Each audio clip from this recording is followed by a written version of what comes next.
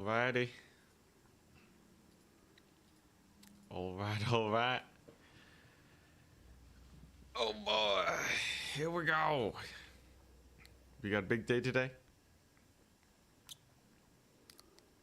Got a huge day.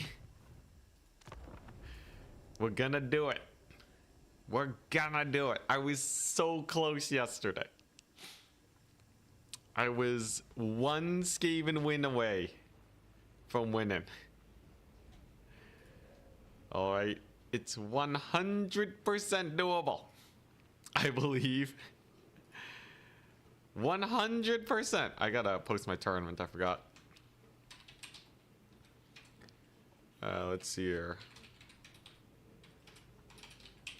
SFT in 1 hour. I gotta submit my faction. There we go. But yeah.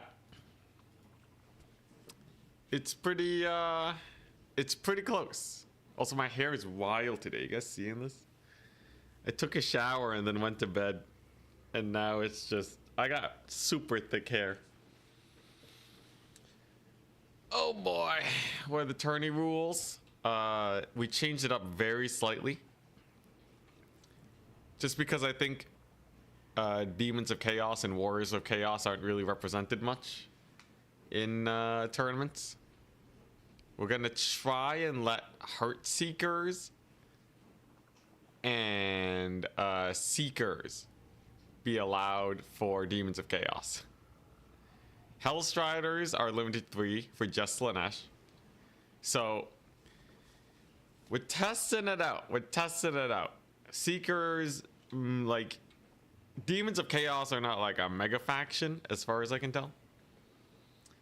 Honestly, like, the whole idea is just we don't want people to just roll on in and dominate with Slaanesh. Kind of ruins it for everybody. But all the other factions feel like they're in a pretty decent place right now. So that's the plan. I'm feeling hopeful today. I'm feeling so hopeful. I think my games versus Skaven, it's gonna come down to like, yo, Charix is playing Bretonnia. What a mad lad. Charix on Bretonnia. Spicy meatball that one is.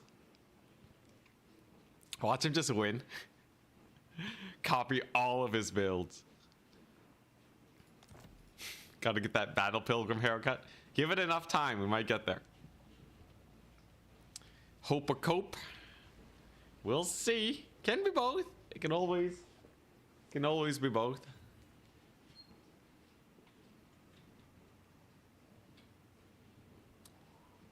Yeah, huge progress. We were able to win against B6's Skaven.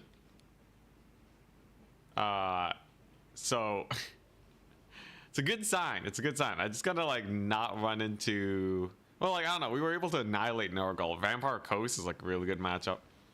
I think some big unknowns is like Chaos Dwarves, we don't really know.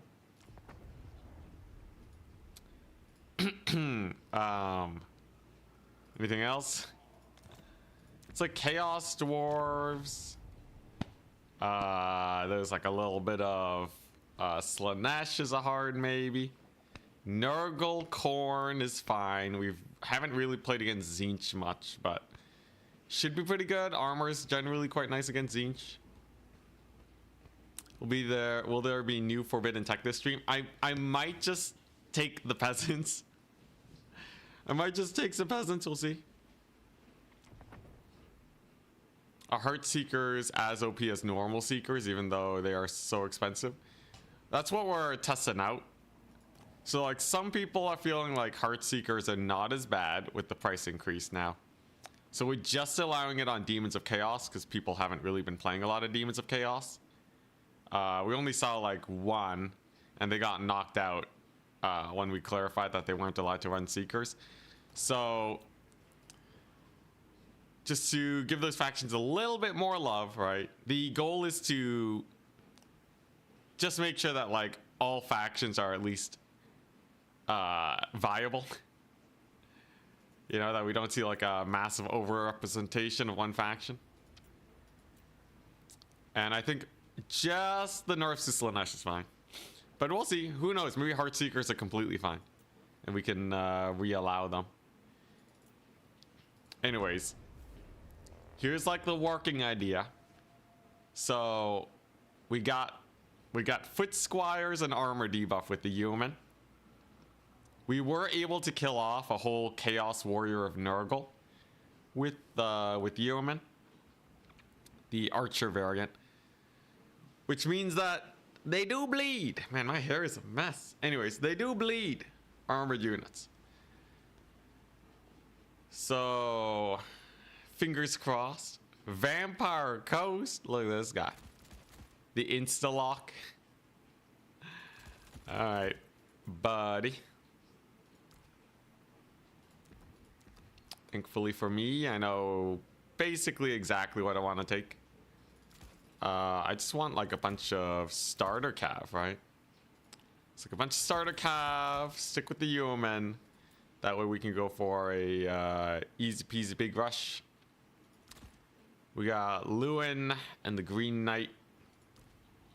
I don't really need Lewin, but I'm sure it's fine. Look at this guy. He thinks he could just insta-lock me. Dude, this is Coast. It's Vampire Coast, so like the easiest faction to beat in the game. If you have archers. If you have archers.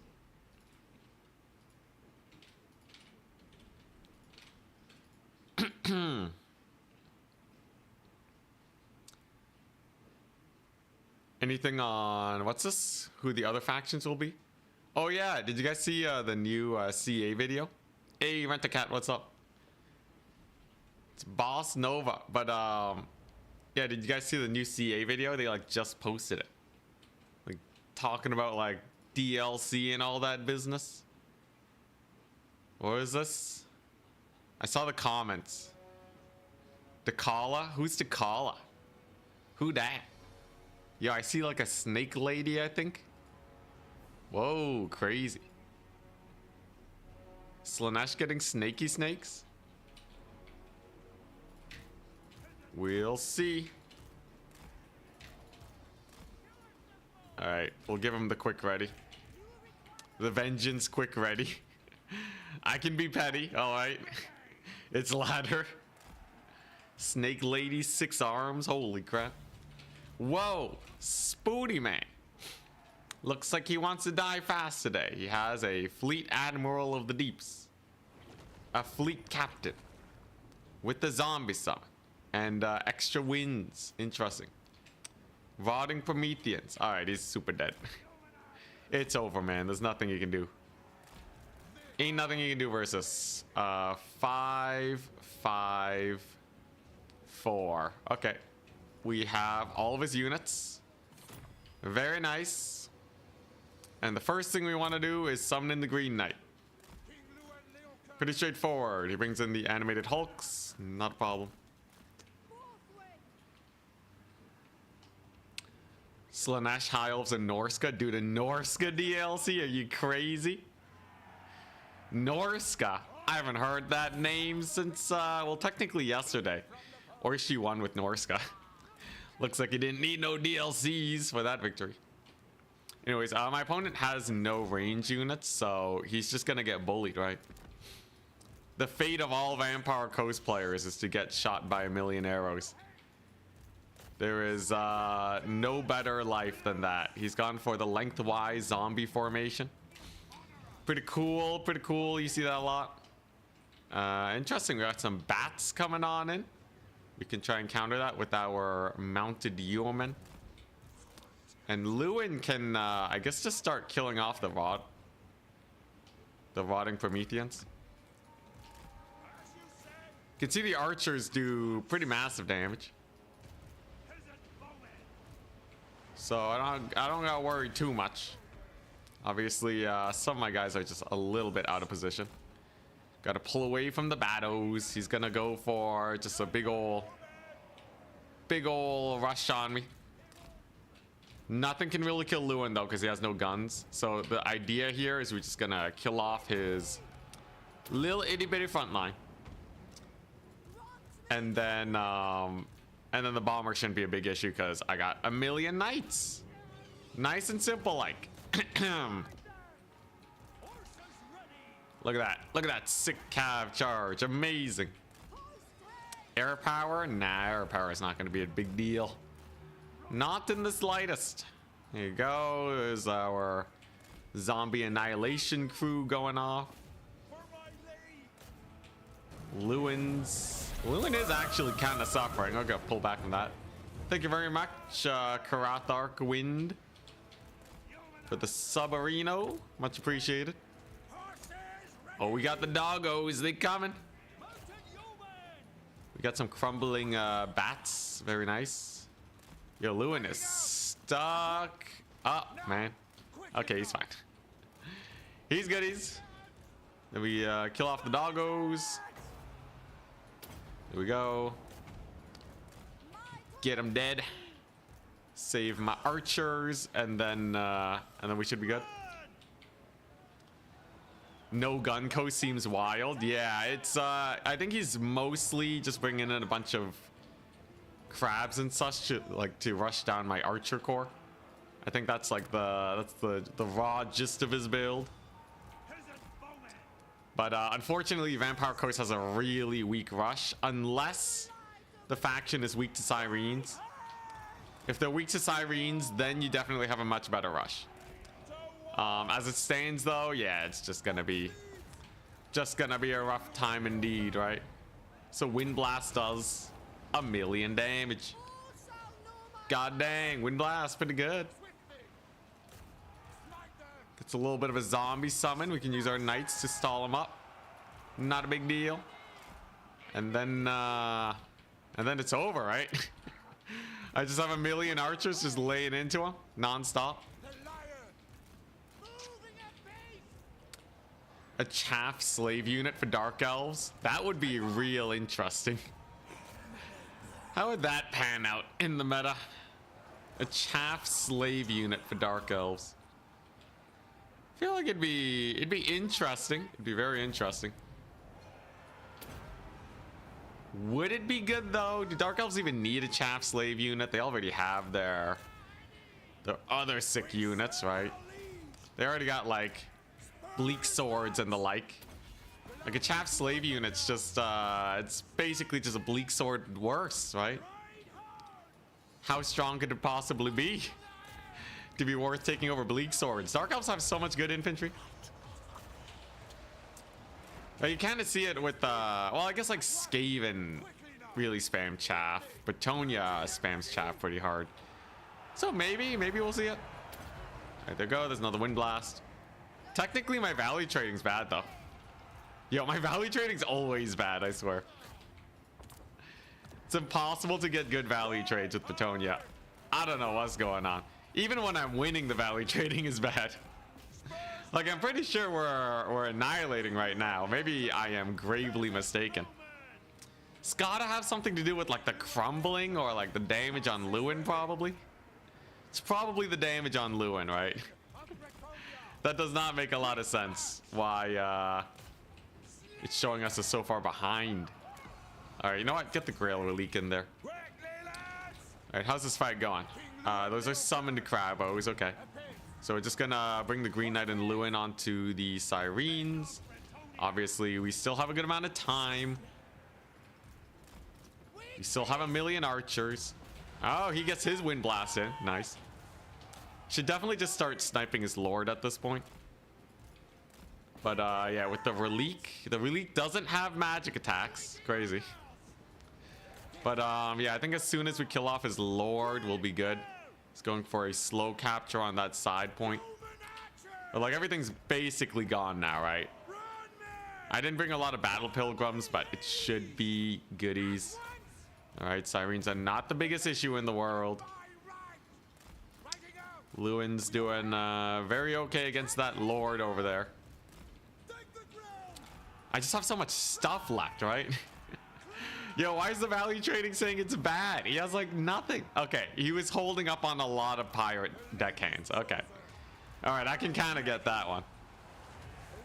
It always susses me out though, right? It's like, man, what am I? Like, obviously we're not trading like amazingly well, but like it's not bad, right? Yeah, the second tournament we went 4-1. We beat Skaven in the playoffs, but then we lost to them in the semis. Oh, there's a summon.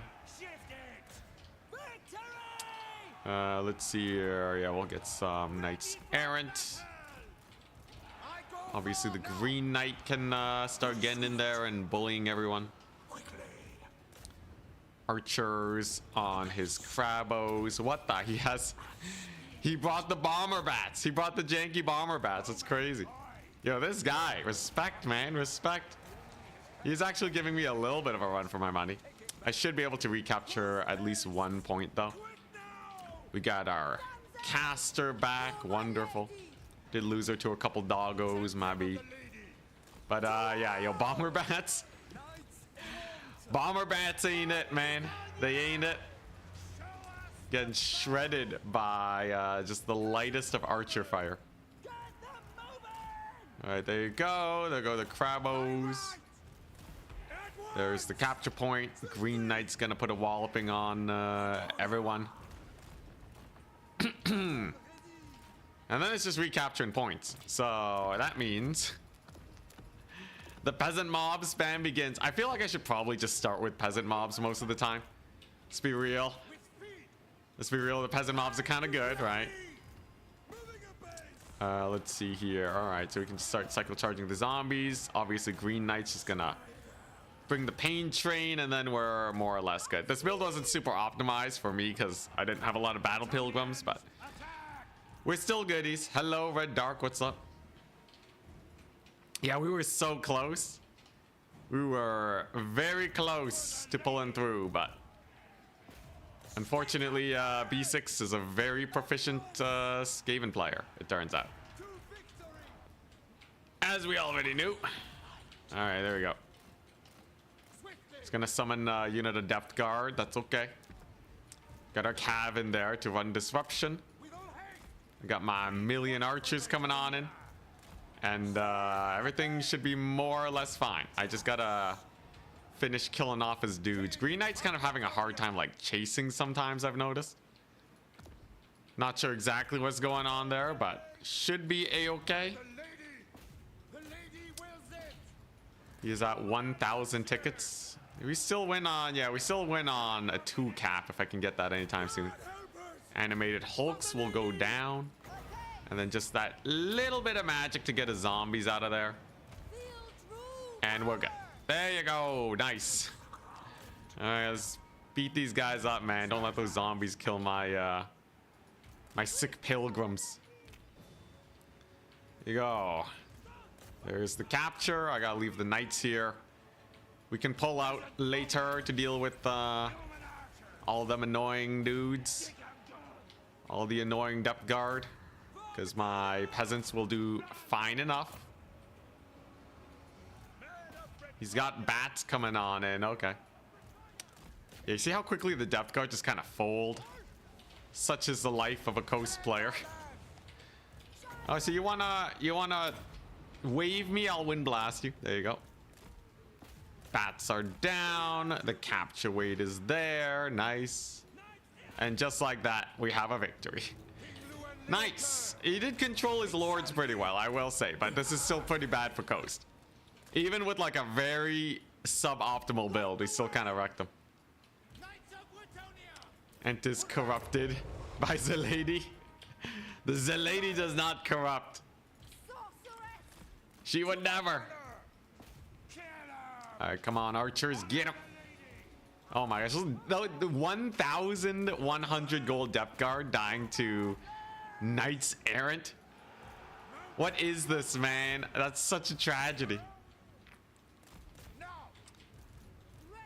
I've never been so sad in my entire life. Anyways, we win on a double cap, so I'm pretty comfortable now. Because I think we do, right? Yeah, I think we do. Oh my gosh, the depth guard are dying to human. They're straight up dying to human, man. The brutality. I still have my caster. I do. All right, come on, just kill off the Lord. There's no way he's ever taken this point, not against that many peasants. So I'll just go for the triple.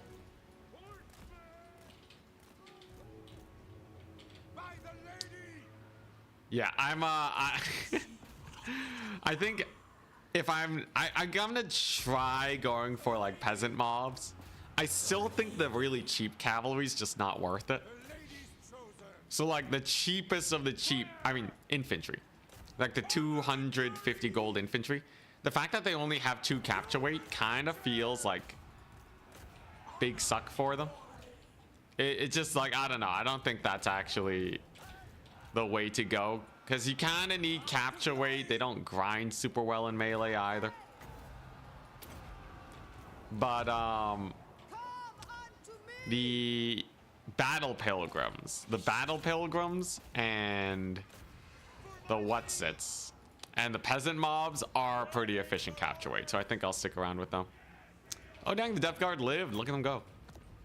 Dang, they live. Yeah, it's pretty fun. All right, it's pretty fun. I've been having a good time. The sanity is mildly whittled. It happens. What's life without a little less sanity?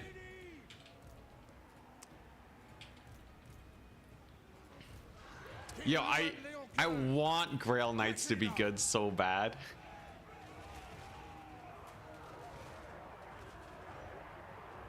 I really want Grail Knights to be good, but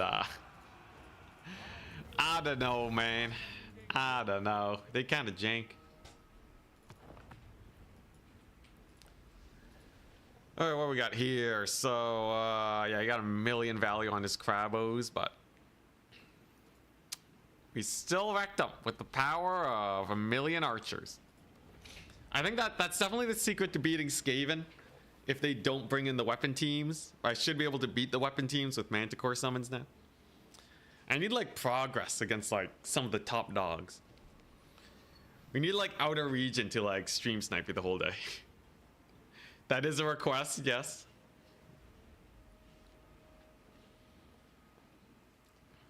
Win rate is just a number. Yo, what is the Bretonnian win rate right now?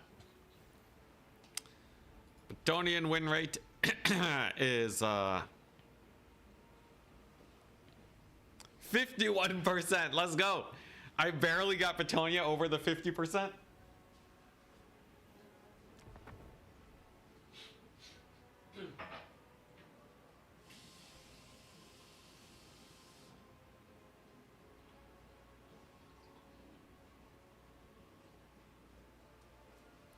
You know, technically, if I keep going 4-1 in tournaments, and I'm basically the only person playing Bretonnia. Oh, hell yeah, High Elves. If I'm technically the only person playing Bretonnia. Yo, what is up with my builds, man? God dang it. There we go. I guess it just takes a while to load sometimes. I think we're doing the verse no armor build against High Elves. That seems best. With a 1 Midnight Windcaster, I guess. Yeah, there you go. If I'm the only person playing Bretonnia, I can technically bring them pretty close to an 80% win rate while still losing with them in every single tournament.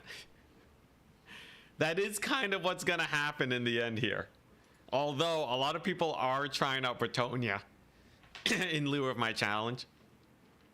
For example, in today's tournament, Charix signed up as Bretonnia. Narexa Sirika is playing as Wood Elves. Maximilianaire is playing as the Vampire Counts. 80% win rate with no tournament wins. Yeah, it'd be quite impressive. Yeah, I really wonder if Charix can win with Bretonnia. He won as High Elves again. He's taken on the mantle of Zalady. I wonder what style of build he's gonna bring. Because I don't really regard him as like a big cavalry player. I imagine he'll kind of play it the same way he plays Wood Elves and High Elves. So like with quite a few Bretonnian archers. And then just like a kind of staunch line of spears, I guess. Oh yeah, one thing I wanted to try actually. I wanted to try bringing the peasant tide. Yes. Oh, we're becoming a filthy 20 stack. At least I still have some cav, okay?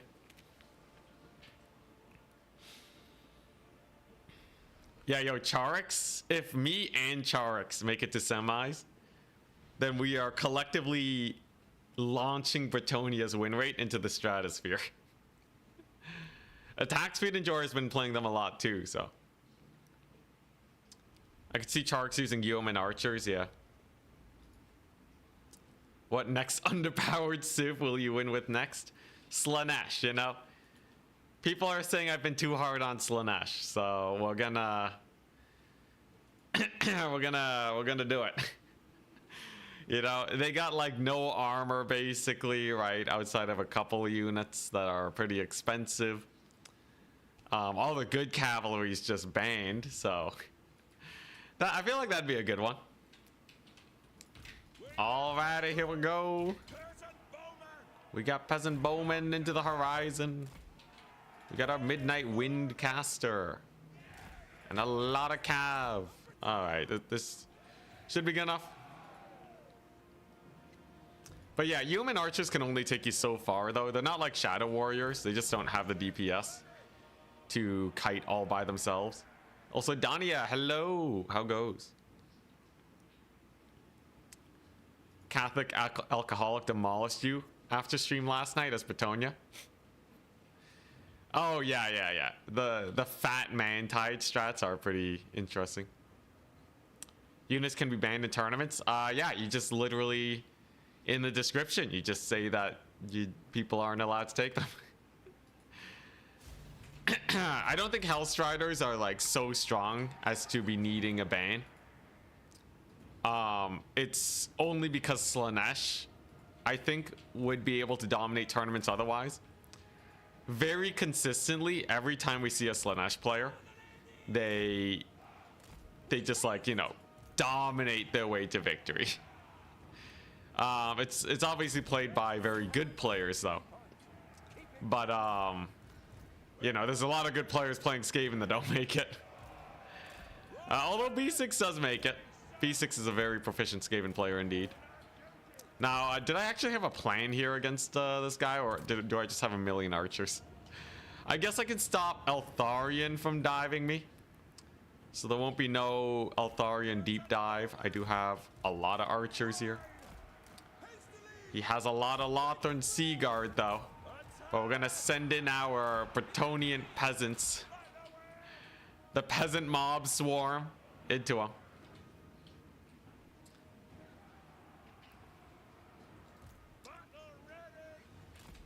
Wonder what midday wind is like. Is it still a curse? Blessing of the midday wind? I'd run that spell. Yeah, the unholy peasant tide. I'm experimenting with them a little bit more. Because honestly, I may have been handicapping myself by not allowing myself to start with peasant mobs for so long. I really wanted to see if we could try other styles, but I'm at my limit, man. I'm at my limit. One great thing is that, like, they're basically a, you know, 600 gold unit. They're basically a battle pilgrim unit with like 50,000 HP, right? They're just insanely HP heavy. So it's like, you know, you can kind of get some work in there with them. Like, look how much they're just stopping the Sea Guard from shooting, you know? It's perfect. Eltharion lands should be a death sentence. My archers, are they out DPSing them? Yes, Sea Guard shields. Interesting. I'm just gonna try and, yeah, like, you see how this is just like he's spending way more money than me, but my peasants are able to just hold that capture point. It's that kind of early play that's pretty nice for them. Anyways, my knights do get shot up by his Mistwalker barrage, but we don't care about that because I got the Green Knight in here. And that should basically just be a dub. Green Knight is insanely strong. You see how the peasants just getting them tired, right? It's just like this sick peasant tide strat, you know? They just kind of sit there and grind forever. Eltharians getting massacred. Wonderful. Is today the day? I think today's probably the day. Because a lot of people aren't playing the Super Sweat factions anymore now that they've already had a shot at it in turns tournaments and such. Beat him up. All hands on deck to kill Eltharian. We're gonna get our Curse of the Midnight Wind in there. All right, the archers are going ham. Should be able to focus fire his Sea Guard probably. Beat him up. Yo, Eltharian's mass is pretty spooky, ain't it? Oh, what a barrage too. Dang, all right. At least my trading is up for once. What do I want? More cav? Yeah, so like my peasants die, but like they still kind of did their job. Do I have any cav left though? I have like no cav left. Sent them all to die on Eltharian. Whoopsie-daisies, whoopsie-daisies. Green Knights of Chad though, absolutely punching him in the face. We finally got our boys in here to start rushing down his front line. Got a little bit of cav. I just gotta remember not to chase Eltharian. We saw what happened last time. You know, if he routes, chase him as far as I can, but don't get surrounded by cav. That's just painful. I can probably just keep spamming archers because that's what happens when you have a cav advantage. Although I will say, oh, he's hitting me with artillery. Interesting strat. All right, come on, beat him up. Beat him up. Are these guys exhausted yet? Not quite. I still have one peasant mob holding. Like they technically held better than any unit of, oh nice, Eltharian said, than any unit of battle pilgrims ever would. I'll probably start builds with peasant mobs. But we're not going to go for like the super chaff unless like I really gotta test it out. Those poor peasants, what are you talking about? Most of them lived. Technically, if you were a peasant mob, your chances of dying are like only like 30%. Now, you know, that may seem high, but as far as units go, that's actually pretty good. Most units get like, you know, an 80% chance of death when it comes to Warhammer. If anything, it's a total win. And they did their job. What's their value? 60, 37. Yeah, like the great thing is they also kind of pay for themselves. Like technically they don't get exactly enough value to fully pay for themselves, but the capture weight and everything on top of what they have is like usually enough for it to be worth the fact that they drain vigor just by being so much HP. Just a raw distraction tool to let my cavalry be a little bit more effective. I think the peasant mobs are just a must-have. I think you can't play Bretonnia without them. Man died, here we go. No, not like this. I think we gotta do at least a mild man tiding. Anyways, my opponent has a sun dragon, very hype. He has a sun dragon. Greatest recruiter. Yeah, see, the only thing I don't have for them is good pay. Poor peasant mobs do not get a lot of pay, although they do get more pay in multiplayer than in single player. Amazing, I know. All right, here we go. And now we kill the dragon. Yo, I also want to try out the rogue trebuchet against Mantide builds. One trebuchet to help rout off units with a little bit of a leadership debuff is actually huge. So like, look at this.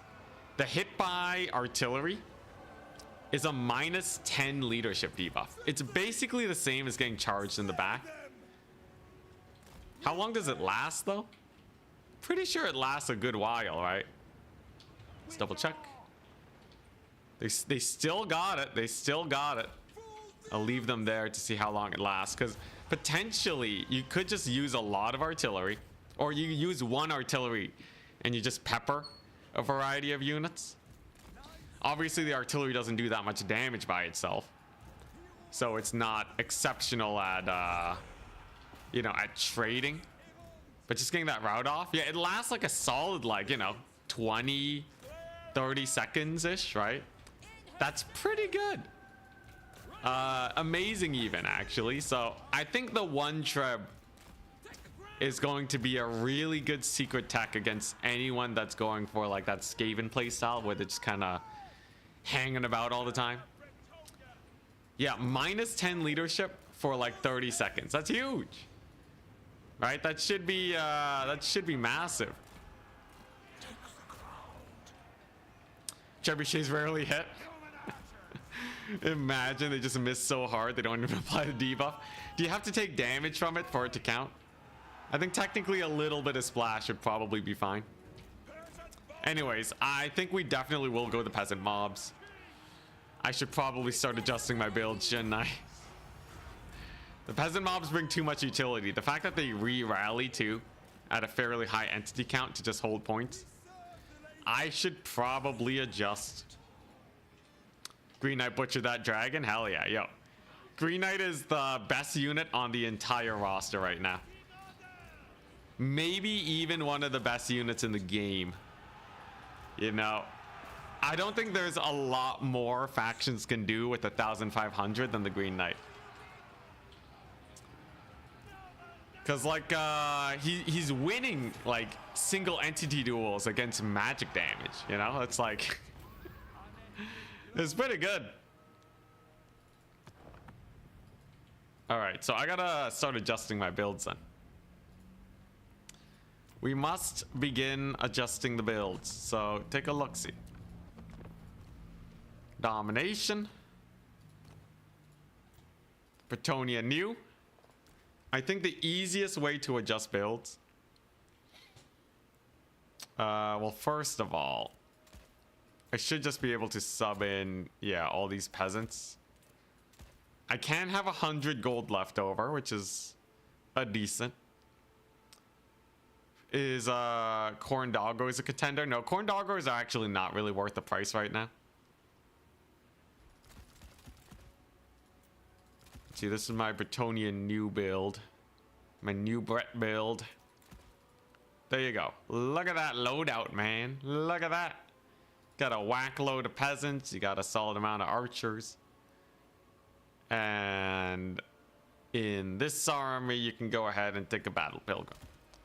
Yeah, I think like starting with the 4 peasants and maybe summon one at the start is the way to go. Just so you get the perfect 0 spend. The glorious 0 spend. There you go. We'll load up our reverse no armor build. Let's see here. Yeah, so I can just do this.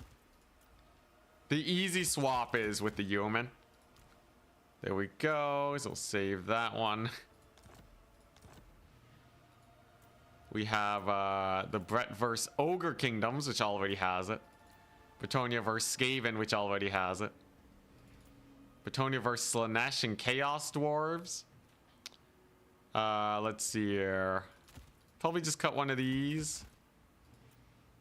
Grail Relique for Demeen. Grail Relique is surprisingly good now. Crazy as it is. Oh my gosh, it's all becoming man-tide, guys. Every build converges to man-tide. Let's see here. What, I can get 1 cav unit and then like 1 poison archer. This is up against Chaos Dwarves. We already got the 2 reliques. 1 battle pilgrim in case of gobos. Probably not. My biggest contender is I need that anti-armor, right? So let's see here. This is Chaos Dwarves and Slaanesh. I'm not taking yeoman archers into Slaanesh or Chaos Dwarves. The DPS is too low. Oh yeah, the rogue trebuchet. There you go. Chaos Dwarves and Slaanesh. Bretonnia versus Wood Elves. We're definitely subbing these guys in one way or the other. If we're up against Wood Elves, we gotta do it, right? Let's see here. Something like this. overspend by a slight amount. Let's see here. First, Wood Elves. Do I need a Salt of Stone versus Wood Elves? Not really, right? Could use a Wild Heart to spam Flock of Dooms a little bit faster. It's not the worst. It's not the worst. Not the best, but I think that'll do.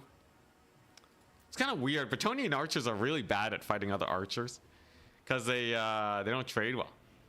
4 unit of Grail Knights. All right, sure. Okay, thank you very much for the Danish kroner. I think. Unit of Grail Knights. Let's see. Yeah, this at least is slightly better. What are the other factions we're seeing today? Nurgle, Chaos Dwarves, Skaven, Dark Elves, and Lizards. Interesting. Alright, here we go. We'll get one more match in. We'll get a Grail Knight in, and then we got the tournament. Questing Knights are too expensive for what they do, unfortunately. They're just not great armor piercing anymore. I find that that Questing Knights frequently don't return on value. That is indeed what DKK are. Awesome.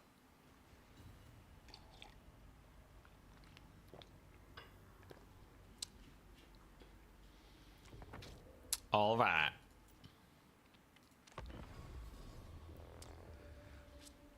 Oh boy. So yeah, a lot of signups today. A lot of signups. We're looking at oh boy, a lot of signups. Navigator and Charix are the most likely to win. B6 is also in there. Oh god.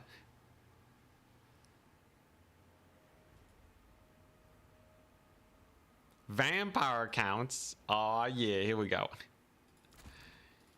You know what? If it's vampire counts, I'll totally bring I'll totally go for the triple grail. Here's the play, right? It's vampire counts. They're pretty chill. They don't have a lot to actually catch these guys because they usually play stuff 'em up builds. Tom is playing Wood Elves. Interesting. Okay, not too many bad Bretonnian matchups. We got a Grail Guardian in there. We're still gonna go for 5 peasants because you always go for 5 peasants. And then the rest of the army is gonna be like, I don't know, like what? 5, excuse me, fire arrows. The Green Knight's definitely good. The Knights Errant are maybe a little bit less exciting. You know, the Field Trebuchet is kind of jokes. No, he's gonna route it with the zombies. We're learning, we're learning. Yeah, what I want instead are like Battle Pilgrims. And then a bunch of normal yeomen just to capture the point. All right, let's do it. We got 18 minutes. Yeah, Quad Grail. Your response is trash, man. At some point, I'll get a list of lords for CA to go for.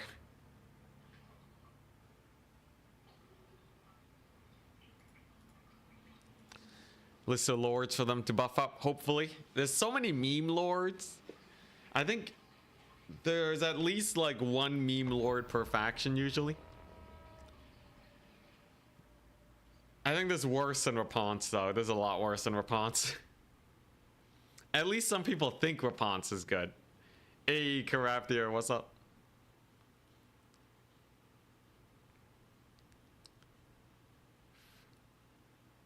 Yeah, I feel like a lot of lords can pretty safely be buffed without needing to worry much.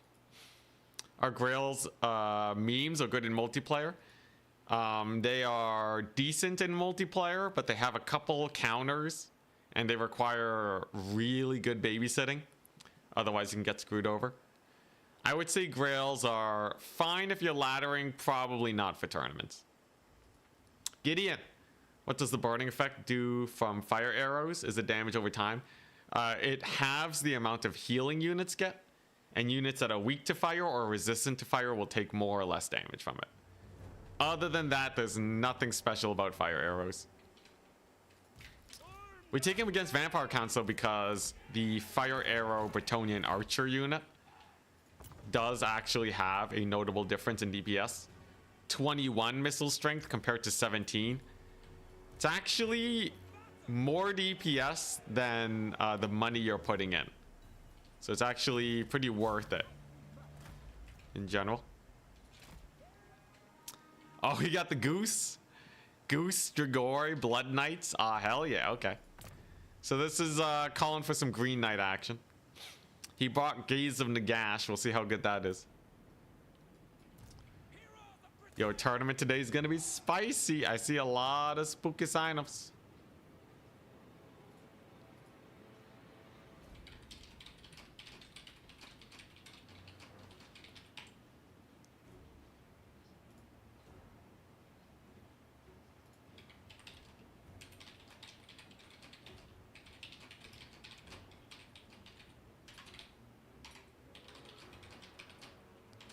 All right, just managing admin issues already, or at least questions about the tournament.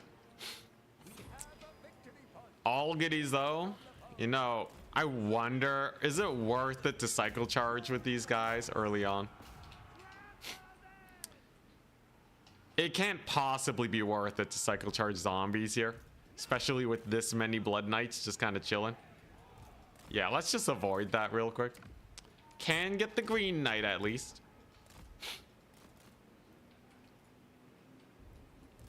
We got Dark Elves in the mix. Alexander Nuts is playing Vampire Coast. Hell yeah, okay. Yeah, this is gonna be good. Green Knight's gonna chat it up. Zombie Tide versus the Peasant Tide. Now that I've unlocked the Unholy Peasant tech, we will be indestructible. Mark my words. We're not using distraction trebuchets, but against Skaven, I'm probably gonna run it just for that leadership hit. It's a 36-second minus 10 leadership effect, which is really big for a Skaven.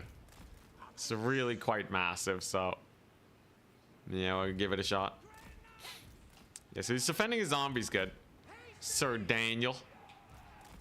You and your zombie defense. I can't really summon archers, we'll just jump them. I don't even have that much cav. I'm surprised how little other cav I took, but whatever. Yo, where the Green Knight at? He's chilling, okay.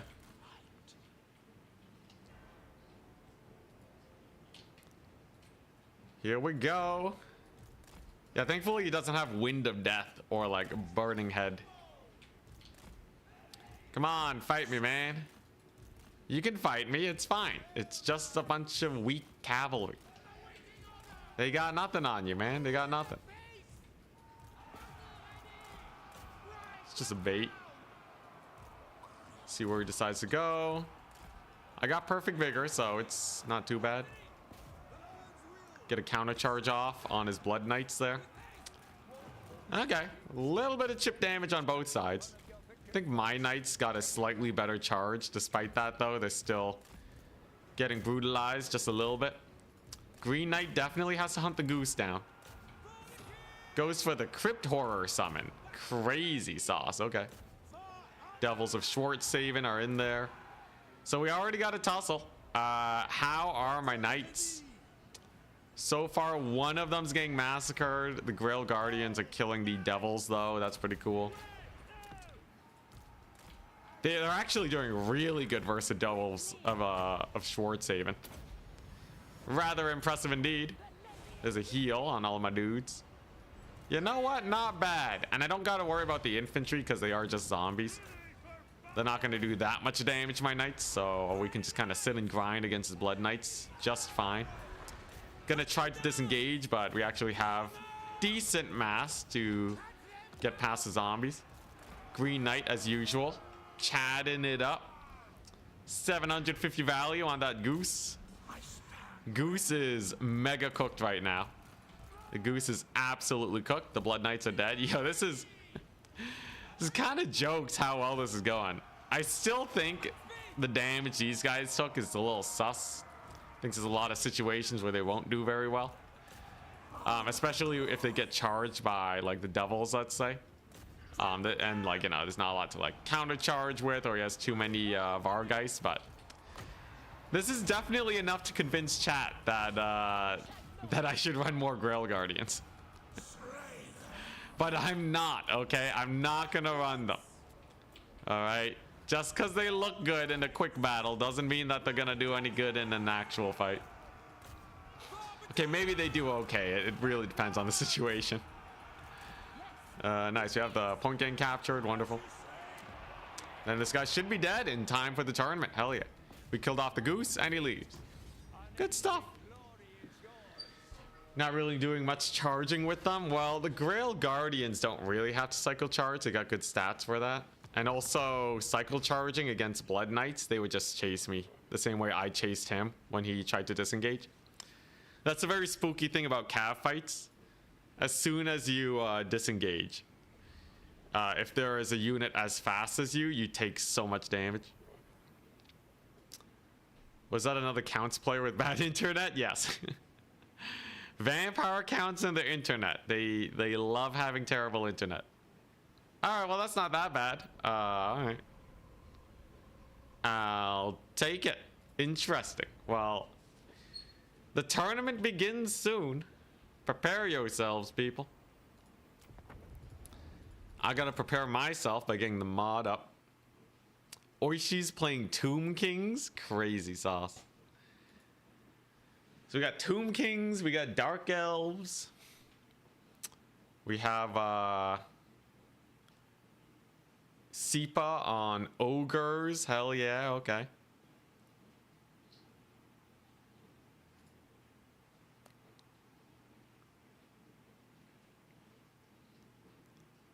Let's see, total tavern map pack. There we go.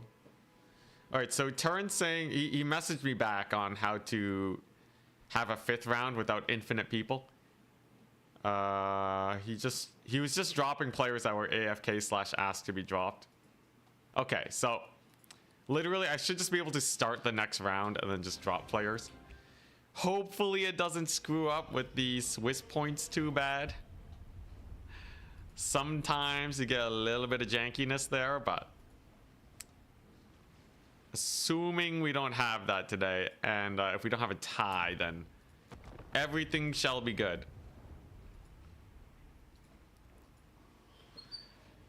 Here we go. You're not sure if you're gonna play in the tournament today? Correct here? Oh, you're fearful of the big names? Dude, you lose one game, you won't be facing any of them except for maybe me.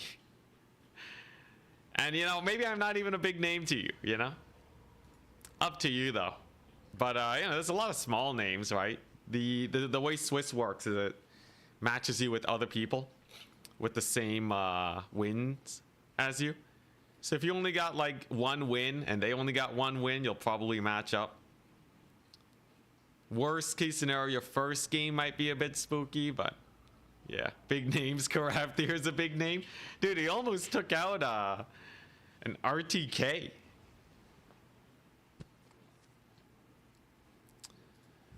All right, so we got a lot of builds. So this is my first Skaven build I've been working on.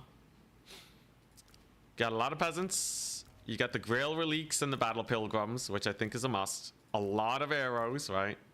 This is I'm pretty sure you're not going to have a lot of weapon teams build, and I'm pretty sure I can rush them down with my starting cav. That's the rough idea. The problem is it's not a lot of starting cav. I do have the Green Knight in the back. I don't have Transformation of Kadon. Against Skaven, am I crazy? Okay, 1 second. Let me adjust this. This is insanity. All right. You actually don't need that many Battle Pilgrims early on. All right. I'd much rather have a stupendous amount of cav to potentially rush, a lot of archers, and then Battle Pilgrims in reserve. Way better for the situation that we're looking at. 1 Yeoman for a Vanguard unit, just to capture points a bit faster. Is Skaven scary? Not that much. It's B6 that is scary.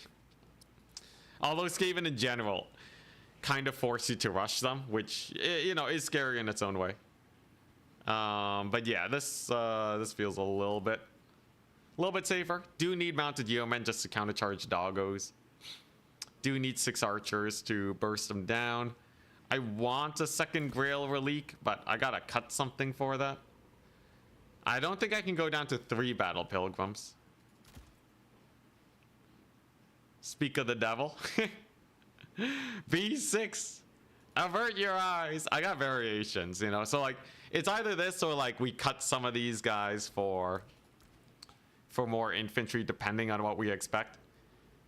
It's like, do you want more cav or do you want more archers? Honestly, I think we can go with both, unless he like concocts some crazy build. There's also some maps that are going to be really rough for us. But this is at least the baseline that we're looking at. Lots of reserve everything. The Rogue Pegasus Knight. I really got to test that, actually. Okay, wait 1 second. Anyone know if the Pegasus Knight is actually good? So if I skirmish versus AI... Whoops, I already was. Troll Country. And then we go with Skaven. And I have, let's say just a unit of like clan rats and you know what, clan rat spears and a rat ogre unit, right? How well does a Pegasus Knight do here? Pegs are really fragile. You're on greenskins today? Oh, okay. Honestly, greenskins is a pretty similar playstyle. Just less on the weapon teams. I think I can more or less do something similar. Oh, we got Corn. Potatoes playing Corn today. Caravdir signed up. Hell yeah. Yo, Caravdir. Let's go, man. He's playing Cathay. We got some high elves in there. Very interesting. Okay. Yo, if you have any sick games, send them to me. I'll cast them. All right, so these are Pegasus Knights versus Rat Ogres. If you take a look at their damage, it's pretty high, right? So you basically just have like a super mobile unit that can smack like 1 or 2 Rat Ogres. They're obviously very squishy, but they give you more or less a free rear charge. That second charge didn't do nearly as much damage. It's like a decent charge. Is this what I really want? Just like a rogue Pegasus Knight. I feel like they got they're not doing that much. Riot Ogres cost 700, so these guys cost 1,100. That's why I like the cheaper cav. Yeah, they're like a little too fragile. They can do okay, but way too risky, right? 3 minutes till the tournament, by the way. Make sure to check in, everybody. So I think we're definitely cutting the pegs. And instead, probably, like, I don't need a lot of infantry. Hippogriffs. The hippogriffs are too expensive, sadly. And if I summon them in early, they're gonna get flensinged. The other option is like questing knights or just max out on yeomen. Yeomen are not bad. I think yeomen are fine enough versus Skaven where it's a good enough idea. You should ban Cathay because their grenades have upgraded enfeebling foe for some reason. Nah, it's fine. They're already so weak. I really don't see why people wouldn't just take archers instead. Did Snickery Doodle check in? He posted his faction, but... Okay, yeah, he checked in. Oh, dang, we got a lot of signups today. Don't you dare do anything to my Cathay. You don't even run bombers, man. I won't touch them, though. I won't touch them. Anyway, so this is pretty good versus, like, you know... I think this build is very strong versus ultra-wide builds. So, against, like, greenskins, against Skaven, against, maybe even Bretonnia. This feels like it would be not bad, because you have them archers, you got the rogue trebuchet. It's kind of dumb. Enfeebling foe bound AoE is at least like 200 gold value on a 500 gold unit. It is not 200 gold value. It is not 200 gold value, man. Burning Head on a good day is 300 gold value. Unless you like get a stupendously good Burning Head, you can expect like 300, maybe even 200 on it. And I'm telling you right now, Enfeebling Foe is not going to make... It's not going to kill 1/3 of a Battle Pilgrim, you know? Absolutely not. It buys you a good few seconds of holding power. It's going to help with the damage trading a little bit. But, like, games are not won and lost because infantry do slightly better. Games are won and lost based on how your cav do. And your cav are probably not going to get affected by that. It's, yeah... Like, even single entity fights, it's not like that impactful. Yes, if, like, you know, and, like, you can just avoid it, right? If you just get bombed, you just pull away. They don't even do that much damage. What's the bug? I need you to ban Chaos Dwarf rockets because of the bug. I don't think it's bugged. I don't think it's bugged, Dark Age Rush. I've had a lot of discussions, but, like, it just doesn't take damage from this spell anymore. But like Uranus says it does like 700 damage, right? And it deals about 700 damage. It's doing what it says on the tin. If anything, it was bugged before and they fixed it. You know, not to mention we're balancing based on faction representation. But anyways, tourney starting. Generate that there bracket. Announcement tourney at Goblins. There we go. Round 1 up. Give that exclamation mark in. We got our first match of the day. It's against Charix. God dang it. I gotta play Bretonnian Mirror. Alright, here we go. So to start off, we still got the Lewin blocker. We have a Bretonnian Mirror to begin the day. How wonderful. I love Bretonnian mirrors so much. Oh boy, here we go. Uranus does 0 damage to them now. I tested it. It does about how much damage it says on the tin. It was doing a lot more before. Good luck, Aravdir. You match against RTK again? There's a lot of RTKs indeed. Alright, so Bretonnia, eh? Bretonnia is a very annoying faction to go up against. Absolutely, they are not insurmountable. But Karavthir is like a top tier micro player. Let's see here. The thing is, if I can beat him as Bretonnia, that's good. What map do I want to ban? Proving Grounds is that one. Okay.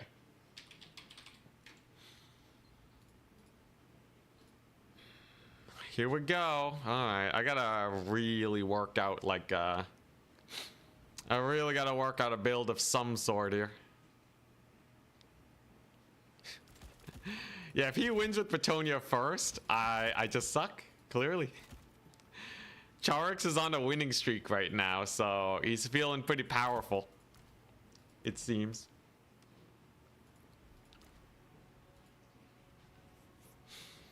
I do know how to play this matchup a little bit better than before, which is nice. At least I know a bit of what I am doing. Definitely want to go for these guys. I think it's... yeah, I definitely want to go for them. Definitely want to go for... like 2 of these, 2 of these. Man, he's gonna massacre me though, right? Ain't no way this guy doesn't just tear me apart.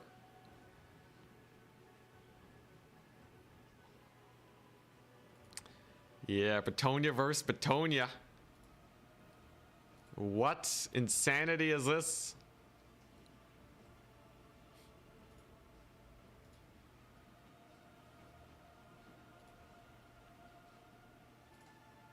He messaged back, oh god. Yeah, this is like gonna be a big determining factor on how the rest of the tournament goes. It's gonna be biggie. It's gonna be a very big determining factor. I would love to get the first win. He bans border low or on Itza. Okay. Interesting. Very interesting. Itza's not a terrible map for us. It's totally manageable. Alberic. The sick Alberic plays.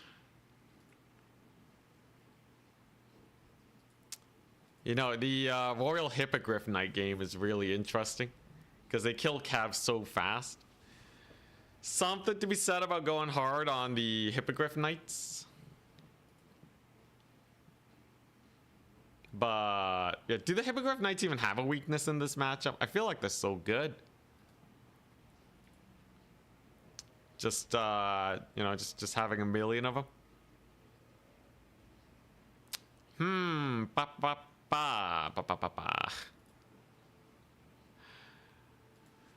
I wonder. It makes a man wonder.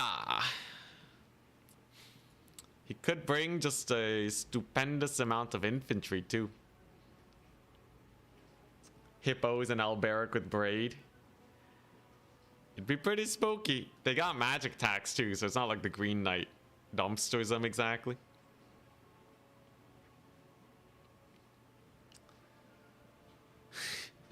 Take 0 Grails and 0 Hippos to give Charix a chance.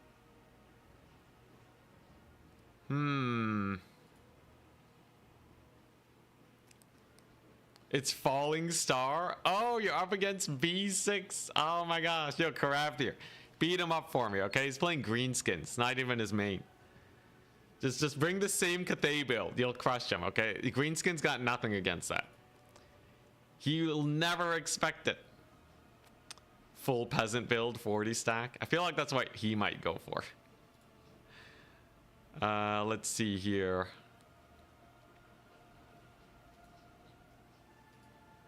What an interesting predicament we find ourselves in.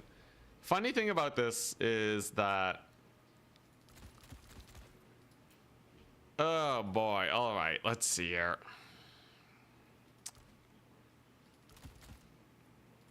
Oh man, this is such a weird matchup, man.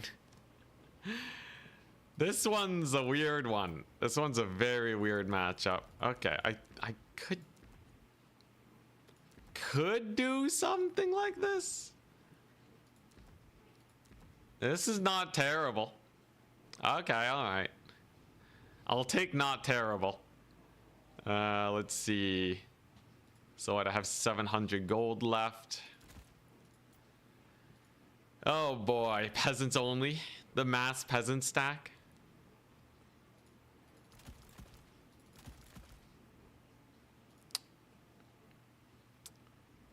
Yeah, the interesting thing about this matchup is like I think like the defender is going to win, right? The defender side's going to win, but to force your opponent to go as the attacker, you have to like, you know, you gotta force it, right?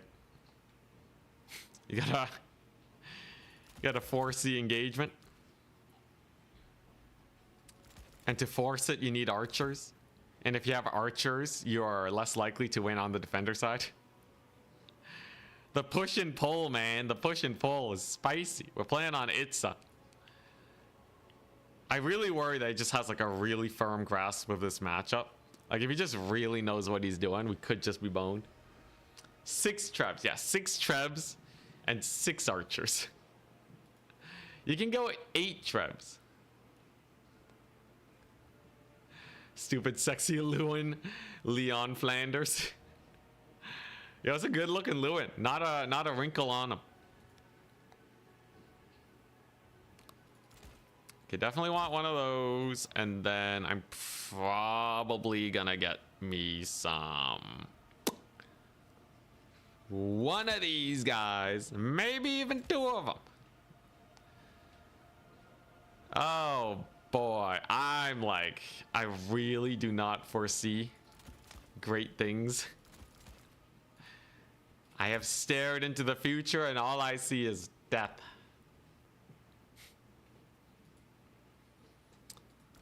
Let's see here. Yeah, this is going to come down to just like, it's gonna heavily rely on micro and gusto.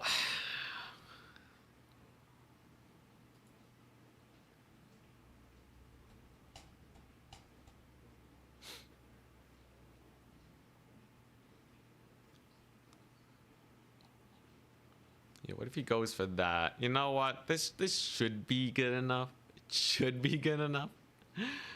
I'm not the biggest fan of this build, I'm not gonna lie.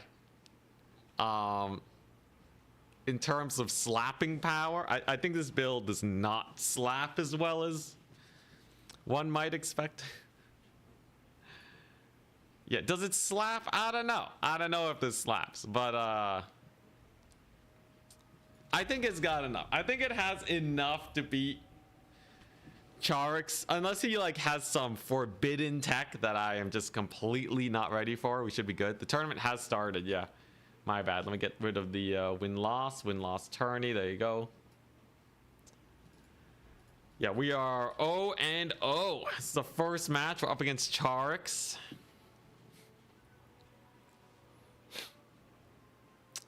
Here we go.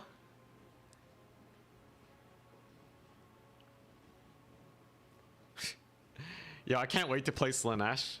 Yo, their DLC too. Imagine the DLC hits and they get banned. It's Curse of the Midnight Wind, the play here. It's like okay. Possibly. It's like, it's either that or Flock of Doom. It kind of depends on what you expect. Like, are you gonna see an Air Force or are you gonna see like, you know, a Cav stack? Is more or less what you're keeping your eye on.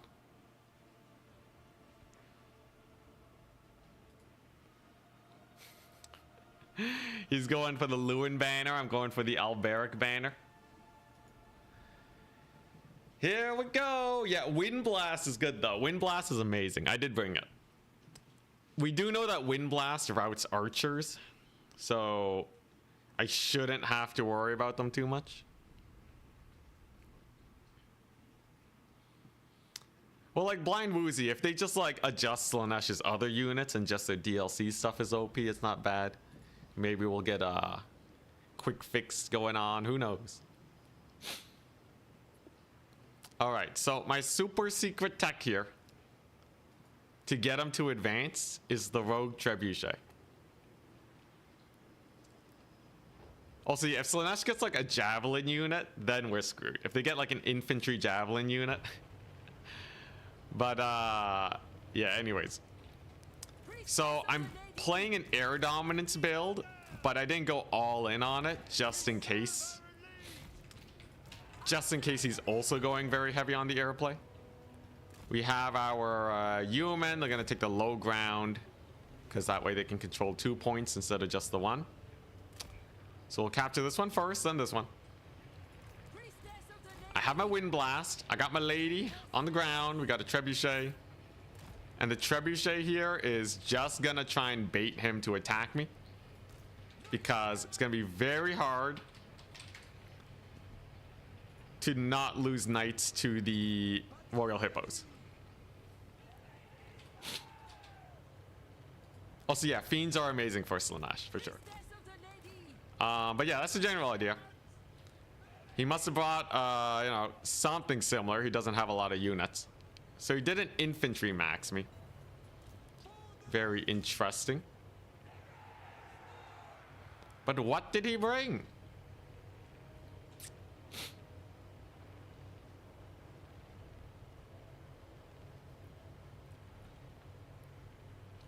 What did he bring? Yo, he gave me the good luck, have fun, I swear. There you go, alright. He did bring Alberic. Interesting, okay. I assume like maybe a Flock of Doomcaster somewhere in there. I don't have any healing for the hippos. It's kind of a crazy idea, I know. And he brought the Green Knight, okay. So, Green Knight We counter with our own Green Knight, obviously. I can afford to send one peasant onto that area. Should be fine. Gets a little bit of a pepper in at the start. And he went for the healer instead of the Midnight Windcaster. Interesting. So, all right. Trebuchet's working him, though. He went Foot Squires. Crazy idea. Okay. Did the Hippos kill Alberic, though? Did they just kill Alberic? There's a lot of Hippogriff Knights. And we know Alberic has pretty bad stats, too. So they should just be able to YOLO into him. Kind of surprised to see Alberic here. Interesting. He lands, okay. But he doesn't have a lot of support. We can probably just jump him, I think. Bring in our own Green Knight. This is very interesting indeed. I can stall his Green Knight. Then we land. We get a insta route on his infantry. The Treb is doing good work against his boys. So far the Hippogriff Knights are doing good. The Green Knight is a little bit caught up too. Can get the Yeomen on him, right? Okay, we got a little bit of a route. That's good. Gonna debuff Alberic. There you go. Okay, we got the debuff off. Nice. And our Lord, of course, is taking a little bit of damage, but our Green Knight's doing way better. Hippos can countercharge the questing Knights. Yeah, he just pulls them away. Can't afford to lose them, right? Okay, that's not too bad. I'm surprised at how much infantry he took. I don't know why I just brought in infantry, but sure.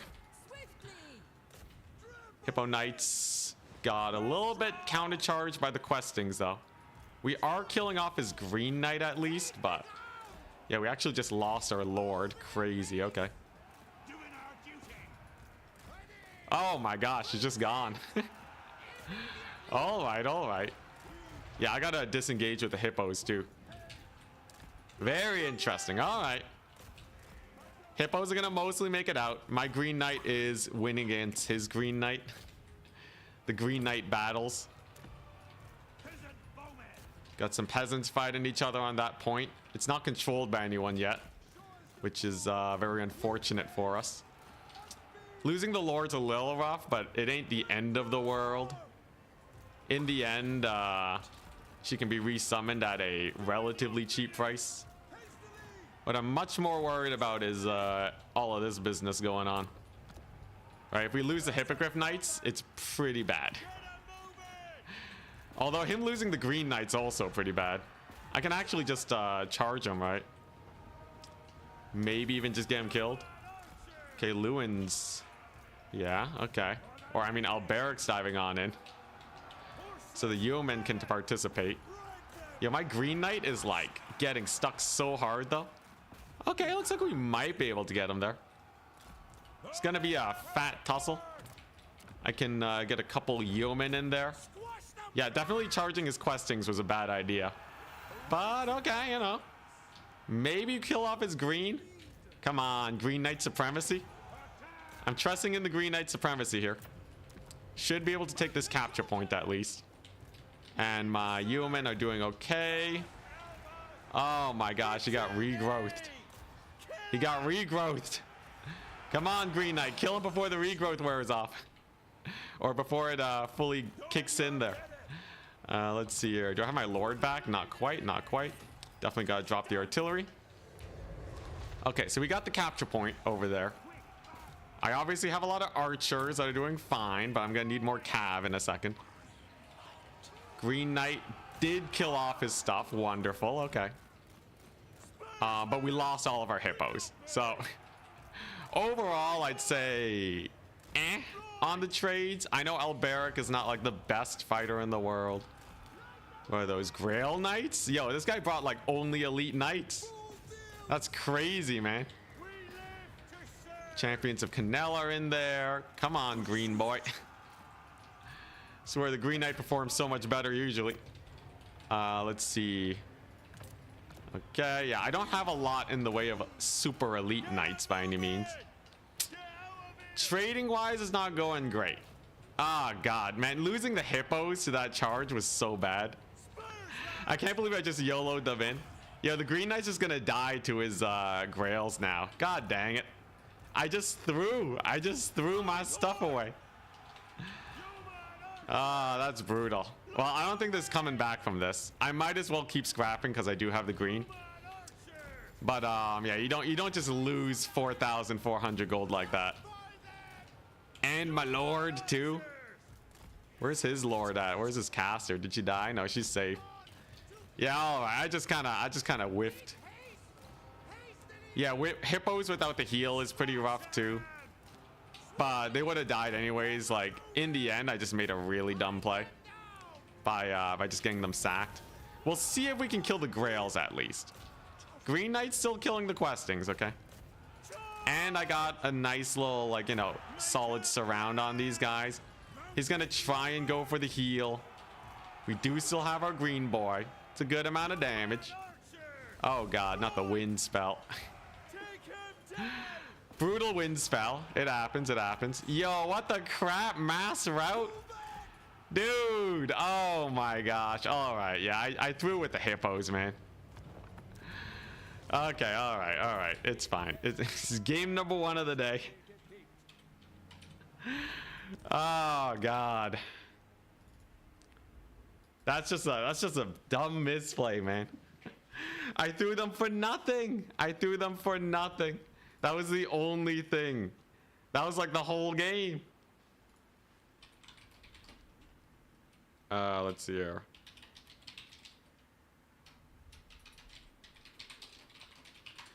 Just helping out with admin issues. Yeah, no. Anyways, look, we lost to Charix. He's a pretty good player. If I win my other 3 matches, we'll be fine. Like, everything did fine. Even the Treb did amazing. I literally just lost because I overcommitted with the Hippogriff Knights. We were, like, on track to winning that with the Green Knight kill.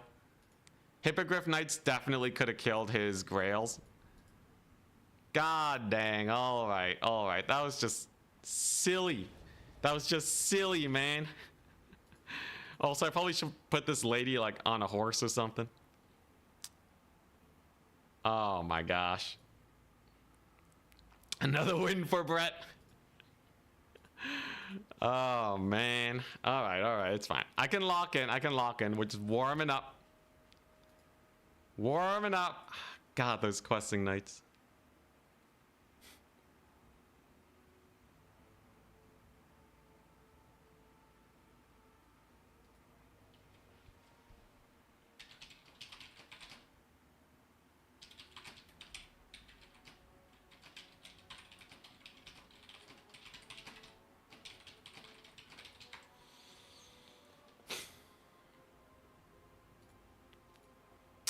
What should you have done with the Flyers instead? I should have just played defensively with them.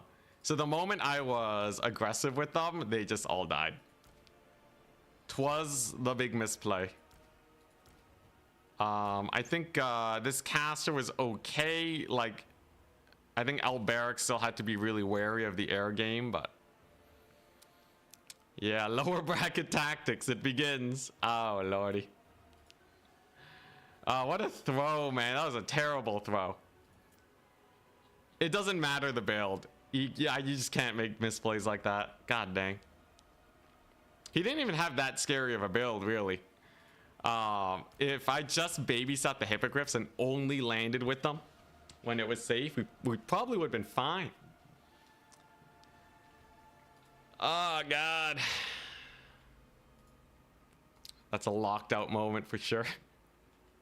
Yeah, this tournament is best of 1. It's not double elimination, it's Swiss. So you get matched with players that have roughly the same number of wins as you, usually.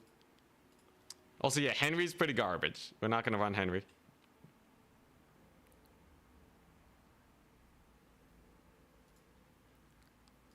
Yeah. The other option was, like, you know, you go Lewin and the Hippogriff Knights.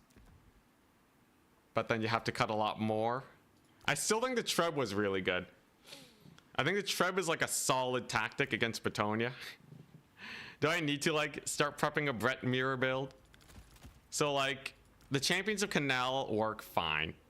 Honestly, the Knights of the Realm are pretty good. I never really got good Curses of the Midnight Wind. What I was wondering is like, what if I do something like this? Or actually go for 2 casters. So if you don't have your Lord as a caster, you can get them super cheap. Oh, but then like, yeah, you can't take 2. Okay, I see. All right, so it'd probably just be like Lore of Life caster. And then you take like the Lewin. And then you're probably fine. Like, just go for the mega air dominance. And then you have the Treb to make them walk up. You have archers.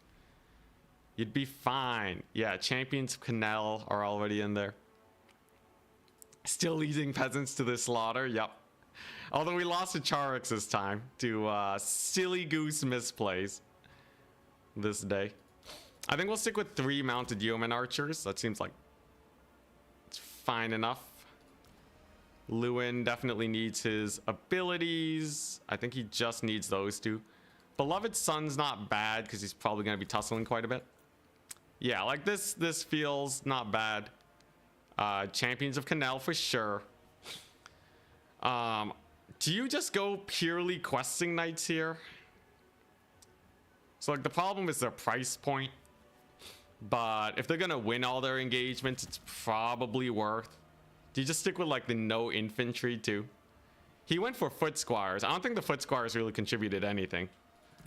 Like this might just be fine enough with a couple mounted yeomen just to catch Cap, but like they also route pretty quickly. You want something that can just win in a straight charge. So you go for like the super cheap healer. You have your Cav, you have the Green Knight in reserve for that extra single entity oomph. And then it's probably basically it.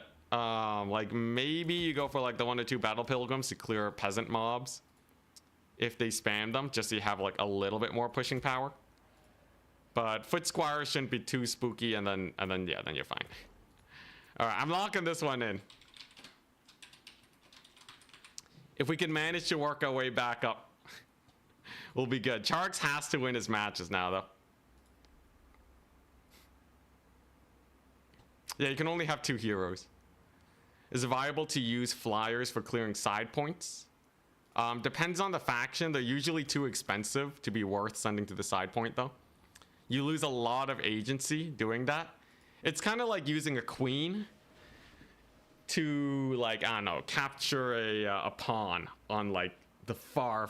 Well, okay, kind of different because the queen's fast in chess, but... it just takes too long to fly them over. You want them part of the main fight. Knights of the Realm with Blessing. Knights of the Realm with Blessing. And ROR, it's max style. They don't even have armor piercing. I'm pretty sure questings just are way more cost effective than Knights of the Realm. Who knows? Maybe I'm terribly wrong, though. Anyways, it's going to come down to how well we play, though. After a match like that, right, all we got to do is lock in and just not throw any units away for the rest of the tournament. And then we'll be good. How many matches does it take to know a faction is F tier? Well, it's, you know, you can know from game number 1, but you can, to like truly explore a faction, you got to play them for at least a week, I feel. A week of like hardcore grinding. Anyways, we'll claw our way back. It's fine. I think build-wise, we were definitely okay. Micro-wise, he did lose his Green Knight. It's just that the Green Knight is not the strongest unit in this matchup. Anyways, so it wasn't as big a loss as losing my Hippos. They're also way more expensive. Man, I can't believe I just overchased with them. I had like dominance going on, man. He didn't even have Cav to stop them from just like charging everything. Could have like killed his foot squires at the beginning. Could have routed his peasants. I had everything in the palm of my hand. I should definitely start with a couple peasants. Okay. There you go. Brett versus Brett. We can't let him win this tournament, though. We can't let Charix win this tournament. The thing is, though, if he loses all his games, you know what? It's a win-win, right? If he wins all his games, I'm probably going to make it to semis with 3 wins. If he loses all his games, he probably won't make it to semis. And then that way we won't see someone win with Bretonnia before us.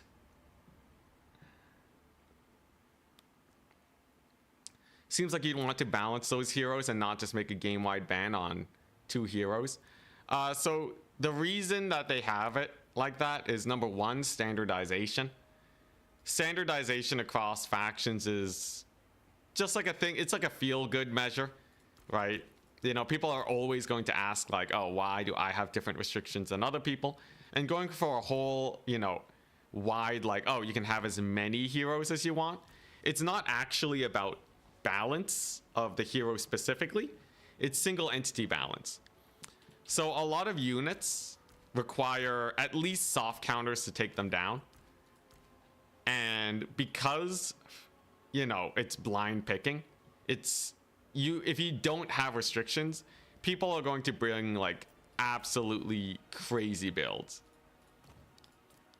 right? So like, you know, if you're in a bad matchup, you like, what if someone just goes for like, you know, Pally Max, right? And then it's like, oh, hey, guess what? You didn't prepare the super hardcore counter build, because like this really only has like one counter build, and you need like a good amount of single entities to beat it. You know, you can definitely get way more oppressive with other units. So instead of having a meta of like, you know, it's basically like, it's not rock, paper, scissors, but it gets closer towards that. Instead of having that, and because CA doesn't have a lot of time to balance units, they put a restriction on how many you can take. And then that just makes life a little bit easier for everyone. The counter is the Shredder of Lustria. Yeah, or you just bring the Shredder of Lustria and it kills everything, but...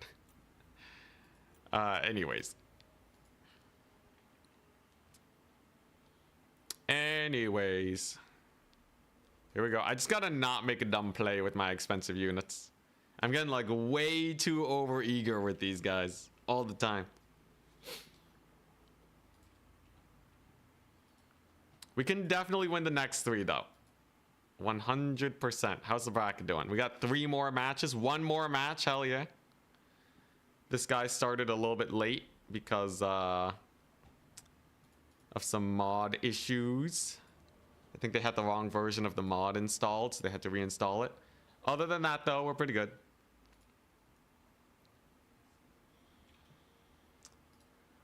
Here we go. Losers bracket meta. Karavthir lost to B6. Yeah, we might face Karavthir. That'd be fun. 100% quoting me on that? On what?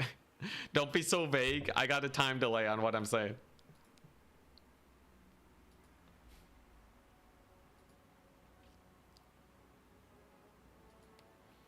I think like right now, the thing holding me back is not really my builds. It's like my consistency. Sometimes I just don't have really good consistency, especially like in the beginning of tournaments. I just like throw away units. I gotta really work on that. And then once I have that set, then it's just a matter of time. We'll get some like proper tussles against the high tier players. I'm winning 3 matches 100%. Yeah, we'll be good. Isn't the faction Bretonnia holding you back more than anything else? You know, Bretonnia makes it hard, right? But if you throw away your units, it doesn't matter what faction you're playing. Obviously, with other factions, you know, it's like they have extra lives. You can kind of think of it that way. We're like, okay, yeah, you know, I threw away a unit of Hellstriders, but it doesn't matter because my faction's strong. With Bretonnia, I think I basically only have 1 life, is how I see it. So 1 misplay and we're out of here. So that's what we're keeping an eye on. Bretonnia's bad now. Oh, Jay Phoenix, what's up? Yeah, Bretonnia's pretty bad. Although we did just lose to Bretonnia, so maybe it's just me. Atrical stream, thank you very much. Holy crap, 10-month sub, almost 1 year. Hey, what's up, man? I'm doing pretty good. I just gotta hit the grindstone a little bit longer, then we're fine. How about Relique in the starting army? Relique in reserve is fine enough because it's actually pretty fast. Yeah, Vampire Coast is good. Vampire Coast is very good because they have their thingamajig. They have a handful of very good matchups. Anyways, as long as we pair up against good opponents, I'll be fine.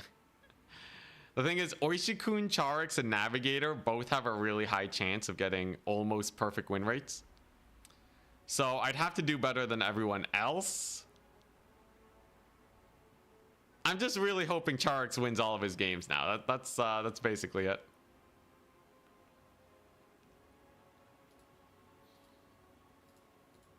And we just gotta not make misplays. Not make misplays with the hippos. Yeah, the win rate's above 30%. Yeah, the win rate was above 50% before I started the tournament. Technically, by losing the mirror, I brought the win rate down. Well, actually, by just there being a mirror, I brought the win rate down. You know, if Charix does win this tournament, though, it shows that it is possible. It means that it's definitely just a consistency thing.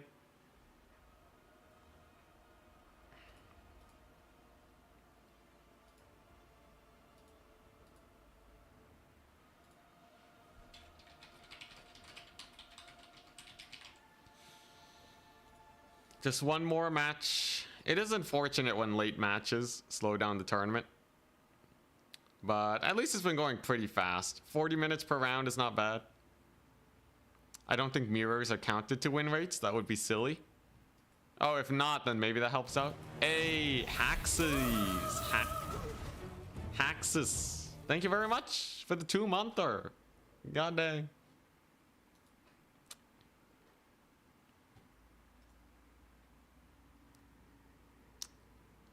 All right. You're not sold on Battle Pilgrims against all matchups? I think Battle Pilgrims also nice. Next round is starting. Advance the Swiss. I think Battle Pilgrims are... They're really good against the lower armor dudes. Okay, we're up against Charlie. Okay. Should be fine. Should be fine.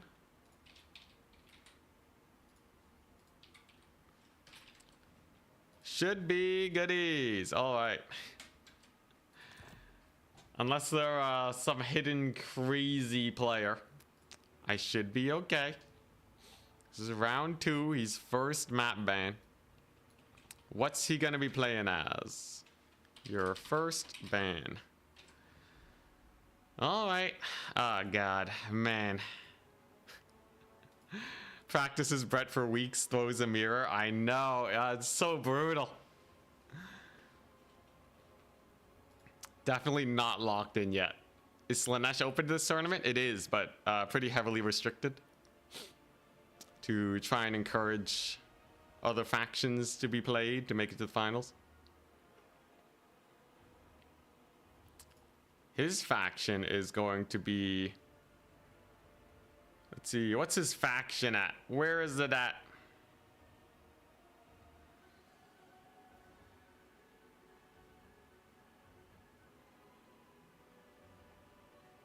Yeah, where is his faction at?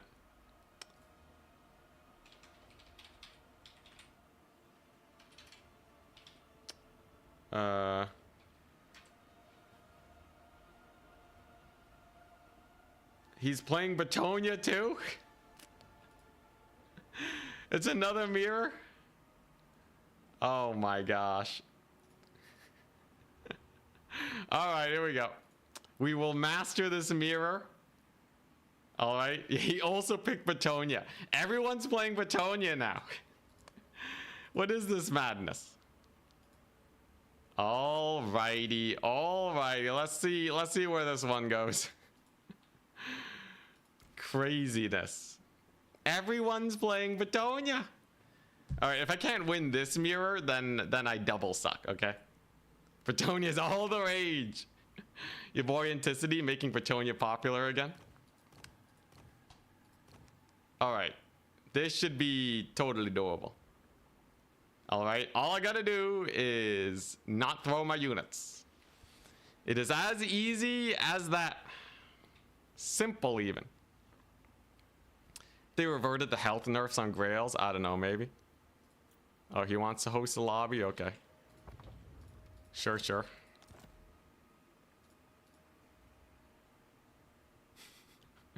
All Bretonnia tournament. Oh boy. All right, here we go. Let's do it. Let's do it. Oh, I messaged the wrong person. That's what went down.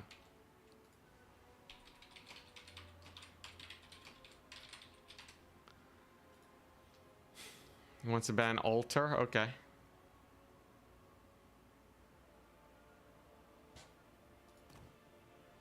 Let's see here. Ban floodplain. All right. So playing on Edge of the Darkwood. We're up against the diaper.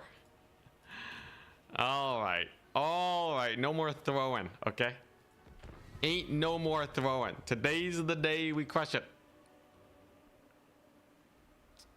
Give archers 3 more AP. Peasant archers are like probably the strongest unit on the roster. Peasant archers are great.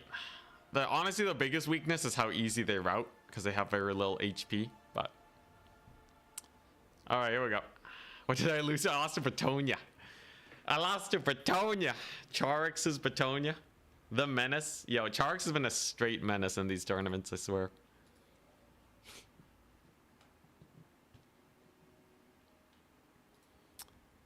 I totally had him on the ropes too, man. I had him on the ropes. Fire archers cook, literally. All right, here we go. You're the humble peasant archer. Backbone of the Bretonnians. Even though they have no backbone themselves. How strange. Anyways, this should be totally winnable. As long as I do not goofball it up, we're good. You don't think they should be like 50 gold less? Like, I don't know what gold they need to be good. I just haven't used them enough to have like a good grasp on their value. People do still run Grails, although a bit rarely. So they might not even need a buff. Like, this is Bretonnia in general that needs a little buffing.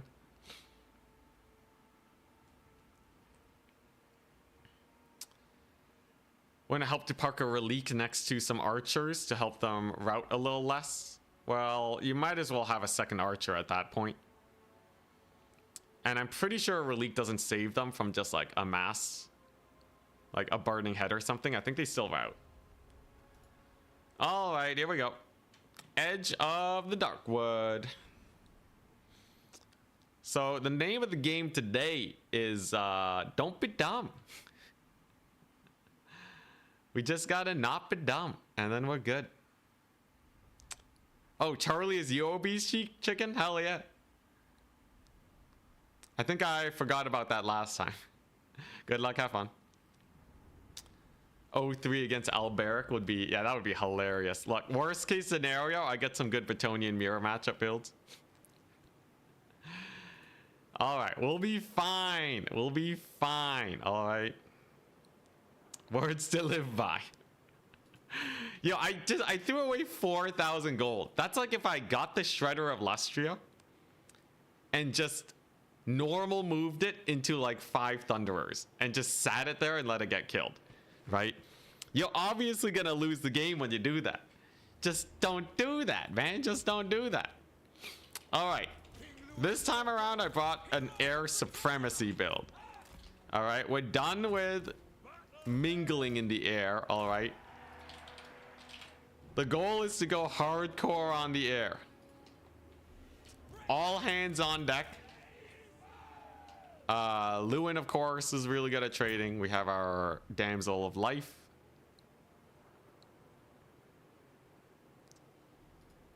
Okay, yeah, so Charlie is obese chicken. Hell yeah. 2 people in chat playing in the tournament. All right, here we go. We play this one properly this time. Shout out to Charx for making this challenge last longer. Yo, I'm gonna beat Charx if I get to semis, okay? My next match against him, the guy's gonna get annihilated. No way Jose is he beating us. I have a bad feeling about this. What do we got? So, okay, it's a very big infantry build. He brought the Green Knight and Lewin. He brought an Earthblood caster. Totally manageable. The idea is simple. Park the Trebs. He brought the Foot Lewin. He brought Stand Your Ground and Beloved Son. So we just don't focus him. Just don't focus Lewin and you'll probably be fine is the answer over there. He's gone extremely wide, which can be punished. He has like no counter cav. So in theory we'll be okay. Could summon the Champions Canal first. I do want the Green Knight to counter this.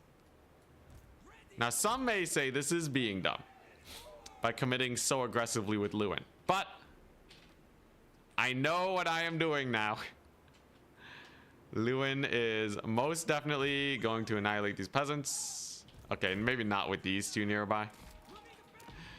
You see that? That's some not dumb plays right there. All right, now the trebuchets are going to go ahead and fire. So I got these guys to pull back instead of capturing the point. I thought Trebs were Sucksville. I'm using it as a leadership debuff. It has a 30-second 10 leadership debuff. That works out pretty well for us.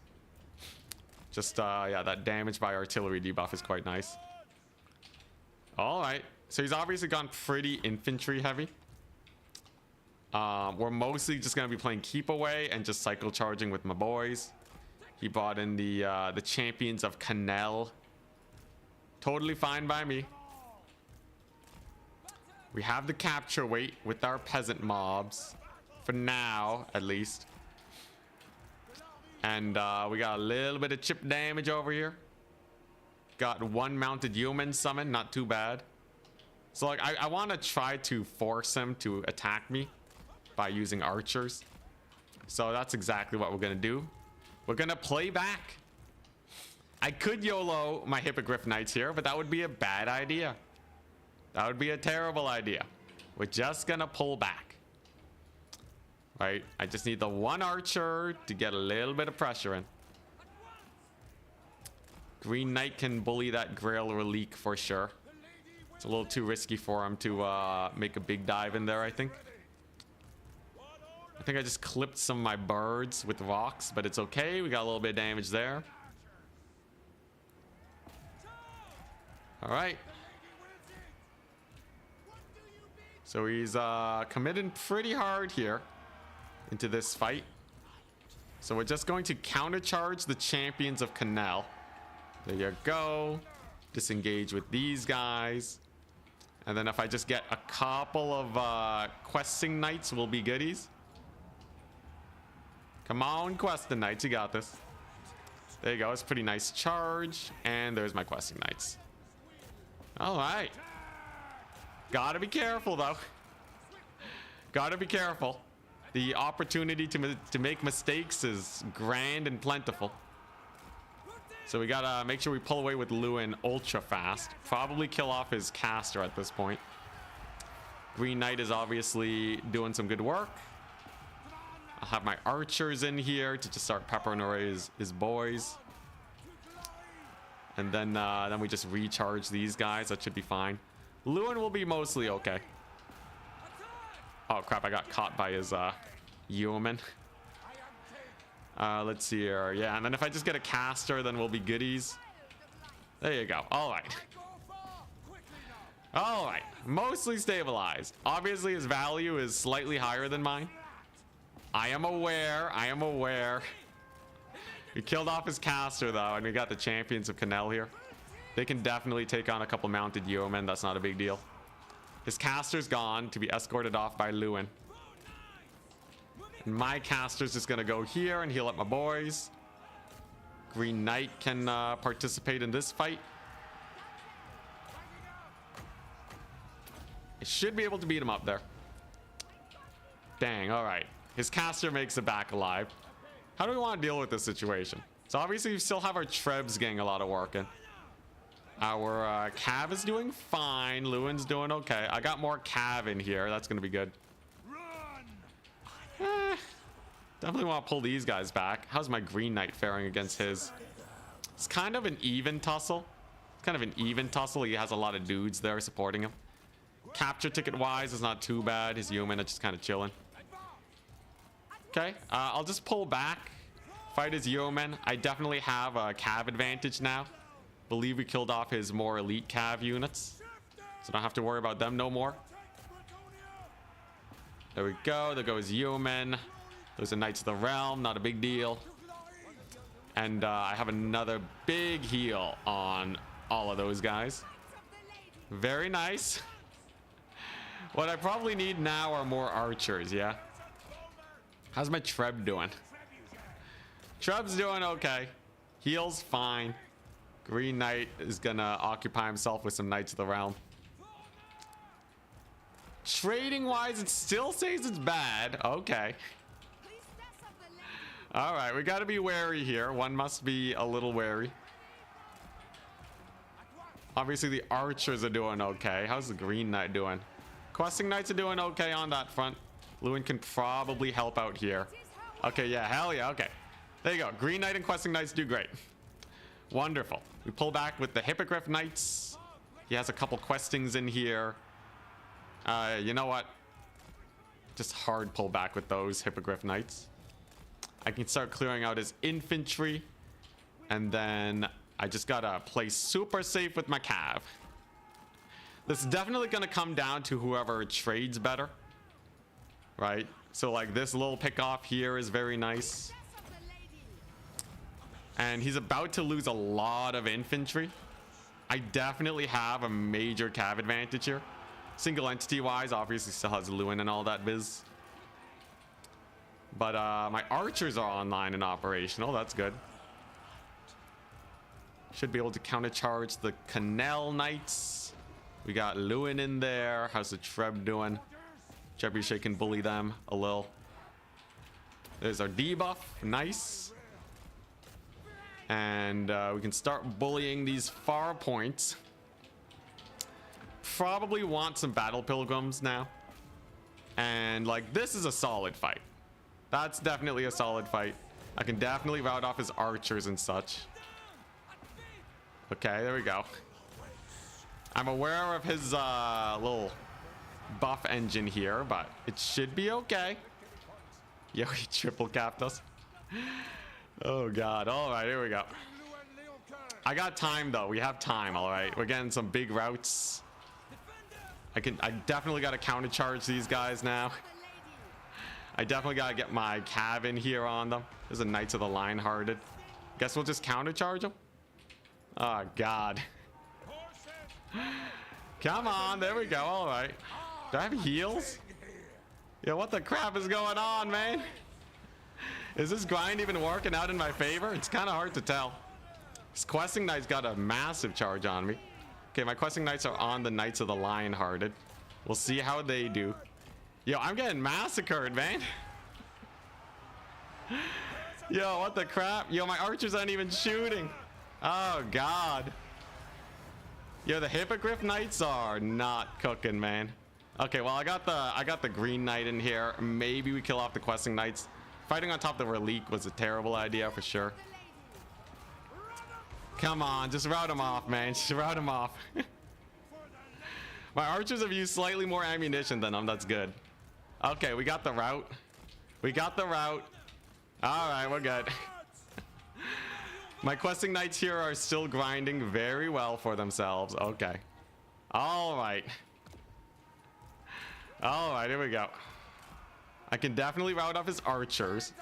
His Cav here are getting hit by rocks, so they'll be dead.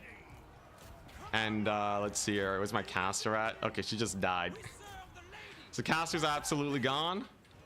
We'll bring her back eventually. The Hippogriff Knights did okay. And I have a Green Knight on his boys there. So he does have Knights of the Lion-Hearted. It's not the end of the world. I'm definitely gonna continue grinding here. What are those? Mounted yeomen? Yeomen are not the scariest things in the world. I can at least deal with them. I should be able to recapture one of these points now. Okay, alright. Definitely want to kill off his Knights of the Lionhearted first and foremost. There we go. We'll use my Knights to kill off his Damsel. Definitely got to bring back my Damsel at some point. His Mounted Yeomen are getting working. Oh god, what the crap? Yeah, I feel like my guys are doing nothing. Yeah, the Hippogriff Knights, they're just not cooking, are they? Well, I got one of the points back. I'll take that. Oh god. Do I have the Green Knight doing anything? He's just stuck up, man. Yo, what do I gotta do to win this one? Yo, am I just screwed? I have my archers, they're doing well. Oh, I do have a cav charge in here. We have our Lord back, that's good. The Trebuchet can just fire directly into those Knights of the Realm. And there you go, we routed off his character. Now, biggest issue right now is obviously the point cap. So I gotta get as many dudes as possible there, unfortunately. To just stall where we can. My Lewin dealt with his business there, okay. Alright. Yo, this is terrible. This is terrible, man. All this time playing Bretonnia and we just lose in the mirror. Oh god. Oh jeez, man. Are we even gonna capture the point? Okay, I'm probably gonna capture this point at least. The problem is he can definitely just stall on one point and then I'm just screwed. Oh my god.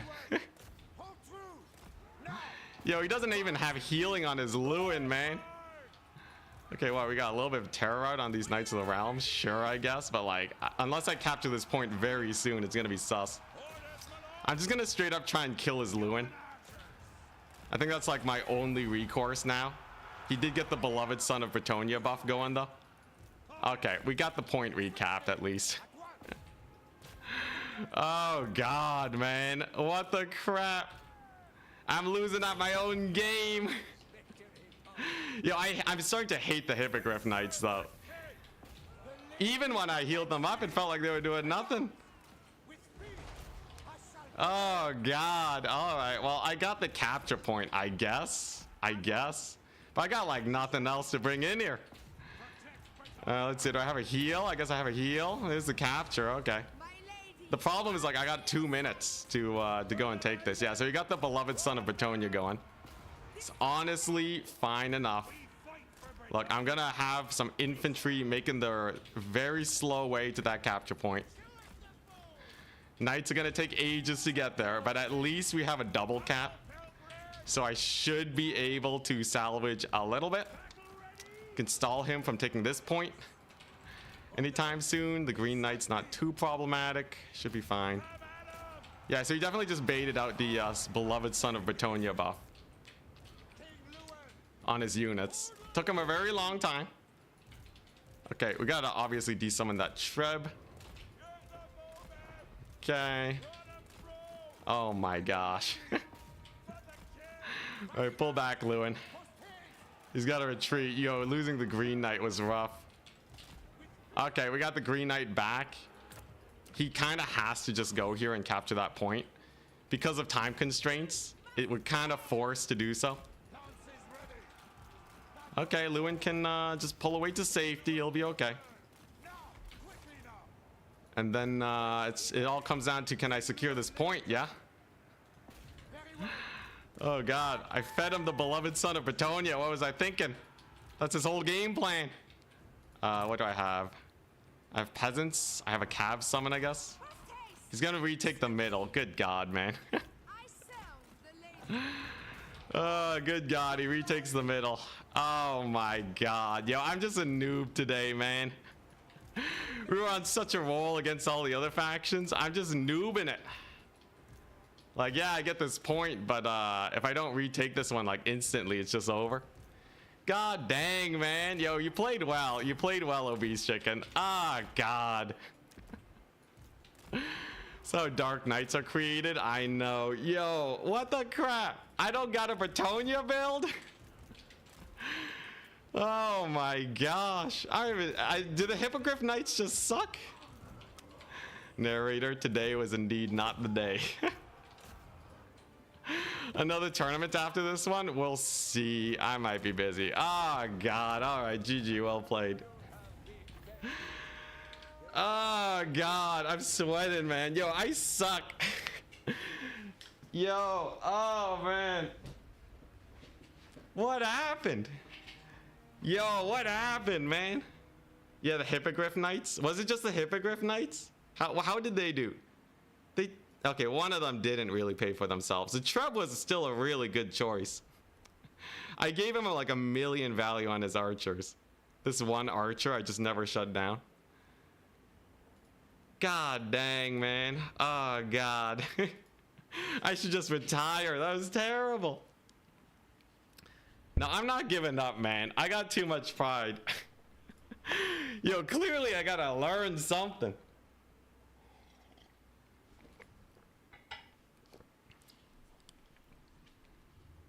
Yeah, we just got rear charged by the Cav. Okay, like the Questing Knights did great. The Trebuchet did really good. I did lose my Green Knight. He kept his alive. The Horse Lewin. Oh god. Oh man, that's terrible. Okay, I gotta rework this from the ground up, man. I think if we assume Hippogriff Knights suck, it means that my Bretonnia mirror build should just be Flock of Doom spam. We put this lady on a horse. We do we take the Wild Heart for her? Yeah, we go Wild Heart, Flock of Doom, and okay.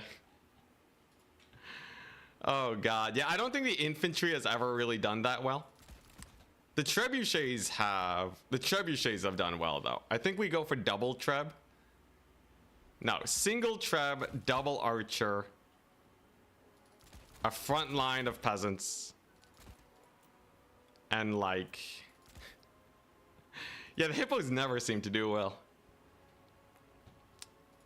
A million questing knights. And like, honestly, you can almost just ignore the big single entities by the looks of it.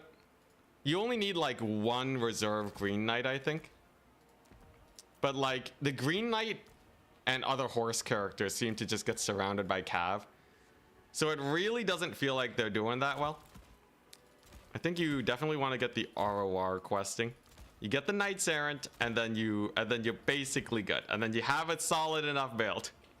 Yeah, Hippo Knights are the buns, man. Oh god, even with the healing, they didn't even pay for themselves. Okay, and then the rest of this is just like, what, Knights of the Realm and like Yeomen. The Yeomen Archers? Yeomen Archers are really weird. So they get a lot of poke damage in, but they have no agency. I don't know how I feel about Yeomen Archers. I still think the Foot Squires you don't go for. I feel like you almost still go for the double. You almost still go for the Grill Reliques just for your Cav. You just send them in for the Cav fight. ROR Knights Errant are pretty good. Yeah, really high damage. You know what? Sure. All right. New Bretonian mirror build. Oh, God, man. Oh, God. Craftier. Hey, you did it. Yo, you're doing better than me, man. I'm goofing it, man. I'm goofing it so hard today. I don't know what's going on. All right, we're swearing off Hippogriff Knights, though. Ah, geez, this is an absolute disaster. This is like mega disaster, man. Yeah, we have the ROR anti-large knights. So the questing knights definitely perform well here. Wait, what is this? Yeah, the questing knights definitely perform well here. Knights Errant are decent. Yeomen are decent, and then you just kind of spam cav and you're good. We definitely don't make it though unless there's like a 5th round. But like, No, even then, because I'm cutting most of the extra matchups, it's just going to be like the top players. Ah, god dang, man. Yeah, the Trebs are good. The Trebs are amazing. That one Treb got so much value just hitting up knights the whole time. Maybe the strat is Grail, Relique, and Knights. You used to love hippogriffs until you played it and found out it wasn't even a hippo. Oh god. Yo, straight up, I'm gonna play Bretonnia on Sunday, man. Oh god. Knights of the Line, harder to counter Green Knight. Yeah, honestly, Green Knight kind of dies to like all cav surrounds. Green Knight is really just a single entity killer, but like if you once you win the cav advantage, the Green Knight kind of just doesn't do much. It's kind of just sitting around. Oh god, yeah, we're washed up. All right, one more game. Charx is still finishing his match. Take all the RORs. Oh boy. Yeah, we had the same caster. I think I do want to just get Prophetess with Flock. The thing is like, if I go for a Damsel and go for Flock, she's like way cheaper, right? Only like a little bit cheaper. She has slightly more HP, slightly more leadership. Okay, yeah, we'll stick with this then. Do you get more views playing Brett? Sometimes. When we do well with Bretonnia, we do better. I don't know anything outside of Bretonnia nowadays, though. It's my life. Wish you had a Pegasus ROR. That'd be hype. Oh, God.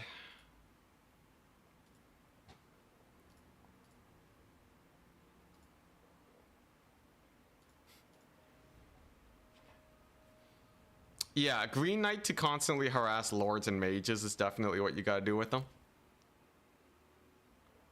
He still gets bullied by Cav a little bit, but most of the time he can get a disengage off.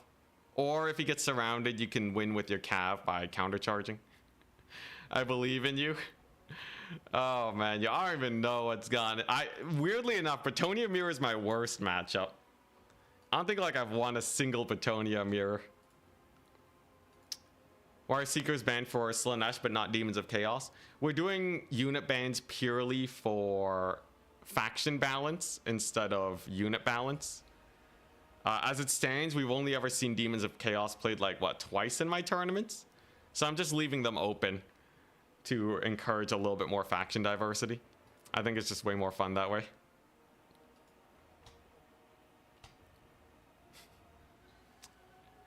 I trounce you on ladder, Bretonnia v Bretonnia. I feel like, I don't know, man. Maybe one match, but I'm losing it, man.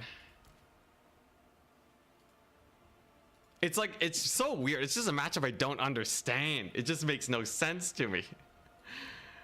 It just doesn't make sense. Like every engagement I take just feels like suck. Like I have been using a lot of Hippogriff Knights in the mirror and not a lot of people have been taking them. It's really only because attack speed and Jory beat me with it once. Do you have unit caps off? Oh yeah, unit caps supposed to be on. I think this is still a legal build though.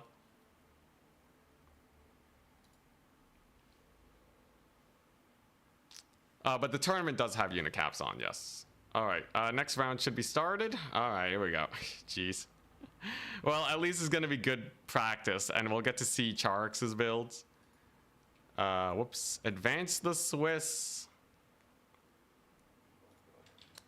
at Goblins. Round 3 up. Oh, I forgot to message that round 2 is up. Yo, I'm falling apart today, man. All right, we're up against Ginny. Oh, man. All right. We are up. I'm like bottom of the dregs bracket right now. Holy crap. Yeah, Demons of Chaos is definitely playable. I think just there's a lot of factions, so you don't see them too much. Yeah, I think Bretonnia Mirror is 100% about the cav. All right, here we go. Oh god, yo, oh my gosh, it hurts so much, man. You know, weirdly enough, the Grail Relique seems like a really funny thing to play around. Grail Relique plus Cav. But yeah, we'll see.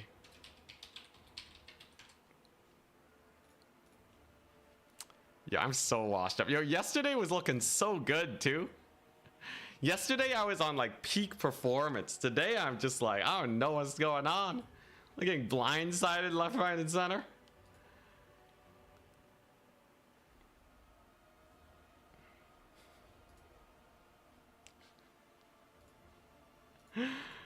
Oh boy. Yeah, Caraptor's cooking though. That's pretty hype. Oh god.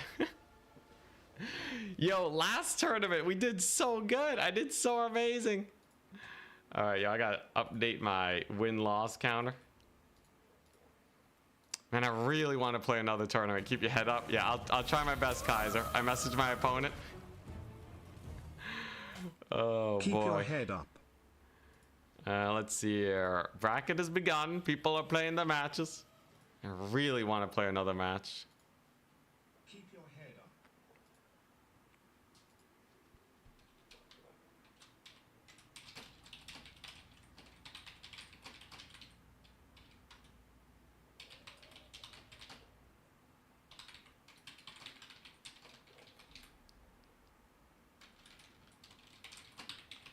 It's messaging.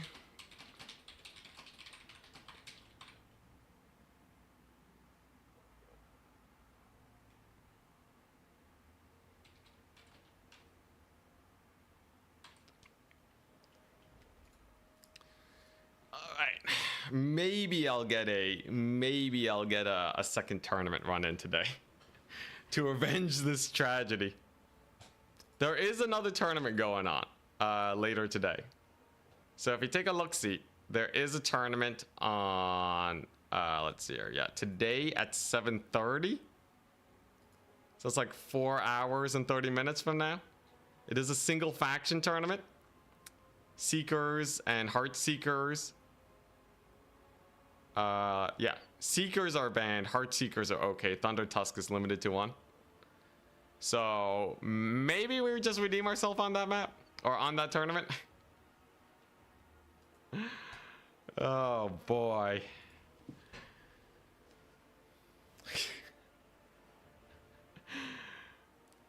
Truly am the ladies chosen. Oh god. Second tournament, go, go, go. We'll see, we'll see. All right, here's our opponent. Who's he playing? Is he also playing Bretonnia? Yeah, I'm gonna be a god of the Bretonian mirror if this keeps going on. Let's see here.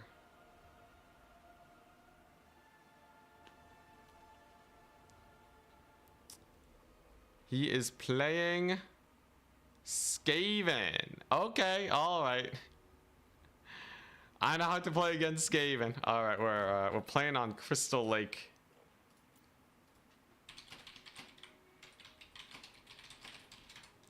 All right. Let's see if I still got at least a little bit of oomph in me. Bretonnia versus Skaven. It begins. Kind of hoping for a third mirror match. Yo, I really want to redeem myself. I'm not making it to semis. Oh god. All right, here we go.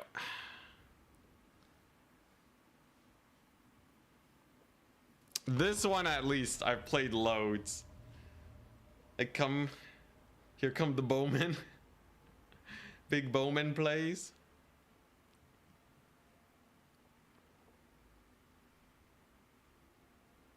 All right, here we go. Oh god, that's so demoralizing, man. Yo, not making to semis is a big suck. I made to semis yesterday though. Man, yesterday felt so good. I felt so powerful.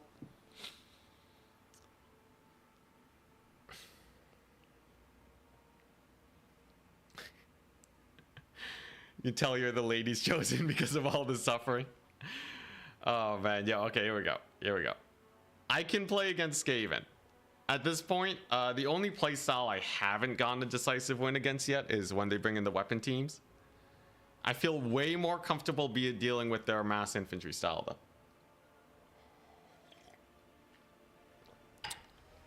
It happens. Could just be an off day. Yeah, you know, I shouldn't dwell on it too much. I really shouldn't dwell on it. As a man of self-reflection, we can accept that, you know, that it sucks. The feeling of suck is there, right? But in general, the spirit is still strong, right? And you know, I don't have to be a happy person, but it doesn't mean we can't get there eventually. I'm facing Karavthir's last opponent. Oh, dang. Did he beat Karavthir, though? Yo, if he beat Karavthir, that'd be pretty insane. Okay, no, Karavthir won. All right, we should be fine. Loses bracket for the win. Can't wait for the eventual triumph. Thank you, chat. The support is actually really much appreciated. Like, I'll lock in. We'll get the 2 wins here. We'll cast the next 2 matches, and then maybe we'll end up playing the next tournament. Mayhaps, mayhaps.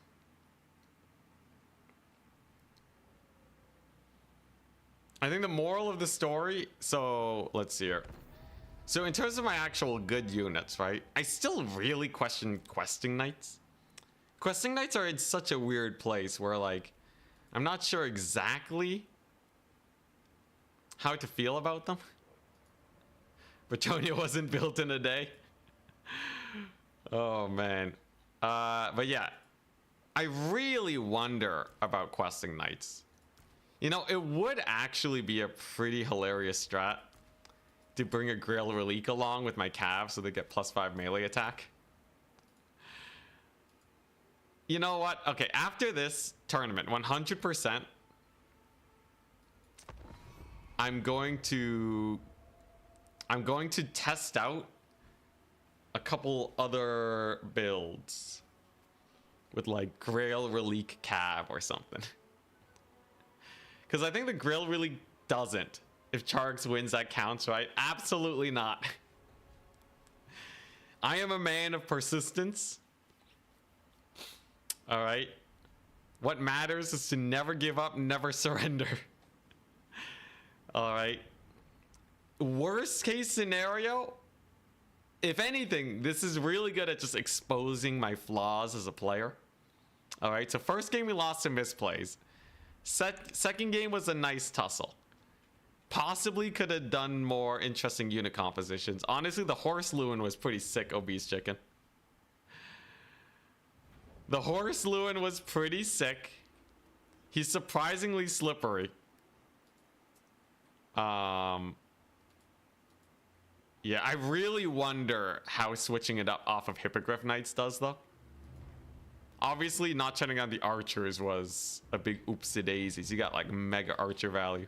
But here's the anti-Skaven build. This is where it's at. Yeah, Horse Louis very cheap. So this is essentially like a pseudo rush build, if you think about it. You know, I really do want to try out Grail Relique Cavalry now as like some insane forbidden tech, but we'll see how Charix does. He's on his way to doing, you know, probably winning this tournament. We'll see though. All right, here we go. So the name of the game is just use the archers to their maximum potential. Keep them insanely safe. We have a massive amount of cavalry. Good luck, have fun. And we're gonna use them. We're gonna use them to brutalize the Skaven backline if he goes for it. I got Flock of Doom. We got Transformation of Kadan. This lady doesn't have any extra Winds of Magic. Actually, I was thinking about subbing that in, but we'll see how this one pans out. Just because, like, sometimes it can be hard to get off all your spells. But yeah, we'll see, we'll see. Foot Prophetess. At least she's cheap, this one. We're ready. Give it to me, man. Give it to me. Yeah, Cav Relique sounds not terrible. Definitely an Anticity build. Especially if you're running like questing knights with their insane armor piercing damage. I don't know if reliques count as single entities, but I can at least bring 3 of them. So maybe you kind of use your questing knights like monstrous infantry. It could be hilarious. It could actually be very hilarious. Just waiting for my opponent to ready up. There we go. All right, so he has a build of a Gorich. No, Warlock Engineer, Flensing, and Scorch. Pretty standard. We have a Dwarfling Menace. No Ica Claws, a little bit surprising. We know definitely, let's see, how many units does he have? 5, 4, 10. He has 3 units invisible. So he could have some spicy Green Knight countering. I think the Green Knight's just going to be good regardless, though. He's playing 4 aside. Interesting. And yeah, I'm just going to try to get to his back line. All my cav up trade into his flayers, which is good. Gets a Pit Fighters of Hell's Deep in there. So if I just kind of position like so, these are a bunch of clan rats and what? He's got to have Storm Vermin, right? Okay, now he has something really expensive in the forest that I just don't know about right now. That's the spookiest part that we got going. There's something in the forest that is terrifying. So I'm actually just going to hold on my summons until we see that. We shall just hold. They're all clan rats. I can definitely get like a big flock of doom. That's pretty jokes. It's going to get a lot of damage in. And I just got to get my boys in here. Don't want to YOLO my lord though. Okay, yeah, so he has the Death Master. Interesting. So we should just be able to grind up against him here. My cav chasing his Dwarfling Menace. My archers again in range. There we go. Grail Relique just has to run from Snicketch. As that's going to be a rough time indeed. And I think we just get the Grail Knight just because he's a good single entity. There we go. We caught his mobility. Wonderful. And it's all about just keeping these archers safe. Oh, okay, yeah, there's the weapon team. So this is why we have so many cavalry units at the start. They are just extremely good at taking out the weapon teams and such. There's another massive flock of doom. Beautiful, beautiful. And he shouldn't have any targets for his thingamajigs, his spell casting. Very nice. So I'll just charge into there, into his Rat Ogres. Dwarfling Menace is basically down. I don't want to stay in the fight there. That's bad. And then, yeah, there's his Giselles. Not too much damage. And as we usually have against Skaven, I got to bring in more archers for the value trades. Cav charges are doing good, though. Summons a doggo unit. They won't do much versus my cav, so not a problem. And then, okay, we got 1 win under the belt. He has lost a lot of stuff here so far, right? He's lost a lot. This one at least is gonna go our way. Thank goodness. Jeez Louise. All right, here we go. So we'll just charge up them Rat Ogres. Charge in over there. It's gonna go for the Grail Relique. Yeah, honestly, I feel like Grail Relique buffed cav might actually be insane. It could actually be really good. Green Knight definitely has to keep charging Snicketch. The Green Knight is specifically a single entity duelist. He has no other job than to just chase down single entities and get them killed. So we're gonna use him on Snicketch.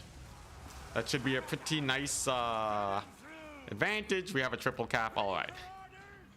Success! We did it! Yeah, imagine you just had like 50 dogs in the forest.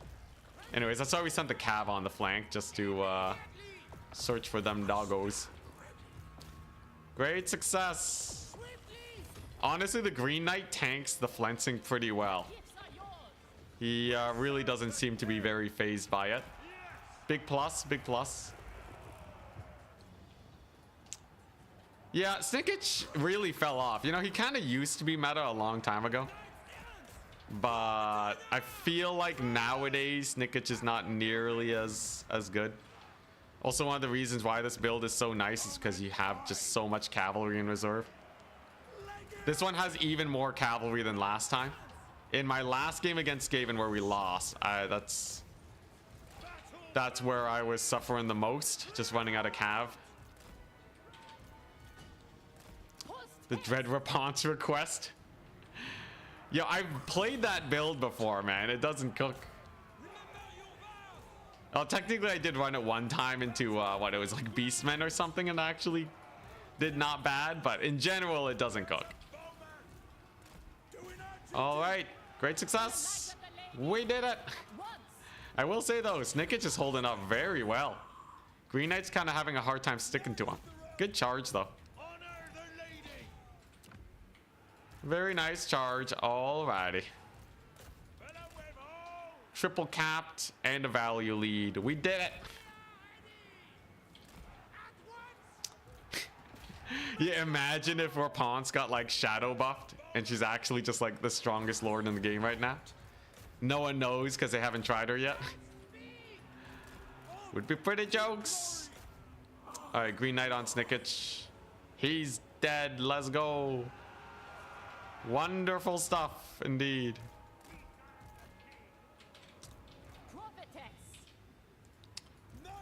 Yeah, having a separate caster instead of like Ichiclaw as your caster. Very rough indeed. All right, there you go.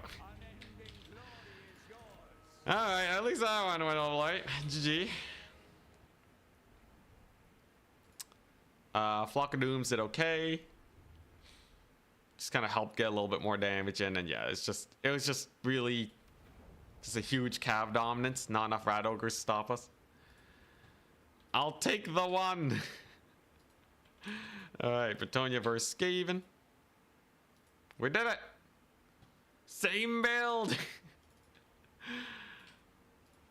Yeah, I was thinking like, if you went actual cav max as Bretonnia.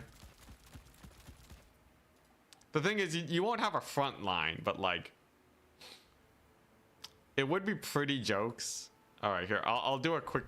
Oh no, I have to change the mod. Okay, I'll make a quick build just to like imagine what we're looking at here. So the idea is basically like the fattest cav max possible. We go Curse of Anrir for the debuffs. Pans gives a speed bonus technically for 31 seconds.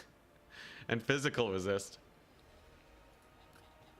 Yeah, I thought it'd be hilarious if you go for like questings and you give like all of them the Blessing of the Lady. Right, you go questings, you give them the Blessing of the Lady. Horse Rapunzel with the banner. So then they're maximally buffed. Is this what you guys want? This is the build, right? And then you have the blinded effect. Right? So you're stacking all the debuffs, right? You have the Rapunzel, and then you bring a caster. And like the whole idea is you just like annihilate them in those like few seconds. Because you can also Curse of Anrir them, which is an AoE debuff. It only lasts 21 seconds. But if the battle only lasts 21 seconds, then you win it. So you bring her, right? And then you have questing knights that are basically Grail Guardians. Because like it's plus 10 plus 8. So they're gonna have 50 melee attack, 52 armor piercing. They're basically Grail Guardians at that point. Right? So you have the double debuffs and the buffs on your knights, and then like you have the Blessing of the Lady, I guess, to make them even spicier.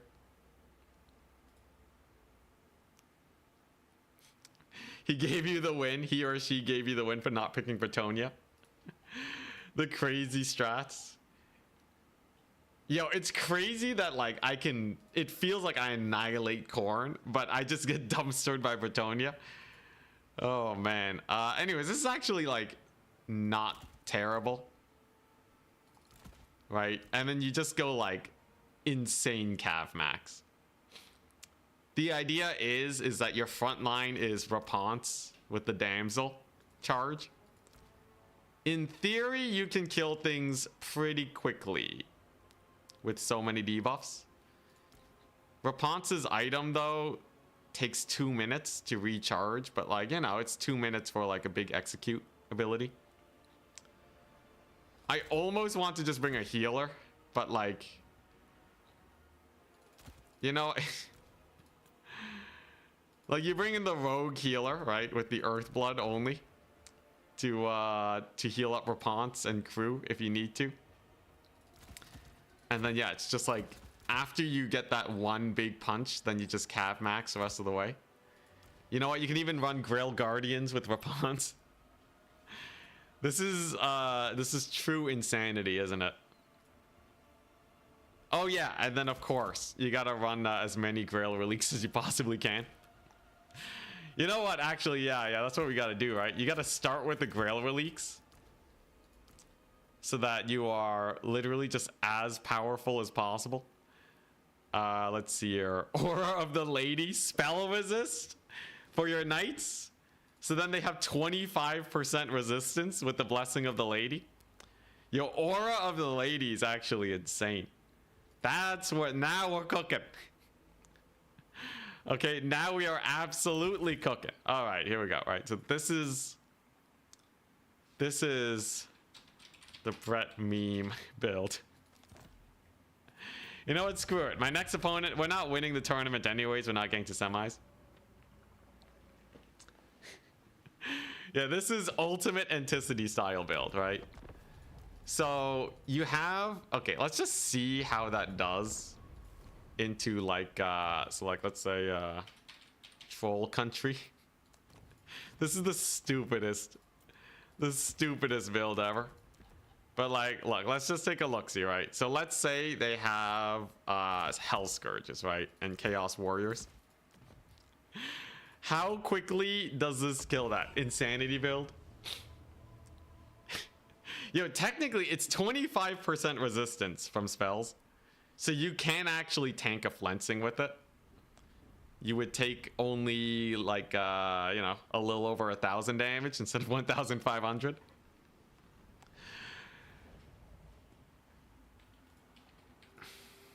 All right, let's take a look-see. Let's take a look-see. So this is maximum insanity build. The idea is questing knights with this many buffs are going to kill everything, right? Because Rapunzel has her banner. It says they're only getting buffed from the Icon of Devotion because she has to be in melee for that. Okay. So this is the idea, right? Grail Relics are reasonably fast, so they can actually kind of participate. So we're gonna go in there. We get a nasty charge off, right? We get our debuff. We get our other debuff. And then we just leave the knights in combat. Because technically they have 50 melee defense, right? So you can just straight up leave them in there. And these guys have 20 melee defense to their 50 melee attack. So they're hitting like 60% of the time. Rapunzel has her big old debuff in here. Her banner is grinding. Yeah, they aren't taking damage. And they have 25% resist.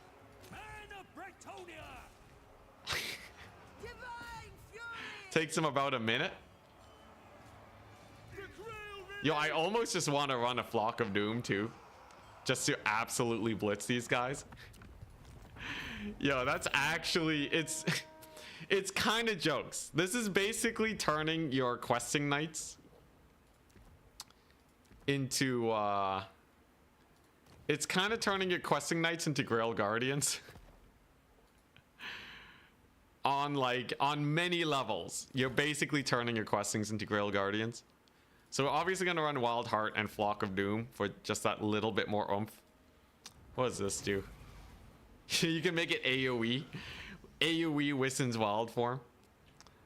Let's see here. Yeah, we're going to run the Curse of Onrir just because I think I gotta. So dumb.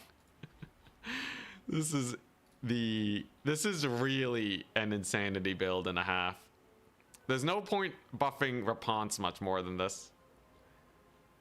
If you want more defense, you can go Pans. Yeah, but it's only magic resist. Weird, very weird build indeed. The Damsel of Life's a little weird. I think I'm going to be spending most of my magic here anyways. So, okay, no, you don't need the triple relique. Or do you? Or do you just for the raw capture weight? Just with a fat capture weight? You get the other relique in there? Okay, wait, with how much money I have, I could probably get a lot more done. You could actually just legitimately take Grail Guardians too. And just be like, hey, what's up? Grail Guardians. Because they also have armor piercing damage and insane stats. 32 entities. You obviously still want to run the questing knights. Oh, okay, yeah, I know what you gotta do, right? You gotta upgrade. You gotta upgrade that questing knight. There you go, 1,600. So now they are extremely expensive too. Wonderful, just how we like it. Let's see here. Yeah, how many Grail Guardians can I stuff in here? Lewin's still probably better. Lewin does have his AoE debuff. He doesn't have... The Fleur-de-Lis banner is infinite, though. It's just a passive buff if she's in melee. So I'm tempted to stick with that. You can also make Rapunzel a decent amount tankier with the Blessing of the Lady, but in theory, you should be able to keep her safe instead. Could take a Scroll of Shielding. You know what? Here, we take the normal questing knight. This one has the buff. The Grail Guardians are pretty well buffed. And then we have 2 more questing knights. This is really some unholy... This is really an unholy build we have here concocted. Knights of the Lionhearted. You also give them the Blessing of the Lady. You know what? Just give everyone the Blessing of the Lady. Except for the cheapest knights. Alright, there we go. Right, so this is the ultimate Bretonnian meme build. What is this? Okay, yeah. And then we go back to Troll Country. So how quickly can I kill off these guys with this insanity? One must see. This build makes me happy. I really wonder how it works, because the magic resist is kind of jokes. It's like a blob. It's like a meme blob build. Alright, so here's the idea, right? Oh crap, I forgot my caster. You can overcast a Curse of Onrir, by the way. It just gives it an increased effect area. Not too impressive. So if you just walk on in, right? Oh, I don't have my Grail reliques. I gotta get them in there for sure. But let's just see how this is. So it's Rapunzel, right? She's buffing up my knights. We're just charging them straight in. So we Curse of Onrir, and then we just like, you know, rear charge them, debuff them, right? So they have like no stats now. Absolutely no stats. These ones have 20 melee defense to my... Well, the thing is, my Grail Guardians don't get buffed. These ones are buffed by Rapunzel. Like, you can definitely just punch a hole in the enemy lines with this. It's kind of like the meme, like Mammoth style. It's kind of like the single entity build, essentially. You have 0 melee attack. It only lasts for 20 seconds, so like you really gotta get the work done quickly. Interesting. It's so dumb. It's so incredibly dumb. Obviously, you gotta get in the Grail reliques in there, right? So not only are you bringing this, you're also bringing in 2 Grail reliques, and it's 2 Grail Guardians I think you do need a caster. As sucky as it is to run casters here, like, you'd be silly not to heal these guys. Oh, you just got your second win? Hell yeah, Karafthir. Look at you. Yeah, if you get a third win, you did better than me this tournament. We got a meme build cooking. We got the mega meme. So it's basically you're going hard on Grill Guardians and you're buffing them up. And then you're just hoping they never die. Technically though, with all of these all of these debuffs and buffs that you get with Raponce and the extra magic resist, it would actually be decently difficult to take them out.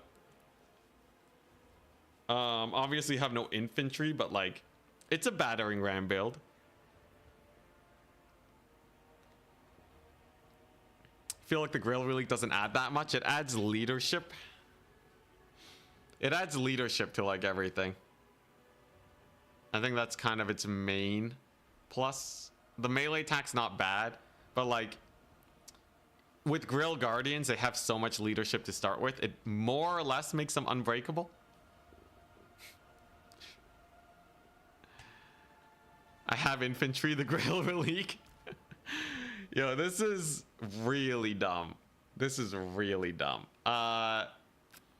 The biggest scary thing is like, okay, are they going to throw down like some crazy spell on me? Do I need the Scrolls of Shielding?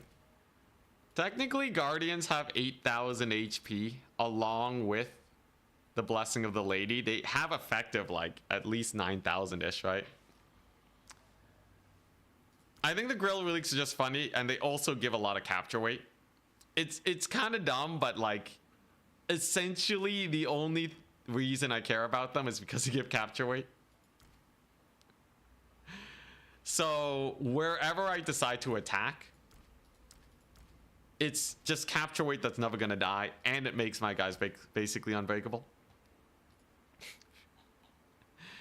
This is definitely the most unholy build. I'm taking it into the 4th round. And then we're going to play some games on ladder, and then maybe we play another tournament.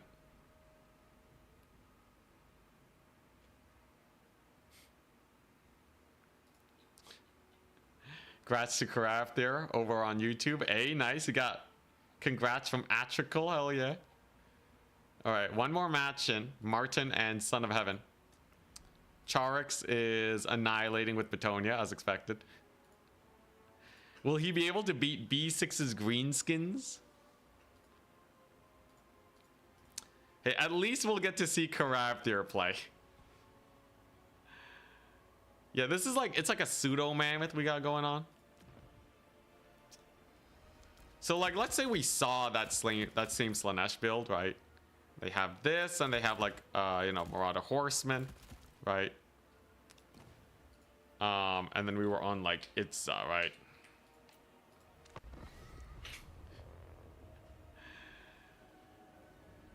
I'm gonna keep playing Bretonnia because we honestly had a really close tournament yesterday. It's a matter of time before I just really lock in, and then we're good. I think the Hippogriff Knights were cutting entirely. Grail Guardians though, big maybe on that one. Big stupendous maybe. So God, this build looks so dumb. It's very similar to the Mazda Mundi build though. If you think about it, it's basically the Mazda Mundi build, right? Where I got the Shredder, right, and all that business.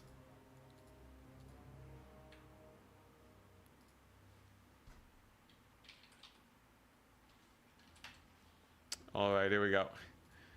So like, skirmishers don't do that much. Yeah, like what if I just like hard blob it, right? If I just like hard blob it, it's like obviously, yeah, they do a lot of damage to them, right?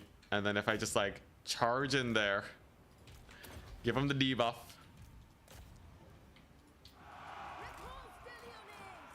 It is definitely a little slow on the like killing these guys. They obviously don't take a lot of damage cycle charging it.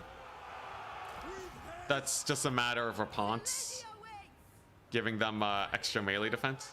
Is there a way to increase my vigor on these guys? I guess it would. Well, they have perfect vigor, so yeah, they'll be totally fine. And then obviously we can cursive on rear these guys. And then there's also like the overcast flock of doom. Right. We can kind of just force our way in here. Let's refresh the bracket. Are they done yet? Not quite yet. Yeah, so you can kind of force your way in there. Get like a big surround. Keep getting heals. It's like, I don't know. It is definitely kind of a slow burn. The melee attack is jokes though with Raponce. Overall trading is not bad. It's kind of weird. The questing knights take way more damage than the Grail Guardians. Probably just because they don't have perfect vigor. Yeah. But like technically, it's a death blob. It's just a mega death blob. I do think Lewin might be better here though, right? Like just going like a horse Lewin. Or even like a horse Alberic even. What about Slanesh Fiends? Well, here, we can enable the AI. And give them like a couple Fiends. So you can actually cut her. And the Arawara Cav. What does Alberic give? Does he give anything? He gives charge bonus and speed. The braid is only bonus versus large. So it's not like exquisite. It's either that or you go Lewin. Lewin has the beloved son. And he has the Sword of Corone, which is a minus melee defense debuff. Let me check the tournament. Dang, they still playing? Okay. Go check it up. You get the Go Trek and Felix in there. Just get the unholy death squad. Yes, the Grail Guardians, like obviously they need as many Earthbloods as possible. Let's see here. In the end, Raponce, she does buff melee defense. So like the one thing that makes her surprisingly spooky is the fact that yes, she does buff melee defense. So if you are running into, let's say, Fiends, let's just see how like this blob fares, right? So we have Grail Guardian, Damsel blob, and the Grail Reliques, 2 Grail Reliques. I have my healing. Okay, let's just see how this does. Grail Vow ends today. We'll see, we'll see. This is a hilarious build. Okay, they're done the match. Advance the Swiss. At Goblins. Round 4 up, exclamation mark. Who am I up against? Am I up against Karavdir? I'm up against Snickery Doodle, hell yeah. Alright, so let's just take a look at this, right? It's the unholy Grail Guardian stack. Okay. So let's say we treat them like they're invincible, right? And we just YOLO them in. What happens? Holy crap, they're invincible. Are you seeing the damage you're taking right now? Literally 0 damage, Grail Guardians. Fleur-de-lis banner, 64 melee defense. Okay, now they're taking a bit of damage. Although, like for how bad of a situation this is, I technically only lost 1 of them so far.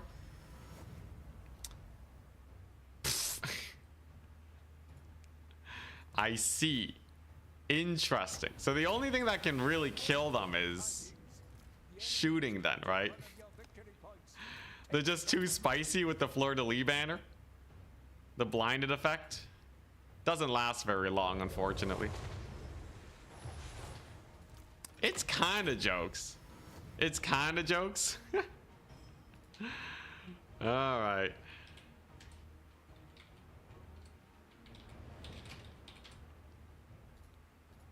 Why is this working?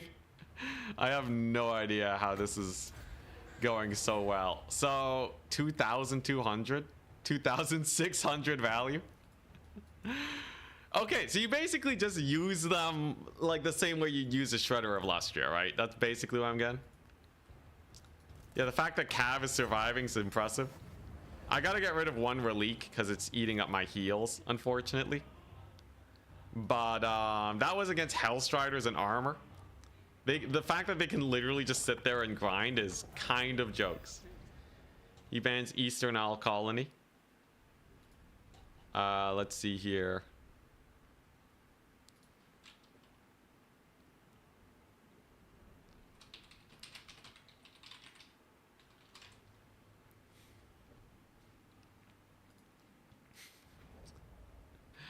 Oh, here we go. Let's get our opponent.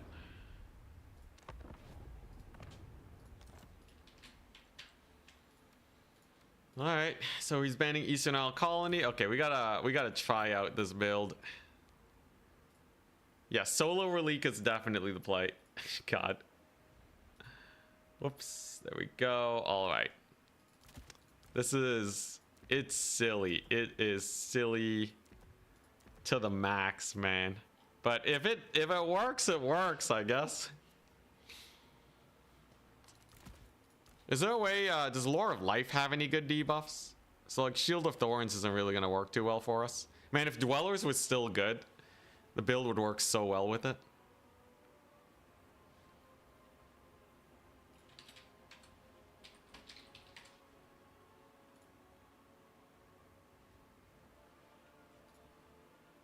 Combo's fun in campaign too. You're just Grail Guardians in his face. He's Nurgle. The Dread Nurgle. Yo, what other, are there any other units that have debuffs? No, Bretonnian's roster is very simple. Does the Paladin have anything cool? He technically has Guardian. Foe Seeker, Deadly Onslaught. He doesn't have anything. Does Henry have anything? No, he's just a Paladin Lord, basically. Felix. Helping Hand, Karagul. Gotrek. Does Gotrek have anything? Rune Axe of Gotrek. Removes magical attacks. Do Grail Guardians have? No, they have, yeah, okay.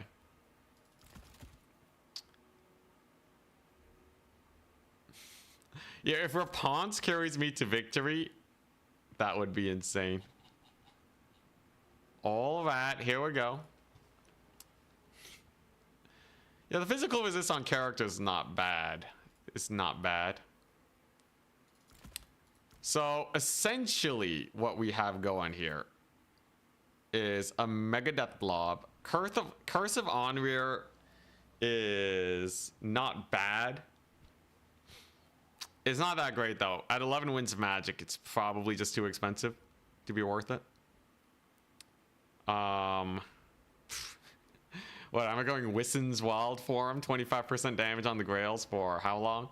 19 seconds? That's not worth. I think if anything, you know what? Yeah, Flock of Doom, Curse of Onrir is not terrible. That way I can actually use my magic. And then we obviously still have to get a healer. The downside is she probably has to be on a horse to play Keep Away. But, you know, it's not terrible. Scroll of Shielding lasts 60 seconds. So I can use Scroll of Shielding. It's so dumb. So you can use a Scroll of Shielding for the extra sick plays. And then, let's see here. And then the rest is just silly Cav Max. The rest is just insanity Cav Max for the win. What's the worst that could happen? Bretonnia's hype, right? This is so dumb. Okay, I got the mega build, people. 50-second ward save is crazy.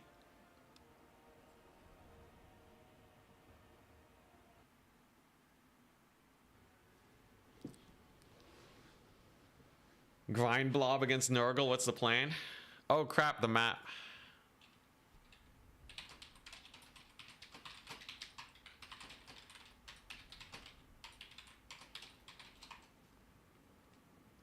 We both readied up to the wrong map. Oopsie daisies.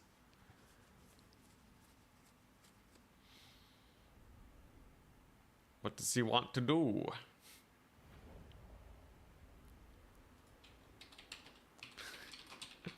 You said we're in the dregs. It's fine to play this map. Makes sense to me. Yeah, it's a single use spell, but it is pretty massive. Technically, you can just keep summoning and desummoning your damsel to get infinite value. Ah, crap, I took this one on foot. Whatever, she'll be fine on foot. Anyways, prepare for the dregs build. This is the dumbest build in the world, but yeah, ready. So they both got the scroll. They both got the scroll of shielding, right? What makes Bretonnian archer so decent? Relatively cheap, high DPS. The biggest downside is their how much damage you take. All right. This is so dumb. All right, here we go. Remember, we have ward save scrolls, so we can spam those bad boys out like no tomorrow. We're just gonna YOLO. Just gonna YOLO right into his face. Technically, I have Curse of Onrir, so we can reduce his speed by 25%. So I'm gonna pretend that I'm worried about getting skirmished, right?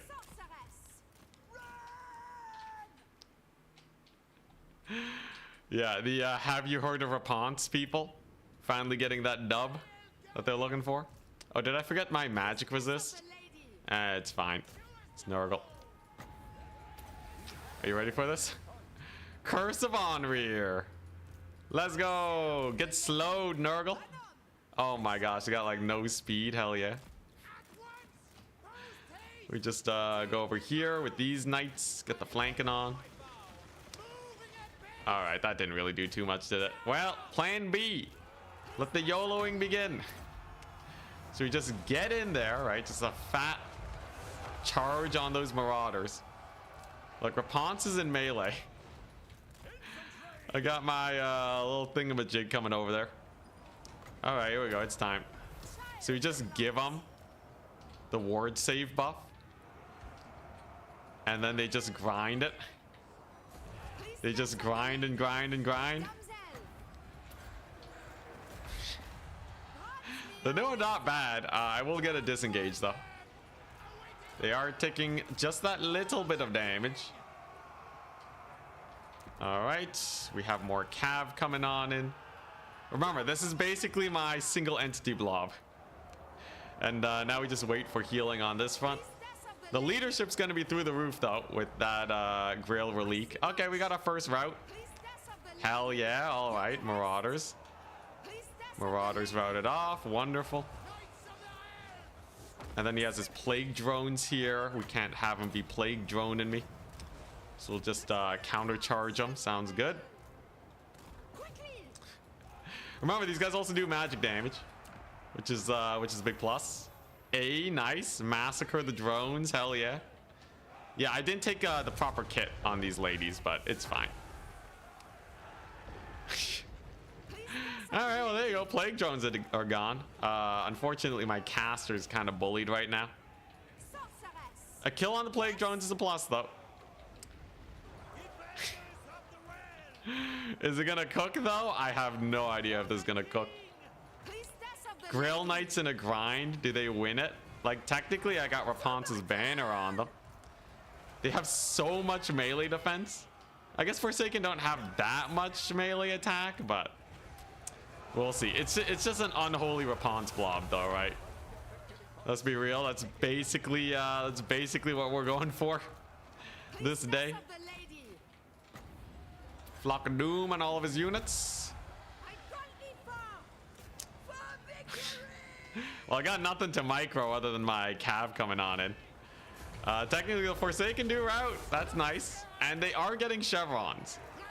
So the kind of funny thing about this is that I have very few units, so they're getting most of my value. The Grails will technically be able to chevron up.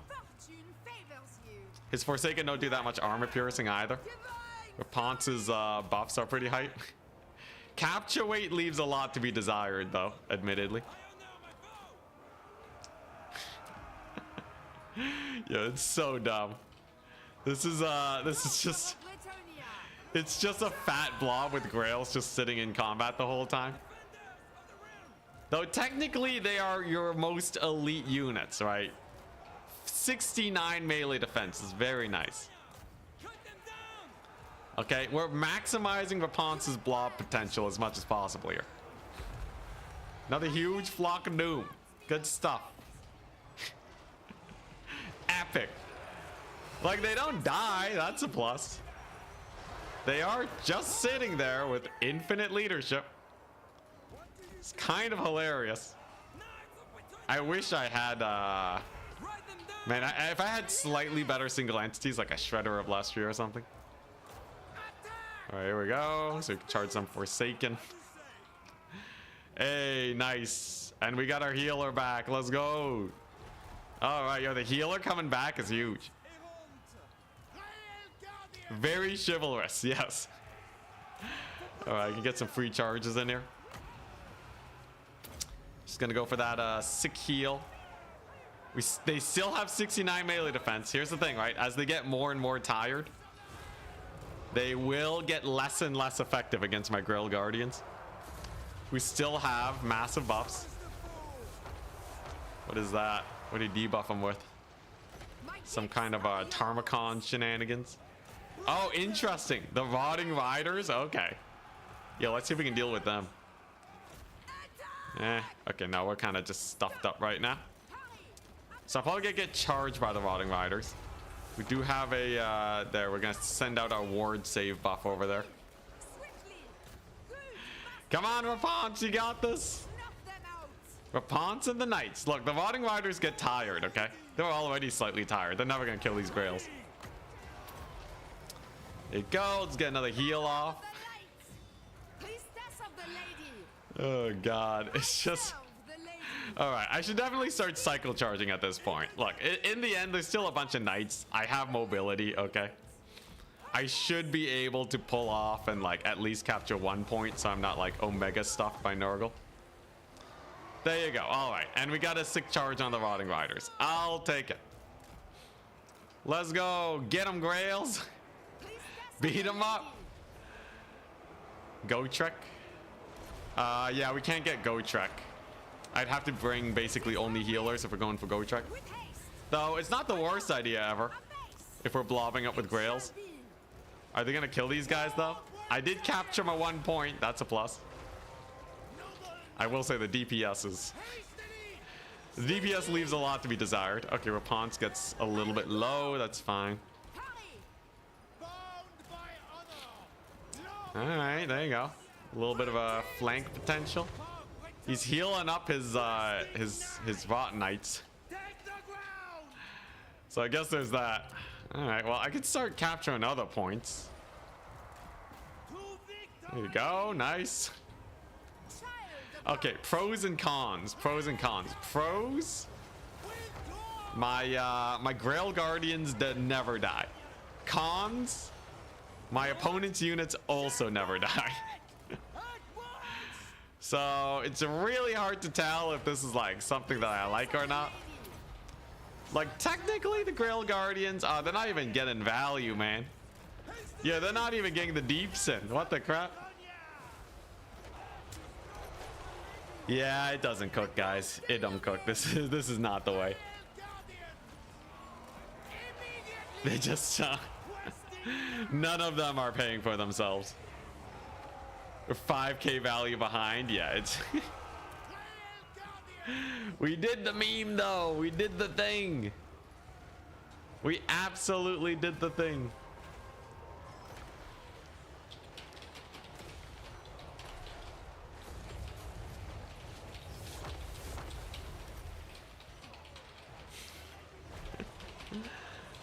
god. Well, there you go.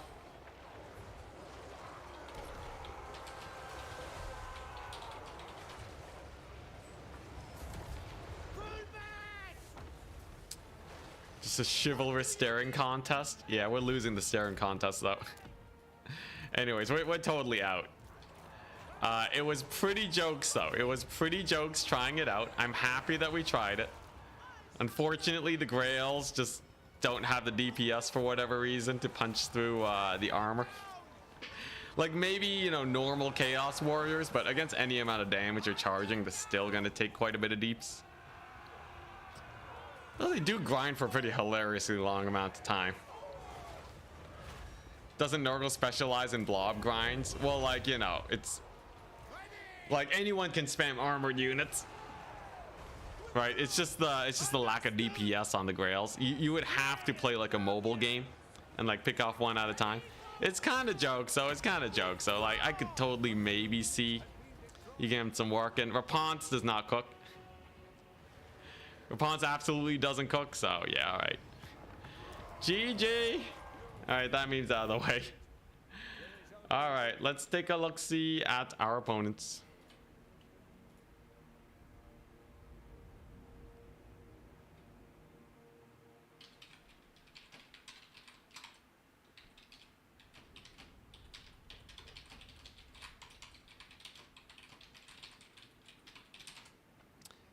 How am I getting both people? Okay, this is really weird. Two opponents that matched up against each other are both telling me they haven't messaged. What is going on?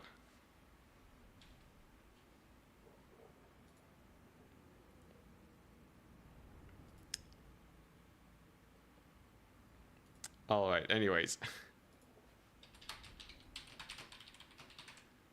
What the crap? Okay, they found each other. We're goodies. Anyways, Grill Guardians are only meh. Yeah, maybe they messaged the wrong person. They both managed to message the wrong person. Oh my gosh. How did Grails and Questing Knights change to make them bad? I think it's just Cav mass changes. Infantry don't take nearly as much impact damage as they used to. Anyways, yeah, the double cast is kind of meme. All right. So the Brett meme is dead. We don't need to do that one ever again. The Grails are kind of jokes for how long they can grind, though. I will say they are surprisingly long grinders. But yeah, it's not super big, I'd say.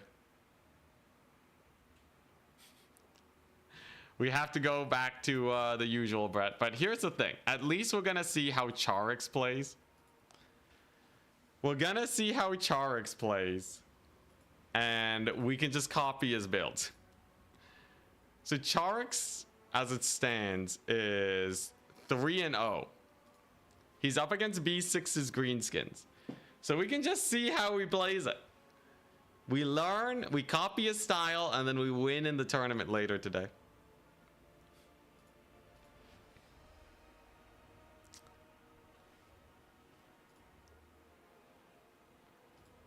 We'll go back onto Trebs.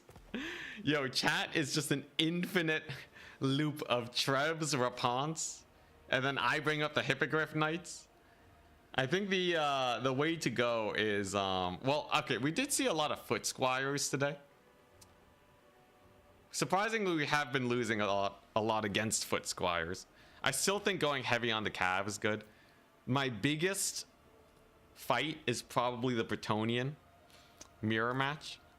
If you take a look at the Blessing of the Lady, technically it is worth it to bring on Questings, purely HP wise, right? So it makes them more HP efficient. It reduces the damage they take over time.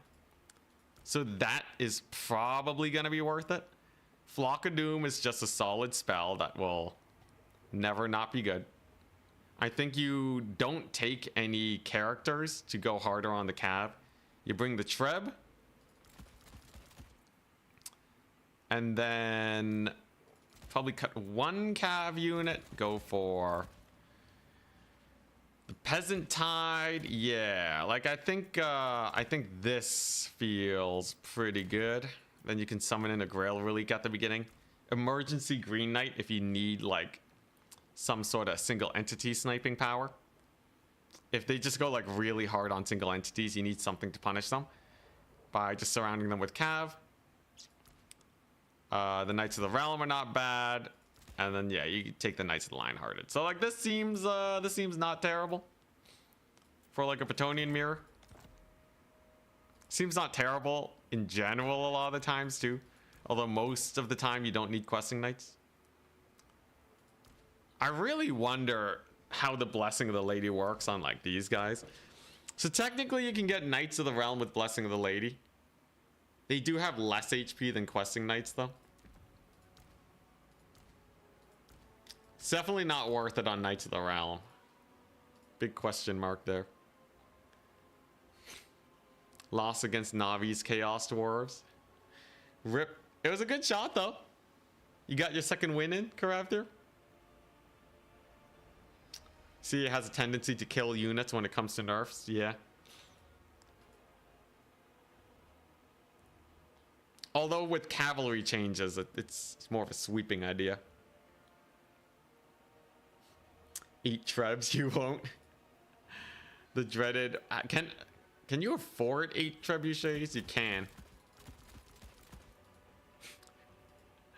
So this is the silly build, right? Where you just treb max it. Green Knight in reserve so they can't rush them with single entities. Obviously you can't do this against counts because the zombie summons, but like the theory is simple, right? Yeah, how quickly does 8 trebs kill a unit? I hate that bug. If you treb max it against let's say they have Warriors of Slaanesh, right? What does a treb max do? Can anything survive this? Technically, if they route the unit off immediately, it's potentially okay.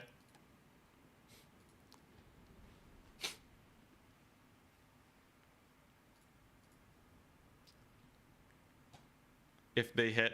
Big ifs indeed. All right, match is being played out. Let us see. So 1 million trebs. The 1 million treb build. How does this go?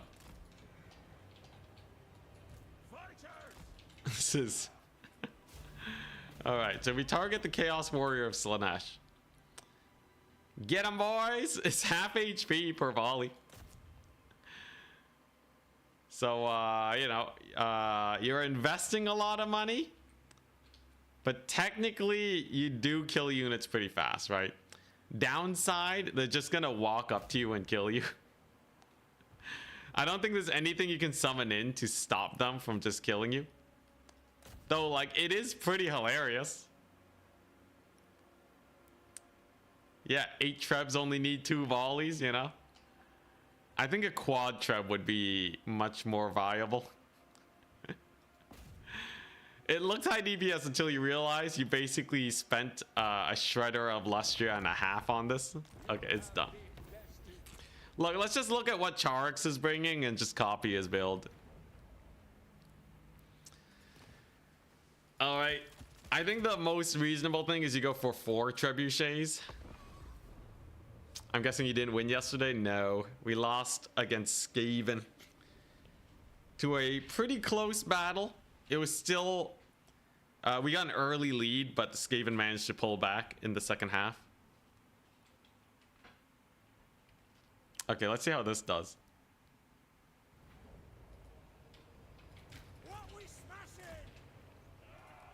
Release! 4 trebs. Quarter HP damage. Yeah, so the blessed trebs are basically the same DPS as normal trebs.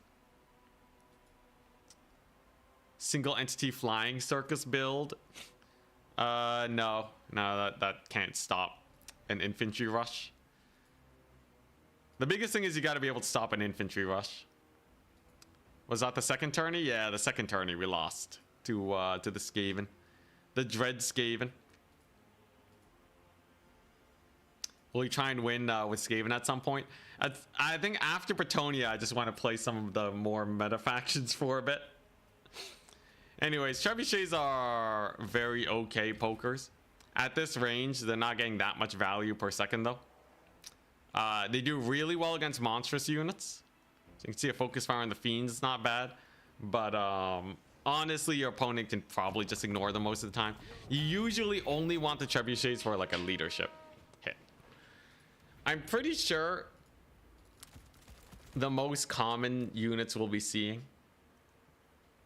it's probably questing knights, knights of the Lionhearted. I think we'll never see Raponce, right? I think Charix is either going to bring Lewin or like Alberic on a horse, because he does maintain the stats if you put him on a horse. Yeah. Lewin has the Blessing of the Lady by default, right? Yeah. So like, you know, you could see like a horse Alberic maybe. The Wrath of Manan is interesting. I'm interested to see how he does it. Are Skaven not meta? No, Skaven aren't meta, but they are like high tier. They do get dumpstered by big monster factions though. Blink if you need help. It's fine. I get to copy Charix next.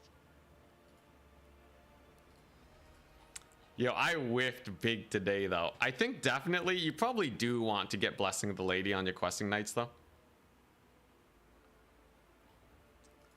Yeah, Trebs are definitely a campaign unit. That's siege attacker. Let's see. Yeah, like questing knights with Blessing the Lady. I think that's just a big plus.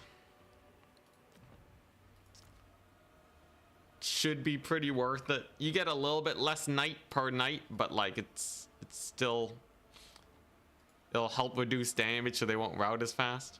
Blinks furiously. Ah.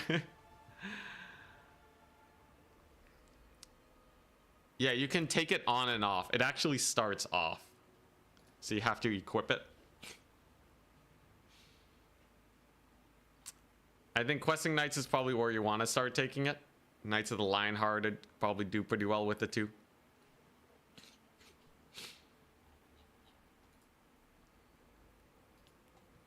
Anyways, we're just waiting for the finals. Here we go.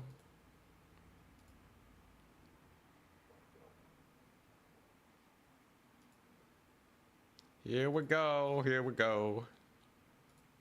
So far, it seems like our top players today, it's probably going to be B6, Charix, Navigator, and Sipa. Some big names that we see a lot of the time. They've been grinding tournaments lately. As much as me. Pretty huge price tag. So the unit costs 1,100. This is technically a 15% HP increase. It's actually technically a little bit more, but let's say it's a 15% increase for 150. You technically, raw numbers wise, this should be worth it. The downside is just like, do you want more HP on your cav, or would you rather just have more cavalry, right? Do you prefer HP or damage? I think that's the biggest thing.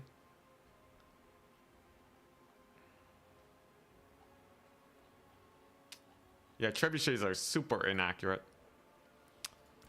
I have been running a lot of mounted yeomen. I think like the yeomen are good against some factions, but I think some factions you just need to go cav max instead.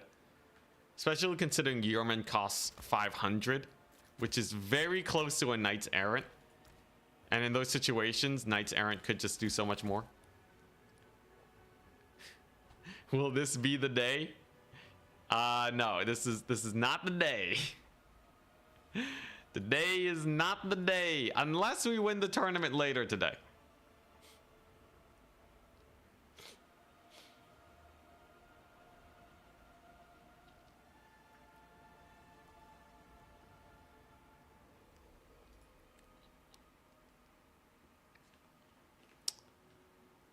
Here we go.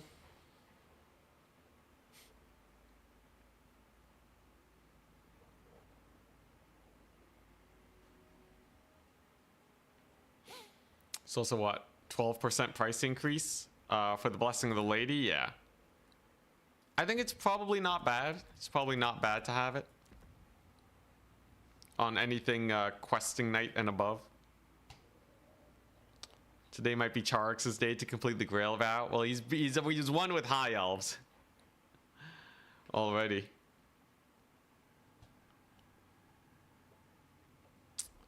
Krell should be a legendary hero. That would be pretty cool. As a summon, though, he's not super bad. It's acceptable, at least. Charix defeated B6. Charix with the 4-0.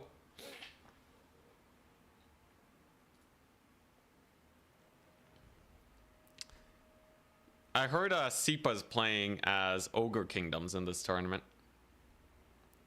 I haven't actually seen someone bring double Thunder Tusk yet. I've seen a little bit of people talking about it. Thunder Tusk is definitely something we're keeping an eye on. There hasn't been an Ogre win yet. But, you know, if it's OP, we can just ban it. Krell should be a general. That's what he was in lore.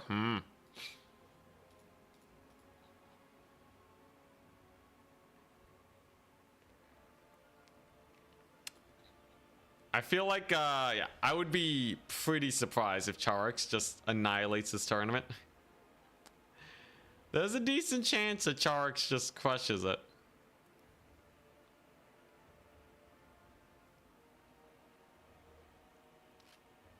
Why are Grail Knights not worth? They just don't have the stats. They have very little HP too. I think the HP deficit is hurting them a lot. They did get an HP nerf a while ago, so it's a little bit bad for them. Grail Guardians don't have the DPS, unfortunately. Though they do, they never die. Grail Guardians are great in that they never die. So that's a pretty big plus.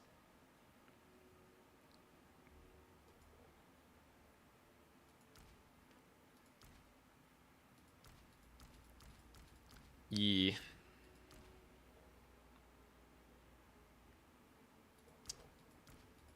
Although, like, I don't know. We'll see. We'll see. I've been kind of goobering it up pretty hard lately. There's something, I think there's something about, like, you know, going Knights of the Lionhearted more often and taking some of this more, like, mid-tier cav. I've been settling into my Knights of the Realm and Knights Errant a lot. I don't know. I kind of have a hard time with both.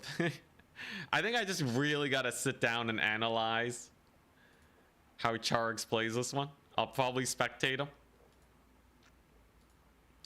The bracket is very nearly done. It's only 2 more matches, and then we are good to go.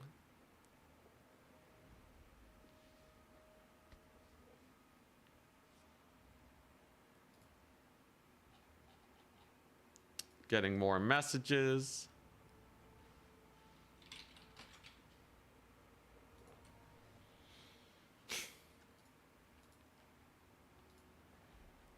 Good old Corn Champion. What's this about Corn Champions?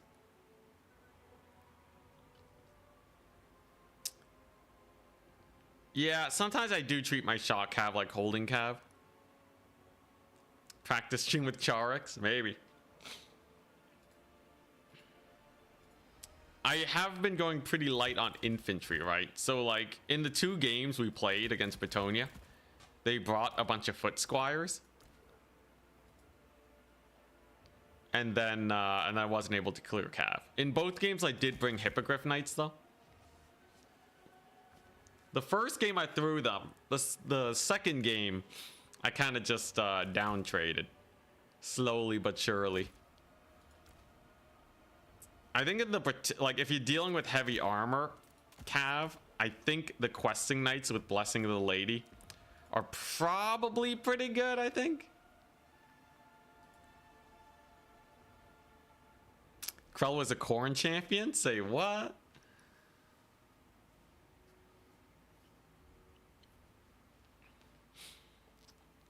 But yeah, who knows? Maybe it is. I just have to spam foot squires into the horizon, you know? Foot squire grail relique every single game with 5 peasants and then 2 archers. There's something to be said about going for heavy infantry and then you just summon cav.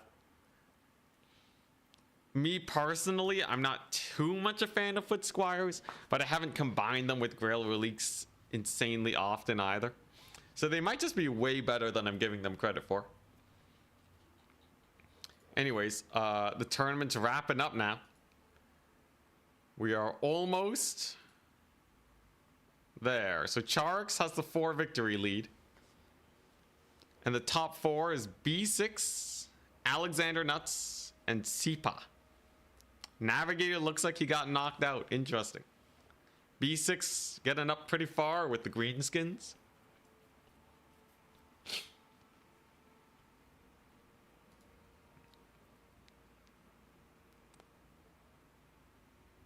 This is the point in the movie where the hero gets beaten down by the villain. Now the training arc has to start. Dude, that happened like ages ago. This is kind of where he gets like... This is where he finished his training arc, right? But then the last boss still like gut punches him. And then he has to like pull himself back up to deliver the killing blow. Assuming this isn't a multi-season anime, okay? Then, you know, maybe today's the day. What is this man died, Phil? I've seen a lot of Bretonnian players take them foot squires. It is a surprise indeed. They're definitely okay infantry. Is the bracket done yet? Still playing.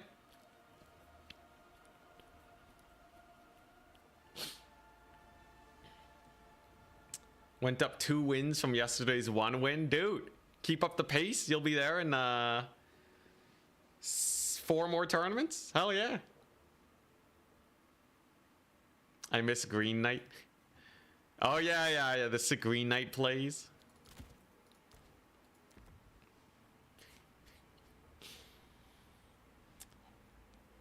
All right, we'll see. We'll see what he decides to bring. It's actually kind of surprising how little of the roster I've really looked at as of late. I feel like I've tried a lot of things, right? There's been a lot of experimentation going on. In the end, though, it's mostly play, like misplays and stuff. I think like over like half of my losses can be attributed to just making a big misplay. Let's take a look at the bracket. So no ties. It looks like Sipa, Alexander, B6, and Charix are going to be making it. You know I'm going to be spectating Charix. 100%.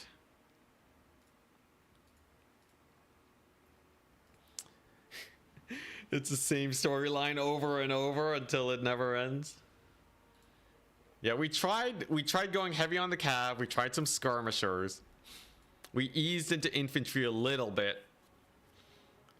I still think the peasant bowman micro is going to be really important.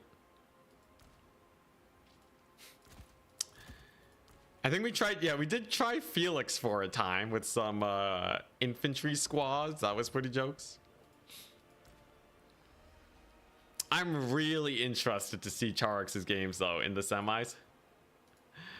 I want to see if this man has some cooking. I want to see what he's going for. If he's just taking a bunch of infantry, then so be it. All right. You know, if he's just taking a bunch of infantry and then like, you know, and then the usual like bring a bunch of cav behind them, so be it. Yeah, the only thing we have left is full man tide. Like absolutely full man tide. So you go for like 5 foot squires, triple grail relique, bunch of archers, you know, a cheapo like flock of doom caster, right? double battle pilgrim. Like this is the thing that we haven't gone for yet. It'd be gross though. It'd be really gross. And then like what people do is they have like a handful of just special cav in the back line to deal with problems. And then it's basically fully summoned in cavalry. It's a tragedy, I know. It's disgusting, right? Here's the thing though, right? We're gonna analyze Charx's builds. We're gonna deep analyze them, okay? Even if he loses, we'll get an idea of what he thinks is good. So we refreshed. There are no ties. Finalize the tournament. Advance the top 4. It's time. It's time to see.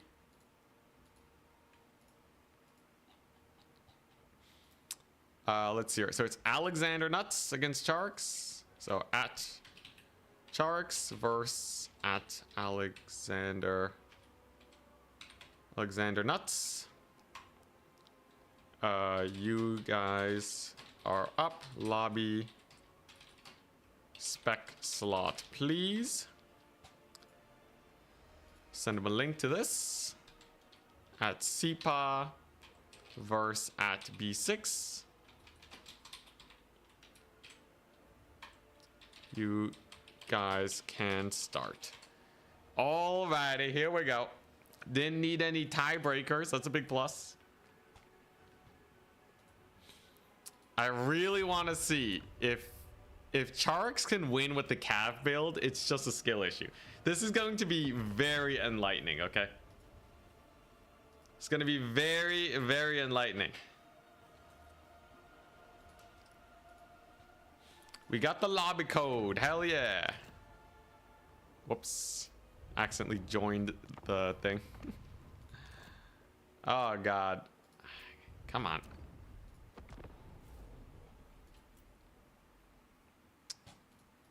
Spec slot, please. Need that spec slot.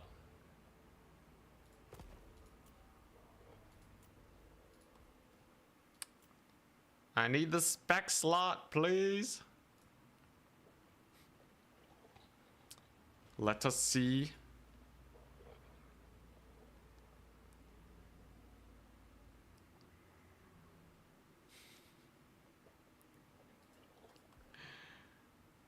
Let's see here. Any spec slots? Yo, I can't wait. Yo, who's Alexander Nuts playing?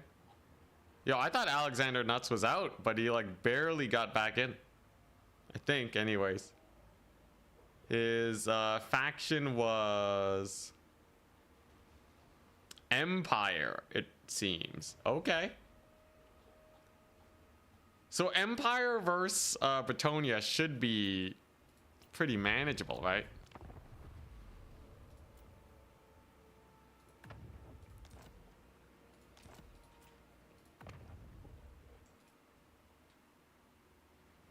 Oh boy, here we go. It's Charx's Bretonnia versus Empire. Or is he? No, he's playing Vampire Coast? Oh, okay, no, he's just dead. My bad. He's just playing Coast. Okay, so he should just be dead then. Coast gets Recarino'd here, okay?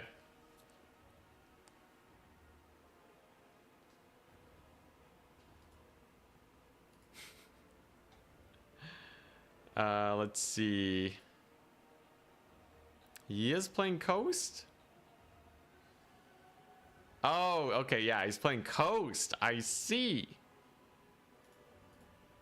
All right, so this should be an easy win for Bretonnia. I still really want to see what Charx brings, though, because then we'll get an idea of what he thinks is good or not, right?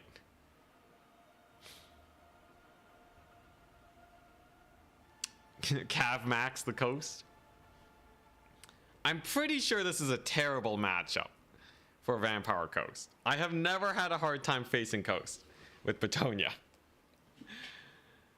I wonder if B6 is going to beat Sipa's. I think Sipa's playing Ogre Kingdoms. I'll double check. Sipa is playing Ogres. Yeah. So technically, Greenskins could beat Ogres here. And then we won't see Charx's build against Ogres. You know what we say, coast is toast. I'm very interested in how this goes.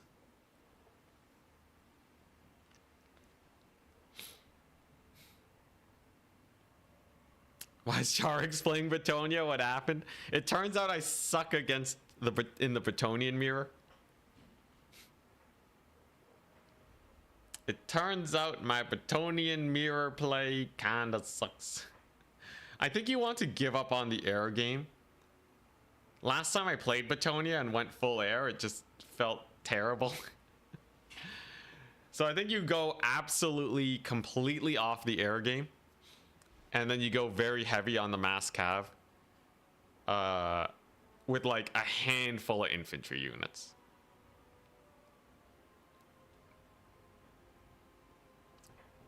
Terran's been challenging a lot of people. That'd be so jokes.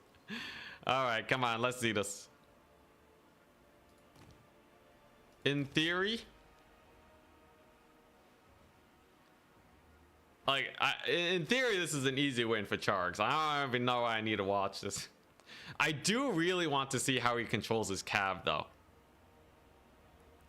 I think cav use is... Obviously, that's going to be the biggest playmaker when you're playing as the Bretonians. If he wins a tourney now, you're going to become insane. No, if he wins a tourney using my play style, I'm going to become insane. Then again, I almost won it yesterday. All I needed to do was get that win against Skaven in.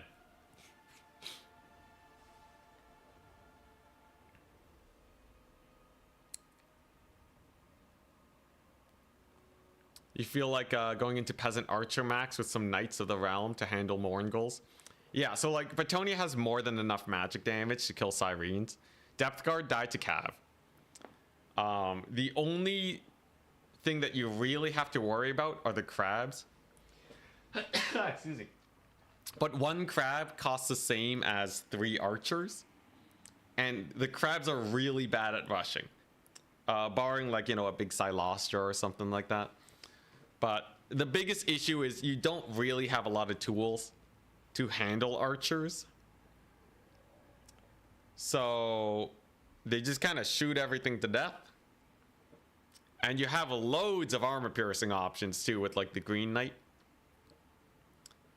So like really the best Coast can do, I would say, is probably just zombie spam. Like I think if Coast goes for like such an absurd number of zombies that literally they just can't like kill them all, right? That Bretonnia can't kill them all with archers, kind of like vampire counts. I think that's probably the best way to do it. Play it like vampire counts, to spam all the zombies. Like I'm talking 10 halberds, 10 normal zombies at the start. And then you spam animated hulks. So infinite animated hulks, and I'm missing something. There's like one unit I'm missing here.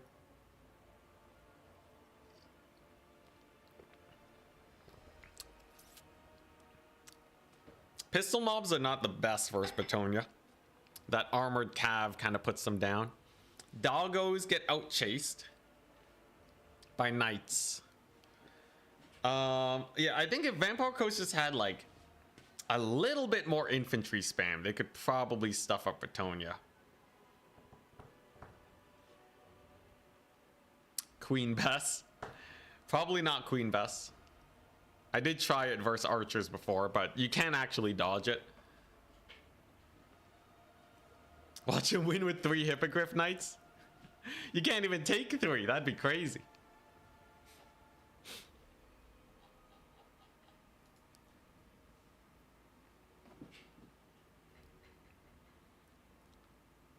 But yeah, I'm real interested. The thing is, you can also play an infantry style. But that's probably slightly weaker if Coast ever decides to go for bombers. I think you probably do still go for bombers. But like primarily as Coast, I think you just max out on your infantry. I think that's the thing that makes most sense to me as a Coast player, and you just stuff them up. You can bring Silostra too, and like some Leviathans. I think those are a little bit harder to kill. Green Knight's going to be a little bit of a problem. Maybe there's like some cool spiteful shot tech with the Silostra. I think if Alexander Nuts goes into the pit trap of like taking too many guns, he might get rushed down. Charix might decide to go for some mind games and go for like an infantry style of play, where bombers would be much more effective. Yeah, 4 bloats. Charix could try to go for air dominance, which would be really interesting, but that would probably lose to a stuff 'em with infantry style. Really interested to see how this one's played, man. The most standard Bretonnia play, though, is to just get them archers. Bloats to counter the Green Knight. Yeah, Green Knight's just going to be the hardest thing to kill for Coast. Spiteful Shot won't really work because he's not going to sit there and take bullets for the whole battle. He also has a shield. He has a ghostly shield somehow, keeping him safe. The other Bretonians seem to take a lot more infantry than you, and then outswarmed me. Yeah. The infantry cooked pretty hard. Maybe that's gonna be my next stream. If this one doesn't work, next stream is screw it. Mantide time.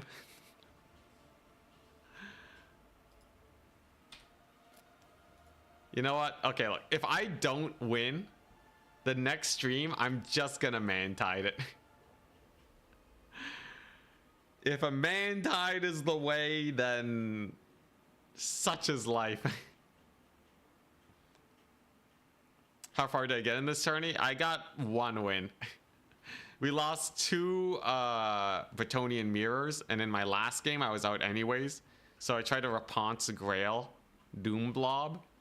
And it turns out Grail Knights with 69 melee defense still die, sadly.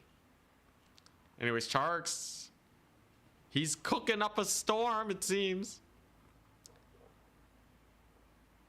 Very...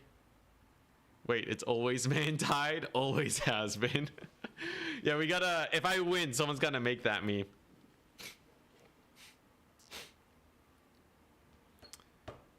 I swear, it better not be Mantide. Yeah, that would be big sinning though. That would be huge sinning. We might be able to get away with not going Mantide. Been losing because I think the mistakes are really big. The question is like, does changing builds make it better? We did get to semis yesterday. Like, we can't forget, as bad as today has felt so far. Even yesterday, the beginning of yesterday was pretty bad. But we really locked in. And I was probably 1 Skaven game away from just kiting Norska to death. Want to see the Spider-Man meme with me and Charix? But yeah, we'll feel it out. We'll feel it out. I ain't dead yet. I will say though, the fact that Cav really just can't cycle charge infantry is pretty rough.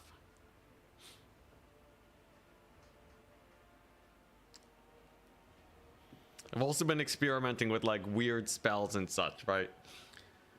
Like the filthy strat is like to just only go Flock of Doom and mega wide. That would be the standard, I think. Flock of Doom mega wide is like, I gotta at least try 1 tournament with it though. You know, I'd be happy to be proven wrong. Maybe Mantide just sucks, you know?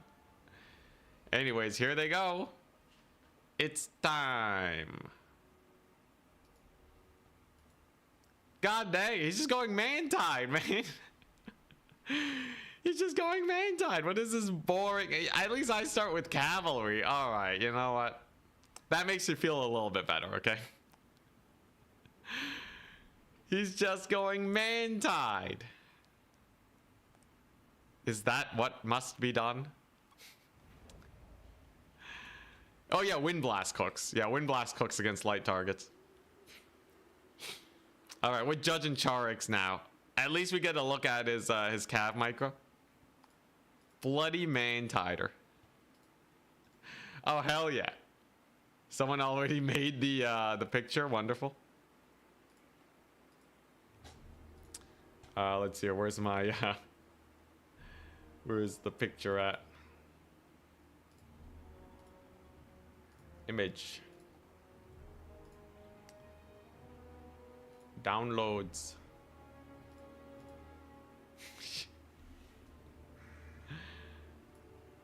This is you know, I'll leave that up while we cover Charix's build here. So as you can see, there's a lot of men here, right? He's gone for a bunch of men-at-arms shields. He has a Grail Relique. He has Lewin in the sky, a Damsel of Life, and a bunch of peasant bowmen. Makes sense, makes sense. Some men-at-arms, some Holy Wardens. Pretty good. Yeah, this barrel made it. It's Mantide. It's literally just Mantide. He has no cav to start with, not even the skirmishers. For the coast, it is slightly different.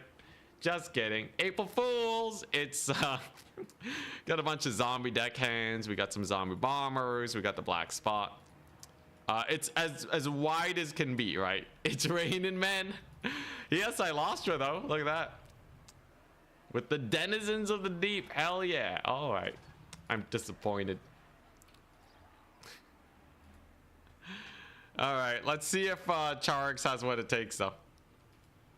So this is Mantide versus Mantide. The better player is going to come out on top most of the time. There is a lot of dancing around you can do when it comes to the range units. And as it stands, Bretonnia has further range. So Coast is probably going to hard push them, right? What I imagine is Coast is going to push like basically to here. Capture all 3 points. And then just try to win. They brought a lot of bombers, which is an advantage for Coast. I will say, I feel like if he had a Treb and some Cav, all right. I feel like Coast wouldn't be that bad. I guess he wouldn't have a front line to deal with all of these zombies. The zombies are worth more than peasants. They will fight way better than peasants though. Interesting that we see a Carronade. Remember, it does give that leadership debuff if it hits anything. 4 yeomen and reinforcements, maybe. Lewin has a lot of freedom here. He just has to stay outside of these gunnery mobs. These are the pistol variant, so they only have 90 range. So maybe he hits up Silostra. Black spot though. Getting their shots in. Are we going to see a dodge on Lewin? Line of sight issues. Line of sight issues. Silostra gets smacked. Doesn't matter that she has immune to flanking. She doesn't have charge fence. Pretty big hit though on the Lewin. Return fire. Uses his foe seeker and he's out of there. All right. Big shot off too on Lewin. Man, Charix, what are you doing?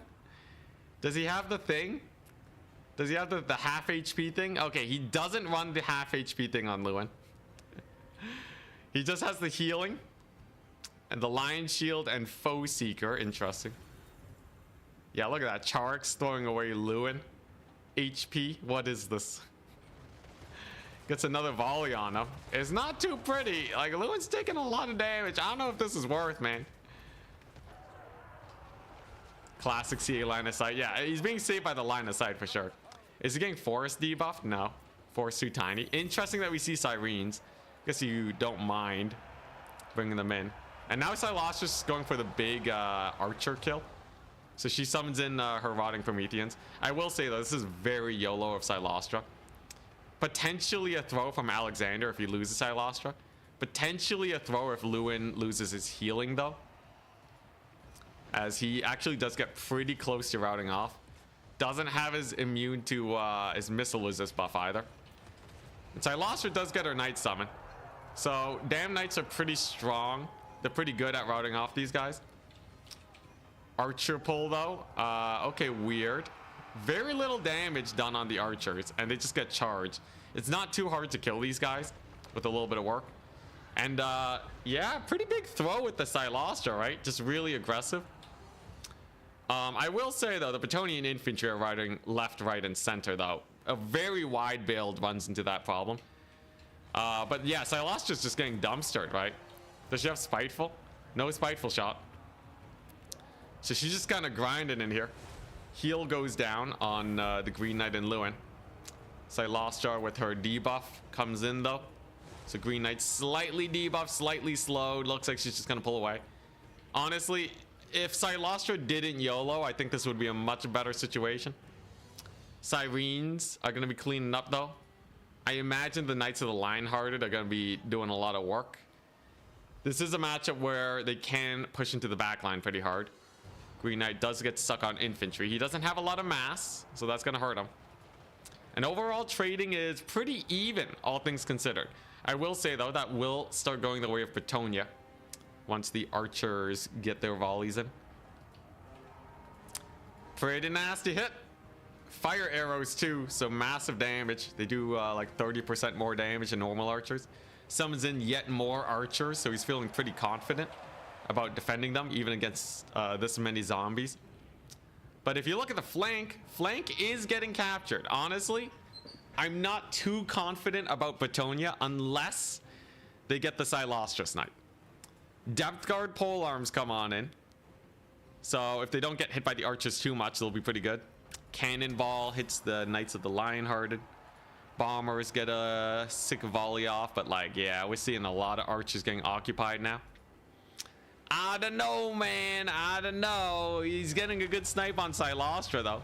But the depth guard pole arms are pretty spooky against Lewin, especially with this many guns. Will he get her though? Crab summon comes on in. The Green Knight's a Chad. He's gonna kill her. One way or the other, the Green Knight kills her. The question is, how much damage is Lewin going to take in this killing attempt? He is still gonna have to disengage. He is taking a lot of damage from the Crabos. Line of sight sucks.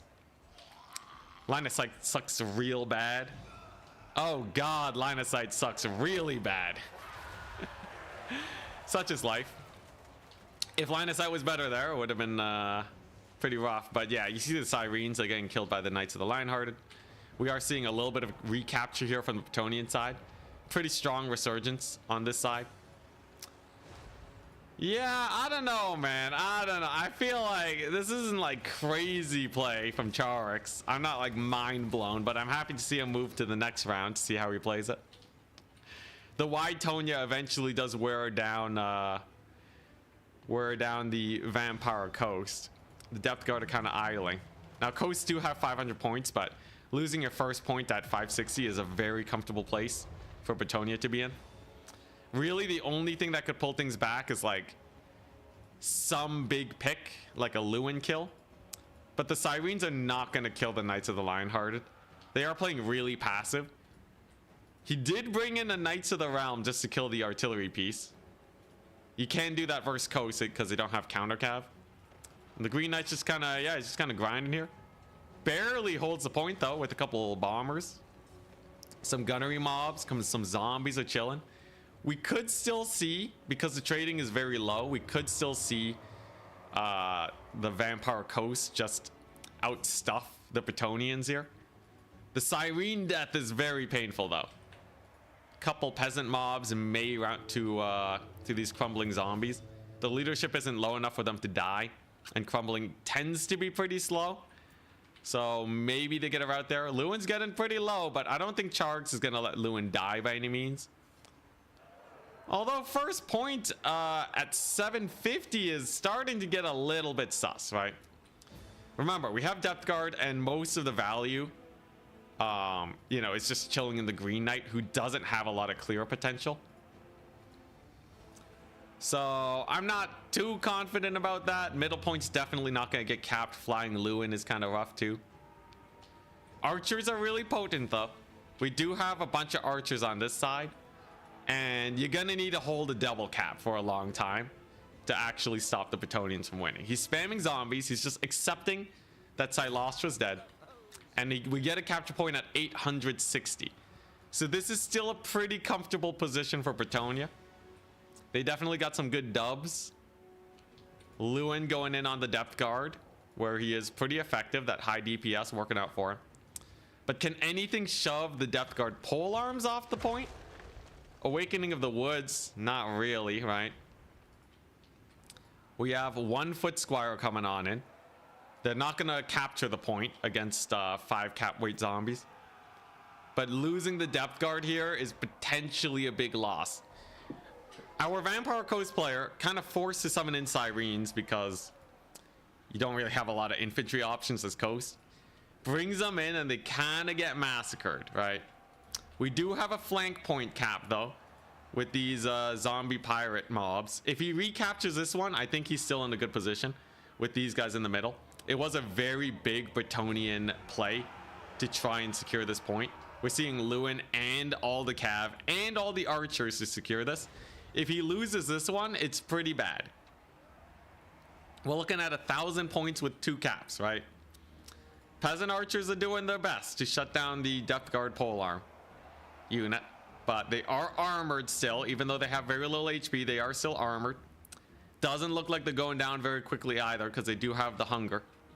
And the zombies do rout off the spearmen, but the point barely is going to get held by the mounted yeomen. Crazy save from the Bretonnians. This point's taken a long time to get stolen though, because it's all cav on the point, right? Depth guard are still at decent entity count, but it does swing on over. Now we're looking at 1,100 points. If the Vampire Coast steal this, Bretonia's still looking pretty sus, right? Zombie pirates are going to be stalling these guys, but he does have 10 capture weight coming in with the foot squires and the battle pilgrims. He should be able to secure this one with Sirens. Sirens actually a pretty interesting call. There's not a lot of magic damage here, so they will be able to hold. And depth guard decide to stick on this point. So it's basically all going to come down to how quickly Bretonnia can secure this. We have about 10 capture weight, along with an extra 10 worth of cavalry. He could potentially capture this in 5 seconds if there were no zombie units on here. Depth guard are 5. 2 pole arms is another 5. I don't know if they're all on the point though. I think they are. And it looks like it's going to be a slow capture. Okay. Actually goes in to knock them back.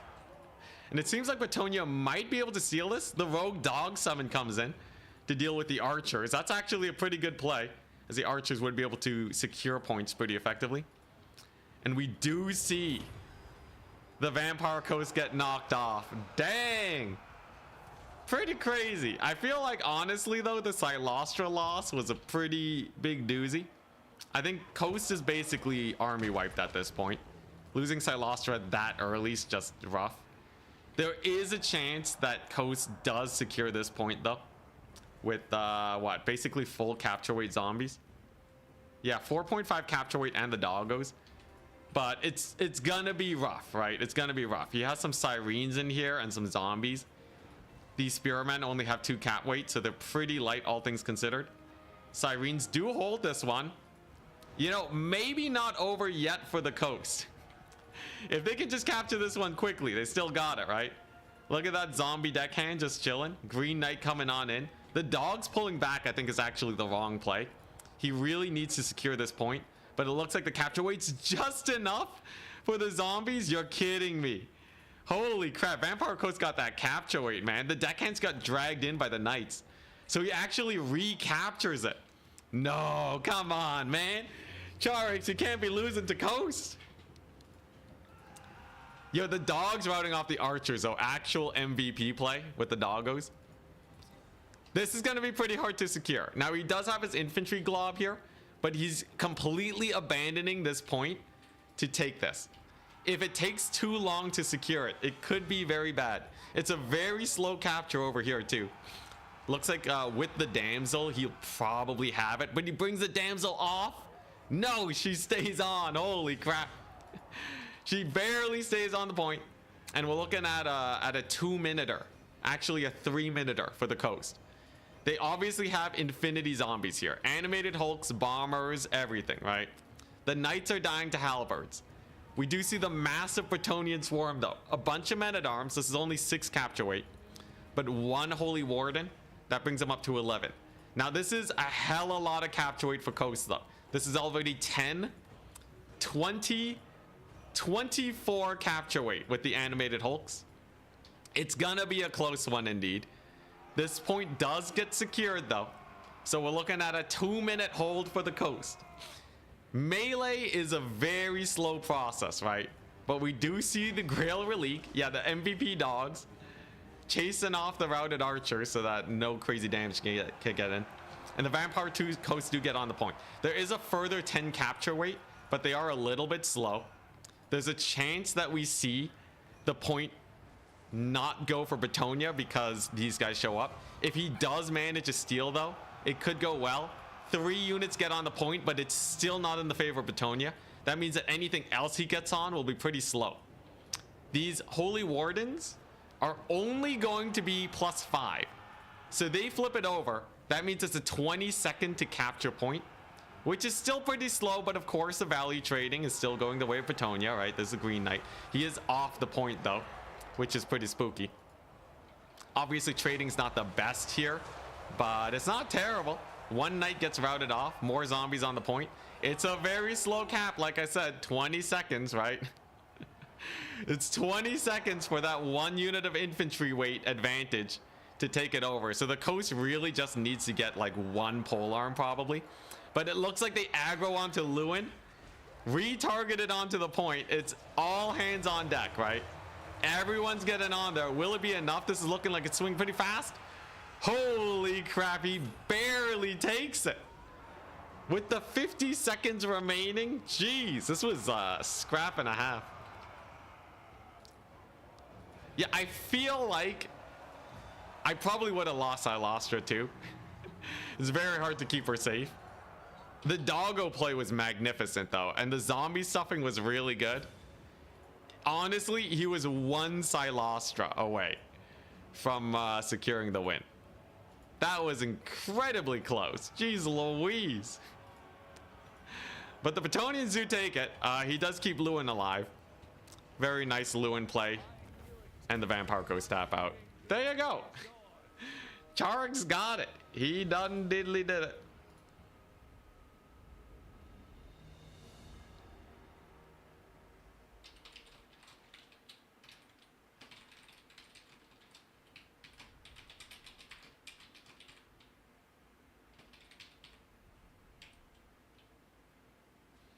Well, there you go.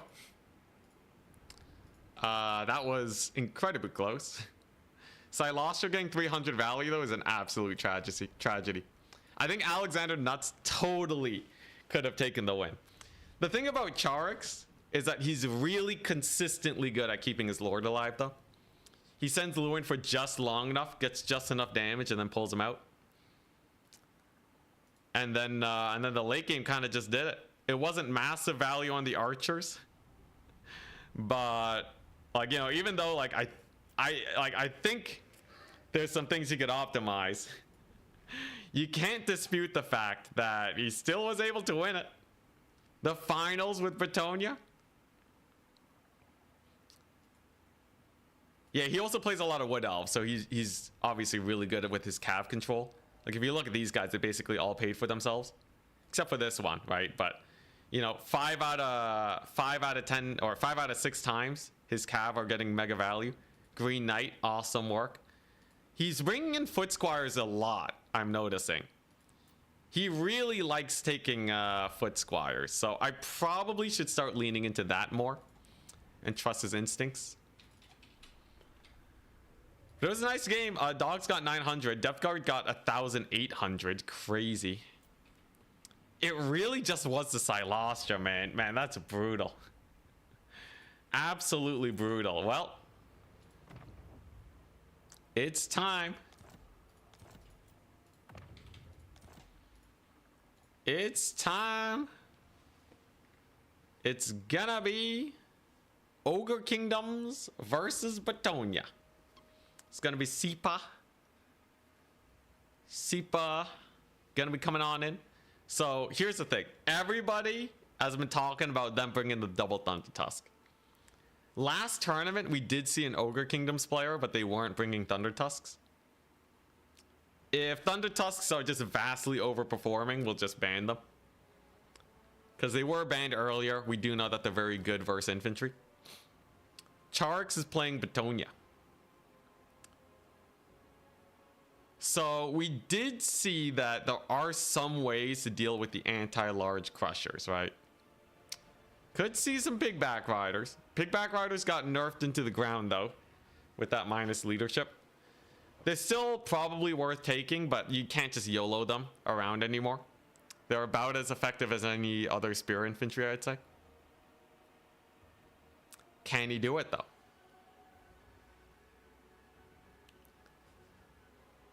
Bretonnia finally wins, but it's not me. Well, we'll see. He's gonna have to go against double Thunder Tusk. Thunder Tusk is definitely like the next unit on the chopping block. The only reason I haven't restricted it yet is because I just haven't seen anyone take it. So let's take a look-see. Charix is just my mortal nemesis. Dude, he crushes me a lot of the time. He plays a mean wood elf and high elf for sure.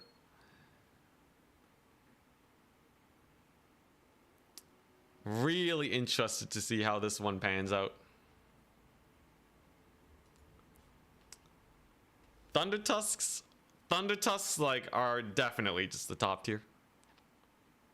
If we don't see them, Sipa's just throwing. Literally everyone that's been talking around in the tournament space has been saying that he's taking Thunder Tusks.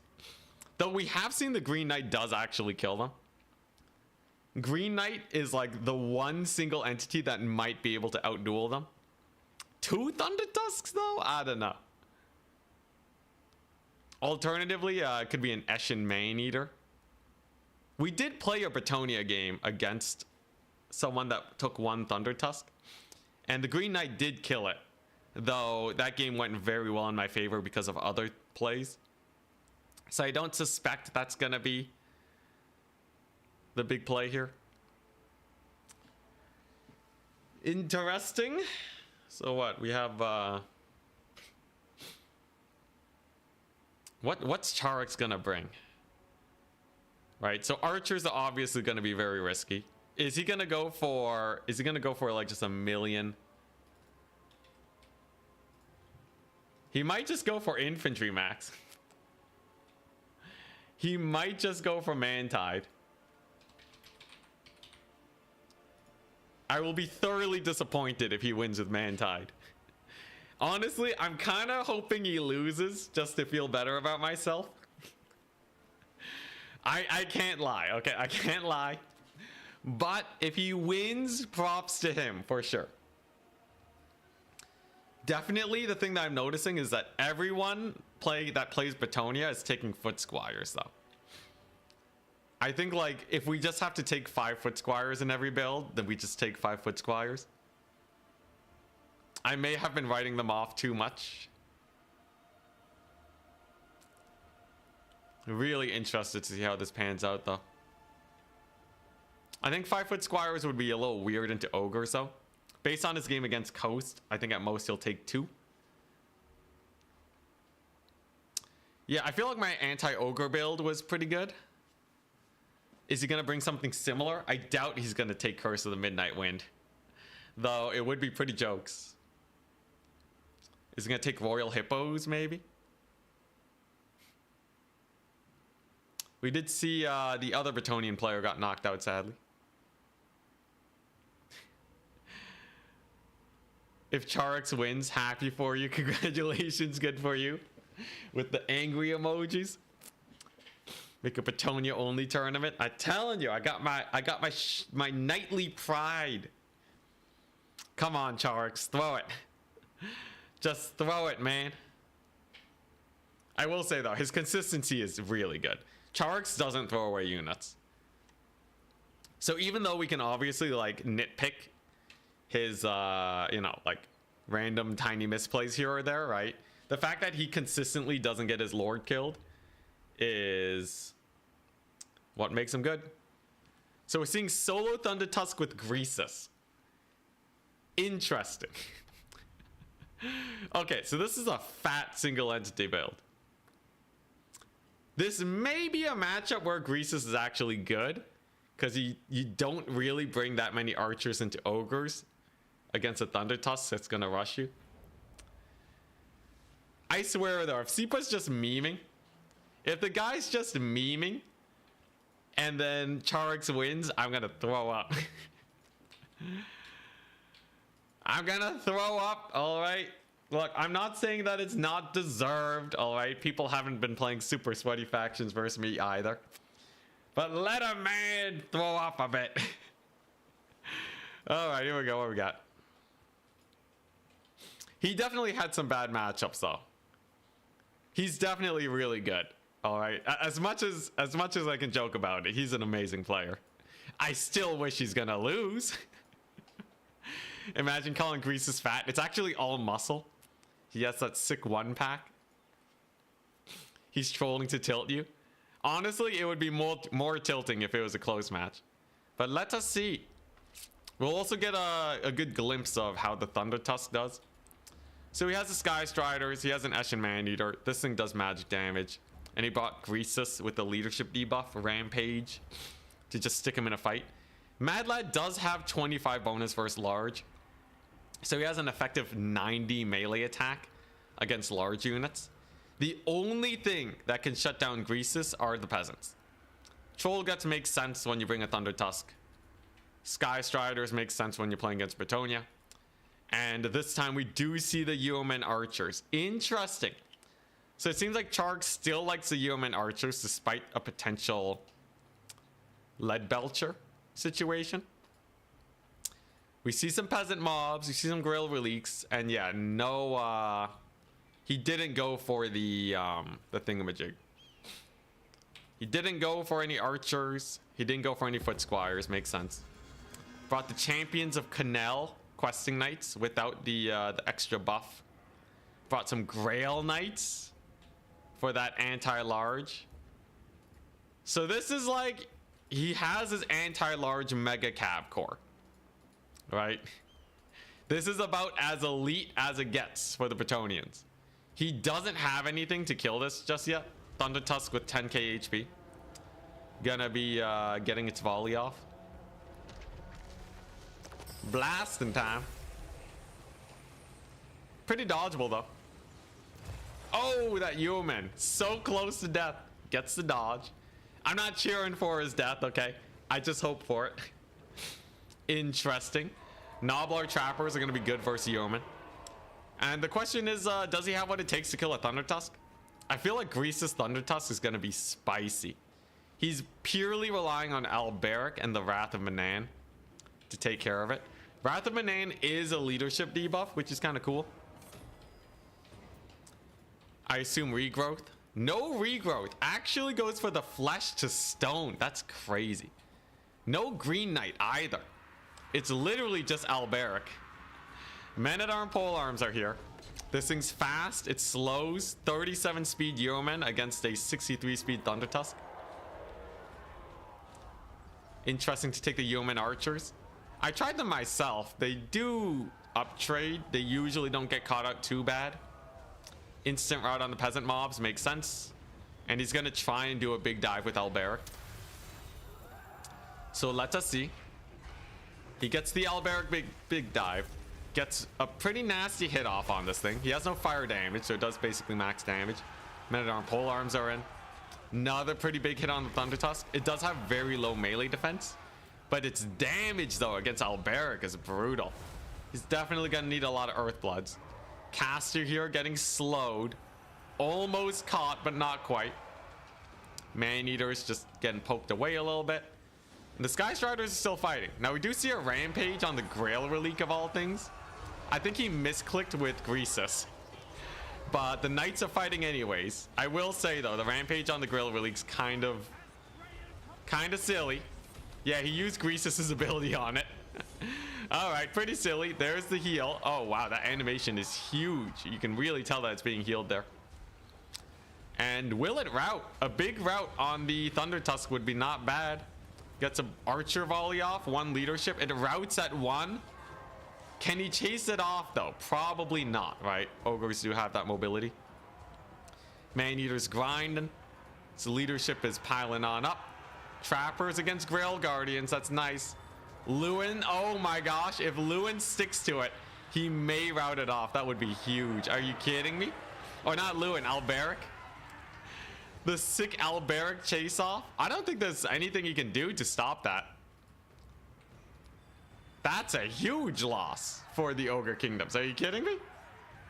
Yo, the sick Alberic plays. Is that the strat? You just go Alberic? Did he use... He didn't even use the Wrath of Manan. Okay, now he's going to be trying to summon in vultures to stabilize that situation. Alberic's obviously not participating much in this battle right now. But that could just be the big snipe that he needs. Look at that. Mad Lad's running. Alberic's doing his best to chase it off. White edge of the map is coming in close. Grease is kind of getting beat up. But yeah, I don't know. Weeping Blade on the Champions of Canal. Man-Eater's getting killed off. I will say, going for that elite cav against Ogre is looking pretty good. Value trading's there. He's gonna chase it off. Holy crap. Yo, the route into the chase off. What a mad lad. He does it. Routes it off the battlefield. Now he just has to clean up. Now, obviously, the Ogre lines are still doing pretty well against most of the Bretonnians. Without the help of Alberic, right? They're still kind of just grinding. But Greasus is incredibly low right now. He has a couple Ogre Bowls, but the Knights of the Realm goes in with the Flesh to Stone. Interesting to keep them alive. Sky Striders still have magic damage, though, so they still hit them pretty hard. We got a little bit of a extra ingredients coming on in. Yo, Greasus is so lit, though. He's not looking too good.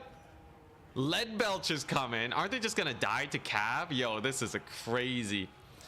What a crazy swing, man.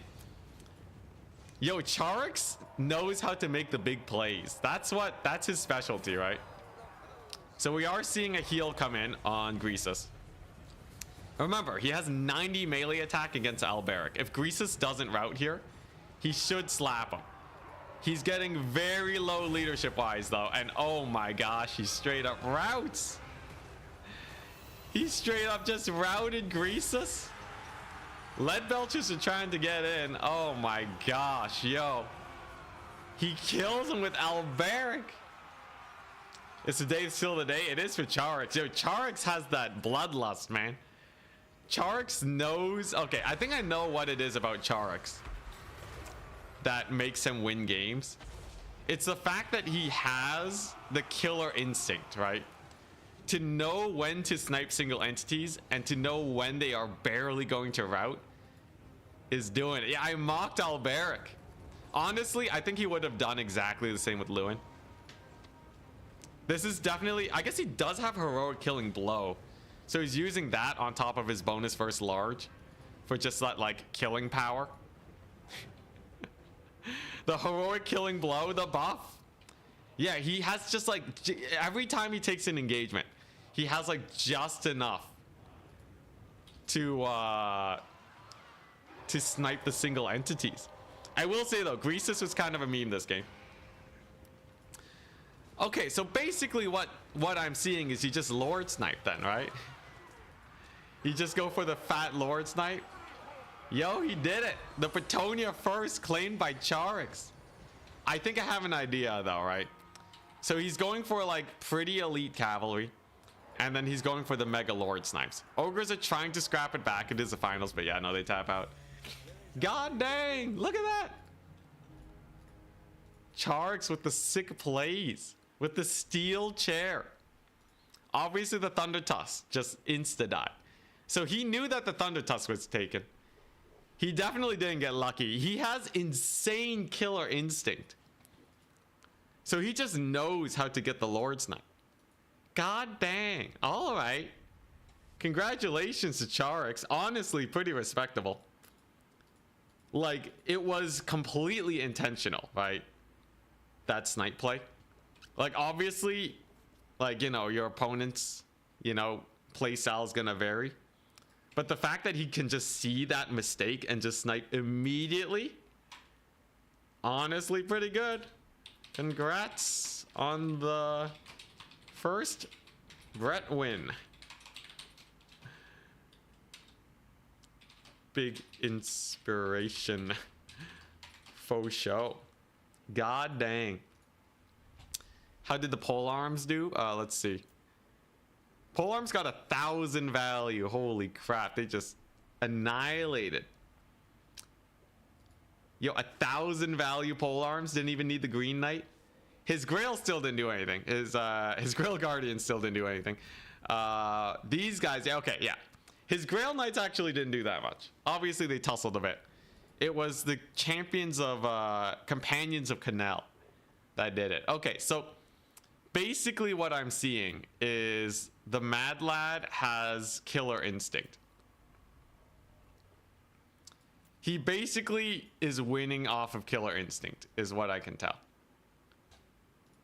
So you just have to really, really suss out the snipeable targets, and then you just kill them. Chasing off that Thunder Tusk was just the insta win, right? After that, Greasus went down pretty easily. God dang, everything is possible. Honestly, the Thunder Tusk it actually didn't do that much value for 2,300. We're still gonna keep an eye on it, but maybe we don't have to restrict it. Maybe I'll limit it to 1. Look, as long as Charix can prove that he can just smash faces in, right? Doesn't really matter, does it? I'm gonna boot up the game without mods. All right. I think I know what we gotta do. It's no shenanigans, right? Literally, the only thing you gotta do is have insane Killer Instinct. So I'm gonna queue up into some games and see if we can replicate this. 100%. I think I know how to replicate this. Crazy style. Let's see here. It's not that much about the units.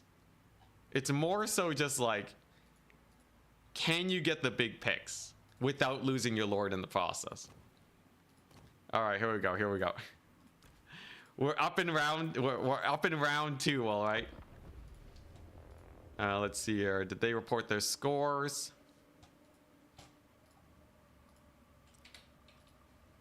Make sure to report your scores so I can finalize the tourney. Okay, let's take a look-see. Yeah, Green Knight's definitely really good. Okay, Bretonnia. Bretonnia mirror matchup. Easy peasy. Okay. So, first things first, I just gotta see if this build works, right? Another thing is that everybody's spamming Foot Squires. I think in this matchup, we're gonna try the not Foot Squires. Okay, so you reported his scores. Wonderful. We finalized the tournament. Redemption time, okay? I always do better on the second tournament. These guys have been playing tournaments weekly for years and they're not casting. Yeah, but like, I think we can, you know, no excuses, okay? No excuses. I can totally do what Charix just did there, okay? The thing is, it's a knife's edge. Like, those Albera commitments were kind of crazy. So, in theory, if I were to try and replicate his style. So, like, well, like, okay, well, in this case, I'm just trying to win the Cav engagement. We know the Companions of Canal are really good based on how they perform there. We know that Knights of the Lionhearted are pretty good. Let's just see if we can do it. Also, yeah, the Thunder Tusk. Yo, that Thunder Tusk routing off at full HP must have felt like suck for the Ogre Kingdoms. Yeah, the bonus versus large and shock damage, and also his ability does reduce leadership. So literally, you could just make a play with Alberic, and you regrowth him, and then you just go for the mega snipe on Lords. Charx has like a really interesting killer instinct. So like one thing that I'm completely not practicing is getting my dive-ins with my Lords. Typically when I dive in with my Lord, they just die. So that's the thing that we gotta master, right? It's committing to engagements that are actually gonna work for us. Sometimes he goes for engagements where he takes a bit of damage, but never takes one where they just straight up die. The Flesh to Stone was interesting. I don't think it was that impactful in the end. I think it's like, you know, just like an interesting bonus, but I don't think it's like, I wasn't like, wow, the Flesh to Stone made massive plays. I think it's probably just like a slightly extra buff to outtrade some of the Crushers if you have to go for a big fight. He did have a lot of elite cavalry, so it's enough to just like, you know, out tank that one charge. But yeah, I think it's not bad. If you're expecting cav engagements, that's probably where you would want to use Flesh to Stone. It's an interesting tech piece for sure. It does make the caster a little bit more expensive, but yeah, I could see it being worth. Okay, so one thing we wanted to try was like, what if your opponent goes for air game? Is Alberic going to be scary or not? And obviously what happens if you go way heavier on the cav game than your opponent. So first things first, I'm just going to be like, you know what? Alberic's going to be spooky. And we're just gonna live with that, right? He has some Royal Pegasus Knights. You know, honestly, the vast quantities of cav I have going here feel pretty good, right? So this guy's going man-tied. He has 2 mounted yeomen. In theory, the cav just absolutely annihilate here. Here's the thing though, right? Can I just, like, has he summoned anything yet? I don't think he's summoned anything really. So it is a little bit spook. This is why Flock of Doom is great, by the by. You just chuck it out there. And here's the rough idea, right? I have a massive cav advantage. Just don't let my Lord get killed and we're fine. Archers can deal with them. He's trying to get into position. If he summons any cav, I just have a huge advantage here. And then, yeah, here come the charges. Not too much damage so far. Yeah, he's just kind of bracing. You see that commitment with his flyers? We should just be able to kill him. He has no cav summons yet, so I can still play pretty aggressive. And then the peasants are doing okay, right? If I just keep summoning cav, he'll never catch up. Whoopsie daisies, Alberic is killing my Lord. Overshoots though, so she's gonna live. Brings in more Pegasus Knights. Crazy. Okay. He's really going for my Lord now. All right. Yeah, as long as I micro well and just keep her running, she'll probably be fine. There's a big route. And then, yeah, this is just like the avoidance play style that you can use to bully Bretonnia. This feels way, way better having ground cav. Yo, the air cav kind of felt like suck. Now, Alberic's kind of fast, so he may rout off my Lord. You can see how quickly the Pegasus Knights go down, though. His archer lines are in complete disarray. And then we just keep her alive. Pegasus Knights coming on in. Yeah, I noticed that the Flying Lords have a really hard time getting anything done. So she's gone. Alberic's caught up. Yeah, okay, this is just a way better build. It's just a way better build. I don't know what to say. I don't know what to say. This felt like an absolute domination, right? No amount of air game is gonna stop you from just winning with this. All right, it's full sweat time. All right, it's absolute full sweat time. I'm running the Flocks of Doom. No more fanciness. All right. This feels infinitely better. All right. So now we're gonna test out how the Green Knight works against us. Because obviously the Green Knight is pretty spooky, right? He's on his little ethereal horsey. A lot of my cav are taking a little bit of damage. Lord's going to live, I believe. Yeah, it's kind of crazy how well they can just live, isn't it? So you basically just don't go for single entities. Like, this feels like the easiest thing in the world, right? Am I crazy? The only question is, like, what if he has foot squires? But, like, other than that, this is about as straightforward as can be. Even if he kills my lord, she can probably resummon. Alberic's more or less just being useless the whole battle. There's a Green Knight in there doing his best. Yeah, okay, all right. And then, like, the 1 or 2 archers and, like, the trebuchet are just kind of, like, you know, trolling. Alberic gets completely bogged down. I'm pretty sure the Green Knight doesn't trade into cav fast enough. So now we just keep the Lord alive. The Cavs, yo, the questing knights are crushing it, man. Yeah, that extra ward save, pretty hype too. Yeah, this is it. This is what we do. What would we change about the build that makes a big difference? Screw the single entities and the Bretonnian mirror. So basically, Bretonnian mirror revolves almost entirely around cavalry engagements. If you just go hard on the cav, you're probably gonna be fine. Questing knights come on in, and they get murdered. Yeah. No amount of, like, your single entities just don't win engagements very quickly. I find that knights they absolutely win the air game on the counter charge, and the Green Knight just doesn't kill cav fast enough. I think that's like the one big weakness of the Green Knight. So you basically just romp around, right? Like, look at his value so far. He got 11 value. Okay, that's actually a little bit lower than I expected. And then when you have a cav advantage, you just do this to the questing knights. It just works.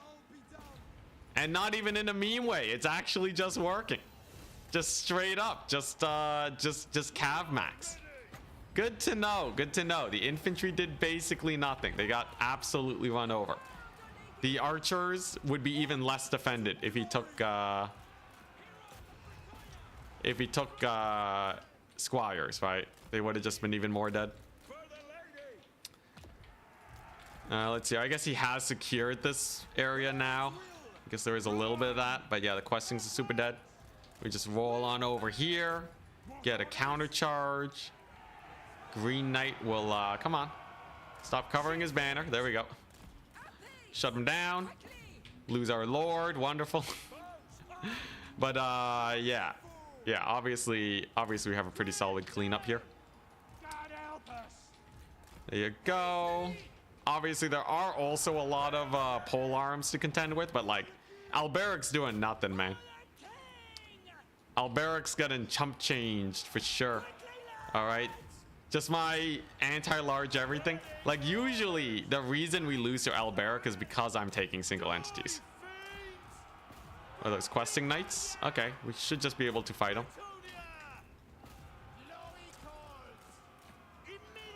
There you go. Just get clean charges off is all I want. That's all I ever wanted. Alberic's getting dumpstered. The great thing about Alberic, right, is that he has very low melee defense. He has super low melee defense, so in a cav fight, he should die. Okay, value trading is actually going back down now. Okay, what did I do wrong? How's the value trading going down with Alberic on so low? I guess I just started fighting the infantry. I shouldn't have started fighting the infantry. Okay. So obviously, yeah, the cav fights you don't wanna just YOLO into infantry. Good to know. I will be able to kill Alberic at least. I could summon my own Green Knight too. Yeah, we'll just get our own Green Knight. Look, we'll finish off this man. And then I should be goodies, okay? I just gotta, yeah, just pull back from the infantry. Definitely want, like, at least a couple archers. Definitely gotta keep chasing Alberic off. And then I should be okay again. Yeah, knights versus spears is bad. Who would have guessed? Do I still have a cav advantage? I think I do. He just has these boys left. Alberic's gonna die. I'll have my lord back. His guy will be too expensive to resummon. And then we should be good to go. I will say though, it was still a little bit close for just a ladder match. I gotta still make sure we don't like accidentally throw again. As we do. Come on, Alberic, just die. There you go. Lord's back. She back, baby. And she back. Mounted yeomen are the opposite of an issue against my hyper elite cav. And once the Lord is back, then we're pretty well secured. There you go. There's Alberic. Okay. He's going to steal the point. Whoop. Oh, barely not. Get wrecked. Alrighty. Very nice. We get our archer back to kill off his ranged, because we have that cav advantage. We get the sick flock of doom for days. Hit him up. And then I should be in the clear, right? I have the green knight to counter his green knight. Dang, that was so close though. He almost captured my point. Anyways, yeah, green knight on green knight action. Here we go. Pulls his green knight back. Eats a fat charge. Hell yeah. That's what we like to see. Yeah, I kind of like the buffed up questing knights too. They feel just that little bit tankier. It's a Knights of the Realm, not a big deal. And then we just start rear charging these battle pilgrims. He does have his spooky immune to psychology, but I think it's still fine. I think we just killed him. We'll see if, yeah, that flock of doom is gonna be huge. Hits his cav too, so his questing knights are effectively dead. And then I just keep cycle charging, right? Just don't be dumb. Just don't leave them in spears, and then you're fine. How's this fight going? Pretty good. Maybe one yeoman just to secure that fight, just in case something gets dicey. We got the point getting captured. Remember, he's still down a whole Alberic. Maybe I can kill off his thingy, his Grail Relique. There we go. And we are once again in the clear. Yeah, his value trading showing up is really high, but I think we're still completely in the clear. Don't know why his value trading showing up is so high. It's not like I have healing, right? Anyways, green knight on his green knight, peasants on his halberds, and then yeah, no more cav. Let's go. Okay, I think I have a much better grasp of this matchup. The pole arms are a little bit spooky. Maybe we'll get like one more archer in this build, but I think after the one archer, there's nothing really left to worry about. Can't find debug camera in settings. Debug camera is actually in your hidden settings. If you just look up Warhammer 3 debug camera, you'll find a video covering how to enable it. But you have to specifically go into your game files to do it. It's kind of weird. Anyways, there goes his cav. Ouch. I will say, my Lord control leaves a lot to be desired.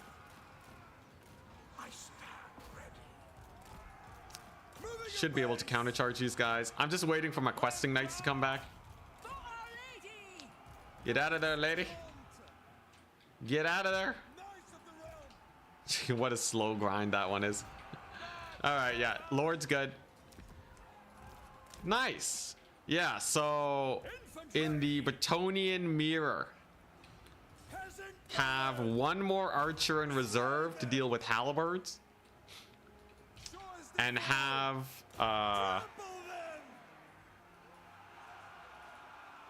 yeah, and have just a lot of cavalry, and you should be fine. Right, just don't get Lord sniped, basically. Yeah, I have a really old video on how to enable it. Anyways, there we go. Green Knight beating up the Green Knight. This grind will never end, it turns out. I should have just started cycle charging, really.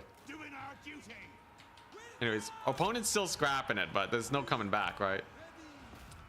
Sure, he has a couple pole arms here, but it's Basically it, right? I win on one.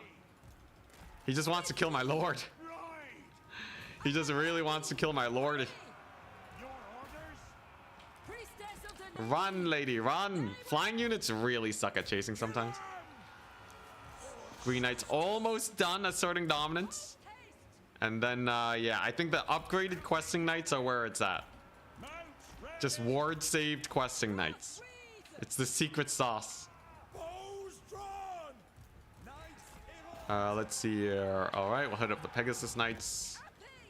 Yeah, you see how badly they are at chasing her? Okay, they do still rout her off, but still pretty good for us. His halberds go down. Yeah. I've been bitten too many times by Lord Snipes. Yeah, I still lost my Lord twice. It's fine though, we want it. All right, all right. Trebuchet did not shoot in the slightest, but it's okay. Everything else did fine. Have a lot of cavalry. By the lady, our lord is learning to follow the true path. Feeling confident for Turns tourney. I don't think it's Turns tournament, unless you mean like his grand finals. But no, the next one's being hosted by Hitman Hippo.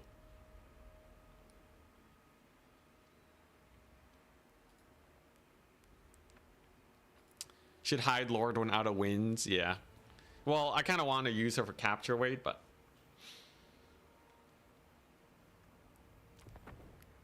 yeah, definitely you don't want to just throw her, right? All right, all right. Turns just playing then? I guess so.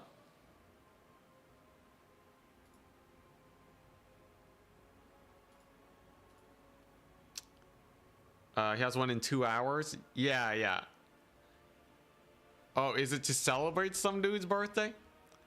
Because it's definitely DM or message Hitman Hippo if you have issues or questions. So I think Hitman Hippo is the one that's doing it. Oh, it's Nurgle? Okay. Okay, so what I want to try this time is I want to try completely different style. Where we go for Alberic, Heroic Killing Blow, Foe Seeker, Blessing Lady. Yeah, just all the works, right? And I need to get that killer instinct going, right? Regrowth, get her on a horse. Give her that ward save. We're also going to try the Foot Squire spam. 2 Grail Relics, couple halberds, bunch of peasants, and then like, yeah, some Mega Knights going. Some just ultra strong cavalry. And these guys. And one more of these guys. All right. Oh, I have no archers. All right, well, we'll see how this goes. I definitely forgot to take archers this match, but it's fine. Yeah, I've been using debug for ages, man. When you used to play in Warhammer 2, you could never prevent your Skaven lords from being sniped. Skaven is like the most lord snipeable faction, man. You pick the wrong faction if you don't like getting lord sniped.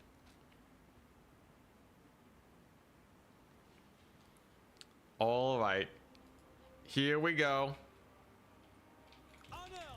So let's just see how effective Alberic and Green Knight are at getting a snippety snipe attempt.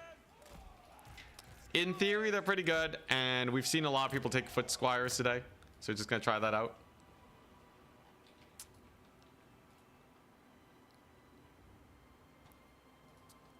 I guess I should sign up for that tournament. Getting called. All right, we're goodies to spam. All right, so this is the test out Alberic and Green Knight situation. So Alberic with Heroic Killing Blow does a lot of damage, right? We're looking at 750 damage. You have regrowth and you can keep them safe to get the snipe attempt off. So this is actually like a perfect situation where we have Tarmacon. right? And he's basically asking to get charged in on. It's a foot Tammy. You see this pretty often when it comes to Nurgle. So we're just gonna beeline for him. He just turns around immediately. Noping out of there. Okay, makes sense. Yes, only stream of corruption, not even a heal. Yeah, it's just ladder matches right now while we wait for the tournament. I'll save up for some questing nights. All right, here we go. God dang, that charge. He loops around pretty fast, though. Whiffs his attack. Tarmacon is a large target. So in theory, this is great for Alberic, right? We heal him. So obviously Tarmacon's ability is going to proc, but that's fine. And then I save up for the Knights of the Lionhearted. We saw him bring like a couple really elite cavalry units. Tarmacon is unbreakable, sadly. So there's our ward save kicking on in. It's going not bad, actually. Tammy's getting brutalized. So there is definitely some secret sauce you can get done. Just got to keep targeting him. Soul Grinders firing away. Whiffs hard. Yeah, the ward save's working out pretty well. He goes all the way up to, what, 35% ward save? You know, it's not terrible. Like, this is definitely value city, right? So the ward save goes off. That's when you cycle charge with them. And then, let's see here. Yeah, he's a little bit tired, but Tammy's super low. So this is that killer instinct we want, right? So I think I just accept the fact that he's probably going to get his mega debuff on one of my guys. Alberic with that anti-large actually pushes him out of the fight. There's the debuff soon. Did it trigger? I think it barely didn't trigger. That's a good secondary charge. Okay, and now it triggered. So now Alberic pulls back. Holy crap, that does damage. Come on, Alberic. Just route in the right direction. You'll be fine. Killer instinct, like I said. Let's see here. All right. Dang, I didn't know it did that much damage. Anyways, I still got the Green Knight on him. As long as Alberic rallies. As long as he's not a noob. And he rallies. God dang it, Alberic. I should have just left him. Yeah, he got hard wormed. Well, all right. I may have gone wormed, but my opponent is still pretty boned too. He lost Tarmacon. At least we tested the limits of it. Definitely on a domination map that has way further points, it would have been way better for us. I'm just saying the CA maps are pretty close quarters. Absolutely maggoted. Yep. Oh crap, she's routing off too. My healer's getting routed. Yo, he's just gonna resummon Tarmacon. It's a little spicy. I should be able to kill off his caster though. At least we got a good sense of Alberic's killing power. He can definitely put the brakes on a lot of characters. He also doesn't really die with all of those buffs once you stack them up. And you want to cycle charge with them as much as possible. I think if we get that down, we'll have a much better Alberic situation. Pretty good charge over here. The foot squires are not bad. I think I should definitely just run foot squires every game.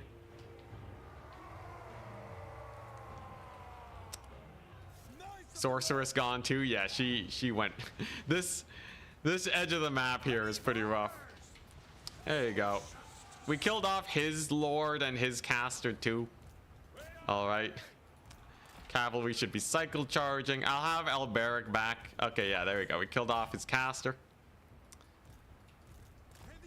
And now all we gotta do is... He didn't bring Tarmakon back. That's right.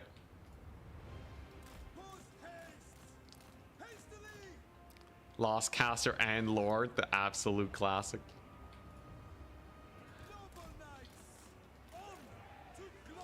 Let's see here. Green Knight's cooking. And... Oh, geez. Alberic's expensive, man. So expensive. Come on, get in there. 2,500. Geez, it's gonna take like another few seconds.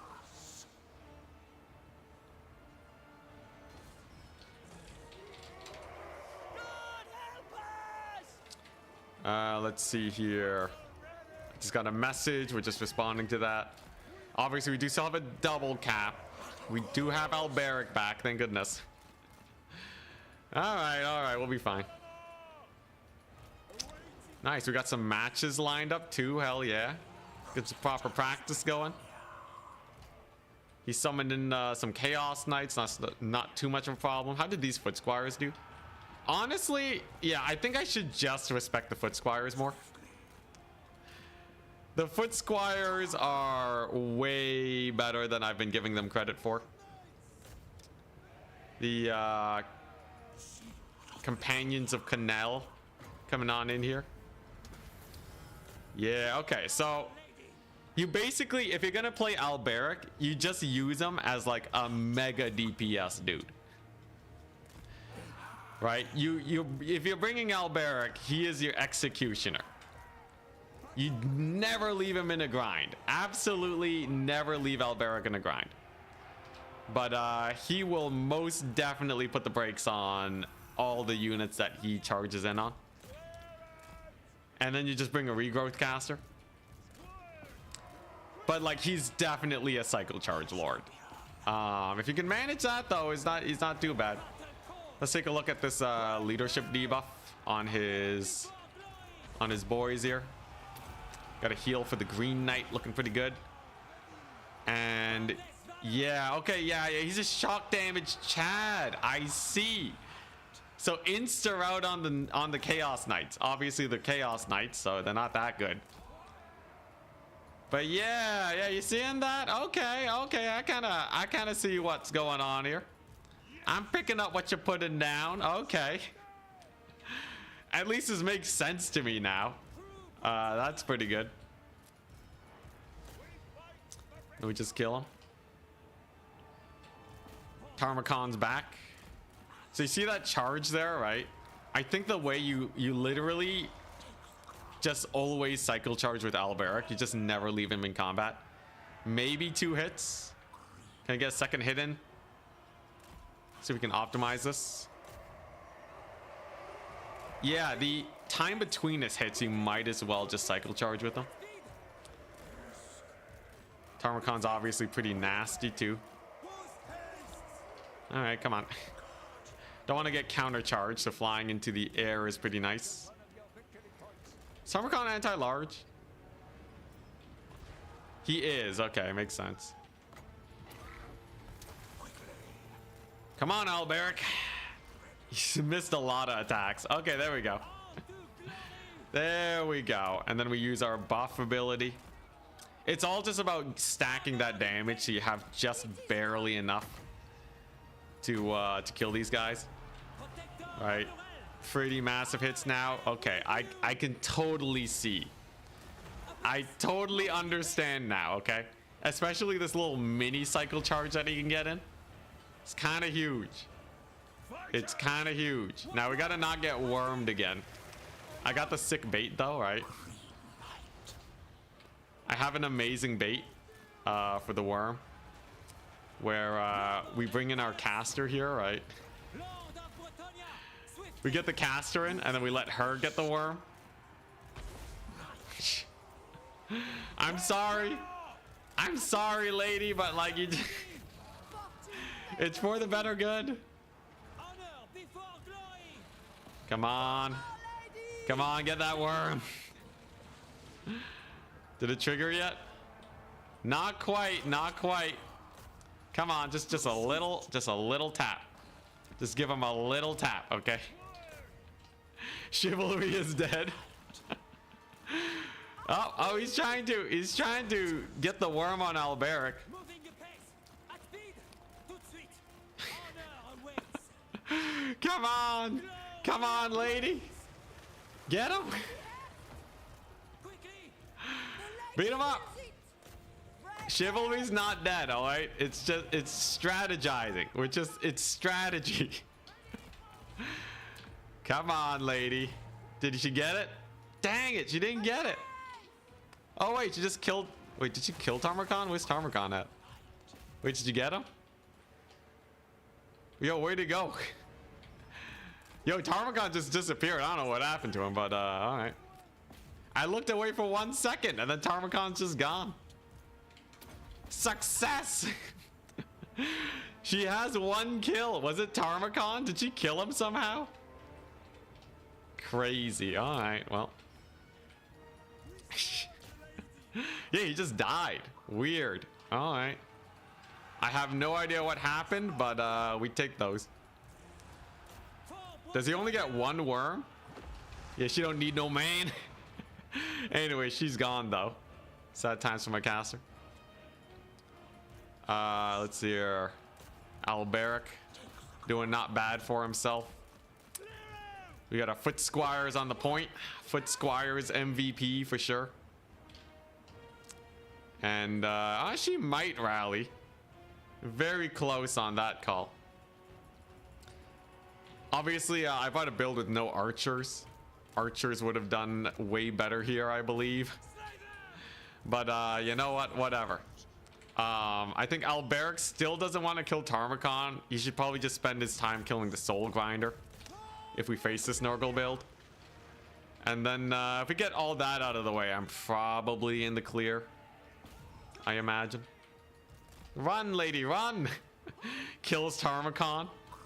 Doesn't get wormed. Refuses to elaborate. Crazy. Well, there we go. And then I got my knights in here. Questing knights looking good. Nah, I'd win. Yeah, how'd you do that? She should be dead and Tarmogon should be alive. I have no idea. You think it hit Alberic? No, but like Tarmogon's supposed to become invincible when the thing triggers. That's the weird thing. Like for some reason his ability didn't reset, which just doesn't make sense. But you know, I guess sucks to suck. Whatever. Anyways, yeah, Alberic's not that bad. Lewin is definitely the lord you want in a long grindy fight. Alberic is the one if you have a single entity to snipe. So like you know, Thunder Tusks, of course, maybe a Silostra, that type of business. Not bad.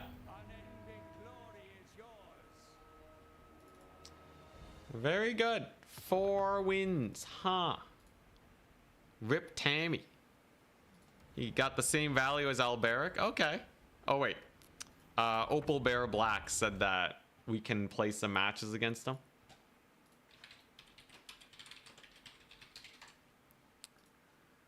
So we're up against Opal. Yeah, Alberic, he only really works if you are routing the unit that you charge. Maybe bugged. Yeah, I think if you resummon Tarmogon, he might be bugged out.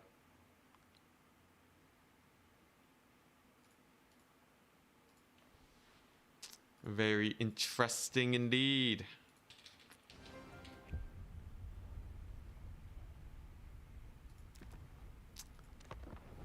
Let's see here.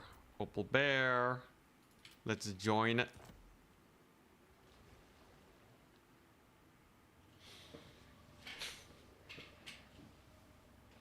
Very nice.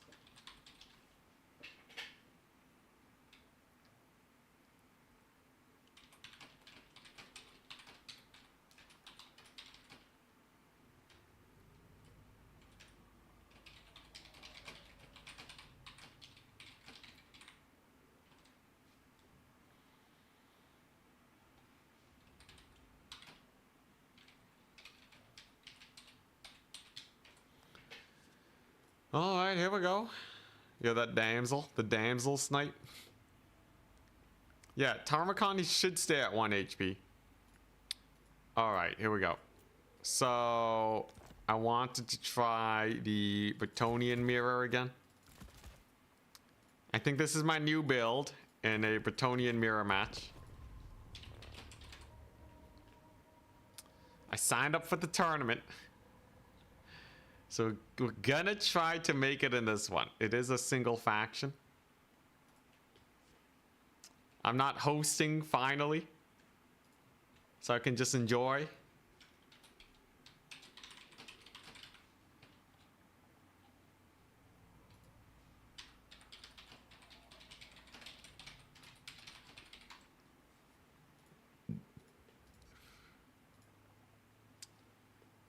Here we go. Today was technically the day for someone, yeah. We have witnessed a victory. Alright. But yeah, I think I have a decent Bretonnian mirror build now. He unsummoned him. You got that sneaky lord unsummoned. Yo, Charix basically said, like, screw my slightly less cost-effective units. I'm just gonna snipe your characters and make big plays to vastly make up for everything else. In both matches, we saw him effectively snipe Silostra and keep Lewin alive. Or is it Alberic? Anyways, he successfully sniped Silostra and kept his lord alive. And then in the second match, he successfully sniped the Thunder Tusk and kept Alberic alive. The whole thing that he's doing is he's actually making plays. Right? So instead of just trying to like slowly get mini trades and all that, I need to make plays is the idea here. Because I think in a long grind, we're going to down trade, right? We got to like get some picks, you know? It is true though. Silostra and Greases are easy to snipe. A Thunder Tusk though is way harder. It has so much speed.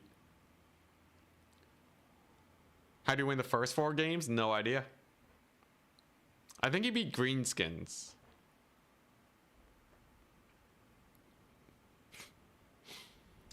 This is Lewin against Coast. Yeah, I think it was Lewin. Yeah, he had the resistance. All right, here we go. So up against Opal Bearer Black. And I'm going to be running the good stuff.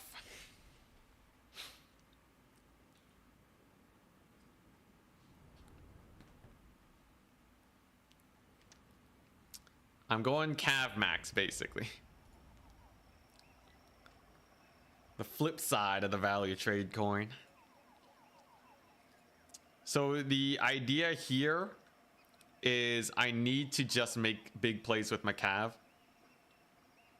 We definitely are going to have a Cav advantage, so I'm going to have a lot of archers, which is good. Foot Squires should be cycle chargeable. What's the worst that can happen? I got my Treb. Got my distance Treb coming on in. 1,000,000 Cav units. Archers at the ready.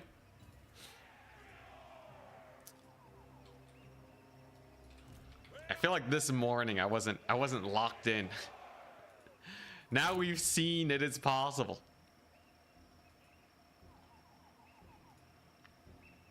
I can definitely cycle charge a lot more with stuff like Alberic.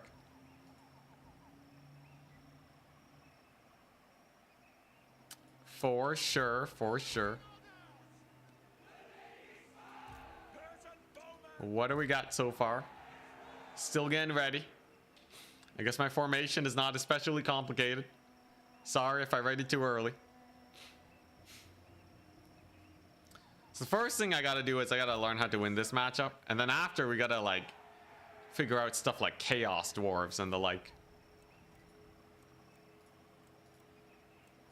Because I think, you know, there are a handful of other matchups that we gotta be wary of. Okay, so he went for Royal Pegasus. He went for Raponce. Horse Ponce with the crazy melee defense. Interesting.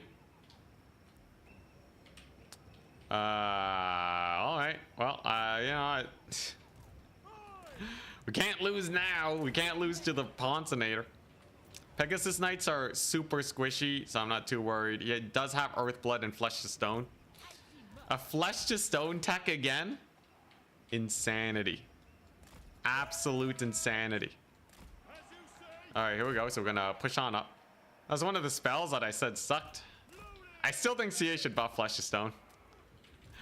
But it's interesting to see it used now. Alright, so what? We got an easy double cap. And then he has a bunch of battle pilgrims. Okay.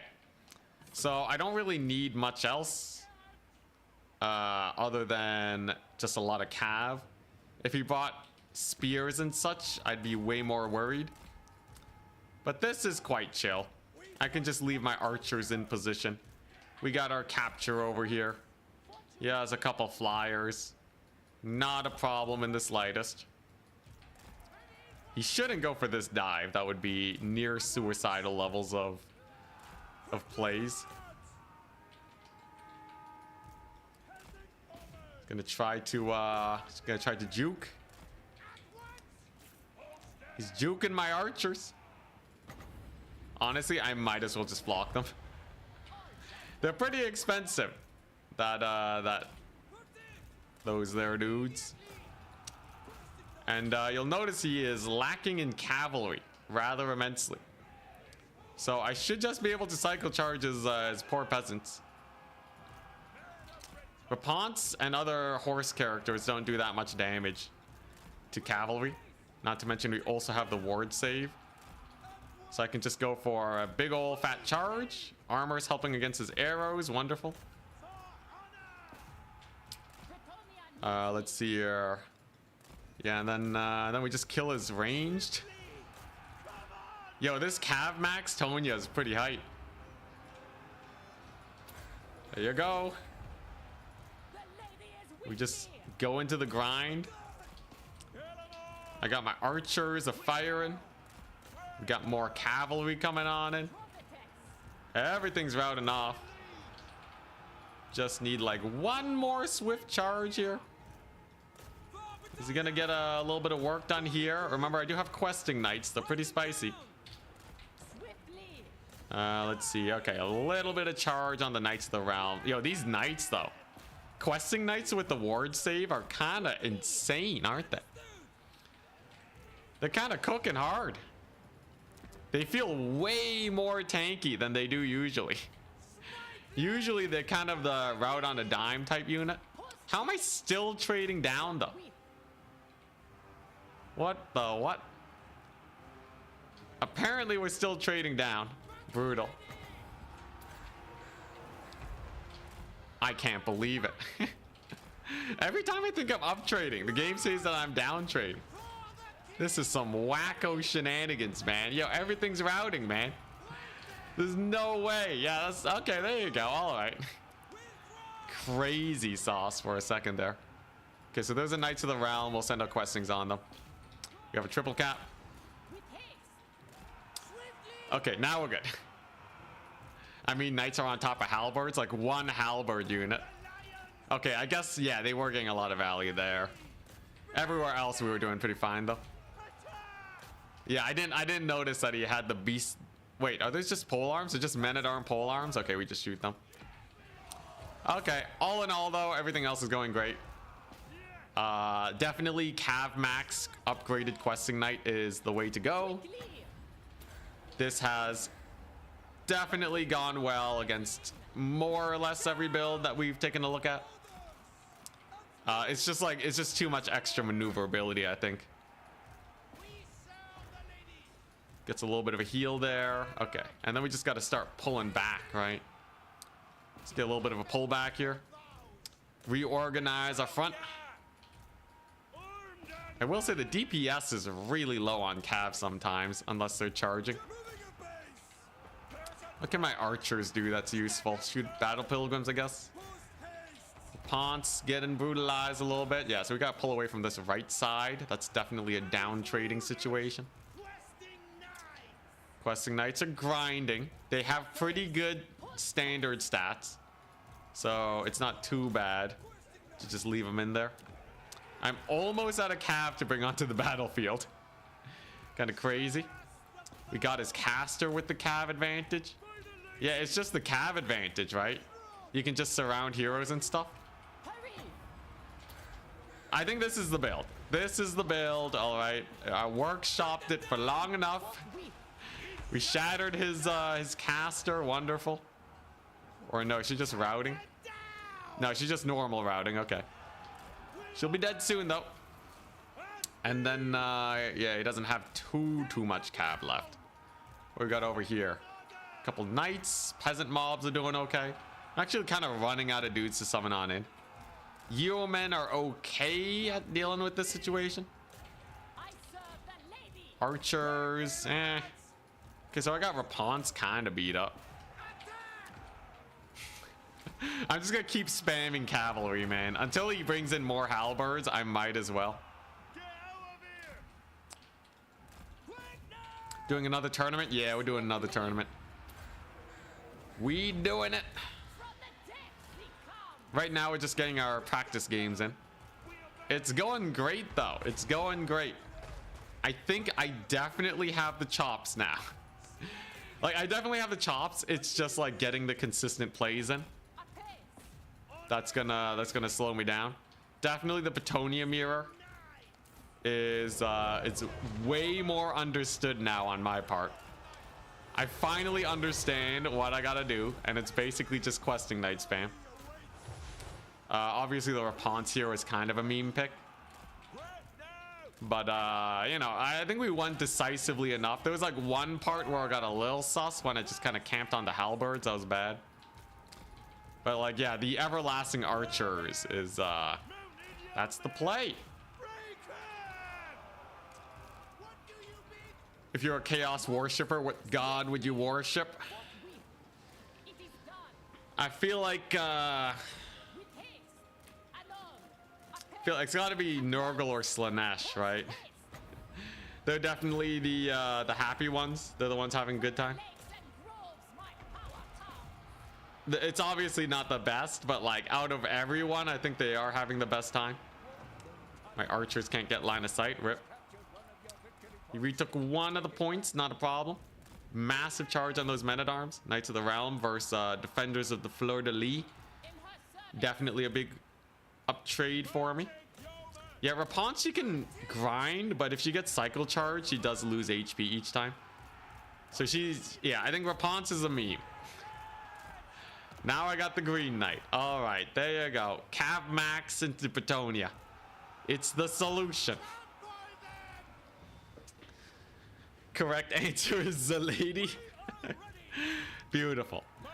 Yeah, all right, look at that. She's almost dead. Taking way longer than I would have given her credit for. Gotta pull away from the halberds always. All right, but it's pretty dunzo, right? So I'll have Opal Bear Black play against me with his best anti-Bretonnia faction next. And then we'll see how that goes. The lady's a greater demon in disguise. Don't say such things. Not in front of the children. All right. Yeah, the halberds are really good if they can get in a fight. But with the cav, we just kind of deny them most of the time. Most of the time. I'm definitely gonna need my archers to get most of the shooting off. How much Valley does she have? 2,000. That's pretty good as far as lords go. I think the Flock of Doom just makes sense. Flock of Doom has been ultra meta for a long time. And then we bring back the questing knights. Yeah, yo, ward save questing knights. Kind of cool. Yeah, Charks just picked Bretonnia and one attorney, but I've been grinding for years. It's true, it's true. All right, yeah, that went great. We're like on the cusp though. We're definitely on the cusp. GG. You can go for whatever you think is good to me. All right. So not bad, not bad. Obviously, geez, the halberds with the 1,500. Okay, so that's where I obviously lost all my value. If I'm playing this build, I have to be ultra careful of halberds. Easy peasy.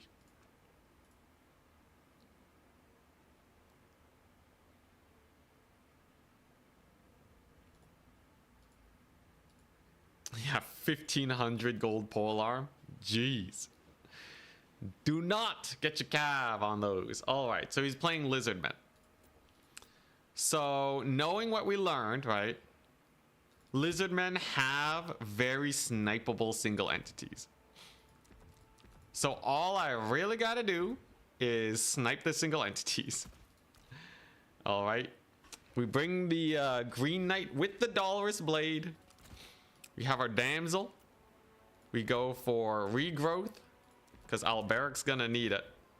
Scroll of Shielding on a horse to support. And this is one of those just like missile builds. Alberic is just gonna face launch his way to victory. And then we get the Grail Relics. Honestly, the polearms are pretty good against large, but I don't think we really need them in this case.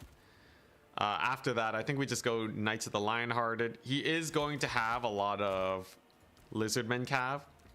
I've been really loving the blessed questing knights lately, so we're gonna go for them. And the rest is like, I already got the foot squires. I guess we could go for like peasant spam. Oh yeah, and I do need a couple archers. Do need a couple archers. There we go. All right, we'll take one poison. That should do. Not sure if Slawn and Shredder are single entities that are easy to snipe. With Alberic, though, stacked Alberic, he has basically all of his abilities here. No way he gets killed. And the thing is, if he goes for a Shredder, he can't go for the... He probably would want to go for Mazda Mundi. He could go for a Tempest dude, I guess.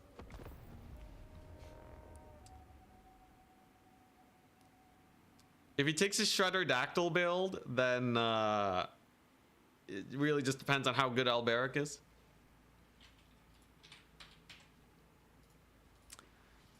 It's not a lot worse that we can do versus the air. I guess, like, just in case we see Pterodons, we take like one Pegasus Knight, but that's about all I need.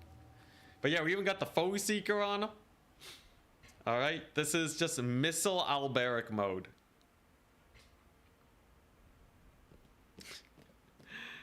All right, here we go. I just ask him to not bring halberds. Easy. All right, let's see this. Sounds like the words of someone who will get Alberic killed. Well, better here now than in the tournament. Look, this is it. This is definitely it.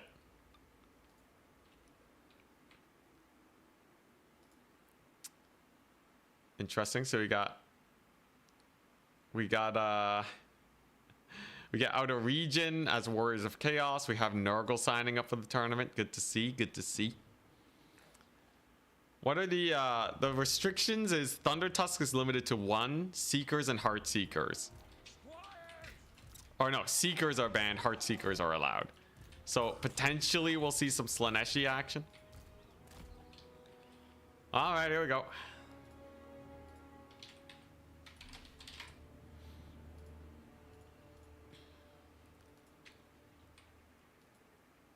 Alberic of Bordelot is literally...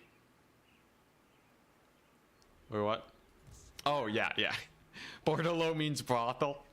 So Alberic of Bordelot is, I see.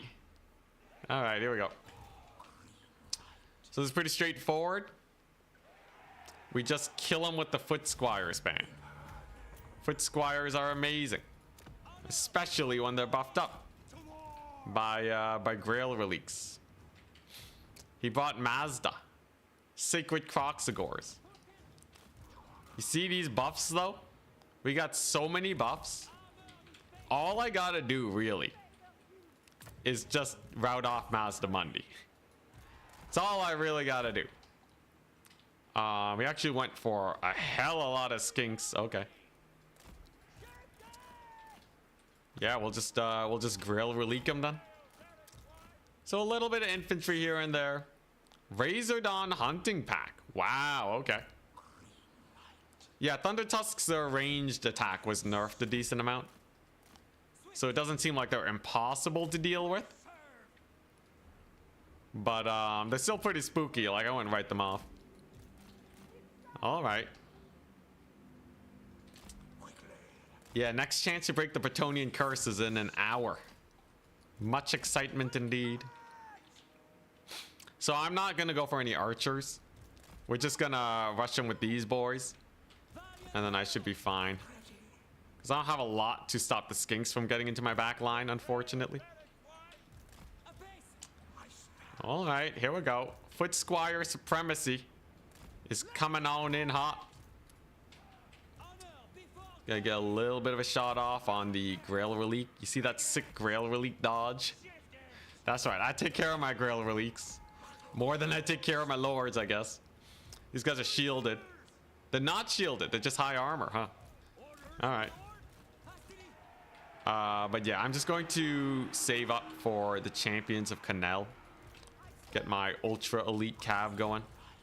And then at some point, I just got to keep an eye on Mazda Mundi and just be ready to kill him, essentially.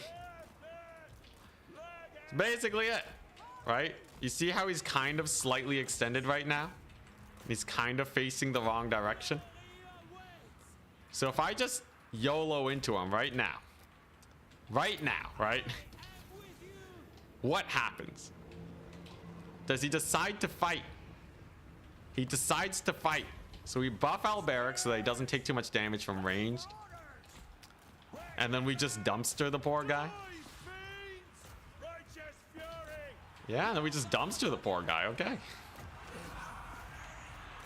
There you go. Yeah, and then the secret sauce has been discovered. The secret sauce. Just kill their lord. Get wind spelled, son.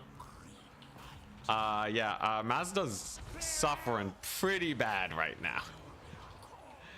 He's suffering pretty bad. He does have a little bit of cav here. He nuts Alberic. Okay. We got that wind blast on him. Let's boost his vigor. So Green Knight's gonna rout off Mazda, and then we should be fine. That extra, he still has the damage resist. That's why he hasn't taken so much heat. Come on, Green Knight, beat him up. There we go. Questing Knight's getting some work done. So there's a little bit of a rout on our front line, but it's not the end of the world. You know what? Let's see how this pans out. So I got more cav in here, and of course I have my super elite cav coming on in. We might just be able to YOLO kill him. There goes Alberic again. Speed boosted. Dang, he took up into the air again. Look at this guy. Come on, just kill him. He's trying to kill the Green Knight. Come on, come on. It's all I need is one Lord kill, right? And then we're good. That's all I need. Just one Lord kill. He netted him again. Oh my gosh. All right, all right. How's the trading? Trading's actually going good. And there you go. We did it. We did it. We made the big play. So like that's basically, yeah, this is basically what Charix did, right? It doesn't matter if you have worse units. If you just make a big play, you'll be fine. I guess that's basically what you do. You just go for the big face smash. Cause like, you know, I can pull off a decent Lord Snipe. I should be able to rout off these Croxagores too. And then yeah, we just bring in the cav and then he's dead. Straight up triple capped. And then yeah, Alberic with the leadership hit. Yeah, okay, all right. That's basically the strat. Just make a big play. It's that simple. Okay, I gotcha. I gotcha. All right. Technically, we're still not value trading, but like it's pretty done and done at this point. Not the worst. Not the worst. Definitely got pulled this Cav unit back. And we'll see, he does have some spooky pterodons. The thing is, even with that, it's still like, it doesn't matter the value trading though, right? He's not going to come back with the dead Mazdamundi. So I should start getting a pretty massive spike in value in a second here. And we have a triple cap, and he has nothing to kill the Green Knight. Yeah, okay, we're fine. We should be fine. Pretty interesting, I must say. Very interesting, interesting style we got going on here. Very interesting. Yeah, so you just kill them, I guess. I guess that's what you do. How much value does the Green Knight have? 2,600. Alberic has 2,100. It's weird. It's like I am... It feels like I was just too timid this whole time. I just wasn't going ham enough on my single entity snipes, I guess. I was definitely going pretty ham before, but I guess I just didn't have the works. Yo, it's pretty surprising how badly his Cav did, by the way. The Lizardmen Cav, I don't think they trade into Bretonian Cav. We can now bring the Pegasus Knights. Now that we have a little bit of supremacy going on. No more wind spells for Alberic, but I do have the anti-large and a grind, so it's not too bad. Couple skirmishers here. I will say, I only have like expensive Cav left. Kinda wish I had slightly cheaper Cav, but in the end, you can't go too wrong with questing Knights. They're not bad. Alberic needs to be cycle charging, right? Hey, Pegasus Knights, pretty good. Look at that. Yeah, Pegasus Knights annihilate Pterodon Riders, so that's not a problem. How's his Vigor doing? His Vigor's doing okay. Nothing too special. And then what? Woo, dang. Yo, those Pegasus Knights did some work.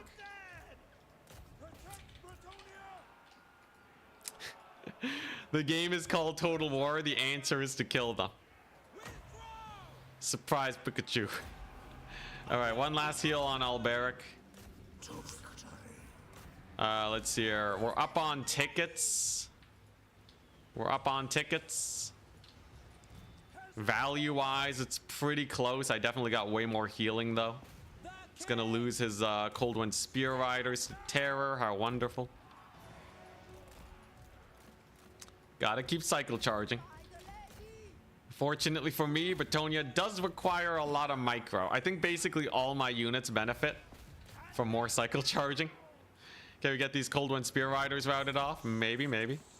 Don't know if I needed the Dolorous Blade, but it might have been what was just enough to kill Mazdamundi there. It always gets really close when it comes to those battles. There we go, big route. And now we gotta kill off these skinks. Yeah, it's still surprisingly close. Don't know how I would fare versus, you know, don't know how I would fare in general versus a lot of factions. I think, like, you know, like, the Squires were good. The Squires were definitely good. That one only got 300, but I swear, there's still, it's not, like, not bad, right? I think I'll probably stick with the Squires. Probably stick with the buffed questing Knights. Probably stick with the Alberic gooning attempts, which have been going so well. And then we win the tournament, right? One more hour until the tournament. Hell yeah. Green Knight gets more work done than a middle-aged Hollywood actress. How much value does he have now? He has 3,100. Yep, sounds about right. And now I start to pull back in value. The loss of Mazdamundi Like, getting your lord killed is one of those slow grind value losses, where all the units you bring onto the battlefield after the lord is dead are just going to be less effective. So even though it's kind of close, the fact that he has no Mazda is where it's at. Red Crested, holding out. What a Chad. He eventually goes down though. And yeah, I'm really liking the Knights of the Lionhearted too. One day more. Now today's the day. We did it. Not bad. Not bad indeed.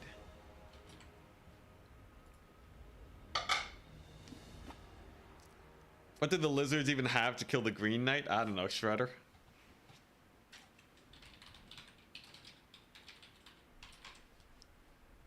Interesting. So that was just an insta Mazda snipe. I got 6,000 value off of that. Hell yeah. Do you hear the people sing 5-0 easy? Yo, the thing is, in tournaments, it's a different story. I'm definitely way more locked in though. Text is overflowing, by the way. Foot Squires did okay, right? If you look at his infantry, they definitely up-traded into the Foot Squires. His Razordon's got a lot of work. So that's the downside of not having more cav. But, you know, I think it still checks out, more or less. Like, the Foot Squires are there to just distract, right? They're just a good enough unit to distract. Yeah, Boxagors are pretty good damage. Surprised. I thought he had the Boxagors. They didn't really do that much. All right, he's locking in.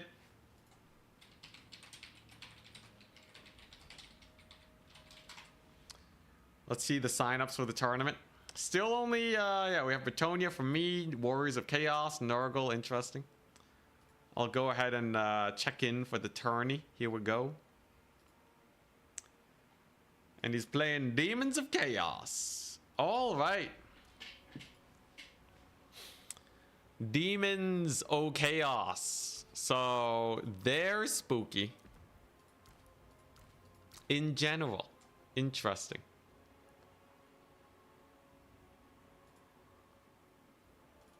Interesting. So he's playing Demons of Chaos, huh?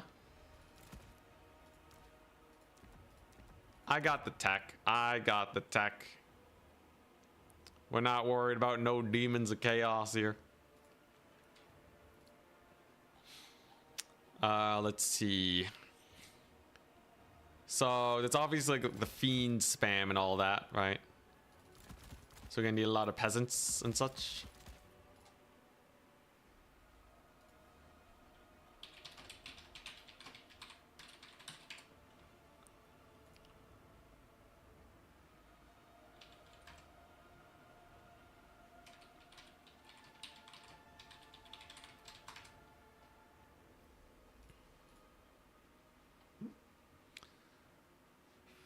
Our Cold One Riders, everything you want in a cav, minus silver shields. Cold One Riders are like good, but they're not terrible.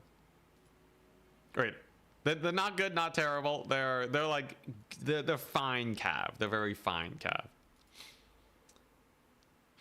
You know what I could do against? You know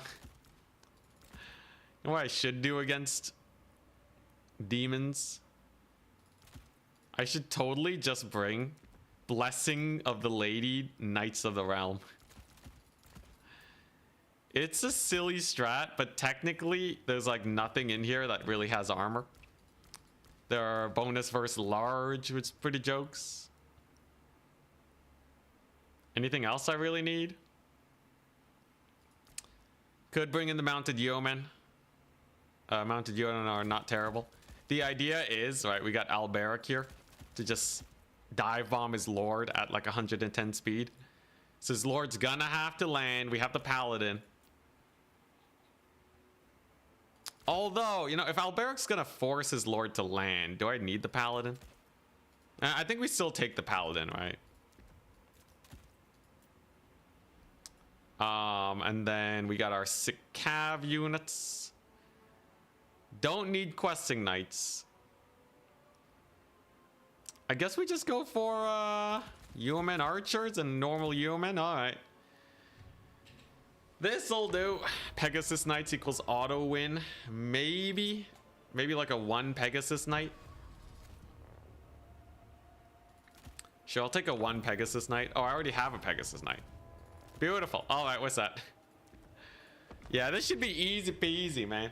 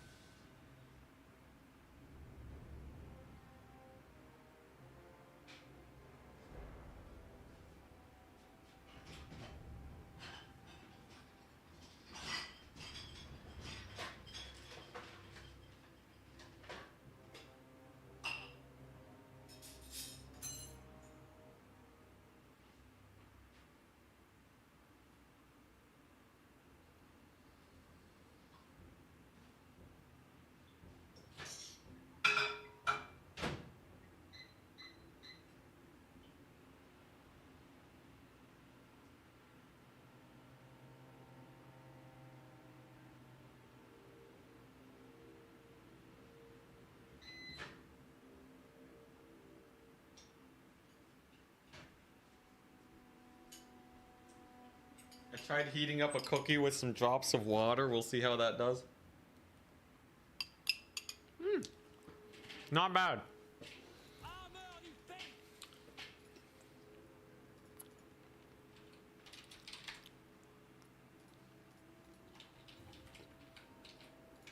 By the lady. Swear.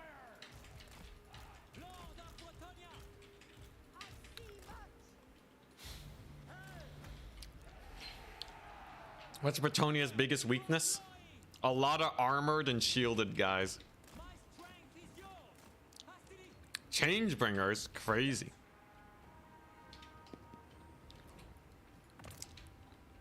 Okay, so he wants to try and rampage me. Lord of I get it. Okay.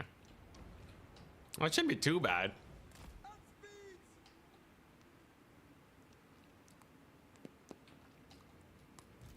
Your command. At speed. So let's see here. I just gotta kill his lord, right? You can only rampage one of my dudes. If I bring in a Pegasus Knight, we can start chasing the Changebringers, perhaps. We obviously have whack load dudes over here. I'll have a Grail Relique in a second. I almost want him to rampage my caster here. If he does, I'm going for the kill, man. No rampage on the caster. Dang it. All right, should be fine. Should be fine. Grail Relique's gonna come on in. We're gonna kill off his fiends and such. First off. So just pulling in everything. Ah, crap. He got the Pegasus Knights, but I got his fiends, so it's not too bad. Kind of whiffs on the flamethrower too. Hell yeah. All right, fiends taking pretty massive damage already. Then we got the Alberic Wind ability. And then I think we're basically good. It's quite a bit of damage. Maybe we get some of them to crumbling. Not quite, not quite. Okay, how are my squires doing? Obviously still has his Changebringer unit here. He's coming to change my face. Okay, here we go. Paladin's in there. There's the flamethrower attack. Melts my cav. All right, I see how it is. Well, at least we got our Pegasus Knights back, so I should be able to jump them. Finally got the Grail Relique in, although a little bit late, unfortunately. Trading's actually not going that bad, though. I don't know if that regrowth is worth it. I think what we got to try is like that big fat Lord Snipe right now. I think that's where Lewin is going to excel. His Lord is pretty exposed. We just slap her in the face. Changebringers are going down. They are very squishy. My cavalry do okay against the Fiends of Slaanesh. They do not bad. They're getting Icon of Devotion, so they're getting buffed. And yeah, okay, there you go. Alberic is definitely able to snipe his Lord, right? So, like, the idea is we're basically just trying to make the big plays. He brings in a unit of Furies, so he can't have that much money lying around. Okay, not bad. Another pretty massive hit. Alberic has a lot of deeps. How's my cav doing? Yo, they're getting massacred, man.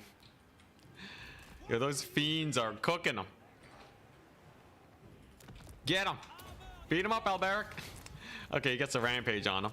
Does have a couple bloodletters. Do I have any flyers left? I have a paladin. Kind of bogged down paladin. Okay, gets a little bit of friendly fire. Honestly, he's not doing too much damage to Alberic. So it is at least manageable. And then maybe a big old leadership hit on all of those guys. Get a big heal on Alberic as he continues to go for that Lord Snipe. It's the secret. It's the secret to every single victory, right? Just Lord Snipe. Okay, nice. We killed the Seekers. I'll be able to get some cav in. We 100% got her routed off. Got him to friendly fire a bit too. Hell yeah. Yeah, Alberic's speed is really good for Lord sniping, I noticed. He's surprisingly good at just executing Lords like no one's business. Paladin should rally, thankfully. And yeah, okay, there you go. She's dead. This whole time, it was just Lord Snipe. Look at that. Yeah, the Changebringer's bought it, but he's pretty screwed now, I think. Not really much left he can do. Nothing can survive the Alberic Lord Snipe. I think he could push through the cav here. Just a couple Nurglings on the flank. This is a trading game through and through, though. So, I should be fine. And then he even brought Seekers, you know? He even brought Seekers. We were still able to contest. Very nice, very nice. I think against Demons of Chaos, it may still be a little bit sus. Alberic obviously getting a little bit low now. But his Changebringers are dead. He basically has nothing left. Barring, like, I don't know, a couple Furies. Okay, well, I guess Alberic did get routed off. God dang, all right. The Lord trades, sure. What do I gotta do? He has the eternal entourage, I see. All right. Yeah, I can see why you guys are talking up Pegasus Knights. Oh, the lag. Reverse Uno'd. We got mega reverse Uno'd. All right, it's fine. We have our Pegasus Knights in. We're charging his eternal entourage. Let's see here. Lewin is obviously gone. But I have a paladin. Paladin of Bretonnia. Let's see here. We finally killed his Changebringer, so he's not going to get a D-summon on them or anything. None of that business. Cav are in a kind of sus position, though, when it comes to killing that eternal entourage. Maybe we just get a fat charge on him, though.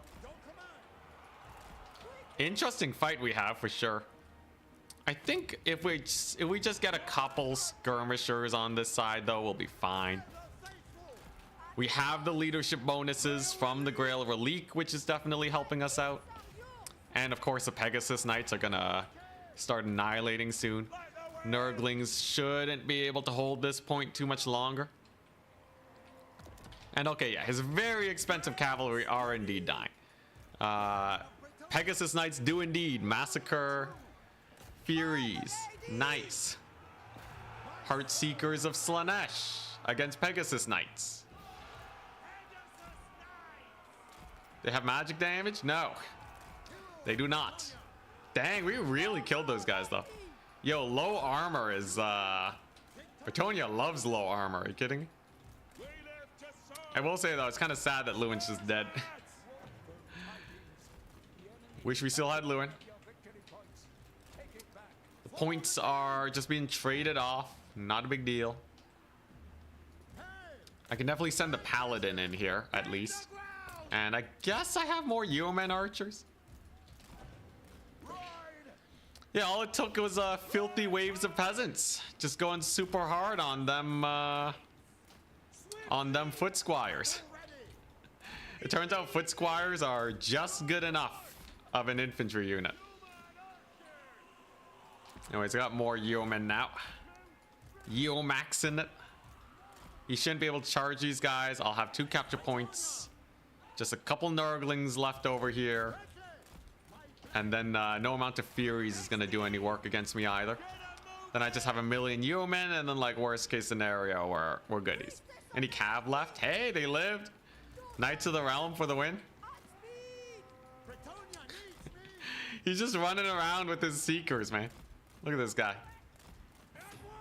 Surprisingly still a little bit sus. Yeah, there's the Rampage. So we don't want to get rampaged. Faux show. Definitely want to heal up that paladin, right? And I do have a lot of skirmish cav. We're still probably gonna win with the likes of the skirmish cav and like a Knight of the Realm or something. But definitely a little bit more on the sus side now. What's he gonna rampage? The Pegasus Knights. Okay. His Lord doesn't have a lot of armor, so she actually does take pretty nasty damage from all this. Seeker is gonna get charged. Oh yeah, she still has a bunch of Fury summons. Brutal. I can maybe kill her with the Paladin though. I should probably do that.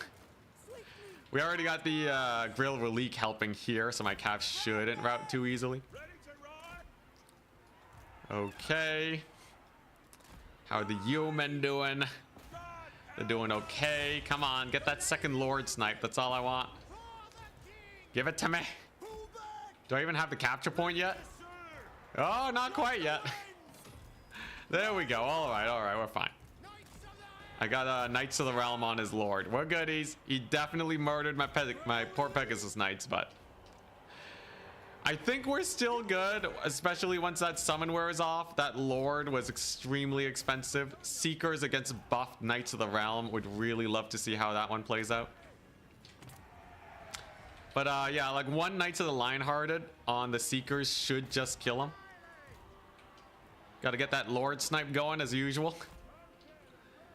Just always Lord snipe. Always Lord snipe. There you go. She's dead. Wonderful, wonderful. She's gotten into crumbling zone. Hell yeah. Pegasus even come back. She rallies. Oh my goodness. Crazy. All right, but here we go. There's my cav. I do have the captures now, and his Seekers are not the worst. Especially because I can heal up my Knights of the Realm, which is pretty cool. The Nurglings versus the Grail Relique is like 0 damage on all sides. So I don't have to worry about that. We should be able to secure that. Seekers do get murdered. Wonderful. Yo, do I even need to nerf Seekers for Demons of Chaos? I feel like Seekers are pretty... They're manageable with cav. I imagine they do a lot more damage to everything else. But at least with cavalry, it's not bad. Anyways, he's keeping his Lord nice and safe, tucked away somewhere. Uses his army ability to net my Knights. Yeah, they're just full netted. All right.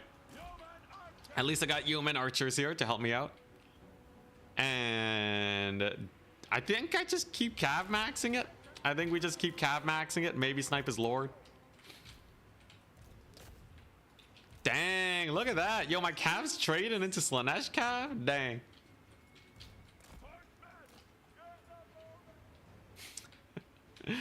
Yo, the only way to play Bretonnia is to be the least honorable ever, right? That's the secret sauce. So you just have to lord snipe as much as possible.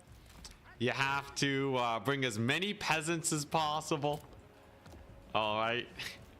You just have to bring in, you know, just all the stuff that doesn't feel good with Bretonnia, and then you'll be fine. That's a good Fury summon. Oh, Paladin accidentally full landed. Whoops-a-daisies, my bad. My cav are amazing. They just killed off those Seekers. Wonderful. Should be able to retake the point now. And yeah, I guess we just keep saving up. Yo, is he actually gonna kill this guy with Furies? No, not the debate. Not the debate. God dang it. Got ultra debated. Sad times. Paladin's gone. Yeah, that's a misplay. I didn't expect the Furies to do so well against the Paladin. What can I say? At least the Fiends are going down real fast. And we do have triple cap more or less at this point. And yeah, I think the Knights of the Realm are just cooking, right? Yeah, 1,700 value. Very nice. Oh, he rallied. What a Chad. His lord was too injured to chase him off the battlefield. Hell yeah. We have a chance. Here lies Paladin. Lost to Fury Summon. Not quite. He came back. What a hero. Yeah, we got this one too. All right. That's not too bad. That's not too bad. My feelings about Bretonnia is feeling better. Ever since I embraced the power of killing enemy lords, life has been good. And she dies again. Huzzah. Yo, Alberic.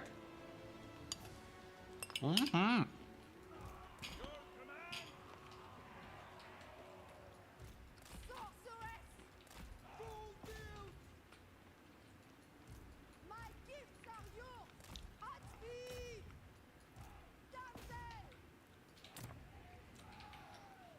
GG. Yeah, I'm really liking this playstyle. Whoops. I was at 5, and then we're at 6, I think. Not bad, not bad.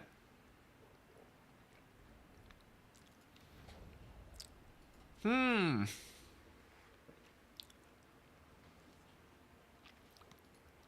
the single entity just die? The Paladin, when he shatters, his banner disappears. So he's technically still alive, but he's more or less gone. Yeah, this feels not terrible against Demon's Chaos. The Paladin is... It leaves me questioning just a little bit. I wonder if the Green Knight is able to actually kill demons, though. I'm pretty sure he can. He's the Green Chad. We'd probably just cut 1 Foot Squire. And then, yeah, then I'm more or less happy with this build.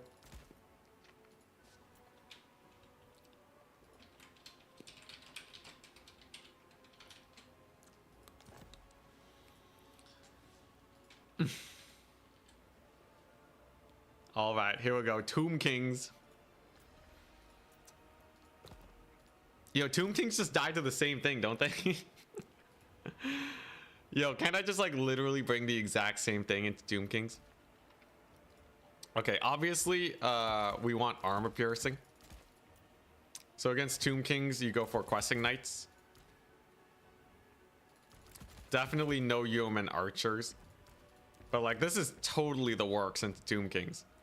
Still have a whack load of foot squires.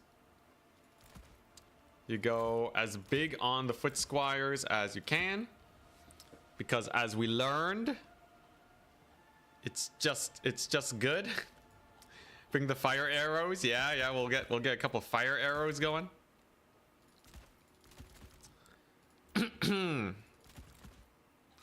And the money spending's a little weird.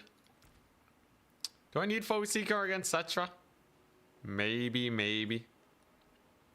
It's like a really expensive Alberic, but when you really load him up, he like starts cooking. Somehow, some way, the Mad Lad starts cooking. He is awfully expensive though. Do I need Scroll of Shielding? I think I always want the Scroll of Shielding. Let's see here. Yeah, the damage resist will be good.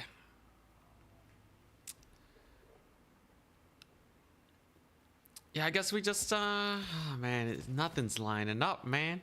Still doing Bretonnia? Yo, today's the day.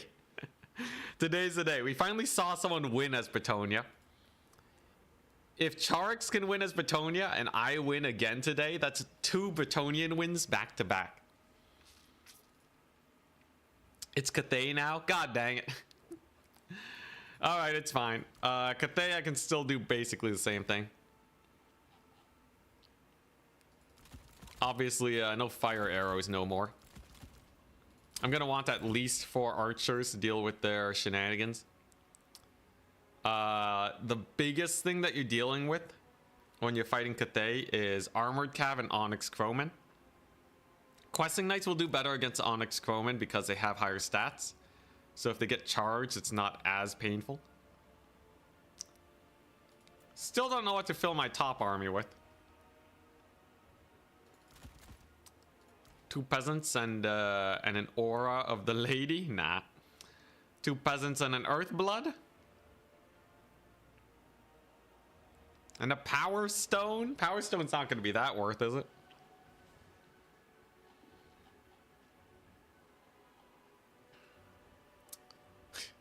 What's this about cardio? Yo, if you've actually been in a fight for 30 seconds, yo, I can understand it. In full equipment? That's pretty spicy. Fighting for your life? Okay, so I like the Questing Knights first, versus Grand Cathay. We're gonna go for Alberic as my Missile Lord. I guess we can go for...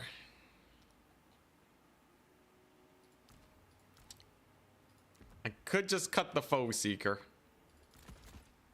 Get rid of these 2 guys, and then get a... Start with a Relique. And then she can be on a Unicorn. Sure, you know what? Honestly, Unicorn's pretty cheap. Unicorn's pretty cheap, and it offers a mild stat boost. I might as well put my damsels on Unicorns. It's like basically no money, and they get that sick spell resistance.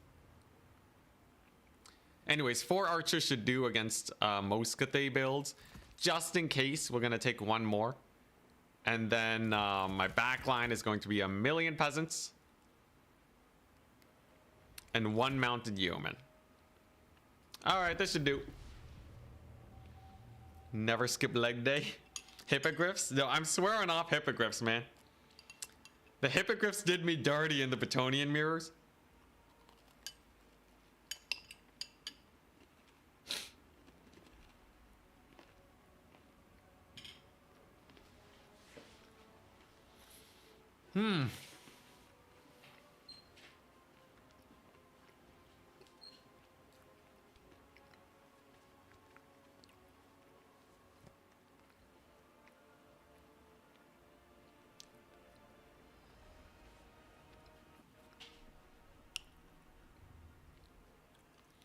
Would I still try to Lord Snipe if it was Corn? Maybe? I've been kind of liking these insane Alberic builds.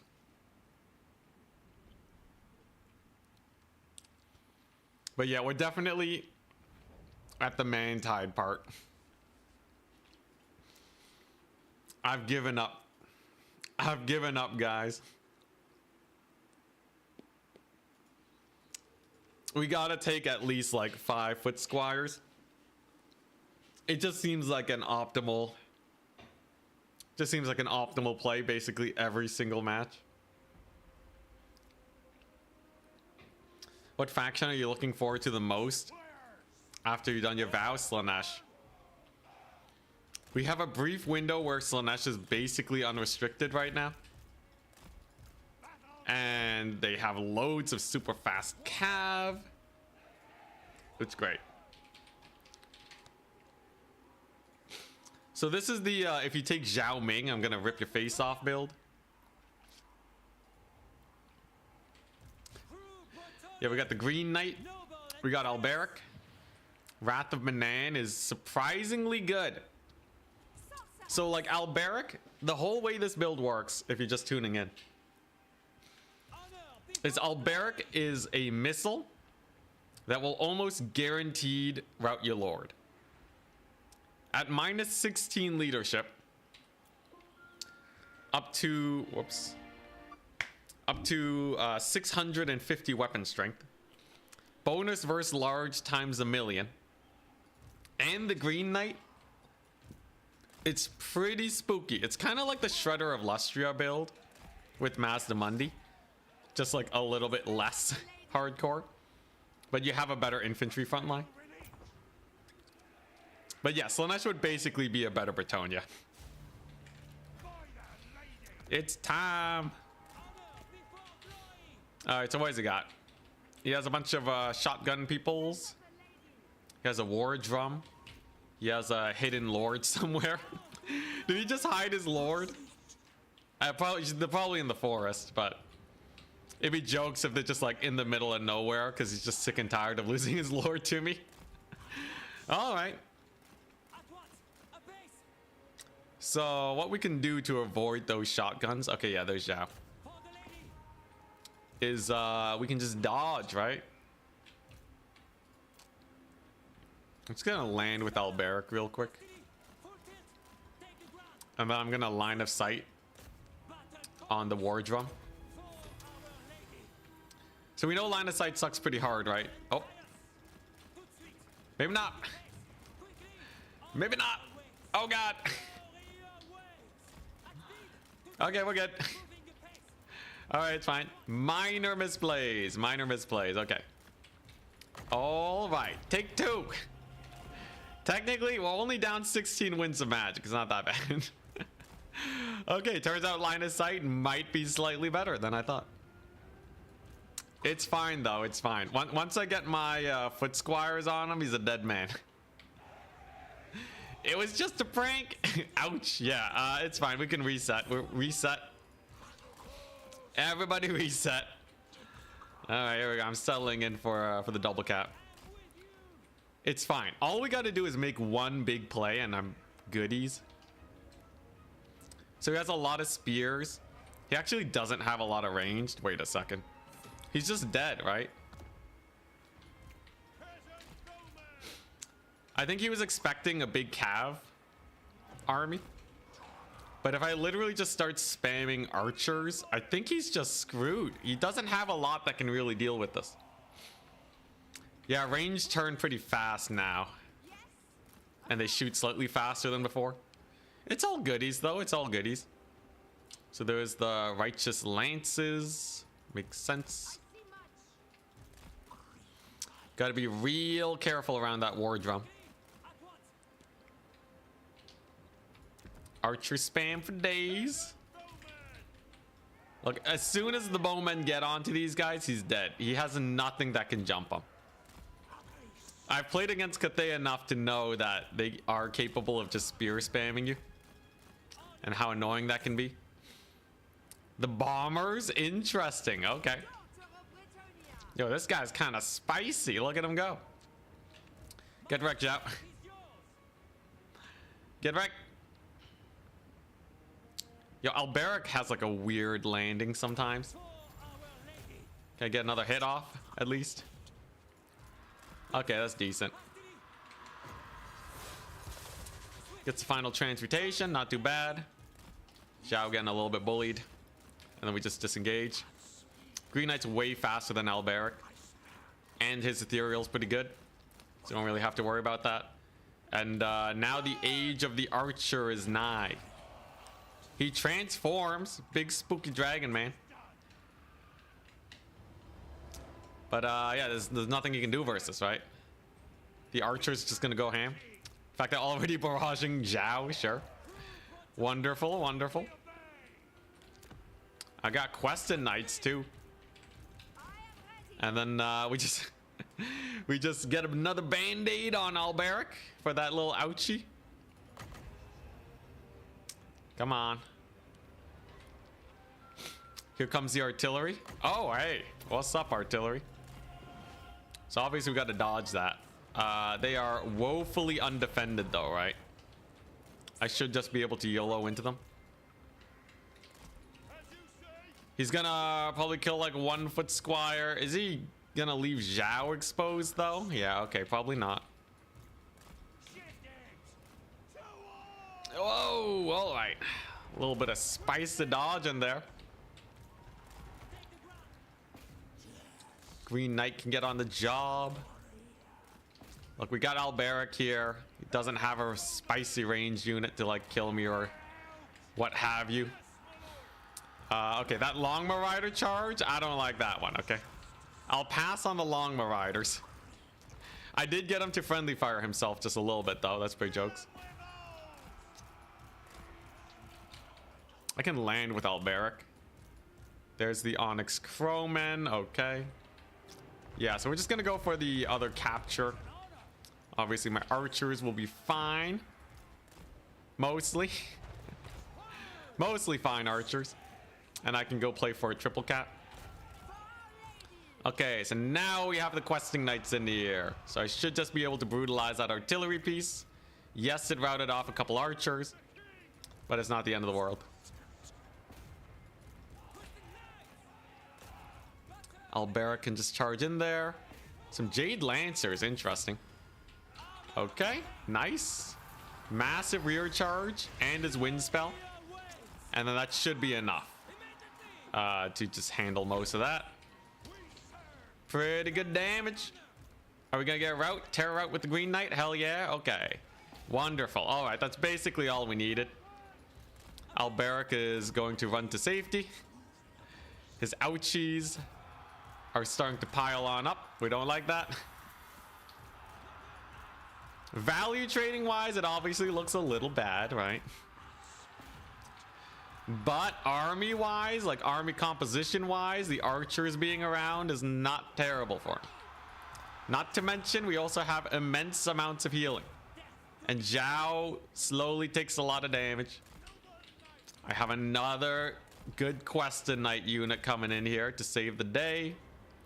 He doesn't have his range units here. That was a pretty good, it's a pretty good AoE cast, right? And I can potentially just stuff him up on points forever. Alberic is committed to the fight finally, so we just leave him in there. There's a heal on our Questing Knights, and then I think we're good. Foot Squires are finally in. Let's go. Beat him up. Get the Lord Snipe. Lord Snipe for days. It's the only way. It's the only thing I know how to do now. We learned. We learned from Master Charks.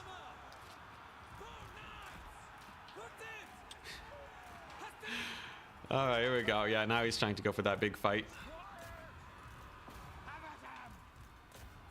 There's the Peasant Horseman spam. Totally fine. I got Cav at the ready. Alberic definitely needs to get out of that business. But yeah, as long as I got Questing Knights, I should be fine. Okay, get in there. How's my Cav doing? Okay, Alberic made it out. Hell yeah. Fly, you fool. Fly. Oh, that's a massive final transmutation. Well, he didn't hit Alberic. That's good. Front line's doing okay. His Peasant Horsemen are mostly dying. Come on. That's going to be as good as the final transmutation, that wind spell. Come on, beat him up. Pretty big wind spell. That's nice. How's my Cav doing? They're doing okay. Come on, get the Lord sniping. Come on. Everything all in on Lord Snipe. Whoa, he's like really pushing up in here. Look, the triple cap's still gonna be good for me. Zhao's on the run, okay. Zhao's super duper on the run. I have another heal for my knights. Wonderful. He has a lot of peasant horsemen here, but they're not doing too much. Get him, Alberic. Lord Snipe every single game. This is the only way to win it now, isn't it? Also, yeah, the rocket just kind of stuck in the blob there. Hell yeah. All right. And then the questing knights just kind of clean up. Zhao will eventually get cooked. These peasants no longer have buffs. I think we're good. I have like most of my units on the battlefield now. The main fight took forever. Dang, look at that questing knight charge though. Pretty sick, isn't it? All the peasants. The peasants are here. He transformed Zhao. Who has better charge bonus? Definitely Alberic. So if I just keep cycle charging him, we'll be okay. Okay, all right. Alberic's got that anti-large. Okay, he should be able to crush Zhao. All right, maybe not. Maybe let's not just accidentally lose Alberic and the game along with him. He's definitely gonna want another heal after that one, that's for sure. A couple spears in here, kind of being a menace. Run, Alberic, run! It's fine. I could just stuff him up on points though, right? Realistically, worst case scenario, he gets 1 point maybe. I really don't see him stalling me out too hard. Yeah, he's not even taking that one. All right, we're good. We did it. We successfully stuffed up Cathay. We're down like 2,000 value, but it don't matter. Let's go. All right. I'll take it. I'll take it. The triple cap and then the Alberic pressuring Zhao, so he's kind of a little worried. Pretty good damage over there. Just like that. I'm feeling better for the tournament now. I'm feeling a little bit more confident. Zhao is obviously a menace, but, you know, we kept him busy. Green Knight needs a bandage. Nah, he'll be fine. He can lick his wounds in this nearby forest. Woo. All right. It's not the worst. I think Missile Alberic is not terrible. Bretonnia is OP. Yo, that's the first time someone said Bretonnia looks OP today. As far as I've seen. At least in regards to my playing. Green Knight did pay for himself.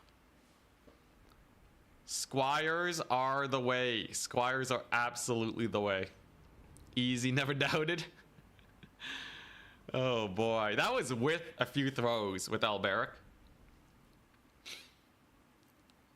I really like the questing knights, man. The questing knights are sick. Alberic is a little awkward though against shooty factions. Zhao is also not always a large target. I think I would probably replace him with like a Lewin. Probably with the Lion Shield. Probably with that there Lion Shield. All right, sick. Wonderful.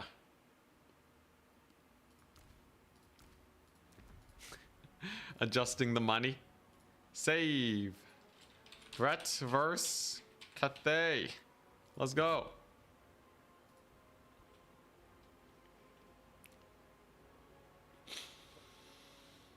All right. That's not bad. That's not bad.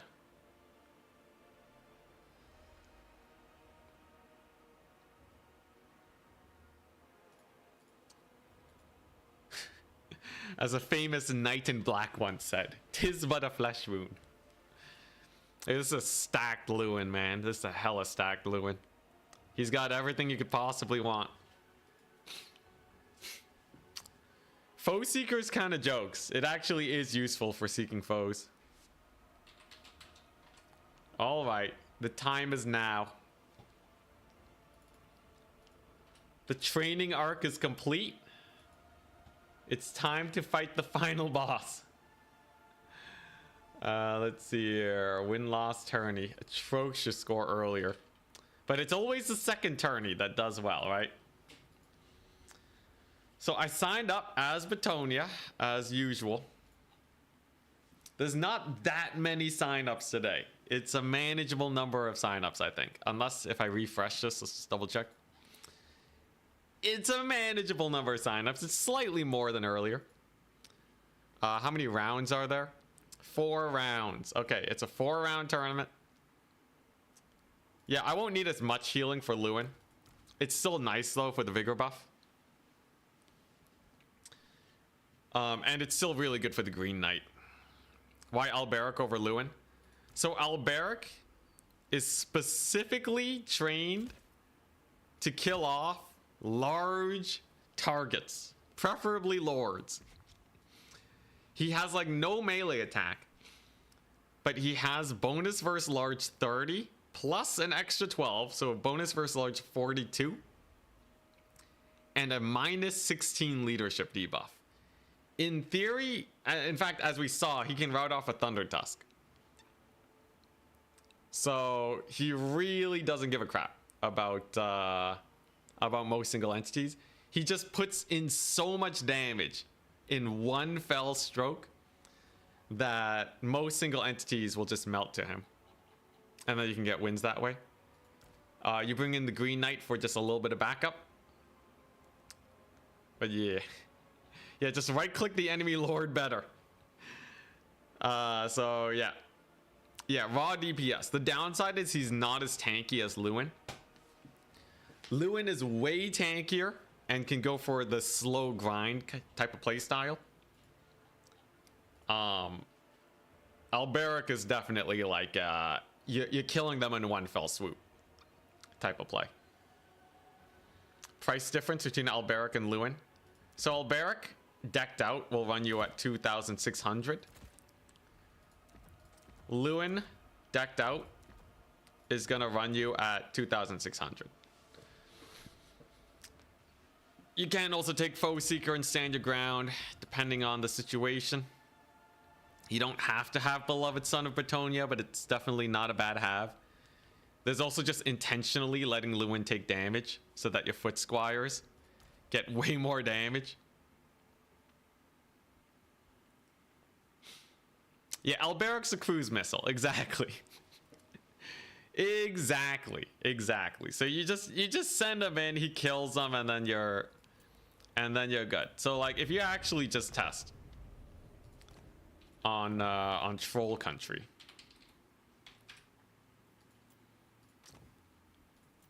a singular Alberic against a let's say just like I don't know, like yeah, I think a Thunder Tusk. A Thunder Tusk is like the best nasty single entity. We saw this in the finals of our earlier tournament. So yeah, you have a Thunder Tusk versus Alberic.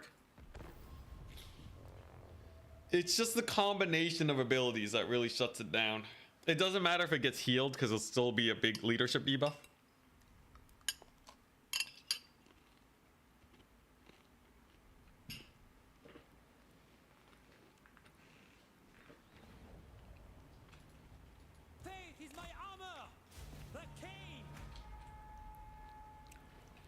So like, look at this.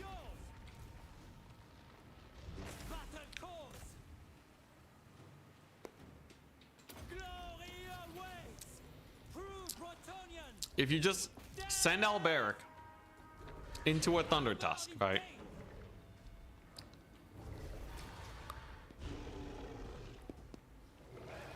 It's gonna take a little while. Probably want to cycle charge it a bit, right? You can get it to the point where it starts getting pretty low on HP. Obviously, like both sides are going to be healing. But the moment it gets low, you give it the extra leadership debuff. It's not surrounded or anything, so it's not as low as it could be. But with just like a little bit more of a walloping, you can just barely get it into the routed zone with that discouraged debuff. God, it's close though. Okay, yeah, so if it was healing, yeah, you would get it. There you go. So even if they healed it, then you can kind of do that and you just chase it off. Obviously, it is still a Thunder Tusk. But you can use Alberic to take down the beast. He dies to, he dies to Greases though after. Anyways, obviously that's with no support though, right? You have like a little bit more support. You have a regrowth on Alberic.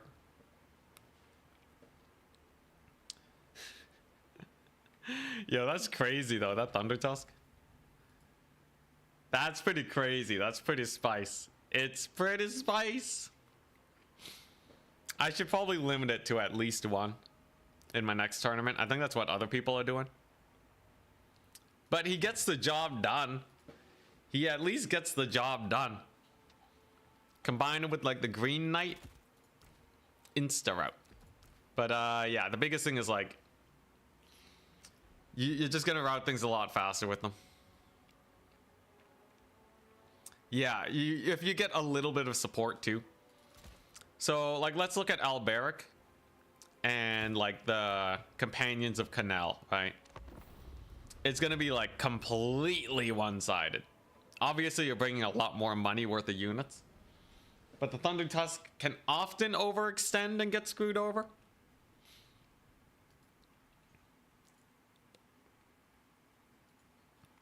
Here, take a look-see.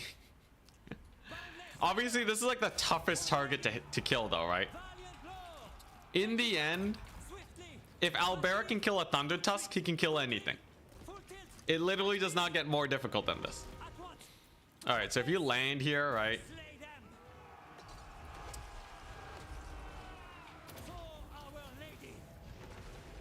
Yeah, so like this is what you really want to do.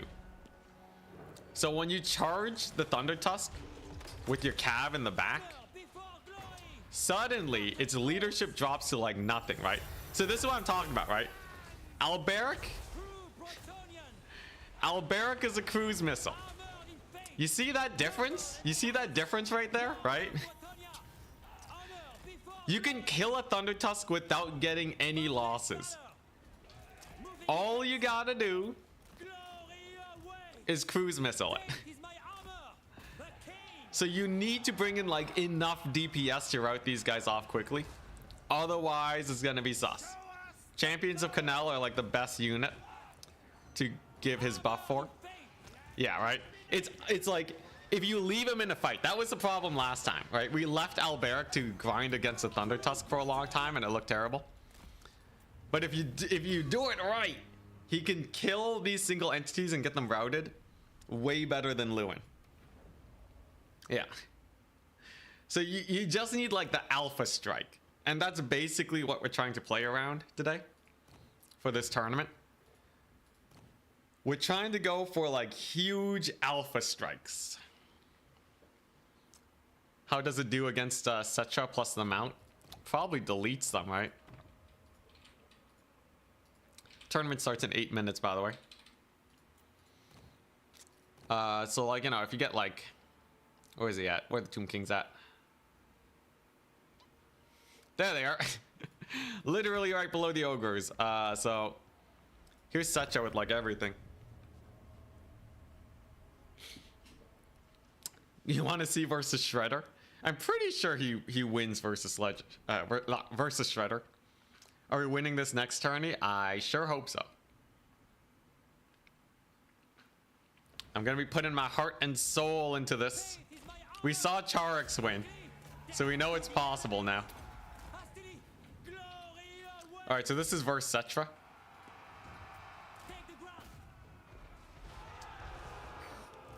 You can pre-land to get a little bit more working, right? But like, it's just the crazy burst damage. You get like bonus versus large 22 on these guys, right? This is like, you know, just like a couple seconds into the fight. Okay, I don't think we can just sit on him though, but whoops, there you go.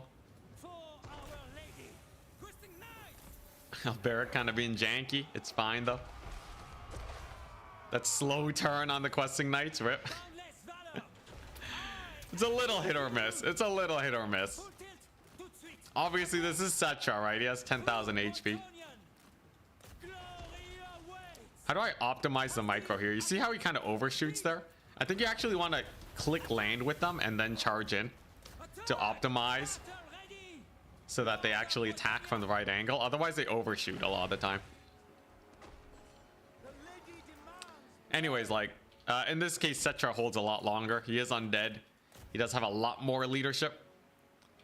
You can still kill him very cost effectively, though. So you just need that, like, you just need that 6 around. People said Shredder of Lustria, Kugath. Alright, let's take a look-see. The Shredder. Yeah, you need more turning space. Otherwise, you just, like, pivot instead of moving.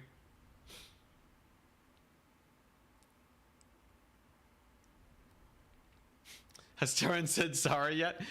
He tried lifting the vow, but I told him that I was going to keep playing Bretonnia. Honor and glory. Alright, similar strat. So you start landing early to get your charge in properly. Gives you a rear charge. And look at that business. Okay, in this case, the Cav takes a lot more damage. Does it work though? It works. Faith is my armor. Battle ready. It definitely works. Lady. Or does it? Glory. Up. Up. Oh my gosh, what a Chad. Yo, the Shredder's a Chad. On the cycle charge, maybe?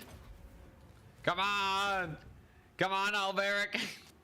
You definitely gotta soften it up with archers first. Oh god. Ah, jeez. Hey, that's not bad though. That's not bad. If you get a couple archer shots on it, if it's not full HP, you'll probably be fine.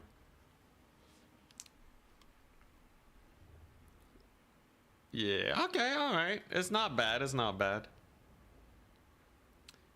Yeah, there's like a little bit of poison, but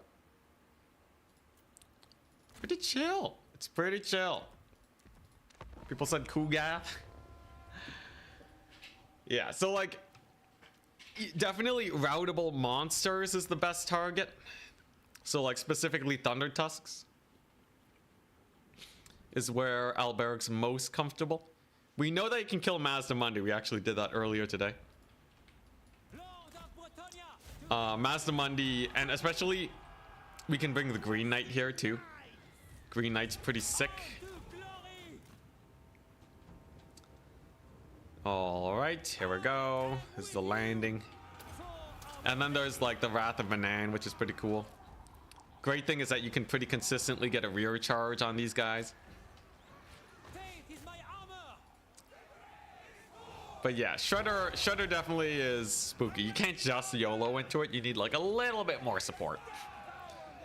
Kugath though is kind of getting massacred.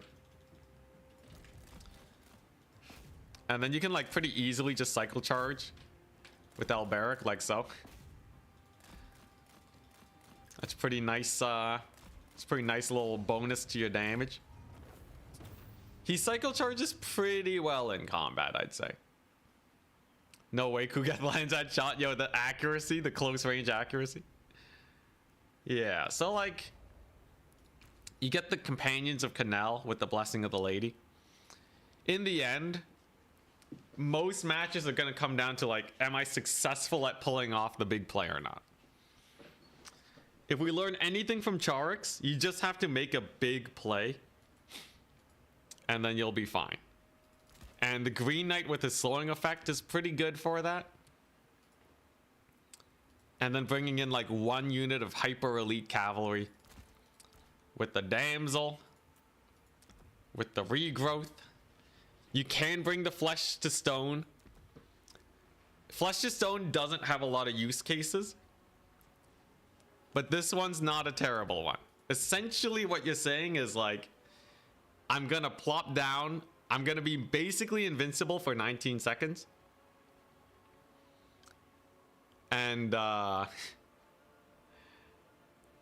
And then in those 19 seconds, I'm gonna kill you. That's basically what Flesh to Stone is. It lasts so little, so it doesn't work against like infantry and such, but like you can also use it on your cavalry against non-magic damage dudes. Can technically use it on the Green Knight, but like it's basically invincible anyways against non-magic damage. It's like an interesting tech piece.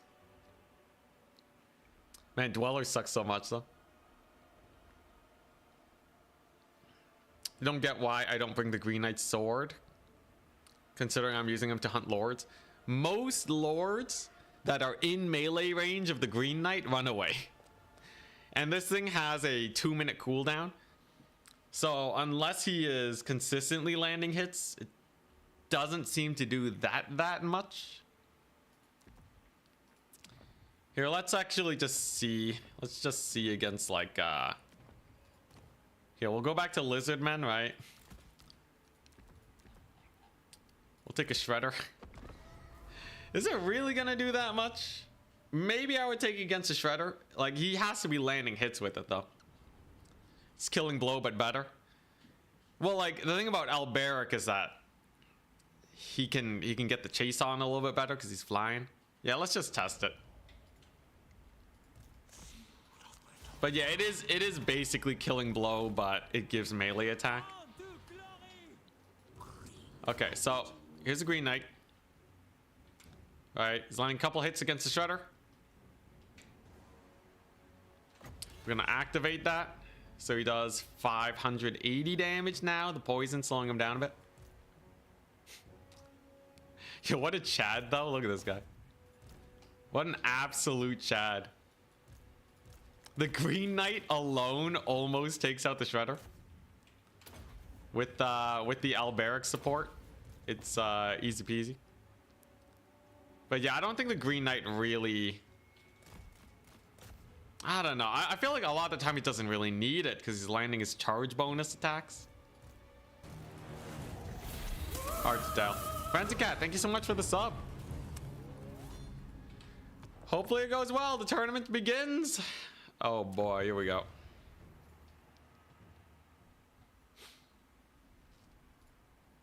Green Knight. Chonky boy right there. What an absolute chonker. Due to the large number of signups, there will be 5 rounds. Oh boy.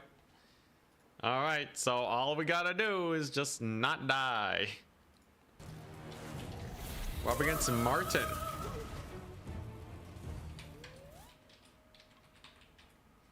Thank you very much for the sub. Fert, thank you very much. We're up against Martin. Here we go. Who's he playing? Empire. Okay. Here we go. Ladies, save us. Oh, God. Dang, another sub? Ranticat with the gifted sub. Thank you, thank you. All right, today's the day. Today's the day. So begins the tournament. We've seen Charix win it. Bretonnia versus Empire. Yeah, just don't suicide the Lord. Exactly. So he's Empire. Let's, here we go. Channel the spirit of Lewin. Cooley Wonka, thank you very much for the Prime sub. Helps a lot, it really does. Empire. Empire is not the spookiest faction in the world.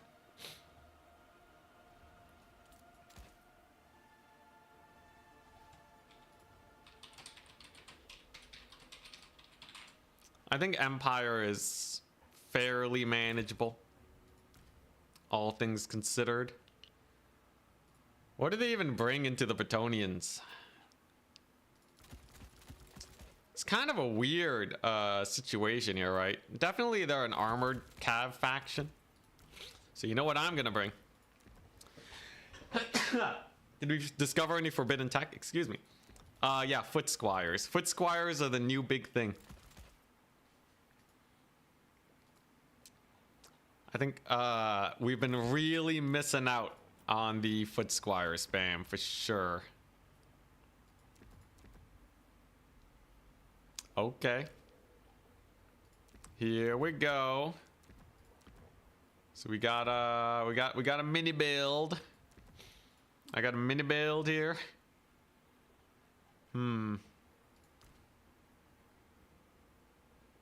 Yeah, we discovered the Alberic ballistic missile, indeed. That part's pretty hype. Oh boy, alright. Martinius is pretty spooky.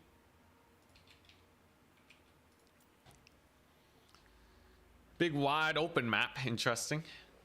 Foot Squires and Rapons, you mad lad.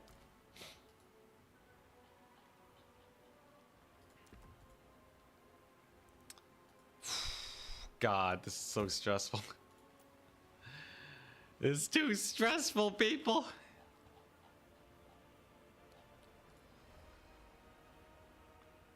A lot of new maps in this tournament too. Oh boy. Yeah, I just want to end this curse. I just want freedom, man.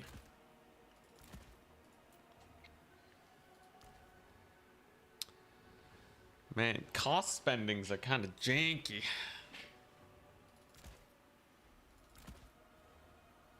Oh man, getting the cost just right is always the hardest. Okay, you know what? This'll do. Okay, so he banned Zendry. Makes sense. Or, yeah, Zendry. So it's Proving Grounds or Hashut's Oil Fields. Ban Proving Grounds. Alright, we're on the oil fields. This is probably one of the biggest maps we got in the multiplayer scene. It's giant and it's flat. There really isn't much going on about it. Here we go again, yep. I think my odds of success are not impossible.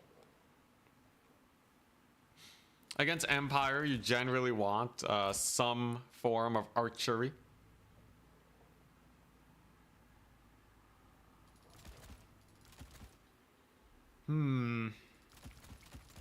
Peasant mobs can be pretty good if he has a lot of range units. Yeah, this is alright, I guess. So it's an okay build. It's a very okay build. There are some skirmishers that can be a little bit annoying on the Empire side, but like not atrocious, definitely manageable.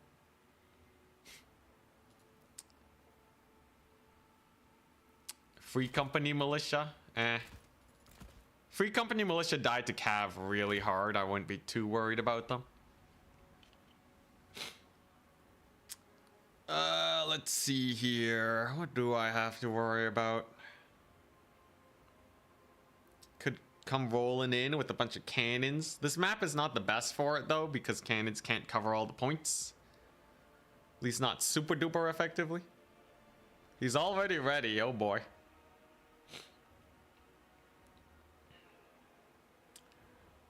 All right. Here we go, it's time. All right, here we go. Match numero uno.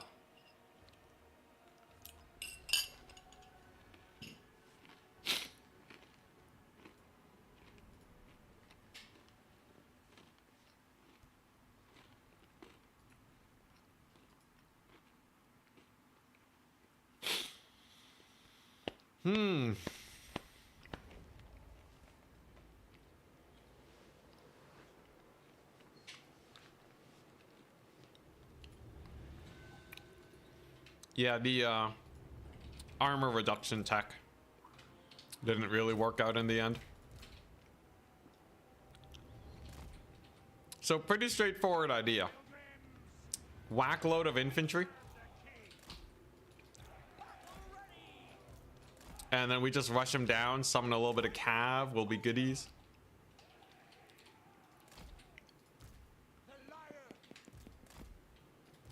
I got Lewin.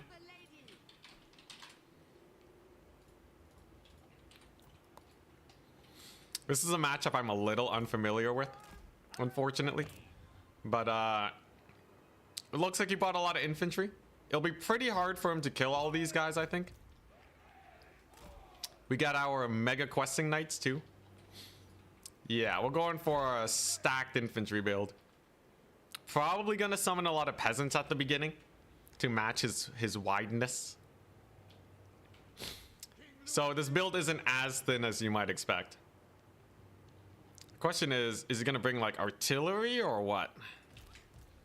Green Knight's definitely amazing here, unless he has like a Luminarch or something. Yeah, and Green Knight Vanguard, it's quite nice. I also have the Rogue Trebuchet in case he plays super passive. And he's ready. All right, it's time for redemption. He has a great cannon unit, I see. Well, I just gotta cap the points, right? Hawkland long rifles, okay. This is exactly what we have the Trebuchet for. Against something like those Outriders. With silver chevrons. Straight up silver chevron Outriders. That's crazy, man. Ooh, only targets the corner though. Kind of rough. Yo, the silver chevron Outriders. That's insane. So he has a lot of Hawklands. The question is, do I engage now or do I wait it out? He brought Gelt with the armor sundering. Okay. I think we just charge him now. He brought a lot of ranged, right? So I should just be able to punish that. And then in the midst of battle, we slowly but surely win it. Is he still focusing Lewin? No. Yeah, so the Hawklands are obviously going to shred my front line. He does have a great sword unit. Totally fine by me. I think Lewin's just going to go for it. Lewin's going to do it. Get that vigor boost. And there's the snipe attempt. All right. So we gotta just kill Gelt, right?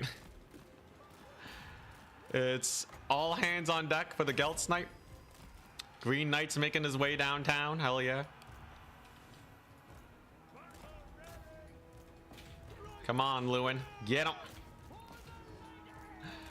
He's doing his best. Can he just force path his way through? No dodging that. That's a trading. It's a little sus. It's a little sus. Okay, yeah, Lewin's gonna have to disengage now. Alright. Alright, I see you. I see you. I see you. Yo, those Royal Altdorf Griffites, man. Okay, there you go. There's the save. Come on, don't die. Don't die. God dang it, Lewin. Every single goddamn time, man. Alright. Can I save him at least? God dang, those Griffites. Yo, where's the Gelt?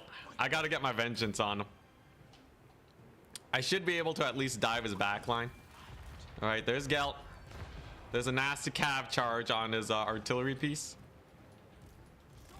We might still be able to trade Lord for Lord here. Maybe he doesn't get the Griffites on the Lewin. Come on, come on. Just need a little bit more knight action. Just a little bit more knight action. There we go. Remember, we also have a triple cap on him. Okay. I should be able to charge him here. If Lewin can live, it'd be great. Gelt is dying, okay? Gelt is most definitely dying, and I can just jump his back line too. Okay, alright, there's a charge. Come on, Chad Lewin. I gotta channel my inner Charix. This is exactly how Charix won it. In his tournament. With his tournament win. God dang it, Lewin. Ah, jeez, alright, it's fine. At least we got Gelt off the battlefield. And I'm ravaging his long rifles. For Bretonnia! CLICKBAIT! It's at least manageable with Gelt being dead. Very close one though. Close call indeed. If I can just stick with the victory points, it's not the end of the world. We did rout off a good number of his units here. And he doesn't really have much to deal with the Green Knight. So I think it's still in the works for a plausible victory. There you go. Nice. All right. His demogryphs are definitely going down. Oh, what a spicy maneuver though, indeed. So he got 1 point captured at the 500 mark. It's pretty good for him, all things considered. We are going to kill off his long rifles though, and his cav. My archers are not shooting though, because they're butts. I do have the Green Knight. The Green Knight's gonna be a big menace for sure. The Green Knight's just gonna be an unstoppable terror.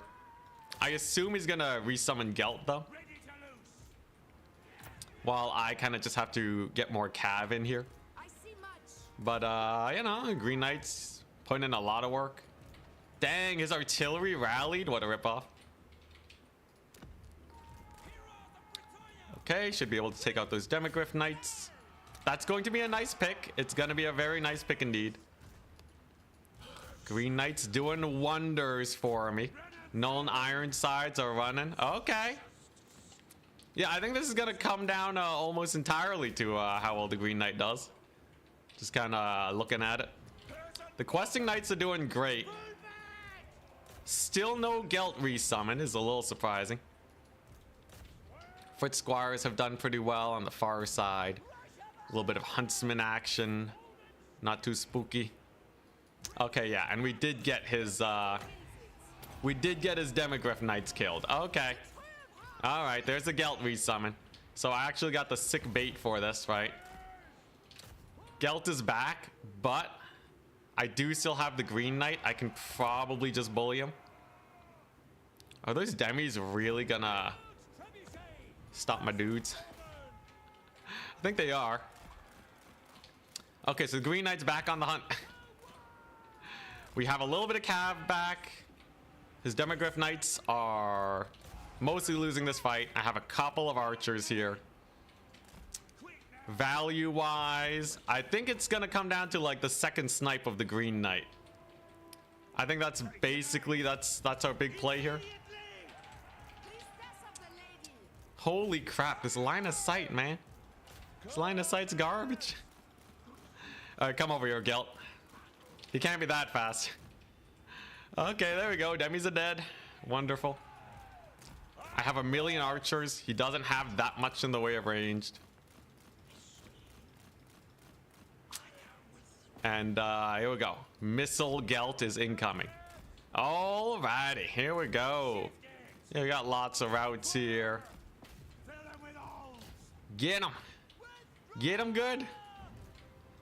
There's no way he kills the Green Knight. That's our saving grace. And I have a couple cav units in here that can probably bully him. He did get the artillery piece back. I do have my cav coming on in though, so they can probably run over his guys. A lot of his range is in a terrible position right now, right? There's our heal. There's yet another cav summon. Wonderful. Okay, here we go. Green Knight's right on top of Gelt. That's a good sign. That's a good sign. There goes my cav. Just keep pushing through. Just use that mass. Green him up. Green him up. And then from here on out, it's just coming on in with my actually, I just get de-summon these guys. I can definitely kill off those range units on the far side. Gelt's getting dumpstered. Very good. Love to see it. Okay, and then he brings in the cav. Totally fine. Totally acceptable. I'm gonna keep chasing down Gelt. He gets a Plague of Rust. Totally okay. Archers are still going ham. It's a good sign. It's a good sign. There's a shielded. It's a swordsman, so they also have shields. Ah, crap. He got on top of them. Battle Pilgrims are doing good, though. Let's see, how's the cav charge here? Pretty good, pretty good. Okay. Yeah, I could probably retake the middle soon. I definitely have all the time in the world. Let's see here. Could also go for a resummon. That would be pretty cool. Really gotta unstuck my Green Knight, though. Archers getting a little bit too feisty. Okay. Okay, there we go. And we have a unit shattered. Okay, and the Green Knight's still cooking. Yo, the Green Knight is, he's just gonna solo the world, I guess. I guess that's his play. Just kill everything. It's that simple. Let's see here. There we go. Oh, he got a D-summon on those guys before they routed, bro. Okay, more swordsmen. He doesn't have a lot of range left. That's nice. And he still doesn't have a lot of points. So I think we're still mostly okay. This should be a relatively slow capture. My cav can, yeah, I have a lot of really good cleanup cav here. Couple, range units over there. I'm definitely gonna escort his units off. Still, the thing that I have that is to my advantage is time. We have all the time in the world here. Unfortunately, I'm letting my cavalry get caught up. There you go. We're gonna heal them. Oh, those are the outriders, I see. Okay. Totally fine. Let's see here. This flank side's going okay. The archers are going to town too, okay? You gotta remember, the archers are amazing. And yeah, he's just gonna go for Gelt for a capture there, but it's gonna be incredibly slow. We're gonna kill off his Null Iron sides. So I don't have to worry about them no more. And the Green Knight can rear charge these spears to just get him off that point. So far, so okay. We are triple capped, so time is of the essence.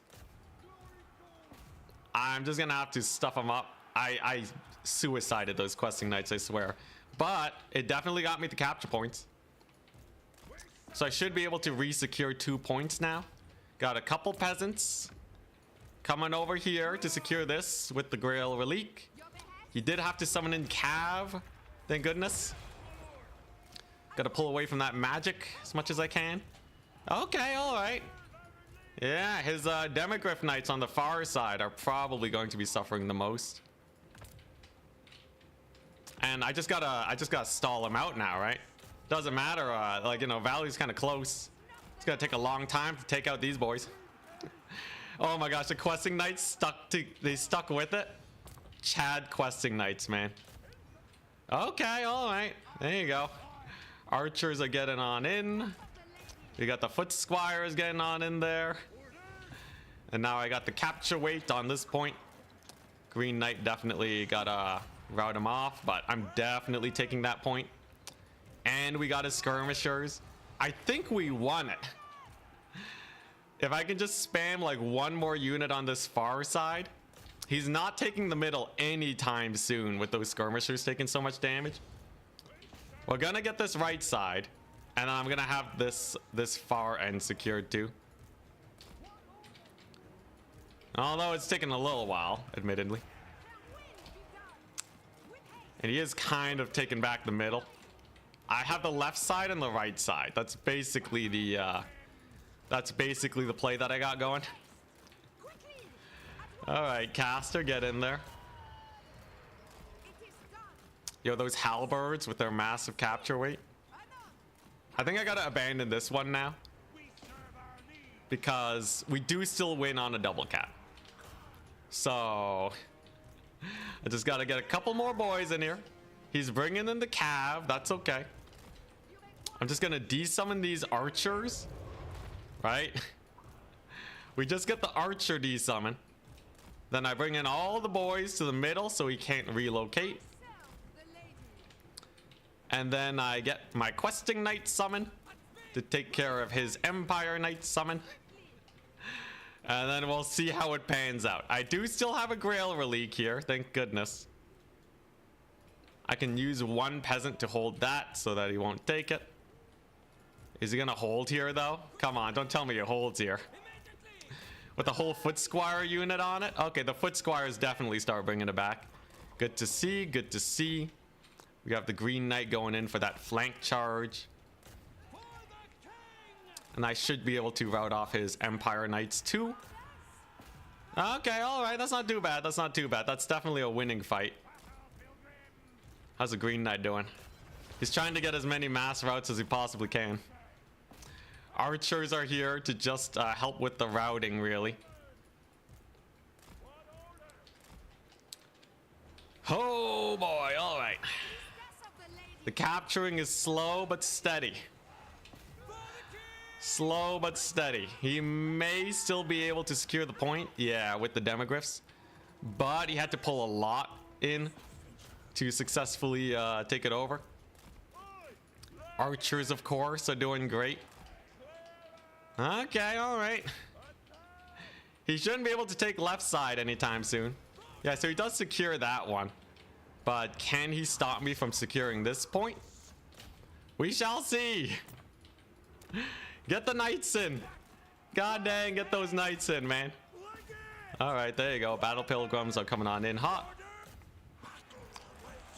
Green Knight needs to get in there. Come on. This is so close. Come on. There we go. Alright, alright. Yeah, there we go. There's the big route I was looking for. Okay. Alright, there we go. Alright, that's all I needed.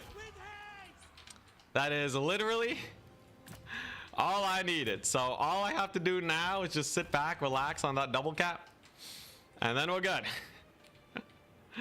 Oh god. Alright, here we go. And the point's captured. Let's go. He has no forces over here to secure this one. I got the Cav. I got the Green Knight. Woo! Yeah, we just stuffed them up on points in the end. That is exactly how I like to play my games. Just, you know, knife's edge, you're about to die. What's the worst that could possibly happen? Green Knight definitely hard carrying. Not worried at all. Getting sus? No, we actually just won it. Crazily enough. At least supposedly so. You never know when your opponent can get a crazy comeback. I think I just have to summon these archer units to march on here. In case it gets like to a Mega Knife's Edge, Gelt has to secure that 1 point over there. Oh god. Alright, Lance formation. Get in there. Hold it. Oh, it's close. Oh, it's very close. The foot squires should be able to hold this one long enough though. Come on, come on. There you go. Get them, foot squires. Okay, and it's back in action. Not even worried. Not for even a second. Oh, God. It's not even over yet. I still have to hold for 30 seconds. Come on, archers. Get in there. Get the caster in. The last second caster save. Oh god. Yo, this is terrifying, man. This is like so close. I got the archers on the point though. We win on one. Let's go. Easy peasy. Woo. Bretonia's the best faction, clearly. Oh god, yo, the Green Knight cooked that game. Holy crap. Yeah, we lost Lewin. The Gelt put him in a bit of a loop.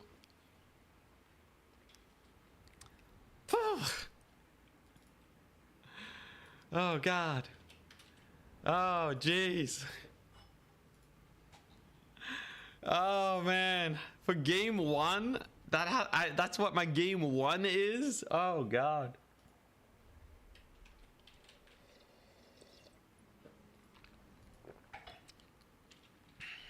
Man, yeah, we really pulled back the Lewin snipe. Every game a heart attack. We really pulled back from the Lewin snipe. Lewin got like no value, man. Holy. Yo, his Demogryph Knights were such a terror. My Questing Knights were also such a terror, though. They all did amazing. The Archer Tide, pulling it back. The Treb actually paid for itself. Yo, value on Lewin, he did nothing. He got focus fired to death. The Gelt running away. I should have just stick to the Green Knight on Gelt. And we probably would have been fine just using Lewin to chase off Demogryph Knights. Instead, I kind of YOLO'd him. But there you go. Oh God, bless Trebs or riot. Feel free to riot, man. The Foot Squires did their job. The Battle Pilgrims did their job. Holy crap, that was a game of like seconds, man.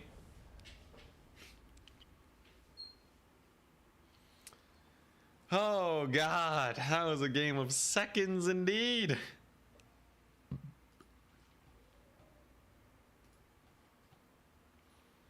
Oh man.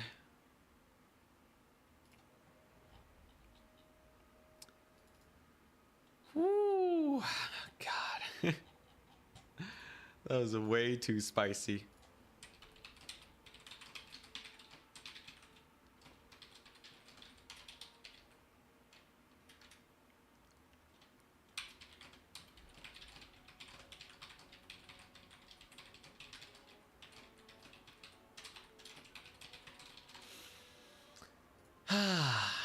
All right.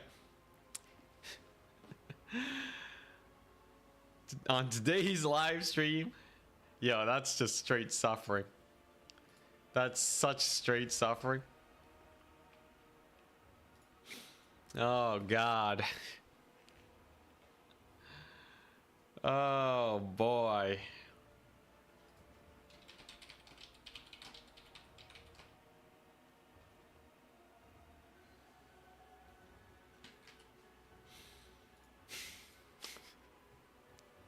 Just gotta do that 3 more times. It's a 5-round tournament. Although if I do it 3 more times, they're probably gonna be qualified. Yeah, it's a 5-round tourney. Oh boy. All right. So obviously the Green Knight's amazing, right? Yeah, 5 rounds, 4 more times. Oh man, Slaanesh main after Bretonnia to honor the new DLC. Yeah, gonna get a lot of Slaanesh action in there. God dang, that was spooky. Let's see here. Did I send the right replay to Turin?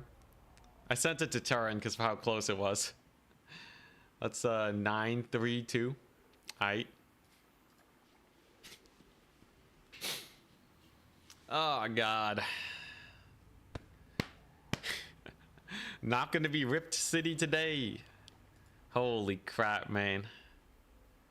Yo, that was such a knife's edge at the end there. If he had pushed like seconds earlier, we would have been dead. My initial rush went really badly against him. I should have just sat on 2 points and wait for him to push up before I go for a big rush. Yeah, like he has a cannon, but it's not going to do that much damage.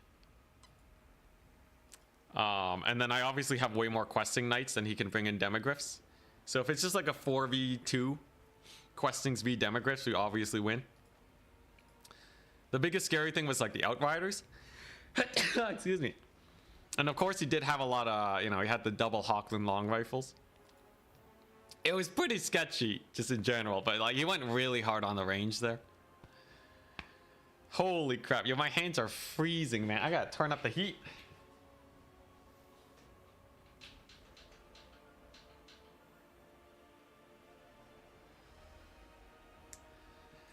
Oh God. Yo, that was terrifying, man.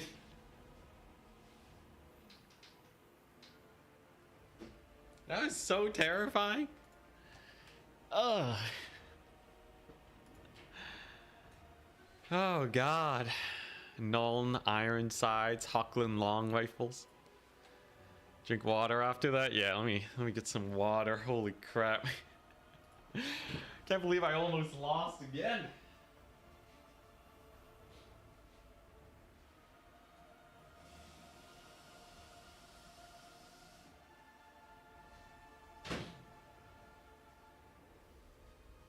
In these tournaments, you really can't afford to lose the first round. Because you're probably going to run into some strong players later on. So it's really, truly the blessing of the lady is upon us. Oh, God.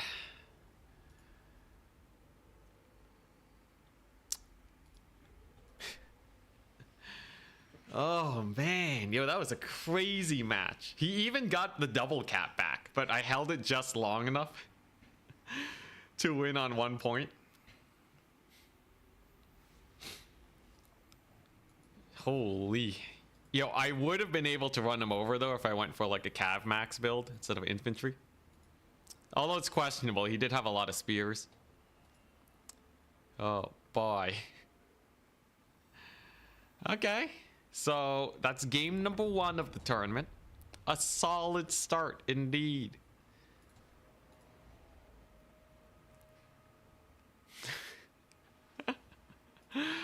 Oh my gosh, barrel with more memes. Let's see here.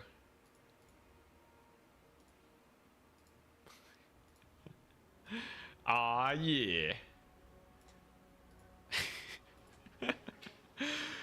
Yeah, I probably shouldn't have just sent Lewin to his death at the beginning. That would have made things a lot less sketchy. I really thought we could kill Gelt, though. He didn't have any demis yet, you know? And then I had my defensive ability. I kept him in the fight for too long, though. After the first charge, he should have just disengaged. But we won it. That's the only thing that matters. Ah, all right. Next round should be starting up in a second now. Hell yeah, hell yeah. I think squires have normal swords that are just armor piercing. Oh boy.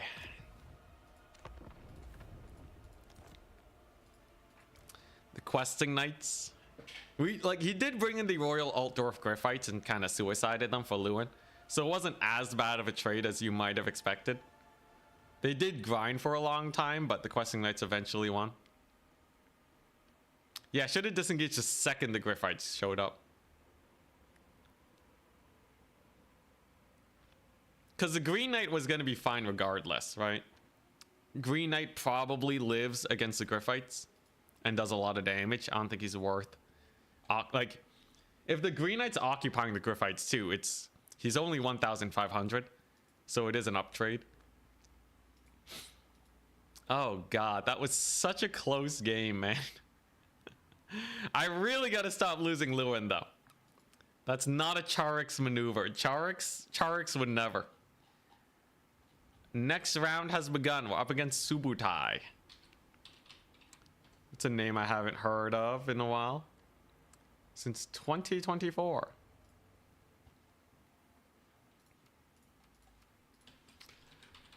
All right. What's he playing as? Subutai. He's playing as the vampire counts. Would you look at that? I have a mixed matchup against vampire counts. I have a very mixed matchup into them. I think vampire counts in general are a little spooky. But if you look at the maps, I think Dried Floodplain, okay, that's a little weird. Edge of the Darkwood. Edge of the Darkwood's not bad for us here. It's not the best, though. I think he's probably going to ban Changer's Madhouse. So it's either Edge of the Darkwood or... You know, I think Edge of the Darkwood's probably better for me. Yeah, Flame Arrows for sure, right? It's going to come down to the archers grinding against his infantry. And then he's gonna spam a bunch of bats and use magic and all that. You know, the usual, the usual. You'll probably have Terrorgeists, I imagine. But yeah, we gotta win this one. Let's see here. Here we go. This is definitely a little bit of a harder... Like, you can't just take a Flying Lord unless you got a bunch of magic resist. Like, you know, if they take the Tempest Caster, it's a little bit scary.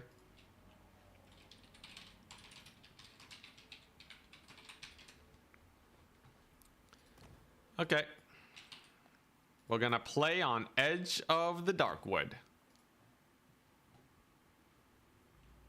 It's a pretty big map, which is comfortable for us. It's a pretty massive map, so I think we don't have to worry too much. Vampire counts, of course, have a lot of very spooky units, but definitely not impossible to deal with.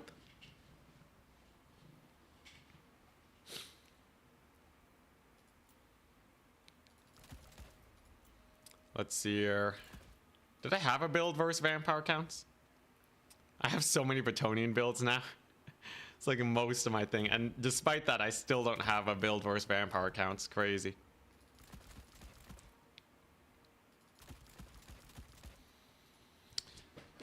The funny thing about vampire counts is you can't actually just out-capture them. Because you have a lot of cheap cavalry units. So you can just go for the big out captures. That part's pretty funny when you get it to work. Let's see here. Yeah, let's go for a little bit of this. What magic? Excuse me, what magic do I want? Could just go healing. Trebs for days. I guess the Trebs do have that leadership debuff, but they die immediately to zombie summons. So absolutely not. I am not going for trebuchets. Guess I could just bring that. Or we can do a little bit of... Yeah, this is not bad. Okay, alright. Yeah, I got the works. I got the works. I'm not too spooked by the vampire counts here. Oh, actually. Huh. Okay, wait. Or I could do this.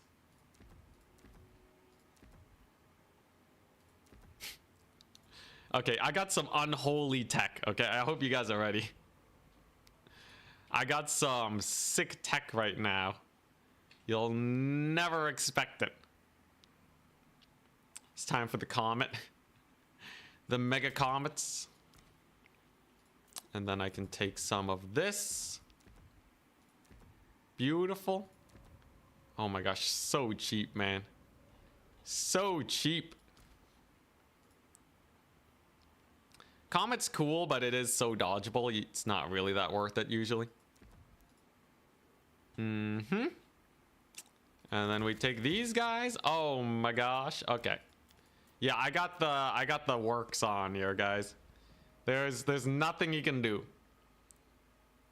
Yeah, there's absolutely, positively nothing I can imagine him bringing that would bring too much chaos to me, I think. Let's just double check this real quick. Let's see here. Yeah, I guess this is the build. So we're on Edge of the Darkwood. Okay.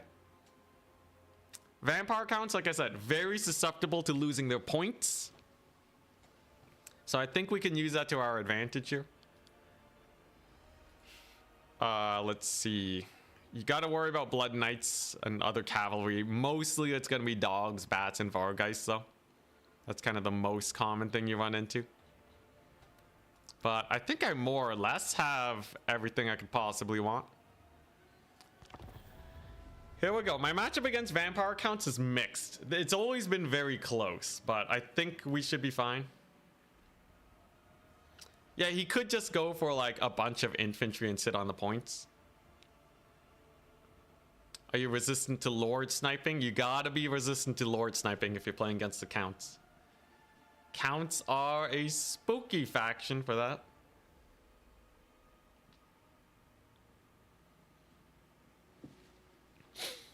Spirit leeches, gazes of Nagash, and the like.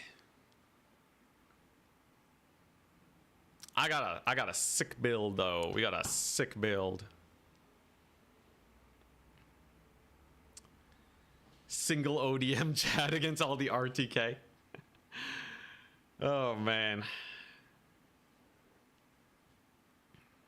It's gonna come down to play in the end, right?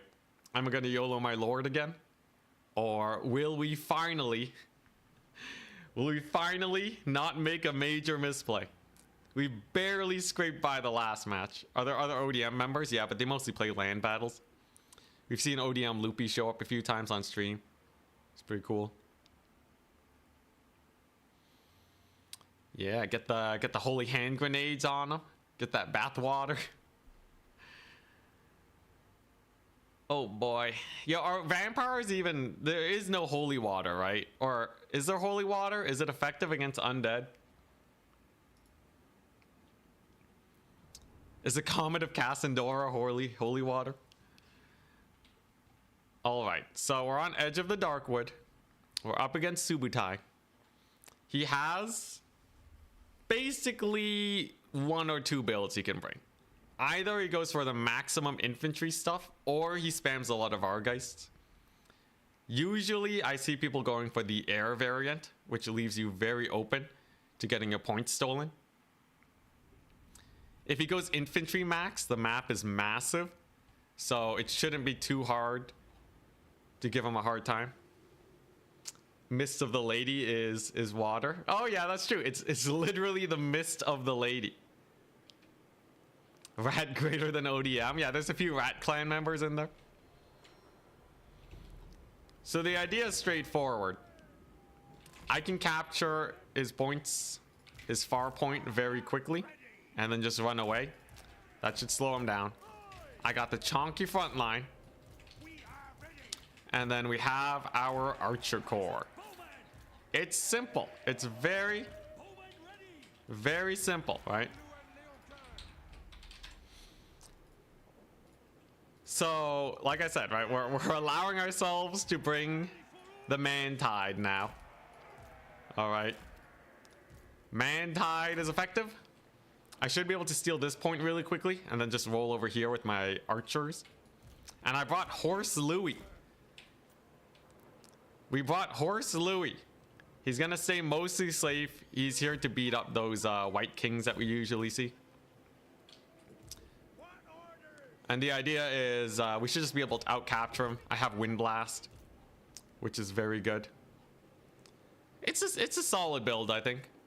He went for 18 units. I got 20. So we're both infantry maxing pretty hard. If he doesn't have a big rush, I can go for Peasant Bowman. He's given the good luck, have fun. Boo, no trebs. Yeah, no trebs. All right, and there he is. 2 White Kings on the flank. Doesn't look like he brought anything to Vanguard just yet. So I should be able to just secure these points. And then we're good. Also, yeah, the Trebs died to their summons, yes. Trebs get no diffed. They get no diffed by zombie summons. It's terrible. Okay, so who has Kemler? Corpse Cart, Balefire, Unholy Lodestone for the fire arrows, I guess. I just gotta get the points captured as fast as possible. Horse Louis is gonna be great. I gotta respect the fact that he has 2 White Kings. Green Knight is not a terrible option against that. So there you go. There's a little capture. Louis is just gonna stay safe, and I'm just gonna stall his points as much as humanly possible. This is a capture game that we're playing here. So I know that he has some White Kings in the distance there, and we don't want to run into issues on that front. So we're just gonna get the Green Knight. Should have brought him in the Vanguard, but it's fine. He's gonna get a couple bats in here. How long is it going to take these skeleton warriors to capture this point, though, right? It's going to take ages. It's going to take bloody ages, man. All right, not even the bats are really doing that much. So where are the White Kings then? He's obviously going pretty hard for this right side. He's getting a lot of bats in. So I'm going to need to get at least some cav to start shadowing them. Okay, there we go. We're just getting into position. We're stalling him up. Lewin definitely wants to fight the White Kings, as he is very strong against such things. There's his debuff. Okay, and I'm just gonna make sure he doesn't capture this anytime soon. I'm gonna make it take as long as humanly possible for him. The archers can just get on in there early. They can shoot that crypt horror. And here comes the cav. With this many bats, we gotta be a little bit careful, right? So the great thing about the Grail Relic is that it can just kind of sit there. Green Knight walloping him. There's not really much that Kemmler can do that I have to worry about. So that's a-okay for me. Archers are able to start firing. And so far, so good, right? This is honestly, this looks as good as it possibly can. I just gotta be like a little bit wary of the bats, but otherwise, it doesn't look that bad. We gotta make sure we don't get too excited or anything, but I may even say this is an okay situation.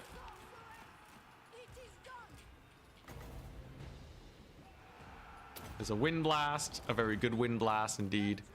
There's his little zombie summon, that's okay. Lewin and Green Knight having a wonderful day indeed. Here comes another cav summon.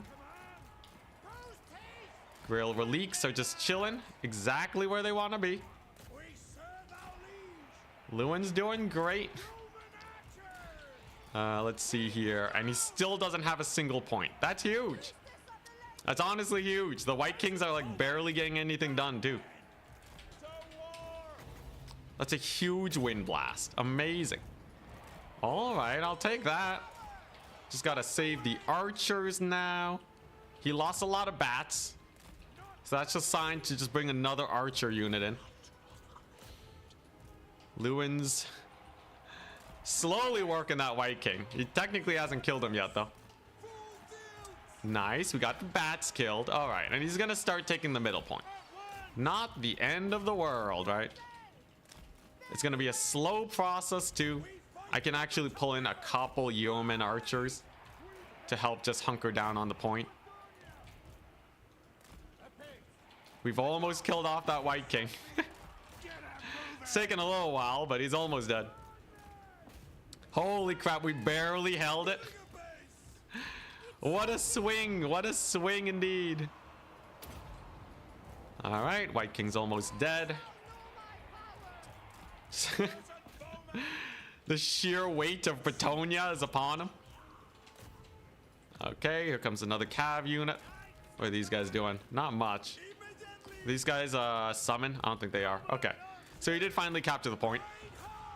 So we can just pull back from that now. I have no intention of staying here and fighting if we're not going to control the point. We did kill off all his crypt ghouls, though. That's a very expensive unit that he no longer has. And so far, so good, right? Value tradings are going our way. We got our archers going ham. The Grail Relics are having a good time. Maybe I can crumble away a couple zombies, I guess. He brings the Mortis engine. Now that's a spicy meatball. So as soon as I kill off that White King, I got to deal with the Mortis. A Mortis engine is bad news bears for sure. As it can just kind of murder me, right? I do have a lot of mobility to deal with it though. Skeleton warriors. Oh, that was a summon. Oh, my bad. All goodies, all goodies. There goes crypt ghouls. We have yet more knights. Just always spam knights. And then we're gonna try and kill that Mortis engine right now.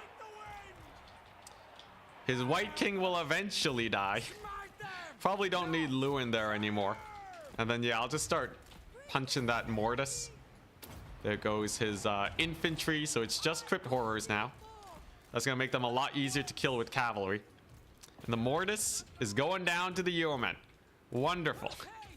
Green Knight's having a wonderful time. Krell is just chilling, but he'll get desummoned soon. Yeah, that mortis engine pick is huge, man. All right, yeah, vampire counts aren't too bad. Yeah, we're winning this. We're super winning this. I'm still going to play my heart out, though, because I'm bloody terrified. But the mortis is indeed dead. All right, all right. Now it's just archers for days. He's going to have a couple units of infantry, but he's not actually making his way to the point. So it doesn't really matter. We still have this far capture point. We still have a bunch of knights rolling around, having the best time of their life. And soon enough, I can get my anti-blood knight unit, which will probably, yeah, there you go. Speak of the devil. Speak of the devil, man. I knew there was something coming on up. I was like, what's the one thing that can really wreck me right now? It's probably some blood knights. So the answer is simple. Just kill them. Kill them with the elite cav. Here we go. So we got our mega elite cavalry here now. Super armor piercing, ward save for days. They're gonna be having a dandy old time. Blood Knights, they're actually pulling over here because my peasants are being annoying. Basically just stalling him out as much as possible. Those are skeleton spears. So we're just gonna rout them off. Okay, let's just get a charge on them zombies. And I just gotta take a clean engagement versus the Blood Knights. So basically just play super careful and I'll be okay. Does have a Graveguard unit there. One zombie. I think we're good though. He's actually just running out of dudes, right? The value trading is through the roof right now. Green Knight is dominating face. I can probably even steal the capture point if I'm ballsy enough. So like, take a look at this, right? Sacrifice the yeomen into the Blood Knights. Get a wind blast on his skeleton spear, so I don't have to worry about that. And then if I just pile onto him, then he should be pretty screwed because Lewin has his Omega debuff. Now we might not capture the point, but I'm definitely squishing his Blood Knights in. And yeah, he's basically army wiped. God dang, look at that. Look at that, your boy Anticity. He's not as bad as one might expect. There you go. Skeleton spears are basically gone. I will say this pile-on maneuver isn't capping as fast as I would hope, but it's still going fine. Got a lot of idle units here, actually. But, like, he has no victory tickets, right? Realistically, with no victory tickets, it's going to be hard regardless. Green Knight is doing his best, I guess. Come on, just a couple more arrows. He is capturing this far point, but like I got so much cav. Because I got like all the yeomen in the world. I guess I'll charge the Graveguard with them. Gotta remember, the more I grind into infantry, the worse it is for me. It's just like, I'm pretty sure I can win on tickets. So we're just kind of like, we're just trying to get the capture and then it's over, you know. No more spooky units can be brought onto the battlefield. There's our Yeo Max capture weight, hell yeah. And then we capture this one, and then we're done. Great success. How's the Green Knight doing? Green Knight is dying, slowly but surely. He's been grinding a great deal though, so I'm not too worried. Of course, there's also just the Cav Max here. Late stage vampire counts, you just ignore them and steal the points if you have an early lead. They have really slow retakes. They're really good at holding points, but actually taking them back is almost an impossibility for them, as we learned earlier. So that'll go pretty well. The Green Knight does fall, unfortunately. Rest in pieces. But you served well. You basically did your job. Onwards we go all the way to that capture point. If I wanted to play super safe, I just wouldn't fight his Graveguard ever. But this one's over. I'm afraid this one's donezo, people. Great success. Okay. Yo, is this the run? Is today the day? Dare I say it? That was pretty good. Triple capped vampire counts. Wonderful. Okay, alright, I'll take it. I'll take it. Check value? Yeah, we'll check value. Not bad, your boy Anticity. It's always the second tournament where we start picking up. Bretonnia wins versus accounts. Check the damsel. 1,100. Not that much. Don't do it. Don't give me hope. Obese chicken, you've been here all day. Yeah, Horse Lewin's not bad. We just kind of bullied his White Kings. We kind of ignored the Graveguard most of the fight. And the Human got insanity value. He just didn't really have anything to handle just the constant peppering. And then obviously the Mortis engine didn't do anything. But like he didn't really have anything in his summons that could stop us. Only 2 bats is pretty surprising. Seems like a really thin reserve army. I guess it's just the Mortis being so expensive. Mortis, Blood Knights, Vargeist, 2 horrors. Yeah. It's all pretty expensive stuff. All right. It was not bad. Yeah, he really just had the 1 point. That's the pain of the vampire counts. Big maps. Second tournament. Isn't this a 15th tournament? Yes, yes, you're right. Green Knight got 2,100. He paid for himself. Hell yeah. I'll take it. So we are now 2-0, people. 3 more, and then we make it to semis. Semifinals are very volatile. We could just get an immaculate matchup. Yeah, another Bretonnian win. If I can go 5-0, it really shows our expertise. Happy horse noises. Yeah, if we can go 5-0, it would really show our expertise and all the learning we did. Charix teaching me how to go for the big plays. Just using foot squires, my god. Just foot squires and peasant mobs with Grail Relique is amazing. Yeah, just keep it at 100% win rate and we'll be done before you know it. Oh, he's becoming confident again. The opponents do get harder. They do get spicier as time goes on. Yeah, just don't lose. I almost threw the first game again, but we barely scrapped it back. Yeah, Bretonnia's goated. Charix just won a tournament with Bretonnia. They're totally goated. Actually the best faction in the game.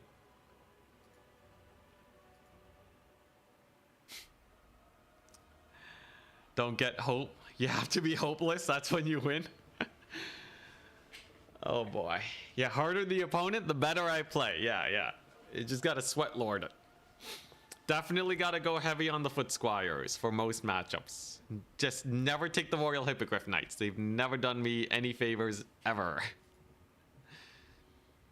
I think the bad units are like...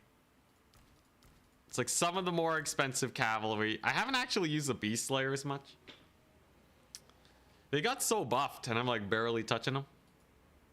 Their bonus versus large surely has to hard carry.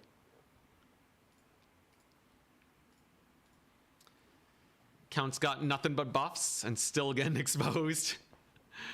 It's the domination life. Although, like, I don't know. It depends on the matchup and the map. I think the map is the most important thing for vampire counts. They really suffer on big maps.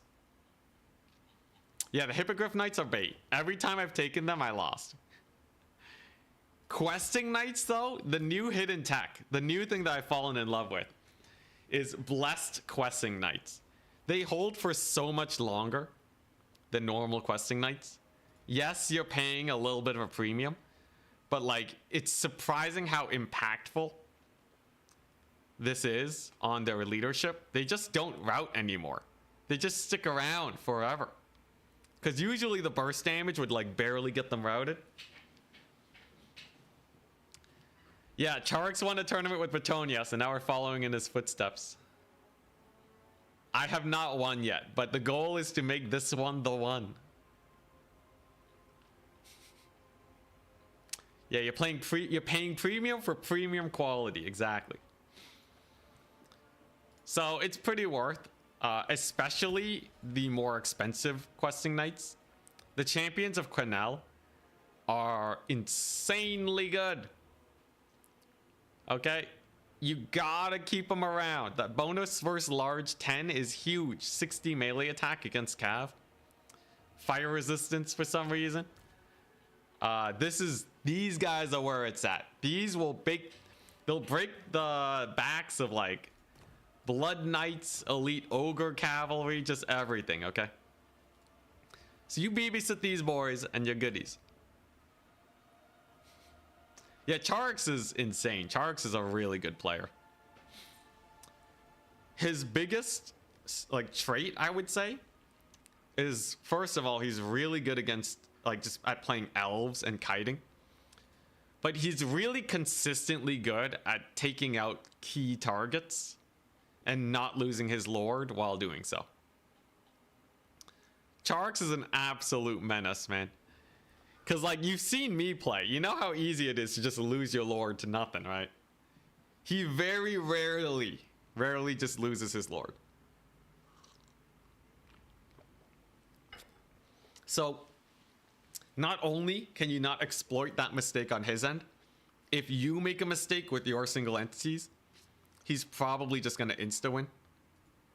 Kind of just a mark of a good player. Your re-entry into the game got you started on multiplayer. Awesome, Ethan. Yo, if you ever want builds or anything, message me on Discord. I love talking about Warhammer, man. It is literally my life right now.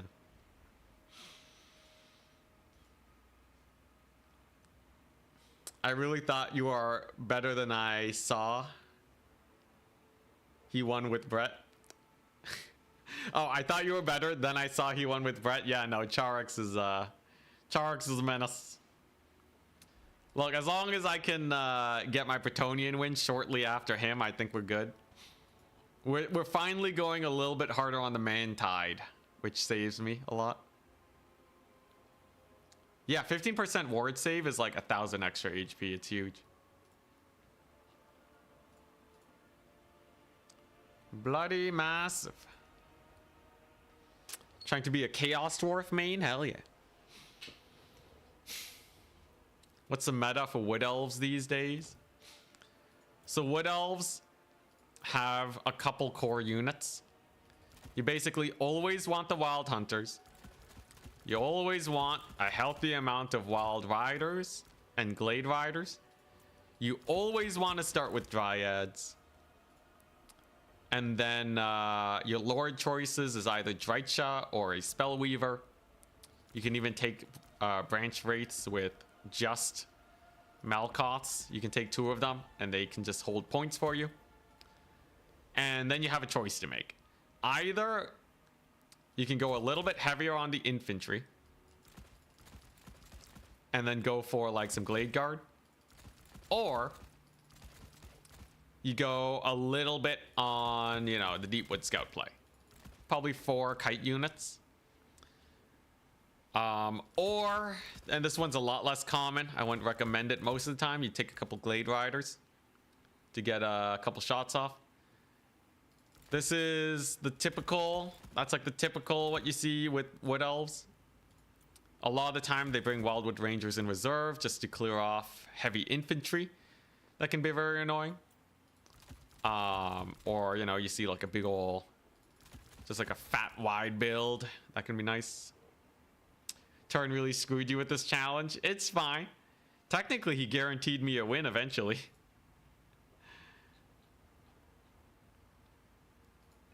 Yeah, 8k effective HP. So if you run the math, right? If you run the numbers on the companions of Quenelle, right? Or even just the normal questing knights. It's, let's see here. It's 69, nice, 60, times 1.15. Yeah, it's a little over 8,000 HP that you're gonna get from them. So they are basically as tanky as Grail Guardians. Okay, well, Grail Guardians have the Blessing of the Lady, which makes them even tankier. But like HP wise, 8,000's a healthy amount for cavalry. You can't go wrong.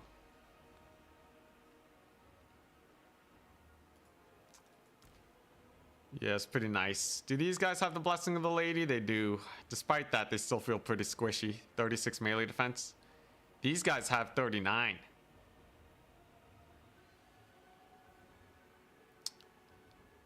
Yeah, Green Knight. So Green Knight's kind of different. The higher your resistances goes up, the more effective it's gonna be. Right? It's not, you don't just multiply by the percentage. Because if you have 100% resistance, you have infinite HP, not 2 times HP. But the questing knights, 15% on this number will bring them to 8,008. And then because that extra 1,000 HP is also getting the benefit of the Blessing of the Lady, it's like a little bit more. But yeah, effectively it's like a little over 8,000. They lose a blessing if they route once. Oh yeah, I guess that is true. Although my questing knights haven't routed too much. Especially because they're like, you know, really rare cavalry. Right? They're so expensive, I'm not microing too much, so I can really babysit them. 2 more games and then the next round. I have to win 5 more matches. The countdown begins. Can it be done? Should you unsummon them if they route then? Kind of depends on the situation. But yeah, I guess that is true. You really don't want them to route. These guys got 85 leadership though. They're probably not going to route. Rot Knights are the only thing I can think about. What's this with armor? Yeah, like these guys will trade into Mournfangs, Demogryph Knights. This one will even do pretty well against Rot Knights if you get a big surround. You're gonna need a little bit more oomph to kill Rot Knights, but yeah. It's weird that they don't have the blessing in their stats. You know. If you want them to have the blessing, you just take it. Would you play Bretonnia in the future faction war? I think I'm gonna need a little bit of a break from Bretonnia after this. It's been like over a week of just Bretonnia for days. So like what, we're at like a week and a half now. I think I want to play some other factions for a bit. You know, there's 23 glorious factions just waiting to be played. How about we try those for a little bit?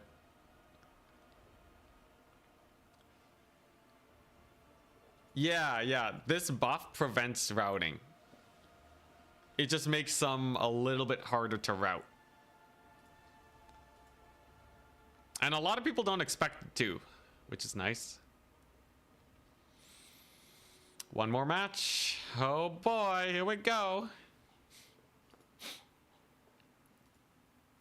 Knights of the Lionhearted too, by the way. These guys are spicy. Very spicy indeed. Lots of anti-large. A little bit expensive, so they have magic damage. They actually aren't that much more exciting than questing knights. But they do have the encourage effect, which is pretty good. So they're going to be stopping other cavalry near them from routing. They do have magic attacks, which is like a little bonus. I'm kind of questioning if I'd rather just have questing knights though. Like I'm comparing the stats. I think against non-armor, that charge bonus is probably going to help. They have anti-large 12. That's pretty nice. So that gives them 53 melee attack to the questing's 40. Yeah, okay. Yeah, so they're probably great anti-cav. 1 week of yeoman kiting. At least I kind of know when to kite with yeoman and when not to kite with yeoman. Is causing fear worth anything? It's a small bonus. I think fear is like what, -8 leadership? It's good enough, and it's gonna help a lot against the more rowdy factions. Like Skaven, this is probably quite nice. Most of the time, I should be bringing the Green Knight in. But if I send them somewhere where the Green Knight isn't, it's probably a good idea.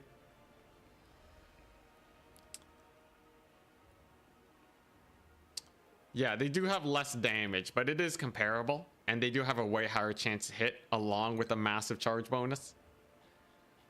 I think they're very comparable to Questing Knights.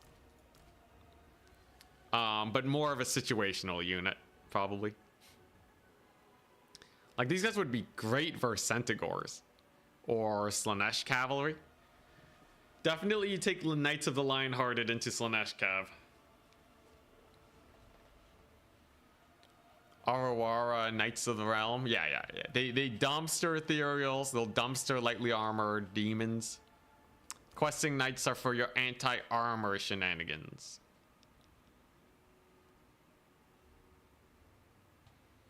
Oh boy. Alright, here we go. The next round has begun. We're up against Ridley K. Haven't played against them before. We gotta be careful with these new players. Sometimes they whip out something crazy. What's he playing? What's he playing?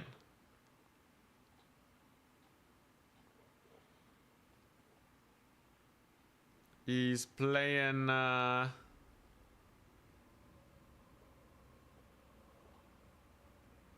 what's he playing?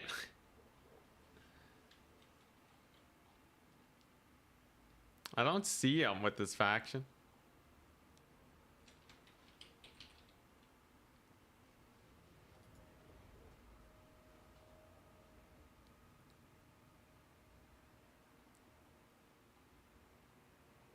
Yeah, I don't see him with, oh, okay, Warriors of Chaos. Okay.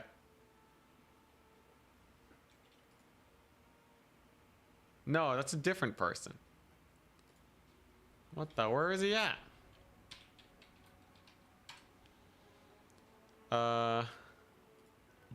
Weird. I can't find his faction.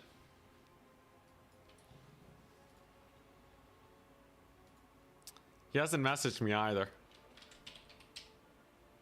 Oh, he actually doesn't have any wins yet. Dang, so we super down matched. We matched against someone who like might even be dropping out, who knows.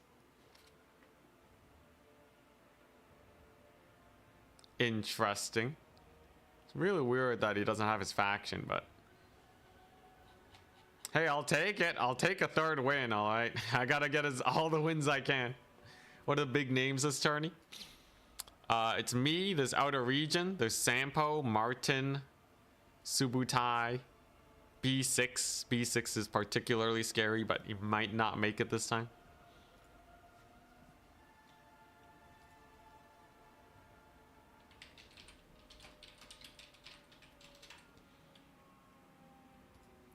Asking him what his faction is.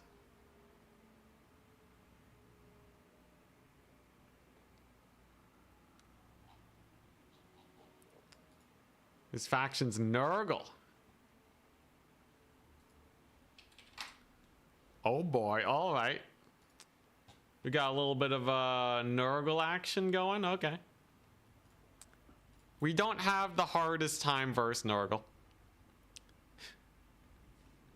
Yeah, we gotta not drop this win, right? I gotta play my heart out. Oh, I got the Nurgle screen blocker on accident, wonderful. This should be entirely manageable. I just need like a big map, essentially.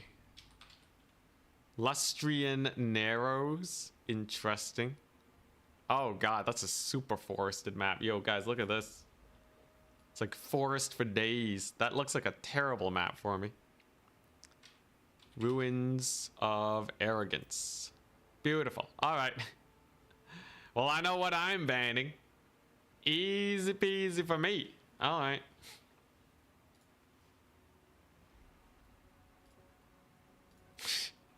Yo, that map is like 80% forest. That is pretty spooky.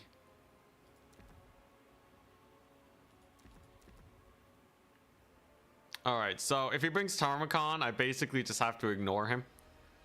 Tarmacon is not the end of the world for sure. I got some sick strats against Nurgle too. So I'm not too spooked out generally by them. That map is Bretonian hell, yeah. Definitely we're not gonna do that. He bans ruins. Let's play Celestial. All right. Celestial Lake it is. It's not the best map for us, but it is fairly large. It's one of those good enough situations when it comes to maps. The big things that we got to worry about here is Regiment of Renowned Rot Knights.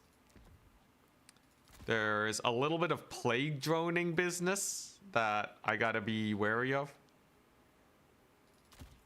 Let's see here. There's like toads and stuff that he can bring in. There's Furies. But in the end, Nurgle is not the spookiest thing in the world. They are definitely surmountable as long as I play smartly. I've had a really good track record against Nurgle lately. So just gotta not throw that business.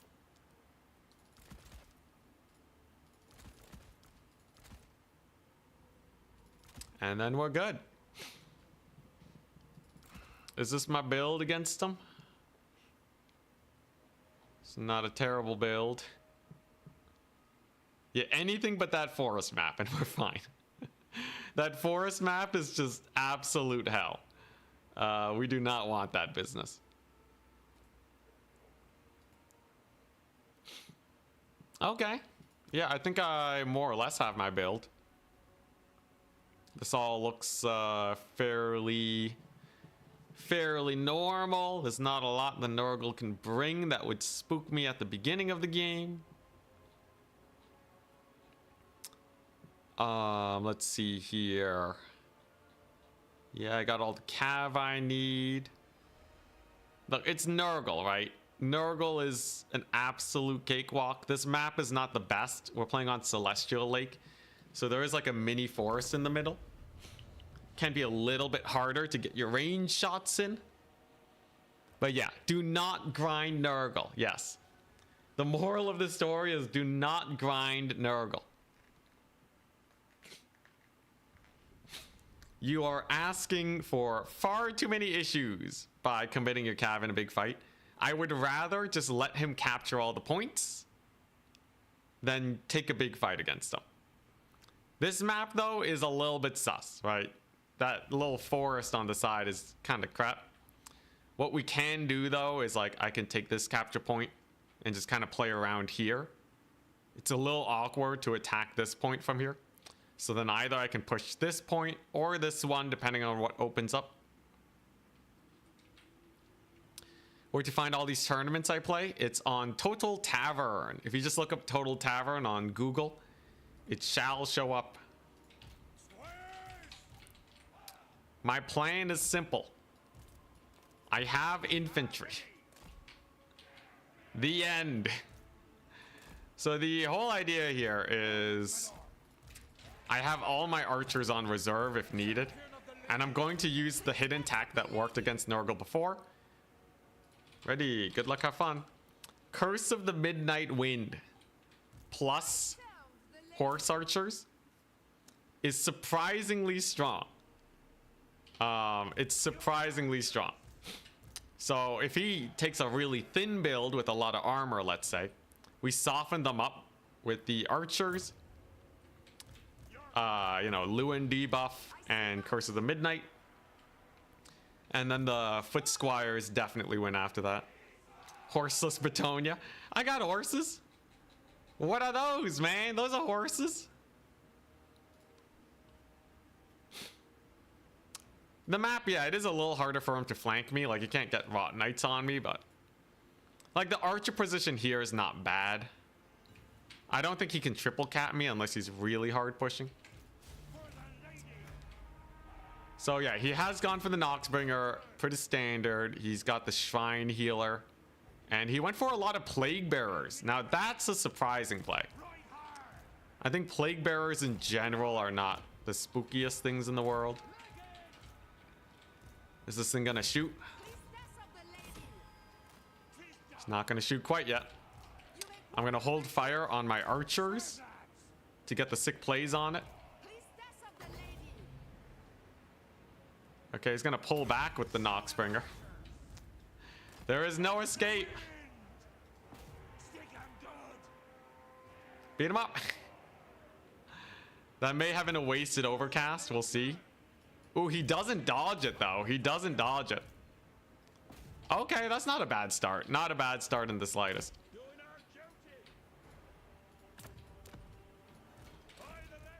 Okay, Lewin's doing fine. He might even rout off those horsemen. Yeah, he's just summoning in horsemen. That's not a big deal. So Lewin with another debuff on the Noxbringer. So it has like no armor right now. This is that killer instinct that I was talking about, right? There we go. Got to be careful with Lewin that he doesn't get caught up and murdered. And I'm just going to ignore that fight on the flank side. We already got a decent amount of value trading.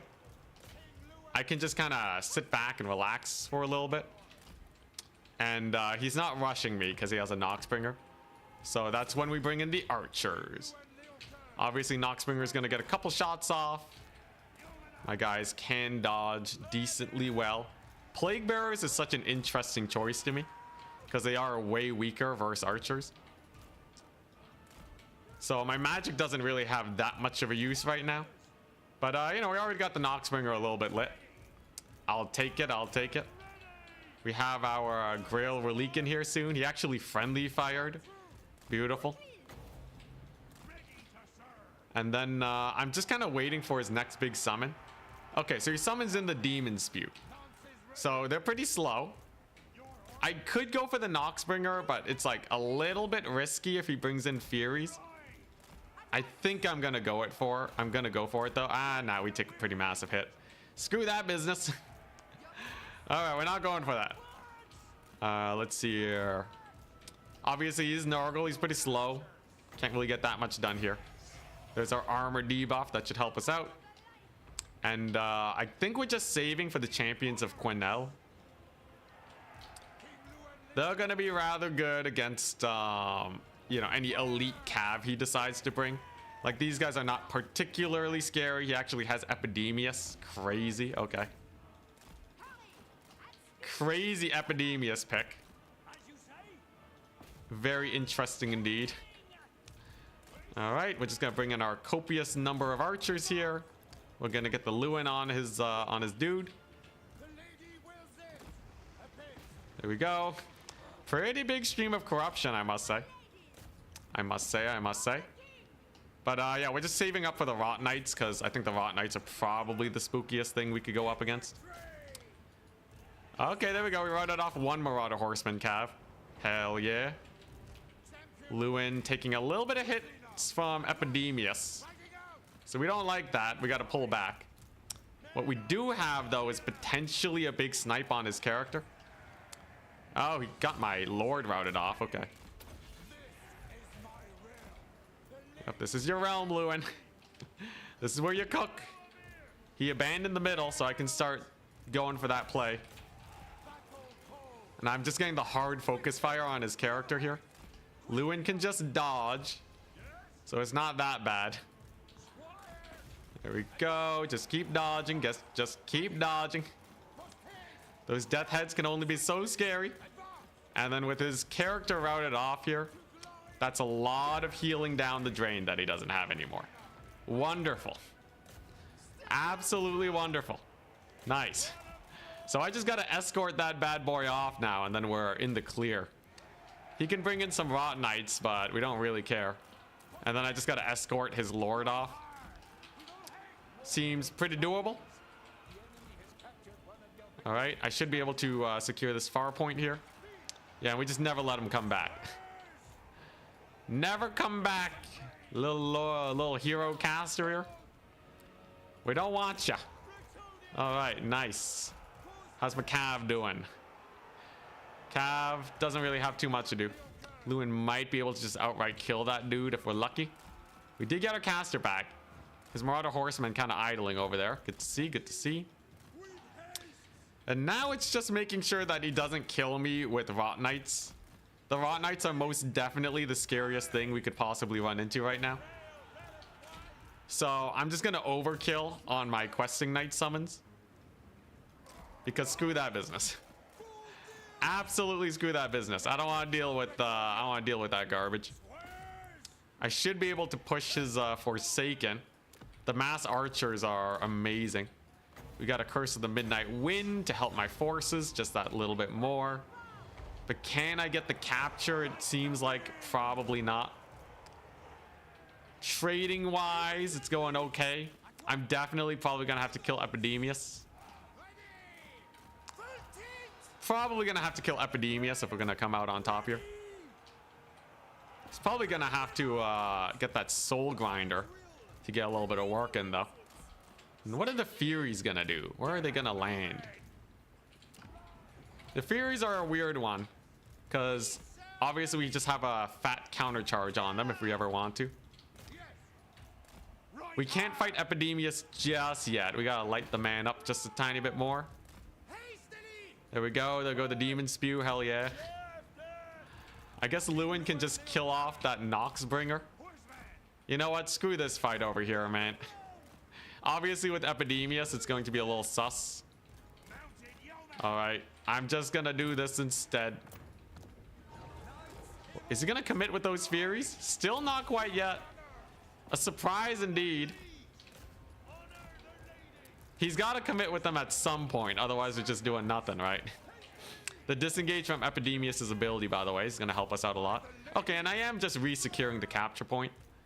That's definitely good. Still hasn't committed with the Furies. Dang, all right. Well, honestly, it would be a bad idea if he did, because I have so many knights just kind of chilling. So I guess there is that. Lewin can route off them. Yeah, it's just like too risky for him to charge in with them, right? Like you can tell he really wants to get those archers killed, but he's just refusing to land them. The problem is I have so many archers. His Furies are probably just gonna outright die if he doesn't go for a big commitment sometime soon. Okay, they're going for a little infantry unit instead. That's fine by me. Epidemius is slow, so with another capture, we're good. Seb, thank you. Welcome to the crew. How goes it? Yeah, okay. All right. The Cav defense worked. I just had so many Cav around, he just couldn't engage with his Furies. I'll take that. Yeah, this map's not bad for us by any means, because I have so much in the way of... I just have so much space here, right? We just have an incredible amount of space. Okay, archers, you can shoot there. We'll get the counter charge in. Pretty good charge on the Lewin. Don't want to charge those Nurglings. They have damage reflect. Epidemius is still idling. We take that. We take that. As long as Epidemius is idle, I'm totally fine and in a dandy position. Lewin too. He's having a great time. All right, he's just walloping these poor Nurgle forces. I think I probably will desummon the U-Men at this point. They don't really have too much going on. Grill Relique taking on a Soul Grinder. Crazy lads. What do we got? Yeah, yo, the archers are putting in so much work, man.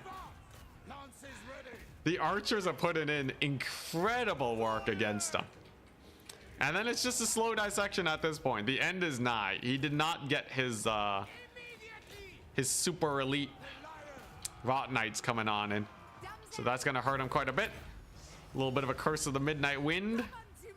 Just to help out the boys a little bit more. It's going to help especially when it comes to that archer fire. As my archers are doing true damage as usual. And then we just got to close it out, right? Peasants for the win. Mantide. Yo, I can rear charge his guys. His Pestigors with the Grail Relique. To get their leadership just that little bit lower. Alright, there we go. Oh, my jaw. It's gonna summon in your Rot Knights. I got my emergency anti-Rot Knight cav just on standby. In case they do show up. Noxbringer's super dead though. And here we go. Pestigors. Perfect. Pestigors are easy win because they are already pre-surrounded with the Lewin. He may not be Alberic, but he can most definitely get a solid tussle going if given the opportunity. Here come the horse archers back. Yeah, the Pestigors got deleted. Oh my gosh, poor Pestigors, man. And they got nerfed too. Brutal. All right, we got him. We got him. I got a big old nasty capture here too. Got a big old nasty capture on this far point, so we can start really getting them on the ropes here. It's another Curse of the Midnight Wind, just with those archers. So he squeeze out just that little bit more value. He gets his damage reflect off. Will it be enough? Remember, we don't want to really grind against Nurgle. I'm just trying to steal the capture point to make the rest of the match easier. As with the triple cap, you probably won't be able to pull back. It's probably a slightly suboptimal play because we're losing units, but I should be ahead enough, right? I should be ahead enough. There you go. Plague Bearers. I think if we charge them in the side here, we'll get them dead. Yeah, 3-0. We got the big 3-0 tonight. Not bad, not bad. Woot woot. Any units I can summon left? Some peasants? Sure, I'll get him in there. Let's see here. He's really trying to scrap it out with these marauders. I just don't think they have enough. These questing knights. Only 800 value, but they never routed. They just kind of stuck in the battle. It's the power of the Grail Reliques. Human archers being extremely annoying. And there we go, he taps out. Okay. Buff Pestigors. Yeah, they got bullied. That's good. So we got down matched for another win. If I can get one more win, preferably against a higher tier player, I should be secured for semifinals. We have a lot of value on the Foot Squires. Yeah, the Foot Squires are just too good to pass up. I could see why basically everyone's bringing them. And that Archer snipe, man, dude. That Archer value, oh my goodness. Brutal. Let's go, all right.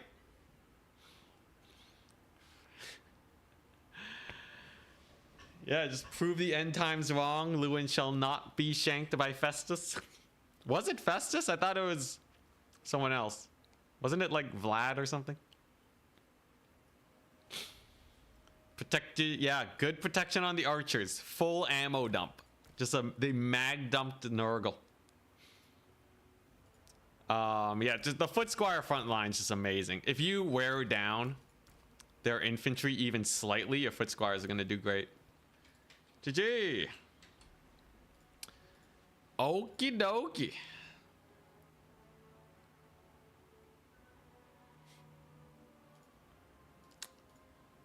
I will take that.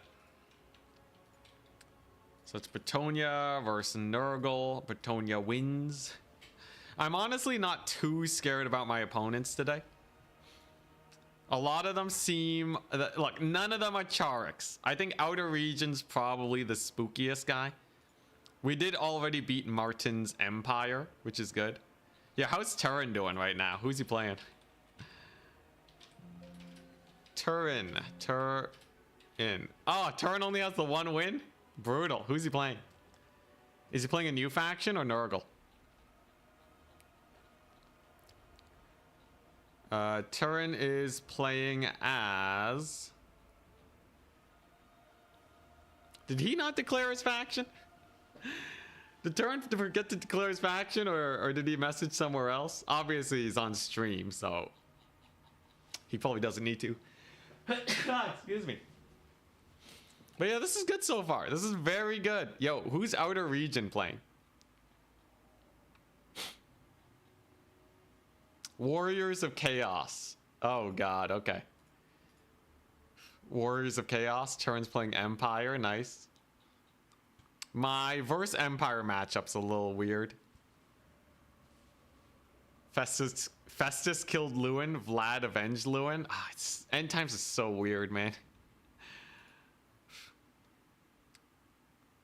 Yeah, Empire is pretty spooky.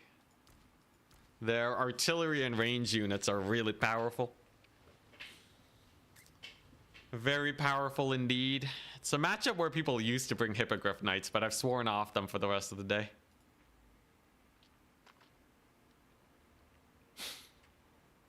Interesting. Hitman Hippo is on Ogres. Desync issues with him and his opponent? Okay.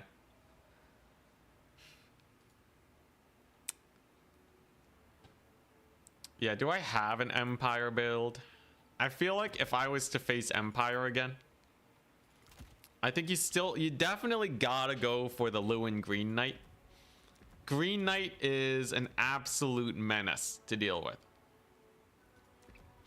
I think you probably want Foe Seeker. Maybe you want Beloved Son. You could take him on a horse. Make him way cheaper. Because I think if you run into a Franz, you don't really need to contest him. Right, so you take Lewin on a horse just to be a little bit of a cavalry support, essentially. And then you go for, like... I don't have that build saved, right? Yeah, there's a lot of Empire players, so I should just start workshopping a build. You obviously want a lot of Battle Pilgrims. Let's see here. I think your Knights Errant are good just to chase down range units. I think you just want like 3 of them. Or hell, you could even just take Mounted Yeomen. Right, so I think having like just a little bit stronger of a Cav Corps. And then obviously they're going to run Demogryph Knights. So you have to run the questings. You want at least a solid handful of archers. You're going to do more damage with fire usually. Turn had to restart because of desync 3 times now. God, that's brutal. 1 field trebuchet. Let's see here. And then against Empire. So like the Cav is going to be really good, especially if they take Outriders and such. Double Grail Relique. What spells are you casting against Empire? You know, weirdly enough, Transformation of Kadon is not a bad one. Wind Blast is also amazing, though. I think Transformation of Kadon can be a lot harder to deal with. And you get Flock of Doom. So I'm just going to go for that. Because that just seems like the straightforward play. You get a Foot Squire. And then, yeah, then you have 4 archers. You have a nasty front line. You have a nasty Cav summon in the back line. And to like round out the build, you take a bunch of peasants. Beautiful.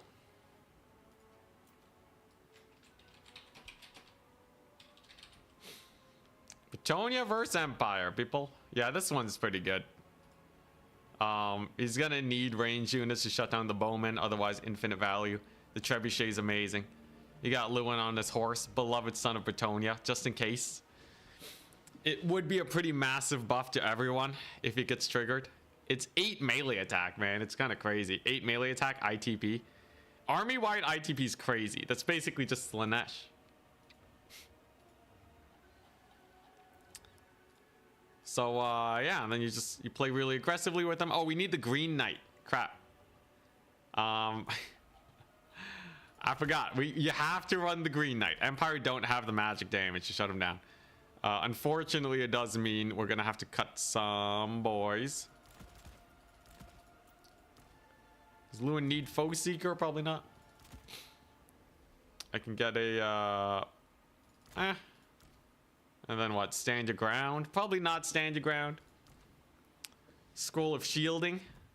That's actually pretty good against a lot of stuff. And then we can take Foe Seeker. Okay. There we go. Bretonnia versus Empire. Got lots of cav. You got your peasants. You got your battle pilgrims. Beautiful. Yeah, Green Knight. Wagons are pretty...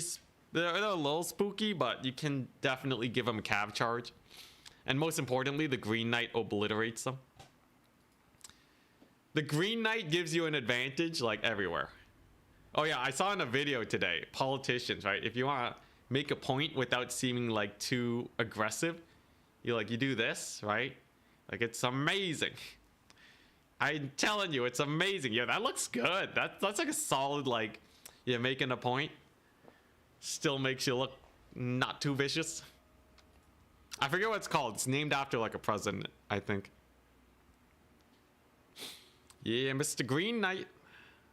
Hello, Mr. Green. Turin is still trying to finish his match. Rip. All right, here we go. Yo, I think my odds of success today are... I don't know, we'll see. I should get some food. Get some sustenance so I play better. I'm gonna microwave stuff again, I'm sorry.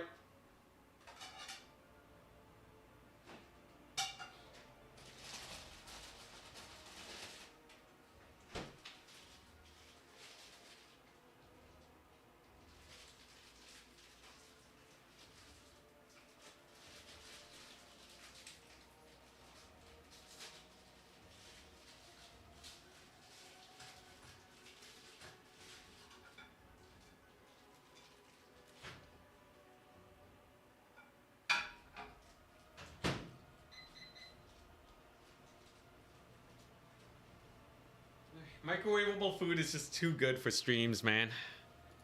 Like, I'm not gonna go and like fry some eggs, make some rice, you know, get the pasta. All right, if you just need food fast, then gotta do this. Did he become a politician? He used to have a coworker who lost his pointing finger. His pointer finger to a table saw. Dang. That's pretty crazy. What are you microwaving? Just like a burrito. A little breakfast burrito. Oh boy, come on. Today's my big day, alright? Today is the day. People were so skeptical earlier in the day. Alright, they're like, no way, Anticity. You're getting wrecked. But it's always in the evening when we lock in. So I have like, you know, I have 1 million builds now, right? We have everything we could possibly want. I am now spamming infantry, which is helping us out a lot. You'll be judged based on what's in the burrito. It's like a frozen burrito. It has like, I don't know, some egg, some meat of some sort, some cheese. I don't know. You got this? I sure hope I do. We're doing really good. This is already like really good for us.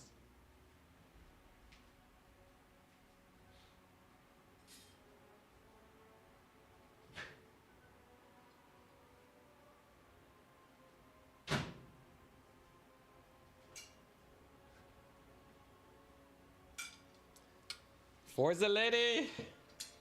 Yo, today's the day, okay?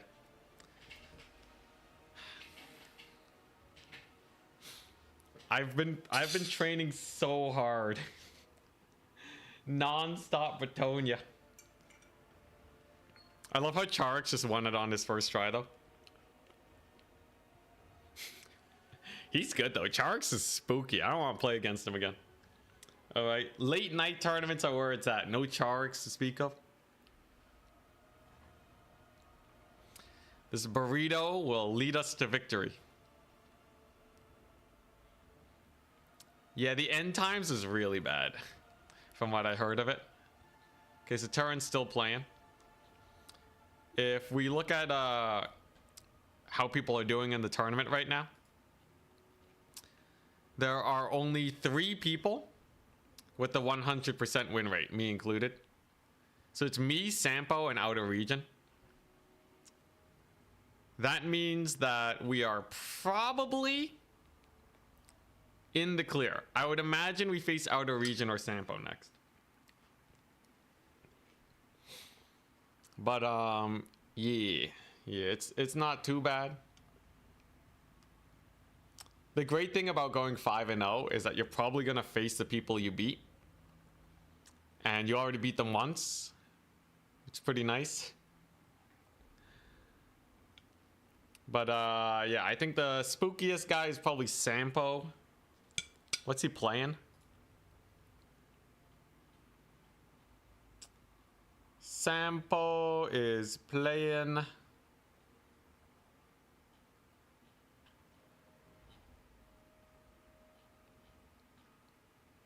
What's he playing?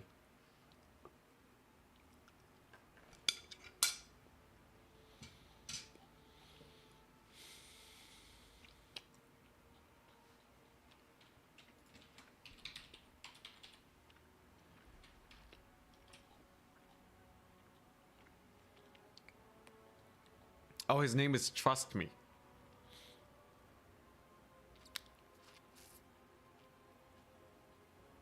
Yeah, what's he playing?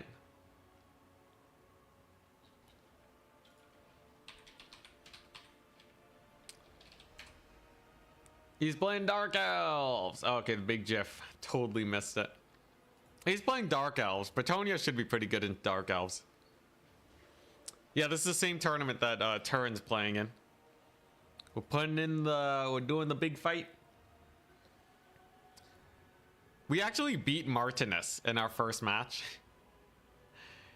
We beat his Empire. Barely, like we were literally seconds away from death. But we did barely beat him.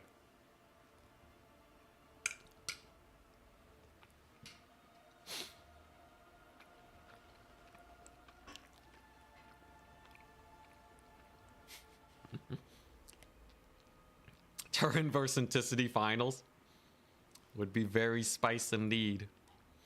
Seems like Terran's having a bit of a rough time though. Even if he wins, he's only at 2 instead of 3. Yo, that battle against Martinez was so close. I sent it to Terran.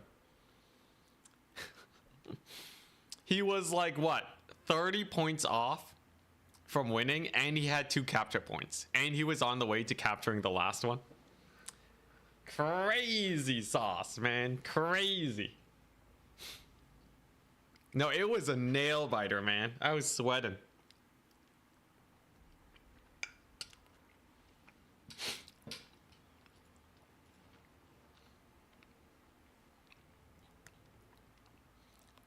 Next round should be starting soon. Come on, 4th win. Redeem to hydrate, thank you. When's the next game? Very soon.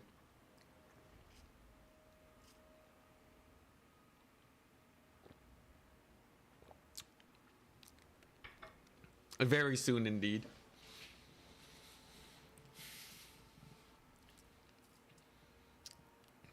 We're just waiting on one last match to finish. There's honestly not too many terrifying factions in this tournament today. The scariest players are running like Empire or like Dark Elves.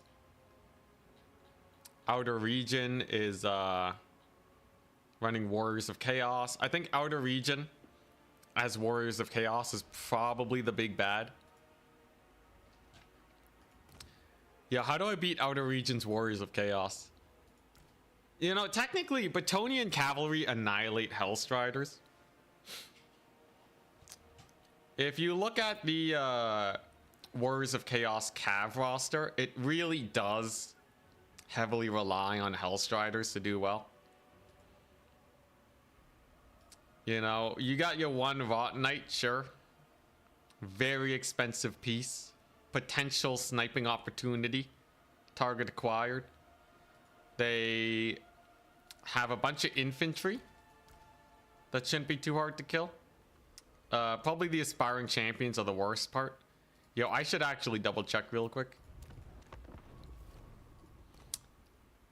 I should double check very quickly, because this is like one of the most pertinent things for Warriors of Chaos.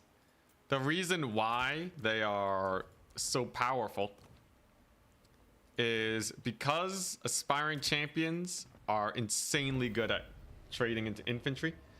If foot squires don't even trade into them, we're boned.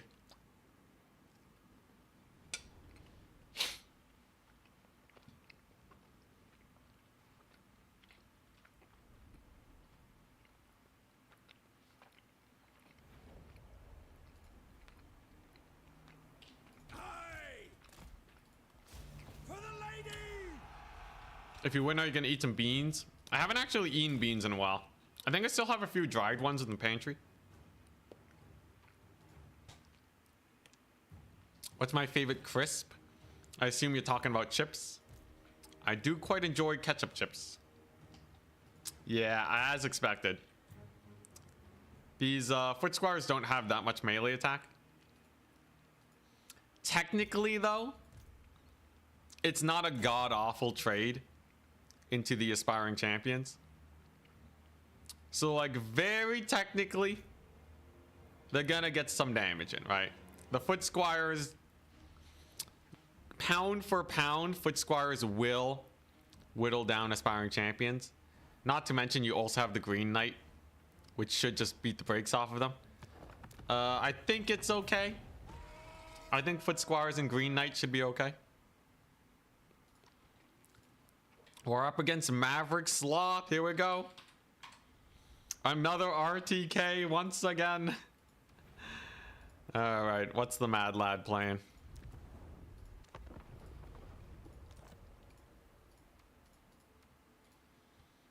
Oh boy, so many streams. I feel so tired.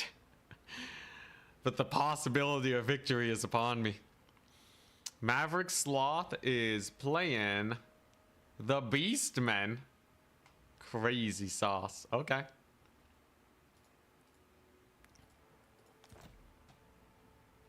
If we win this, we're basically confirmed getting into the finals or the semis.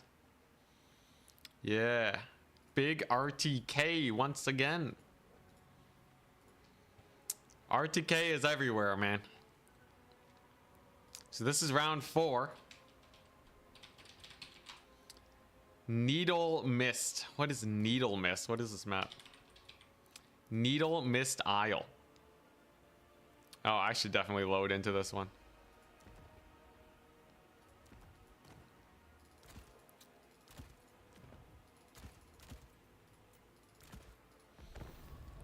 What is this map? Needle Mist Isle.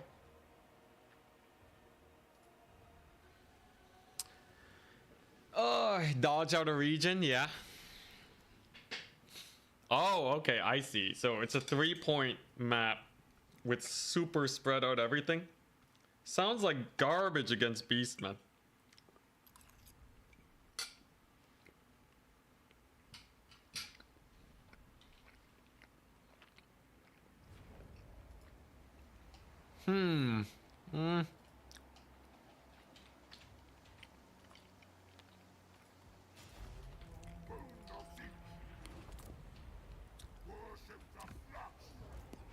No aquatics. It's not as bad as you'd expect. You can basically play these 2 points. You can bring your cabin through here. Very far distance between points, though.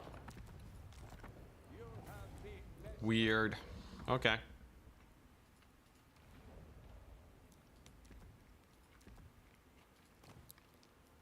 What's the other one? Haunted. Haunted Vale. Jade Tomb. Yeah, we're probably banning Needle Mist. What's this about water? Ketchup chips? Yeah, I like ketchup chips. I also like Miss Vicky's. I like the sourness.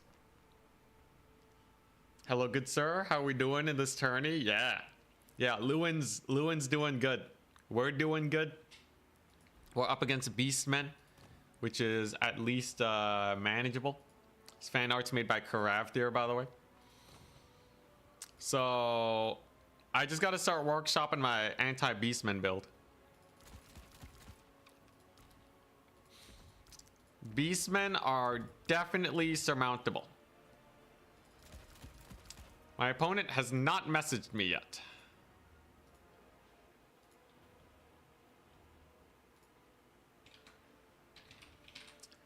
Really interested to see if Outer Region's gonna be spooky or not. You know, Foot Squires into Beastmen's really weird. Technically, you know, they'll probably trade decent into Vestigors, and they should grind against basically everything else. It's probably the way to go instead of Battle Pilgrims. Sour cream and onion? Aw, yeah. That's where it's at. Alright, he found our message.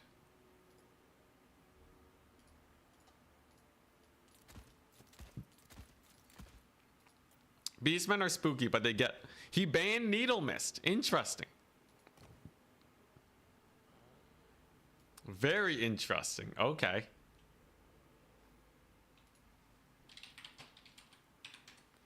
So I'm definitely playing Jade Tomb. It's one of those long maps that has a really nice defensible first point.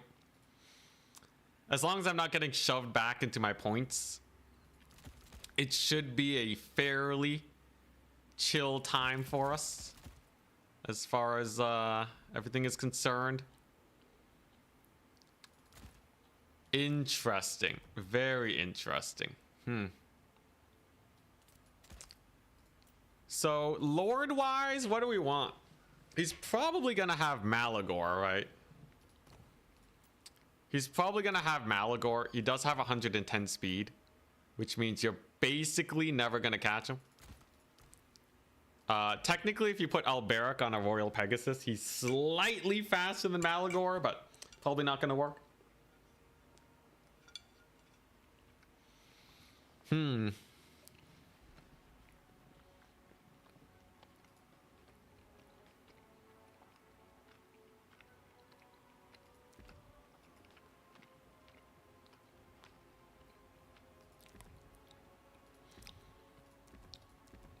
I think Beastmen are not too hard to manage. I definitely am gonna have, like, there's so many different ways to play this.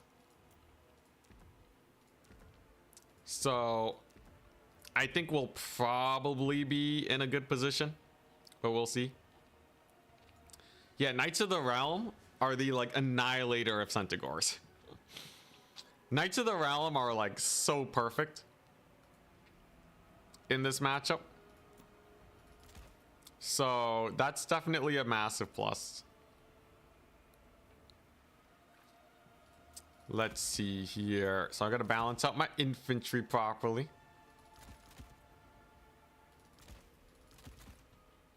There we go. And then I have those. I have basically everything I could possibly want. Bro's still going. Isn't this like a 10-hour stream? 8.5. 8.5 'tis all. Totally manageable. There's not a lot of point to bringing mounted yeomen. Like, there's a little bit. But they definitely have way fewer uses in this matchup.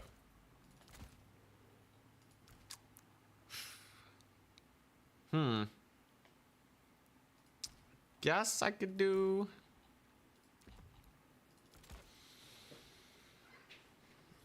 All right.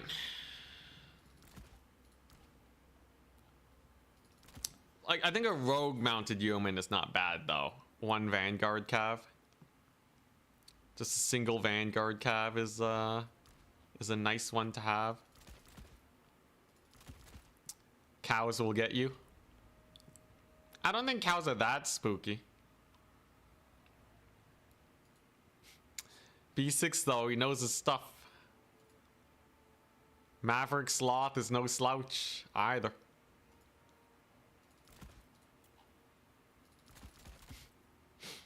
Don't really know how I feel about that. Yeah, I think I'm definitely gonna go for this. Yeah, in the end, beastmen are not insurmountable. They have a very limited roster. It's not impossible. Anticity is a cyborg.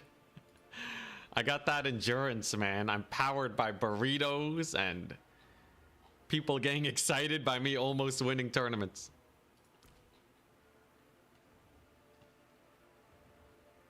All right. I think I more or less have everything I could want here. My roster is also, of course, very limited.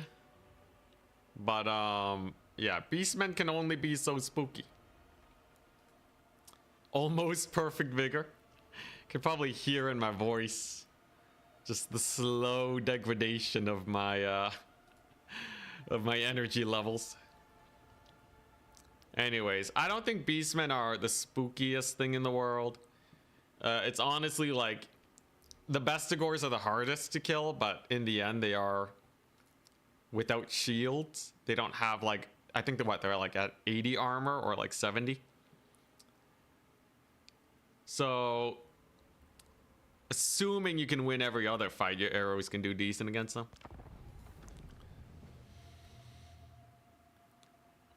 Is there anything that like truly terrifies me against beastmen? Not really. What's the worst that beastmen can bring? 1,000,000 minotaurs. He just goes like a fat minotaur rush. That would be very silly indeed. Yeah, bestigors are pretty fast. The thing is, there's only so many bestigors you can bring.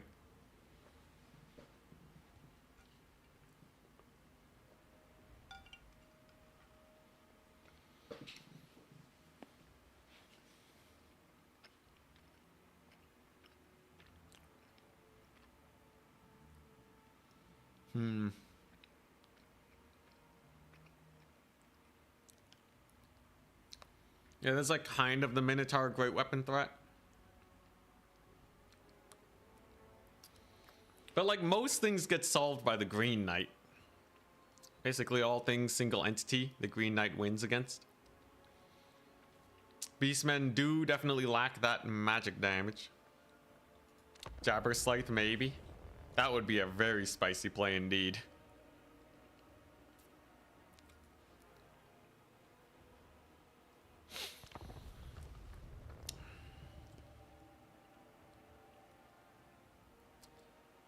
Could try to bring a lot of archers, yeah. Bunch of Ungor raiders. Minotaurs are food for Knights of the Realm. Knights of the Realm are going to do well in basically every situation. Problem is I have a limited number of Knights of the Realm.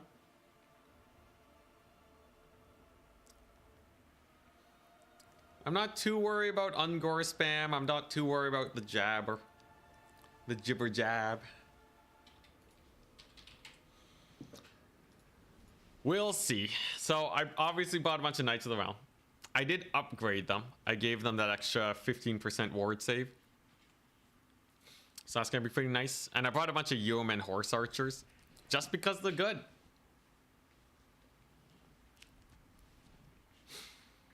Today is the day. ROR Gorgon. That would be suicidal against yeoman archers. So obviously we have the Green Knight. I bought Alberic. He's here to buff up my dudes. He also has sweet, sweet damage. against everything. Sweet anti-large action. I went pretty heavy on the infantry. We actually went quite hard on the infantry. I do have my Grail Reliques. And then I have a double archer core here. His cav should never be able to jump my archers unless he's starting with like a stupendous amount of cav. And then yeah, we got our mega buff Knights of the Realm. So they should just annihilate Centaurs. Especially now that Centaurs are more expensive. The Knights of the Realm should absolutely cook there. We have a quick Green Knight summon coming on in if we need it. The Yeoman Archers are going to have a wondrous time indeed. This is what I consider hard on infantry. Hey, it's 5 peasants. It's 5 peasants. Flock of Doom. You could throw down some Flocks of Doom, yeah. But they do still have a ward save, which is going to help them a bit. Just having like 8,000 HP cav makes them a lot more resistant to stuff like Flock. And then I just have a million regrowths over here. He has 13 units. I wonder what his build shall be. The idea though is that my archers outrange his.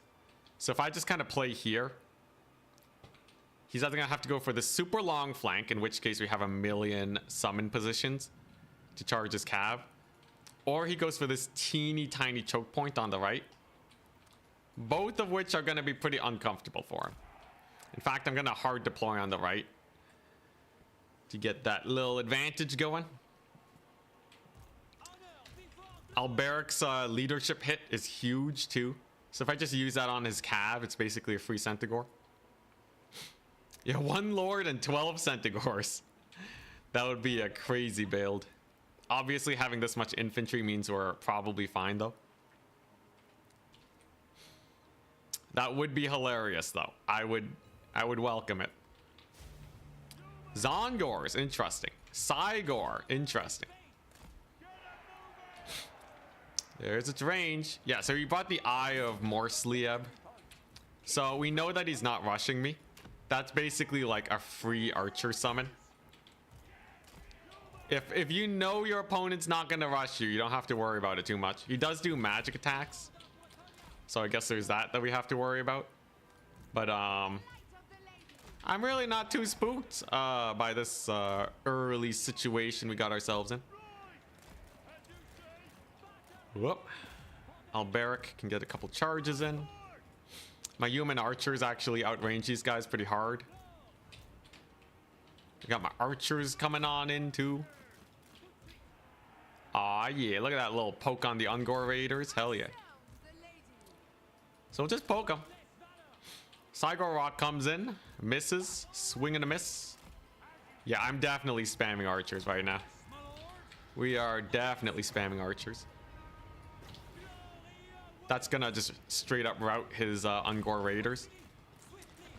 Easy peasy. Lemon squeezy. Okay.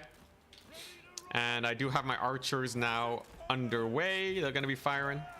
I do lose 2 yeomen, but I think I can actually just take this fight, no? If I just go for the double relique, we can probably just get in there. Look at that. Alberic just being a menace to those guys. We got a lot of ranged firepower going. I'm not obligated to take a fight just yet. We are definitely still up trading for sure. Okay, I can probably steal that point. There's his Centaurs of Tzeentch. Most of his archers are wasting ammunition, shooting at peasant mobs. That's exactly what we want to see. Okay, and then I'm just gonna focus fire his archers. Should be fine. Look at that. Alberic's cooking up a storm. Got a little bit of a rout going on there. Hell yeah. Centaurs of Tzeentch. I guess I do have anti-large. It's kind of jokes. And then I'll have my own cav in here soon. That'll be sick. Okay, a little bit of a loss on my yeoman on the side flank, but In general, it's not too bad so far. So far, so good. Front line didn't have the support of my Grail Reliques. But we do finally have our Cav in here. The archers are obviously cooking them up pretty hard, right? I got a couple units of infantry that should not overextend. Trading wise, we're doing amazing. So I think I'm probably in the clear right now. There you go. There's a big old route. Wonderful. Oh, there comes his Cav. Is he gonna go for it though? We'll see. That should be a pretty nice charge. Yeah, the infantry can be really hard to deal with. This much infantry, you're gonna need a lot of Centaurs for sure. And the Eye of Morsliev is just too it's just too passive, isn't it? Right? Like, what's it really doing? You know, it's not really helping out that much. I'm a little bit skeptical about the Eye of Morsliev, if you couldn't tell. Anyways, we will have more cavalry here soon. Just get the cav spam going. The archers, yeah, everyone's doing great. I can rear charge these guys, get them taken out. The cav is doing good. Couple Zongors, not a big deal. Uses a Flock of Doom on infantry, that's perfect, right? And then, yeah, with enough cycle charges, he's more or less dead at this point. He really doesn't have a lot to deal with my archer spam. Really not at all. He's gonna land with Malagor. Okay, that's asking for trouble, man. Straight up gets knocked over by the by my caster of all things. Okay, there we go. So we got good focus fire over there. We got some cav nearby.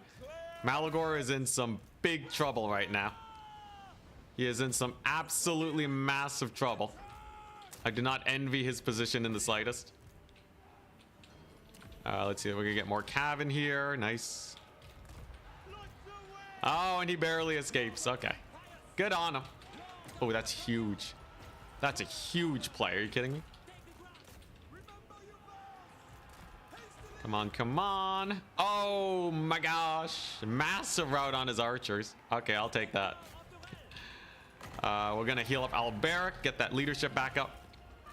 And then as long as I stay close to my archers, it's very common for me to get overly excited that we are winning. Overextend with my cav and then we get screwed. We don't want that. We're gonna just make use of our bonus versus large here with Alberic. And as long as we take our fights with Alberic, life is going to be very comfortable. Zygor is on the run. He has a bunch of Tzeentch cav units over here. I can simply cycle charge them. Not a big issue in the slightest. Trading wise, it's a little bit of a toss-up actually. A little bit of a toss-up. Pulls away over there on the flank side. That's good. For him, for sure. Yeah, okay, he is jumping the archers now. But how many Centaurs is he gonna lose for that, right? How many Centaurs are we talking about? He only has so many. So each one is precious in its own way. Indeed. Definitely gonna want to get like one human summon over here. My infantry are good at causing just disruptions. So that's definitely a big plus. I'm going to heal up my defenders of Fleur-de-Lis. We do have the Grail Relique in here helping, by the way. That's actually going to be contributing a lot more than one might expect. But trading wise, he's actually doing not bad, right? He's actually kind of stabilizing just a little bit. Sure, I got some nasty cav charges. But yeah, just like it's only gonna take like one summon to really spook us here. We got to be really careful, indeed, about how we take our fights. My one archer doing the best they can. All right, and what are we looking at here? So I have the one archer. We have the Grail Relique. he does have a little bit of infantry remaining, right? So obviously we gotta handle that situation. Okay, there we go. We do have Alberic helping out, so it's not the end of the world. I have like what, 1 yeoman in here. It's gonna be a big fat grind, but I can't afford to stay on top of his halberds, so we're just gonna disengage from that immediately. I'm going to overcast heal my my cav. There we go. He hasn't captured the point. That's a plus. Okay, now he's summoning in whack loads of infantry. Okay, interesting. He's pulling it back for sure. He's doing a good job at it too. But I do have, yeah, more knight summons, and I will have my archers back in but a second. Eye of Morsliev with the net. The sick net play. Can I? No, they're too far. Okay, so I can't save my cav there. God dang, yo, that net was kind of huge. All right, well now things are interesting, indeed. He actually has an infantry advantage now. I'm gonna need to crawl it back with like some archers and such. Probably get the Green Knight activated at some point. Eye of Morsleyev's just kind of chilling. I can sit on a single cap for a little bit while we lick our wounds. All right.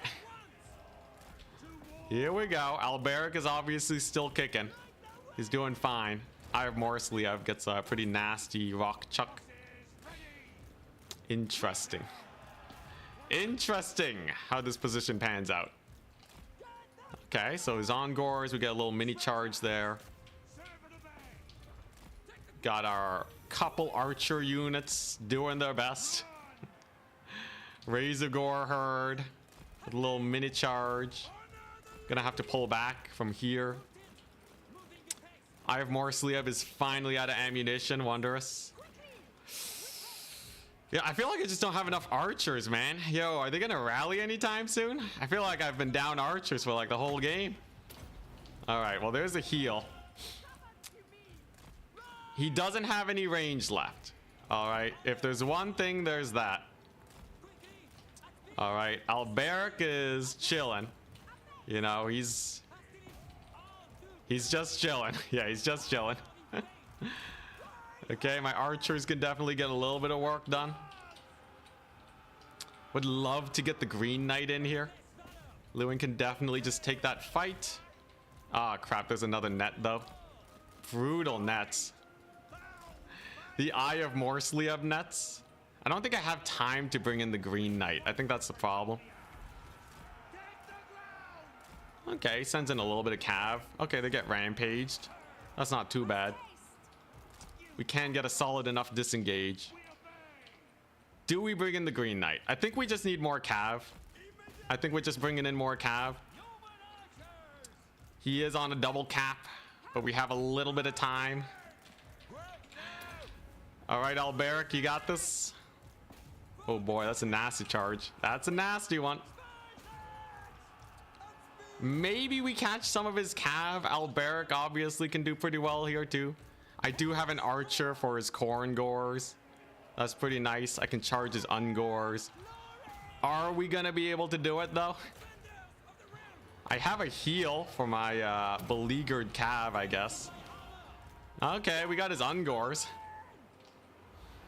And I should be able to kill off his Razorgore herd. Okay, that's a big plus. It's not entirely over just quite yet. Although I will say this late game Beastmen resurgence is giving me hella issues, I must say.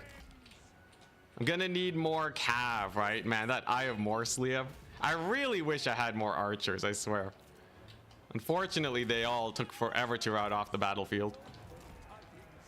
How are my knights doing? Decent, decent. They're just kind of grinding in there. He did get the capture point, though.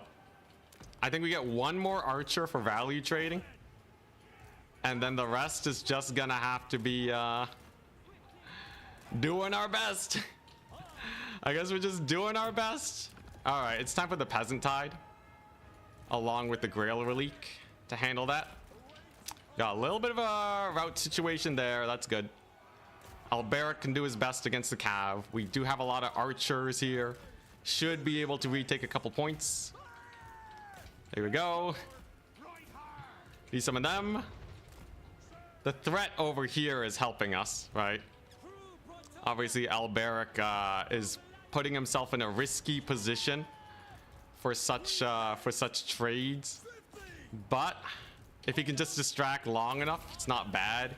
He is anti-large, which is pretty nice. Then I can start retaking at least a couple of these points. Okay, we were retaking one. Man, I really wish I had the Green Knight earlier. I feel like a Green Knight earlier would have been way, way better. All right, there we go. We got a little bit of a route. That's good. That's good. So bringing in the boys to get that secured. Alberic just needs to rush this down. Point-wise, it's very close, right? It's obviously very close. I'm pretty sure he wins it barely on account of me just not having enough archers to deal with the situation. Though, what a tussle, though. What a tussle.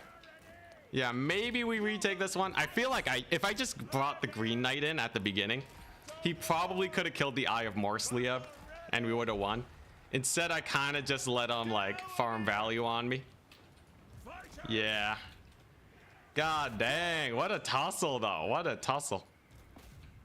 Looks like we got a competition. I'm gonna have to win my next match, it seems. Yeah, the Cygor was very powerful indeed. I might as well keep tussling since the game is almost over anyways.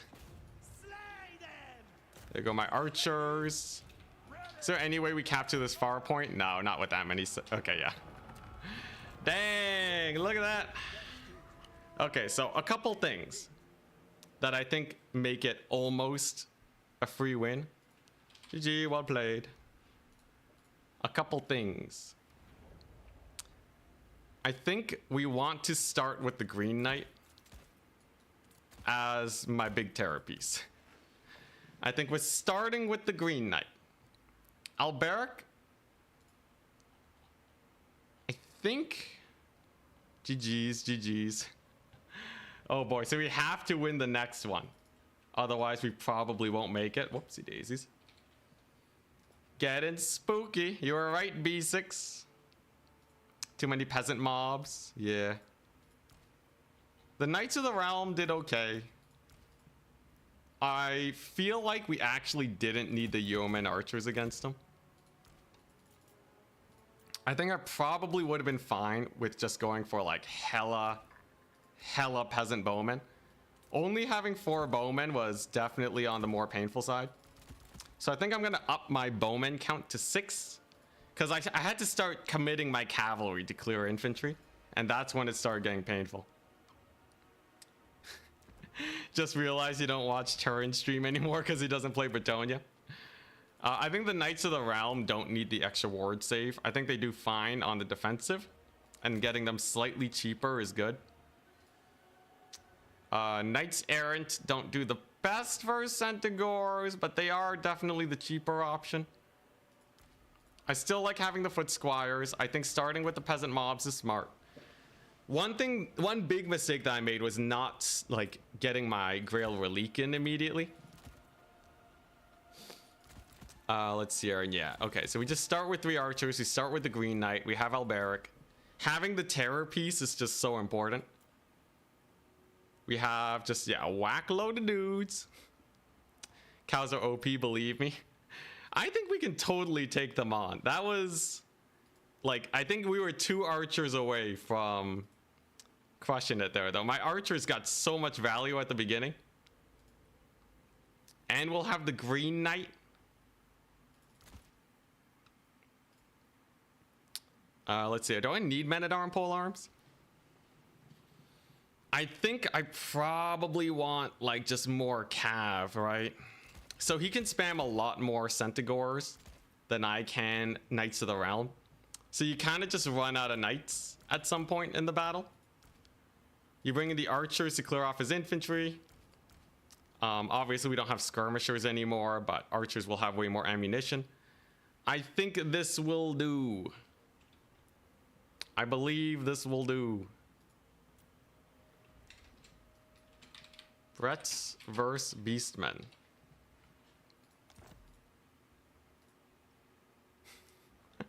When I beat Turin's challenge, I can issue a return challenge.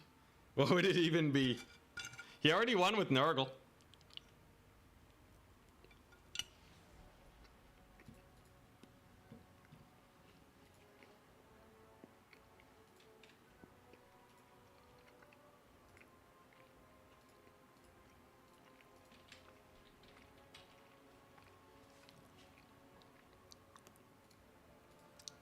Okay, losing to Maverick Sloth is not bad. He basically guarantees us that we'll make it to semis if I win the next match. Because he has four victories in a row. Gotta get revenge so I can challenge Turin. It's pretty crazy, Beastmen. Quite spicy, even after the nerfs. Even after the Centaur increases. I think having 8 cav of my own, though, and having a lot of archers will be fine for us. I think it'll be fine. I think it'll be fine. And then just don't get netted by the Eye of Morslieb. I kind of walked into that. It's really surprising how long it took me to get my archers back. I wanted them so much earlier. They were doing insane damage to his Centaurs and whatnot. Such is life, such is life. We need one more. We just need the one more win. Stepped out for a sec. No, we lost. We lost to the Beastmen.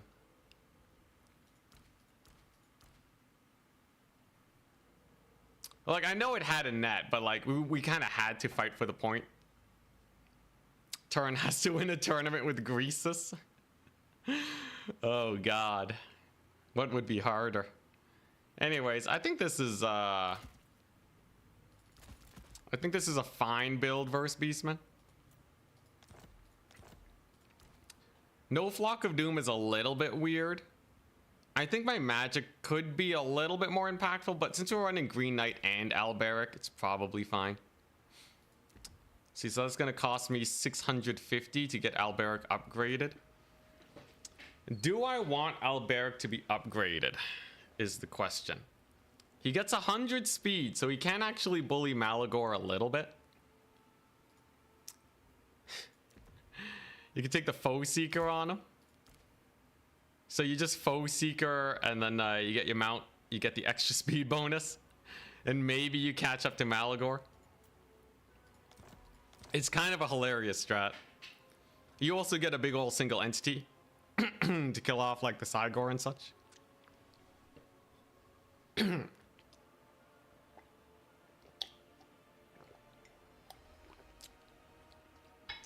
Cygor has 100 range, dang.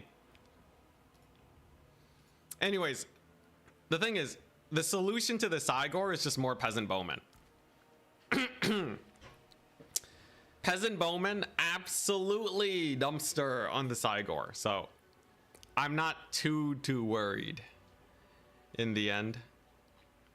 Next round's gonna be starting soon, oh boy. And we're up against Outer Region. All right, here we go. Outer Region is Spicy Meatball. What was he playing? Was he playing Empire? No, he's playing Warriors of Chaos. Good God. Okay. So, Outer Region. Warriors of Chaos. This is probably the worst matchup. So, when you lose a match against a strong player, you want to face no more strong players after. But here we go. Oh, Nelly. Don't forget the bowmen, not archers. Ah, yes, my bad. All right. So they do have shenanigans like Azazel and stuff. This time for sure. Yeah, for sure, for sure.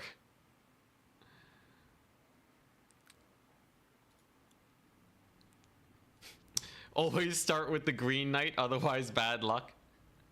That's a pretty spicy maneuver indeed. What maps are we dealing with? Who's top? Okay, he's first. He brands a Ragnarok Lair. Crystal Lake is not bad. Imperial Road.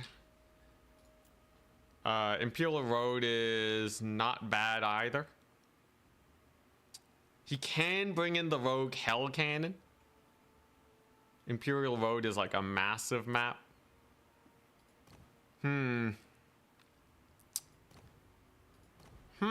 Imperial Road or Crystal Lake?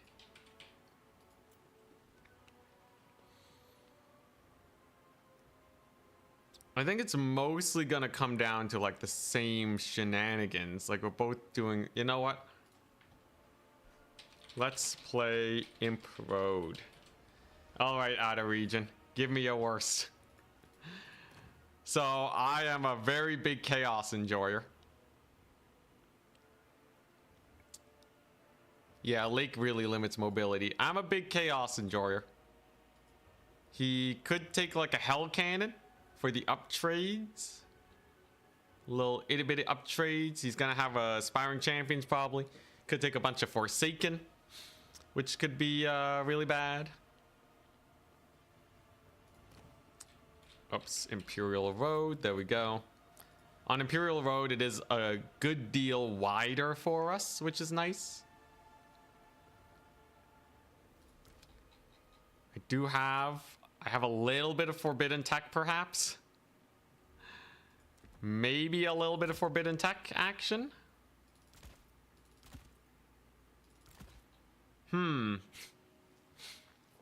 So, obviously he's gonna spam Hellstriders, right? Weirdly enough, Bretonnian Cavalry is probably the best option versus Hellstriders, you can imagine. So, I don't think it's gonna be that bad. Get the W. All right, let's just save this.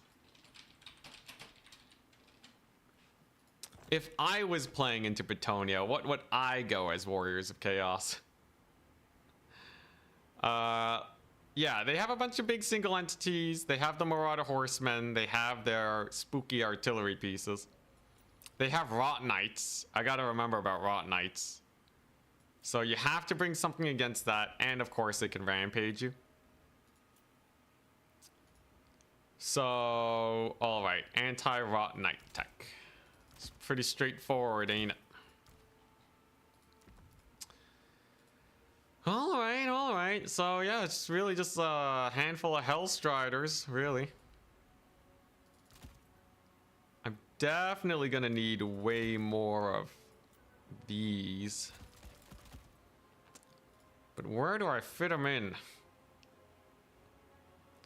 Bring the Quenelles. That's the standard pick, yes. Most he has a handful of Hellstriders.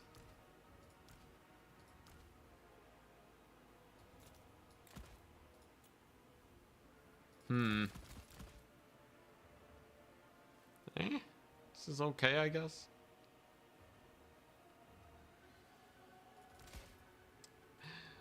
I'm in a weird situation where like I just can't fit everything that I want. I just can't fit everything that I want in here.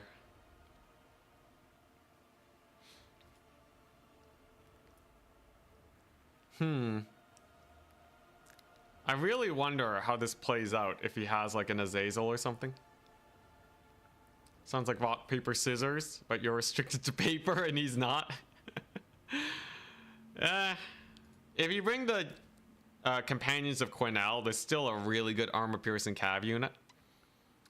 And if he doesn't bring Rot Knights, it's gonna be Hellstriders. Probably gonna have Blood Beasts. Look, all of them will have a hard time versus most of my cav. In the end, it's not the spookiest thing in the world.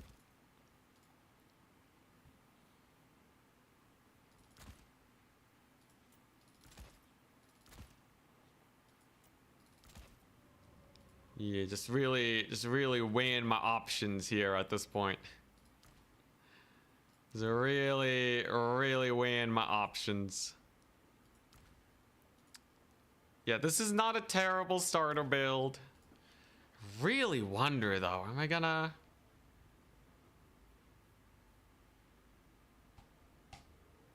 I really wonder how Azazel mixes in with this business. Don't you need at least one magic cav?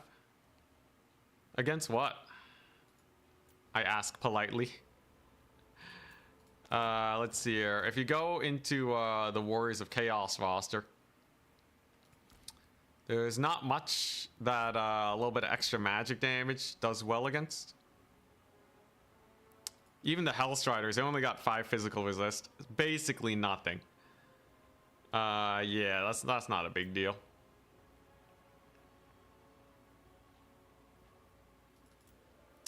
This faction is way too diverse. They only got a handful of playstyles. I wouldn't say they are insurmountable.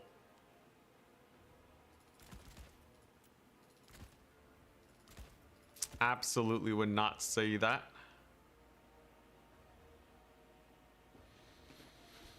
I guess I could take one of these, but that's a little risky. Probably not. All right. I think I've cooked about as much as I can cook.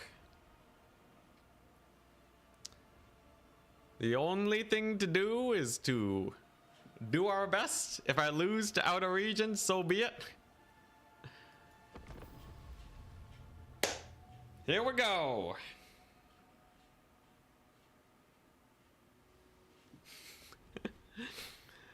All right. So it's another Alberic build. The hope is that Alberic just clutches it. Warriors of Chaos doesn't get the Demon Cav, so they don't have Seekers and such. That's a big blessing for us. I didn't bring the Green Knight on my starting army, but I swear he's going to be the first unit that I summon in, okay? He's going to be the first unit, absolutely. Foot Squires are decent enough versus most of his shenanigans. And I brought the Dread Trebuchet. Alright, we brought ourselves a Dread Trebuchet, so I can just plonk away at him.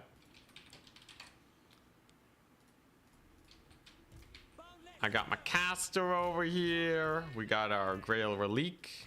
I just gotta remember that the Green Knight will always get his values worth. So you just gotta bring him in. He's brought a pretty heavy infantry build with the Hell Cannon. Interesting. All right, all right. So I might as well just cap with my peasants then. And yeah, the first thing we're gonna bring in is the Green Knight. He bought a Spirit Leecher and a Bunicaster. Interesting. So this is actually pretty good for us because I have healing for the Green Boy. So he's not gonna hurt too much. He does have the Rot Knights, which is a little spooky. We can hit him up with our rocks. Come on, Green Knight. Interesting that he just Spirit Leeches Alberic. I guess when you don't see the Green Knight, you just gotta settle for what you can take. Obviously that Hell Cannon's gonna be getting in a lot of damage. I don't really have much that can jump it just yet. I'm gonna need to at least get the Green Knight in. Run, Alberic, run! Sick dodge, hell yeah. Okay. And your boy is in. So the Green Knight's great. He's absolutely great. He, you know, he gets a lot of work in. Alberic's very fast, by the way. I'm happy that there's no Azazel. These guys do magic damage. So we gotta be wary, but, you know, it's not too bad. He's dodging the rocks as much as he can with them. And he brought Skyla and Fingrim.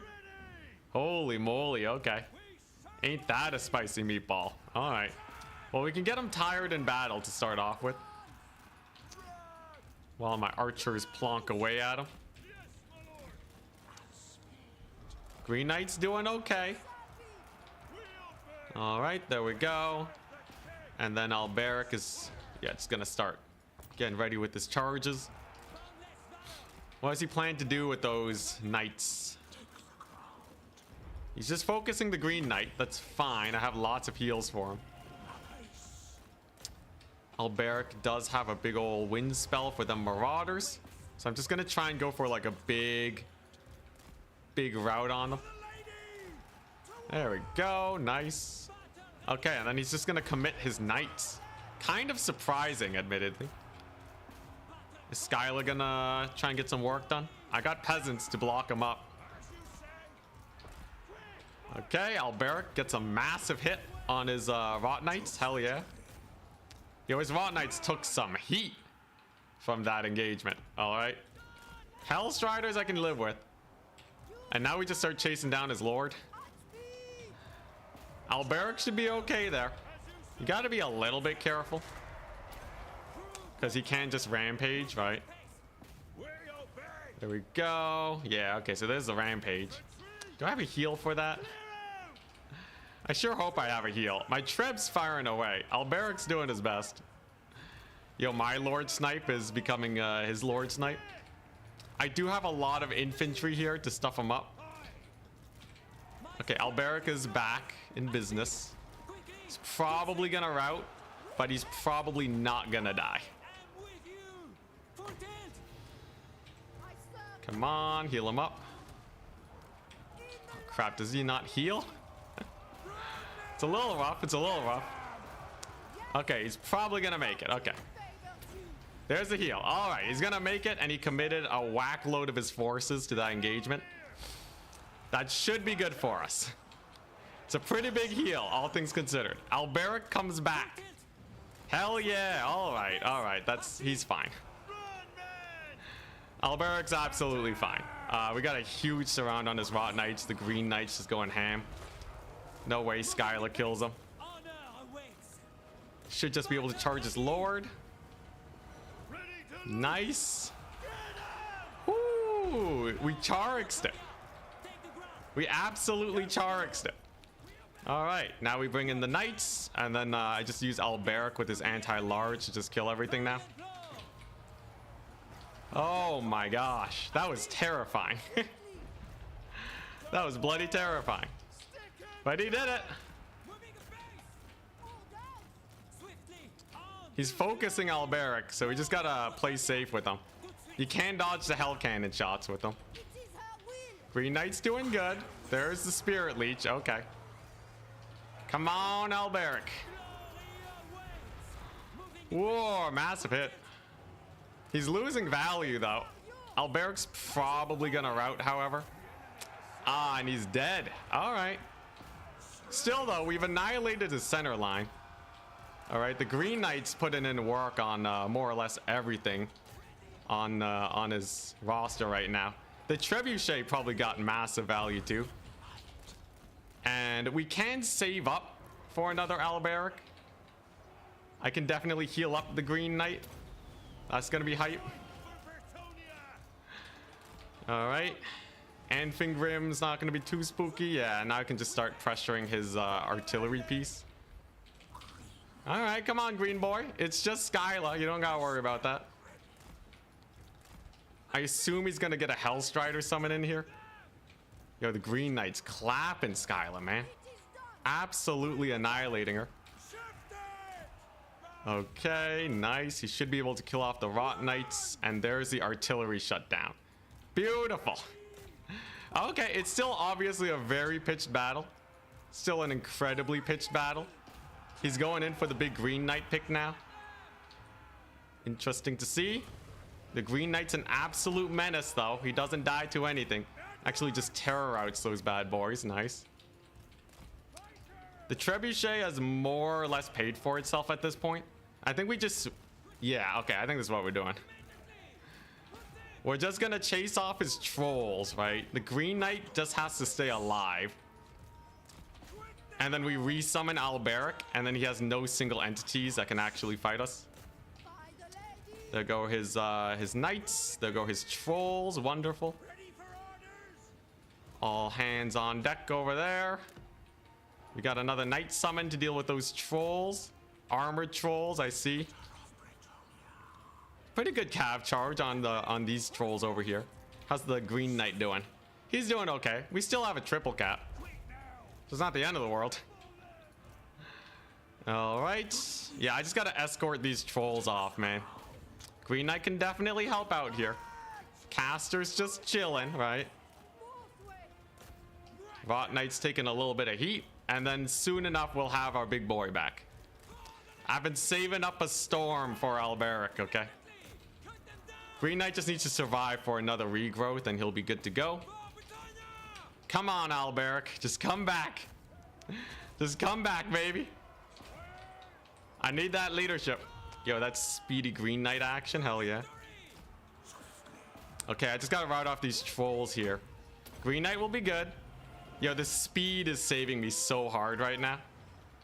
Just the immense speed of all my stuff. Ah, crap. Hellstrider's got me. Okay. Good on him. Good on him. We did get a terror out on his stuff, though. Hell Cannon lands a shot, but I do have Alberic back. And that means a lot. That means a whack load, because Alberic is a world beater. Okay, Alberic's gonna crush it. All right, this guy's got nothing on him at this point. So first things first, we're going for Skyla and Fingrim. Okay, there we go. Then we're going to go for the big leadership break. We're gonna chase off these trolls that are causing me so many issues. The wind ability routes off the trolls, wonderful. Skyla's dead, sick. All right. It's not too bad. It's not too bad. Green Knight needs to escort the trolls off the battlefield, though. It's all about the escorts. Got a couple archers in here. Yeah, I've got a couple archers. He's doing his darndest to kill the Green Knight. People always talk about how Spirit Leech is gonna hard counter the Green Knight, but you can just see how hard he is to take down. Okay, can we kill off his general now? Probably not. I think those trolls will come back. How's the value trading? Still not bad. Okay. Skyla's gonna die, and then I think we just start getting ready to resummon the Green Knight. As silly as that is, we know that he's a value train, right? We know that he's an absolute value raid boss. So if we just bring him in, it should be easy win, right? We got our anti-large in here. So just gonna charge his Lord. Get that work on him. Okay. Come on, Alberic. It's Alberic versus Chaos Lord. Our damsel's doing a good job escorting those trolls off the battlefield. And yeah, I think I just want to save up for the Green Knight. So I'm gonna get one more Cav summon in here.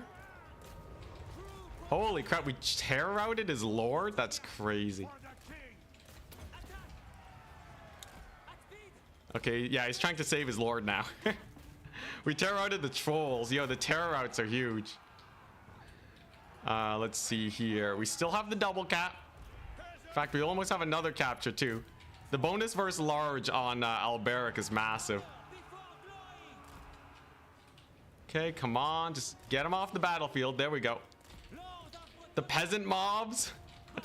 The rogue peasant mobs. Are you seeing that? They're actually handling those guys. The peasant mobs on the Hell Cannon. Amazing. All right, yeah. And then we get the Green Knight back, and then it's super Jover. These warriors are about to rout, so we're gonna hit him with that wind spell. All I gotta do is chase off his boys. There we go. There's a big terror out. All right, and those trolls are shattered, so they're effectively completely gone now. Caster's just gonna bully that artillery piece, I guess, so that he can't get a big D-summon on it. The archers have done me well, and just like that, the Green Knight is back for the second time. You know that's gotta feel bad when you spent all your magic trying to kill the Green Knight, and then he just gets resummoned again. That's the big pain. That's the big pain that we want to inflict on our opponent here today, Outer Region. Does get that capture point, though. Very nice indeed. Can he stop this, though? It's going to be very hard to stop. Grail Relic's getting in there. Get him, Green Knight. Beat him up. Let's see here. What do I need, though? I probably want more Cav. Green Knight's just going to start chasing his Lord off. We'll trade into the Hellstriders. That's okay. I'll keep bullying his Hell Cannon here. Whiffs again. Little Hell Cannon for the silly. Little silly goose, that is. My Cav are chasing off his guys like crazy. I don't have a lot of Cav left. Come on, Lewin. I'm counting on you, man. I'm counting on you. Damsel's doing her hardest to kill that Hell Cannon. It's taking a little while. Okay, alright. So I got the Cav Swarm, and I have the Man Tide. So we can just bring them in. I can definitely kill off a couple Hellstriders. That's no big deal. I can probably rout off those armored Chaos Trolls if I just charge them in the back and get a massive hit. Okay, there we go. Green Knight's doing his best. I just got to secure this point in a reasonable amount of time is all. And I think with a big rout here, we're sitting pretty comfy. Thank God. Okay, that's another huge rout on his trolls again. Gotta just carry it out. Just gotta carry it out. Come on. Green Knight's doing his best. We're re-securing the point. Hell yeah. There you go. All right. Caster took out the Hell Cannon. After many millennia, she did finally kill it. Obviously, Lewin is a raid boss. Okay, and we got a proper route on the trolls. Wonderful. All right. I just need enough to kill off his infantry, and we're fine. If I can hold this point for any decent amount of time, we're fine. All right. We have anti-large for days against his Hellstriders. I have the Green Knight to bully him off the point if I really have to. All we really need is just infinite capture weight and to make sure my guys don't rout. Lewin, he's basically run out of damage to bully Lewin. So, and he's spamming a lot of halberds, so he's definitely not going to be able to secure that point. All we need now is capture weight. Holy crap, yo, the Green Knight resummon. What an insane maneuver. Insanity maneuver indeed. Saving up for Quest of Knights. He still has Spirit Leeches. That's the crazy part. Bad Lad still has Spirit Leeches in the bank against us. All right, here we go. Yeah, I just gotta hunker down on this here point, right?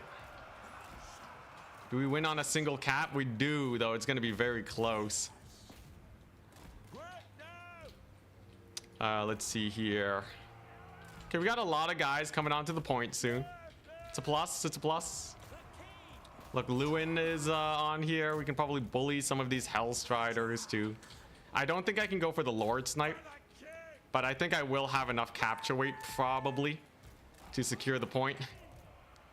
It's gonna be a close one. I think the fact that we win on a single cap though is sick. Yo, the Alberic and Green Knight resummon though is bonkers. Get on the point, people. All right, there they go. Caster's just chilling. Okay, all right, we got that point. I just got to hold it long enough. He still has Spirit Leeches. That confounds me.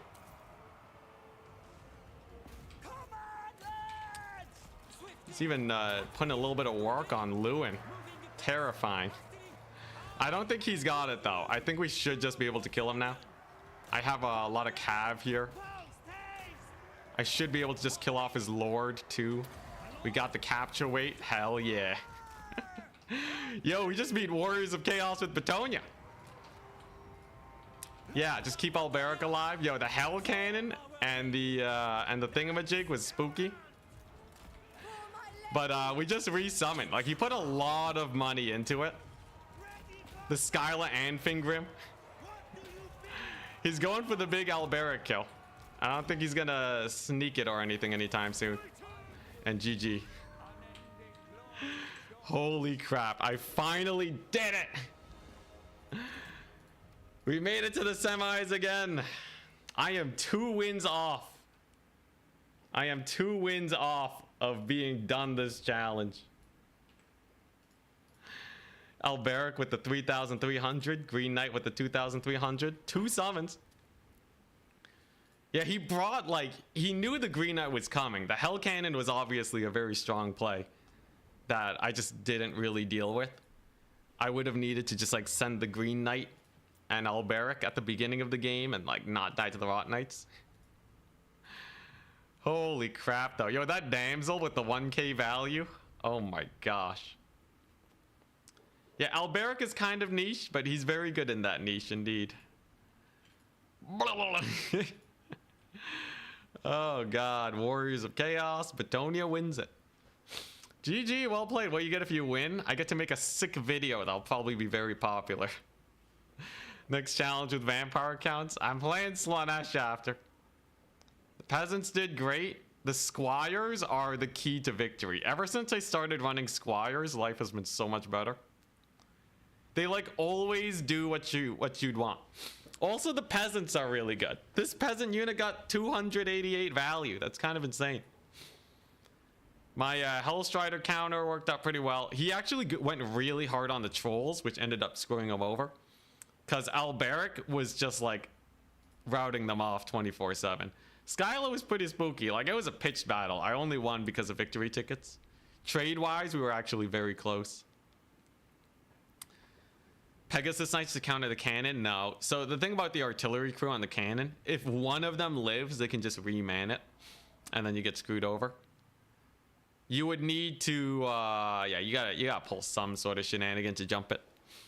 There's no like solid range unit that can beat it up though. It's just gonna be rough when he's starting with a Rot Knight. The only thing you really can do is just try to capture the points and trade evenly by bringing a lot of archers.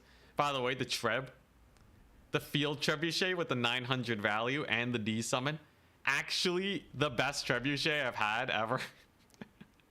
It got a chevron, guys. And people say this one sucks. When you do the CA names, yeah, I would love to get a Bretonnian lord named after me, though Charix technically beat me to it. Hell yeah, the Mega Treb. Yo, that Treb actually kind of won it for me. Tempest Grab, welcome to the crew. Holy crap, that was too close for comfort, man. That was an insanely close match. And the thing is, like, he kind of knows what I'm going to bring. Like, the Rotting Riders are really good. He did get them surrounded at the beginning. So, by making a big play to try and kill Alberic, yes, he killed Alberic, but he lost his super elite cav in the process. And then he wasn't able to stop the damsel from killing the artillery piece. If he hadn't gone for that, Alberic would have lived, though. So, it's kind of a toss-up. Okori got an ogre named after him? Yo, that's sick. I want a unit named after me. All right. So we only lost to the dreaded Beastmen.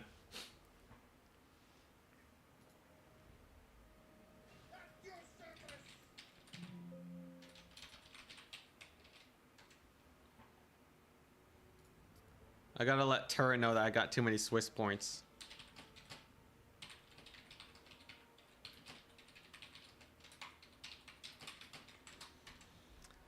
Oh boy.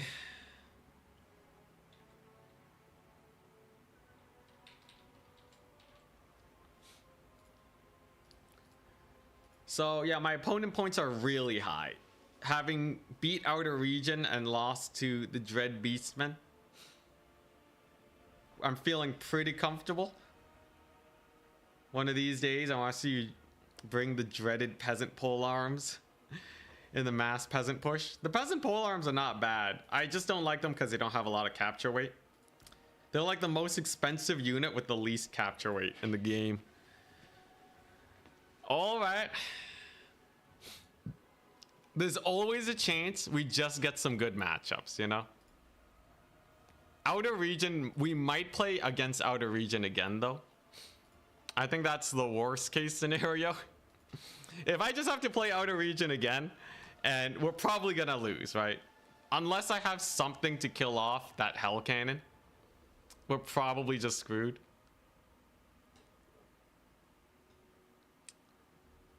The Hell Cannon is just too spooky. It's just gonna kill me, man. Do I have anything that can kill it?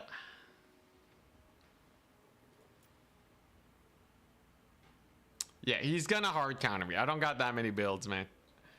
So, unless I have like, I don't know, I could bring a transformation of Kadan and then just YOLO into it, but like he can just dismount.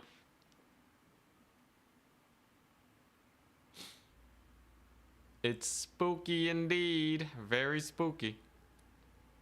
Hippogriff Knights. Go for the mass Hippogriff Knight. He'll never expect it. Yeah, no, that's way too risky. Those units are glass cannons. They're not even that great at the can. Actually, they are pretty good at the cannon part. But they're made out of like the flimsiest glass you've ever seen.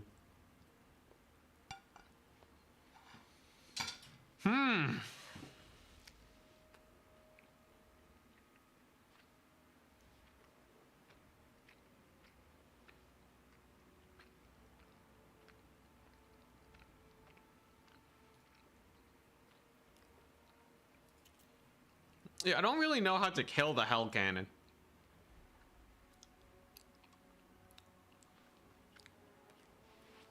Alberic definitely makes the blob super tough. He's just an exceptionally strong fighter. Amber Spear to wreck the artillery piece. It takes too many shots. It has a lot of HP.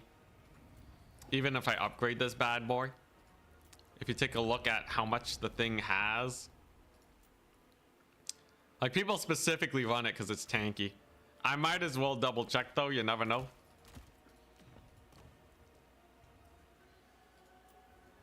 Bretonnia. Alright, let's see how... Well, maybe the Amber Spear one-shots it and it's like hilariously OP. Is Spirit of the Tempest needed? Maybe.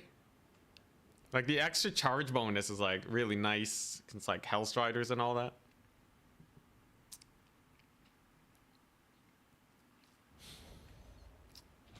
Your foot squires become chosen with Alberic and the Relique? Definitely not. With haste. So, like, take a look at this. I can overcast Amber Spear. Gets half of its HP off. That's a lot of winds of magic to try and kill the cannon with. I got some ideas to potentially get them, but yeah, there's also the Dread Yeoman Archer. The dreaded Yeoman Archer play where you just shoot it to death. Or you're gonna bring a Comet of Cassandora. There's so much jank, right? But like, yeah. Definitely, if you can kill it, it's a big plus. But diving that far into Warriors of Chaos backline can be so painful when they're just summoning Hellstriders upon Hellstriders on you. You're gonna face Turn in the finals. Fate demands it. The great Turn grand finale.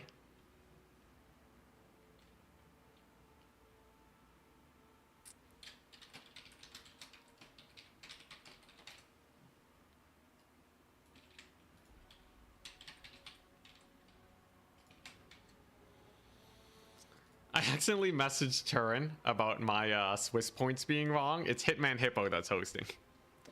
Whoops, daisies.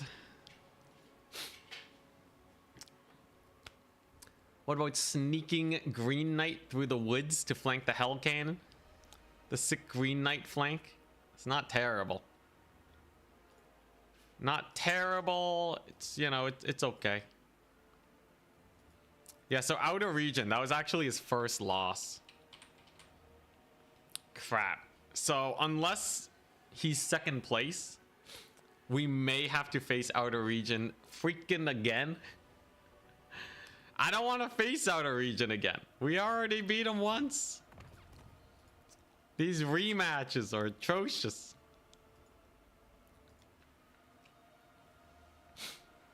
I think it's not impossible to kill the Hell Cannon. There's like a handful of options. It's gonna probably be sus no matter what I do though. It's probably gonna be very sus. Green Knight has Strider, yeah. Well, like the map might be different, right? That was actually a pretty good map for us. There's a lot of other maps that it won't be very pretty with. It will not be very pretty at all. Technically, you can bring a bunch of trebuchets, though.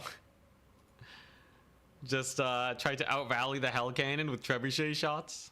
That's dumb. That's a silly maneuver and a half. Yeah, is there a way you can get a big Hell Cannon snipe? I have like a couple ideas. That's why we don't like Dom. Artillery can be easily protected. Well, artillery is actually not that meta in Dom. People actually tend to go pretty light on it. God dang, I have to face outer region again? Alright, he's got to be sweating though, right?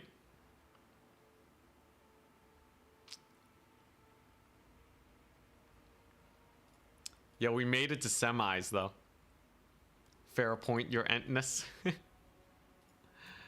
Okay, I did it, guys. I made it to semis again. Feel like Beast Slayers would be good. Don't worry, I got the hidden tech. We got the mega goated tech.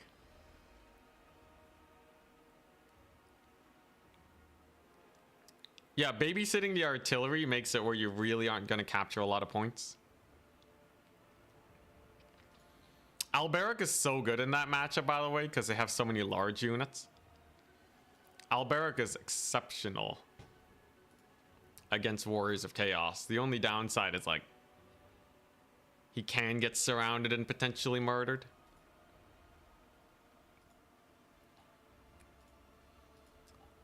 It's me in outer region again. God dang, alright.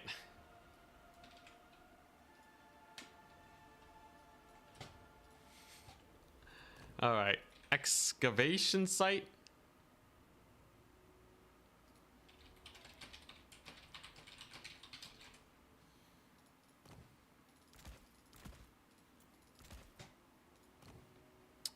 Let's see here. The Blood Grove and Border Low Landing. Alright, I want to load into excavation.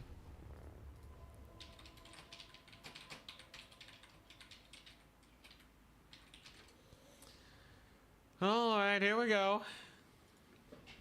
Yeah, Beast Slayers of Baston are a big target for the Hell Cannon. Oh, this is such a weird map. Okay. So you have some terrain blockers. It's kind of like that desert map, it reminds me of. Yo, outer region for the second match. I still think, at least I kind of know what I'm doing here. Okay, so this is a massive map. Hell Cannon would be near impossible to catch. Though, it is very out of the way. He could deploy it like right here, and like, what are you supposed to do? Okay, good to know, good to know. Interesting.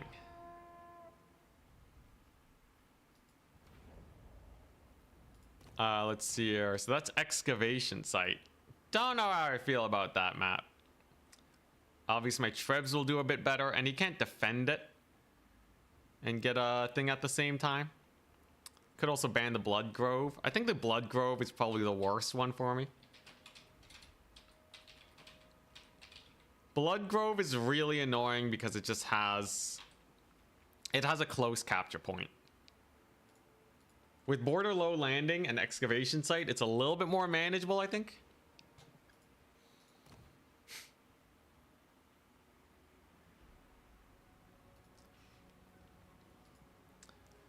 Oh boy, this is a very map dependent matchup. We're playing on Border Low, okay. Border Low Landing. Oh boy. Alrighty.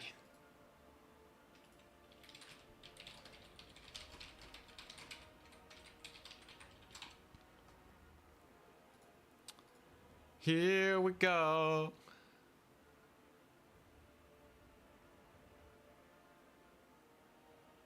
Is Turin casting the other bracket? Let me check. So I can close the spec slot. I'm pretty sure he's casting the other bracket. Yeah. Martinus with the Empire and Bob with the Lizardmen. So the one matchup I lost, we don't have to worry about it. Hell yeah. That's a good sign. That's a really good sign. I think he's going to be a little bit afraid of bringing trolls again after what just went down. I think trolls are going to be a little rough. He knows that the spirit leeches against the Green Knight aren't exactly the most worth thing in the world. Although it did eventually get there. The Green Knight kind of just stuck around for basically forever. He kind of needs the spirit leeches and the hell cannon to deal with that business. This is a very wide open map though. It's a very wide map, so we must be wary. Could go for Marauder Horsemen, yeah. Well, there's not a lot for Marauder Horsemen to do here. But very much so, we could potentially see it.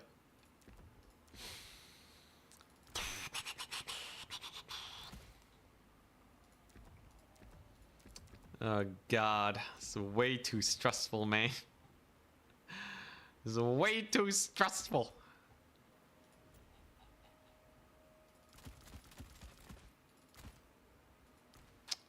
Let's see, definitely want all of these.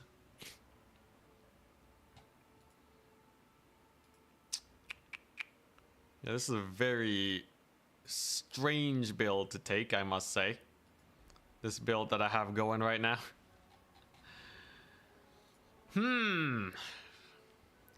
Change faction flag to a border low, thank you. Let's see here. Yeah, so like the big spooky are definitely the Rot Knights. We kind of saw how quickly they died though. It's not impossible in the slightest to just take them out. Just give them the sledgehammer essentially.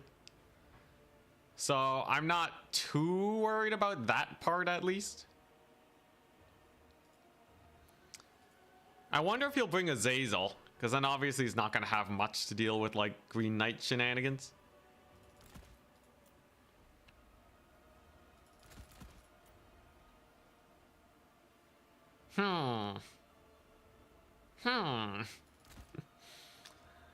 Let's see. His Hellstriders are actually weirdly useless in this matchup. They really don't pack a punch.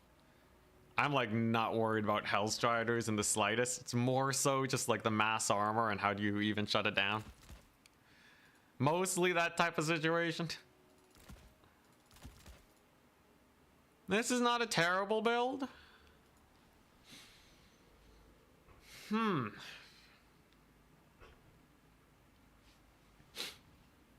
I think I have, yeah, I have more or less everything I can want here.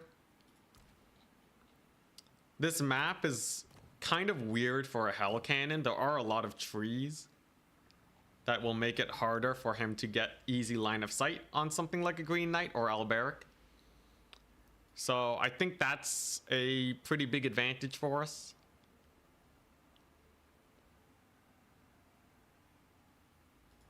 Yeah, I think I'm ready. I think I got more or less everything I could want here. What's worse for you? Chaos Warrior Great Weapons or Chaos Warrior Shields? The shields.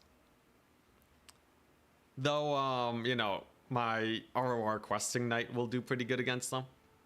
And of course, my Foot Squires are quite nice, but like, the shields are really annoying to shoot to death with arrows.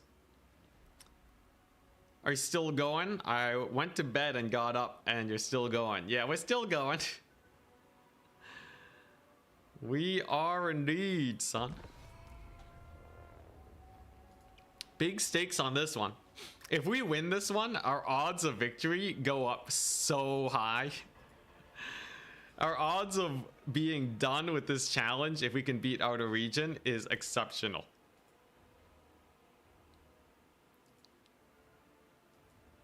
All that's got to be done is we got to take the dub. This map is really big. A Hell Cannon shouldn't be nearly as scary on this one. 10-hour stream. Oh god, yeah, 10-hour stream. All right, here we go.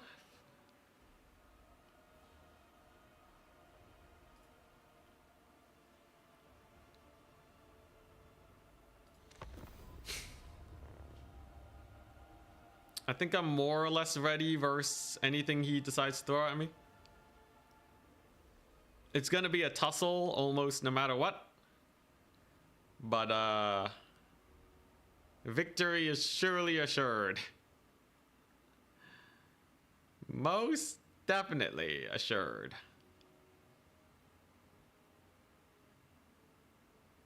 You really should go back to bed, but now you're seeing this record. Is today the day? Today is the most day it has been yet. It's tied with our previous most day yet.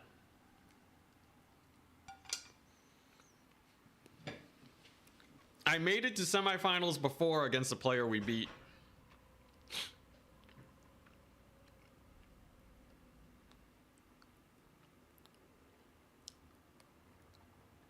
Knock on wood, yep. Let's see what he has in store for us today.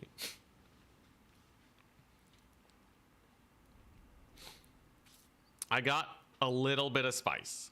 So this time around, I do have an answer to a Hell Cannon. We still have Alberic and the Green Knight. They've just been doing really well for me in general. The potential Lord Snipe action, just, you know, everything is really good for them. So take a look-see. What we can do is we can use these skirmishers to potentially pressure a Hell Cannon. By just shooting them up. I started out with the Green Knight this time. We don't forsake the green boy. He's gonna capture this point over here while my infantry move up here. We have our damsel. She's gonna probably help the Green Knight first. He's giving me the go ahead. So he has very few units. Interesting. Okay, he went for basically the same build. This is actually, oh, interesting. Yes, Festus. That's a crazy maneuver and a half. And a Dragon Ogre Shaggot. Whoa. All right. Well, ain't that a bit of spice, huh? So, obviously we have our Cav here, right? To give him a little bit of pain and suffering.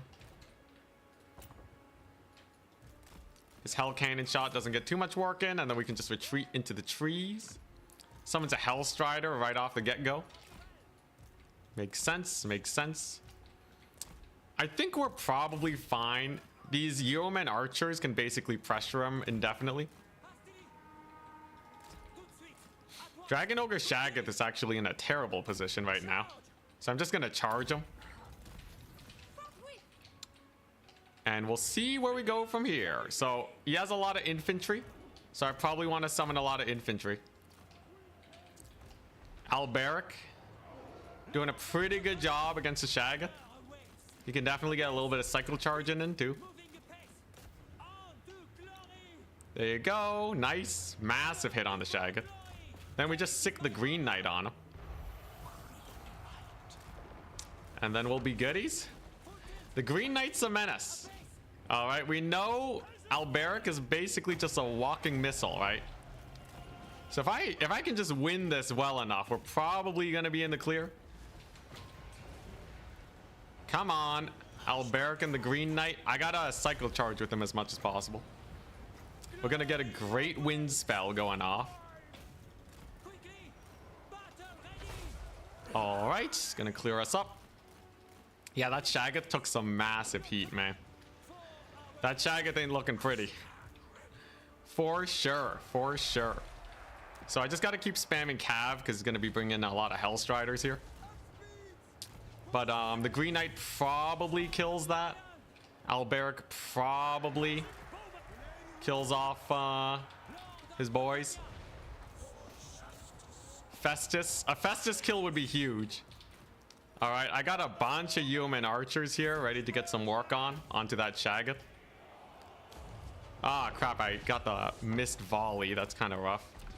Obviously, we're going to want a lot of infantry. Alberic needs to be careful, right? Green Knight's more or less stuck in here. There's not much you can really do about the situation. But Yeah, my archers are doing fine. My cav are doing fine, right? He's gonna have to save Festus. Come on. I gotta be really careful though about how this engagement plays out. Okay, there goes our cav. Holy crap, Alberic barely holds. Jeez Louise. Okay, alright. There's another big hit on him. Green Knight's gonna get a disengage, and then we're both just gonna lick our wounds for a little bit. Alberic can probably kill off that Shaggoth now, though. There's a charge. Okay. Alright, Alberic. His leadership's looking a bit rough. Gets a pretty nasty hit on the Shaggoth, though. Okay, you know what? Not too bad. We are winning our cav fight, too. We are going to get the disengage. Wonderful. Okay, and you see how this cav fight is won?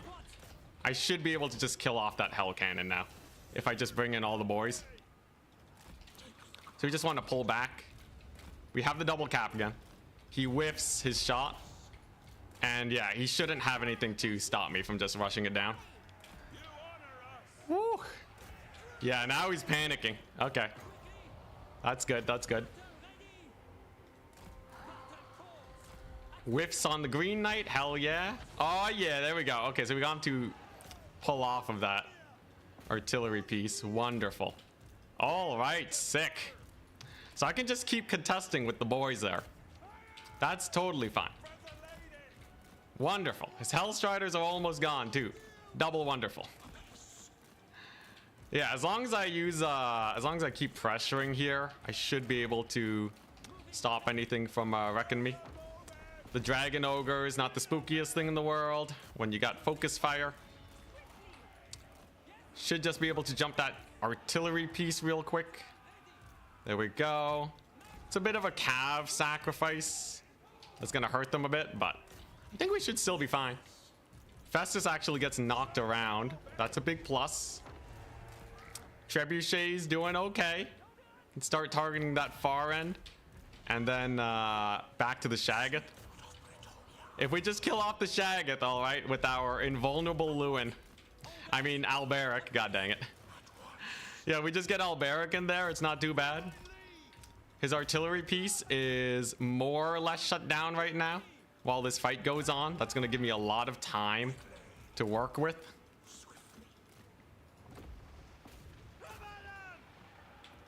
Come on, just kill it.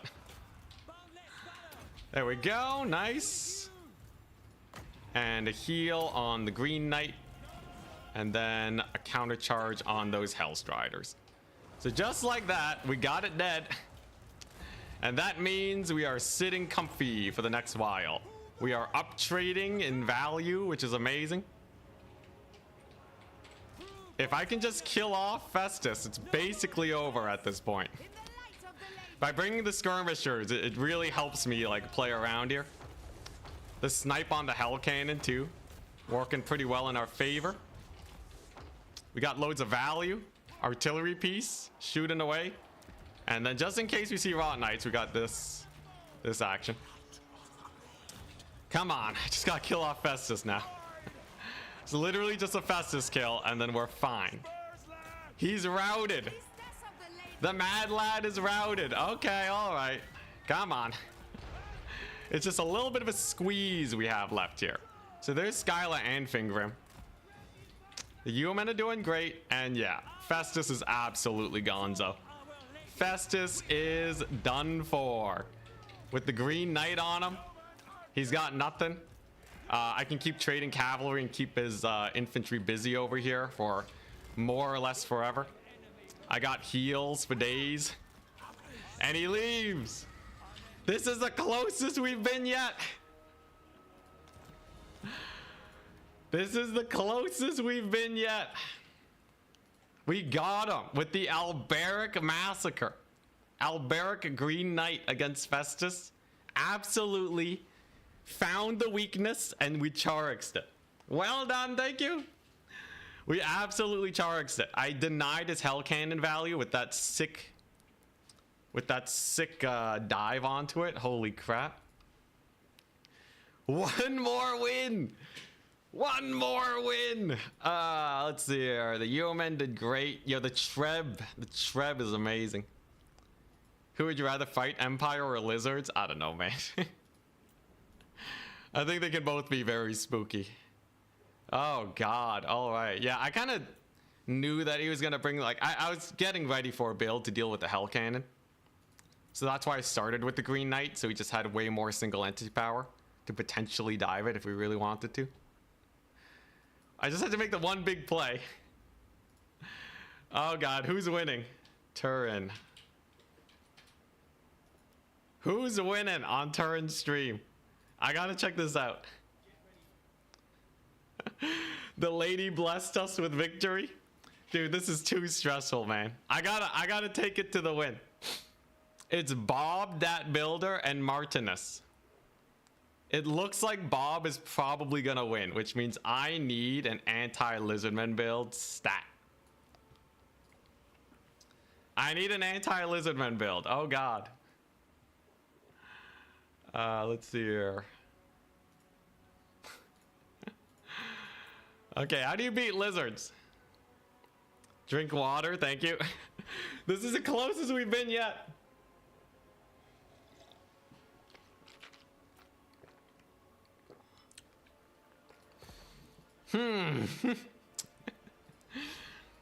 This is way too stressful, man. This is way too stressful. I'm almost free. I'm like so close to being free. I just have to beat probably the Lizardmen.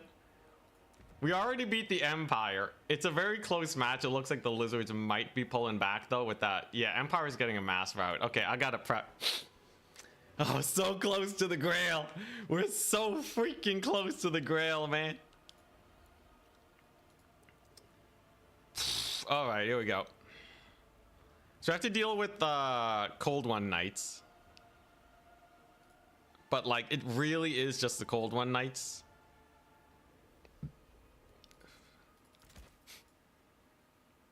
Green Knight bullies Lizardmen, 100%. The Green Knight dumpsters on Lizardmen. I think I would rather it be Lizardmen.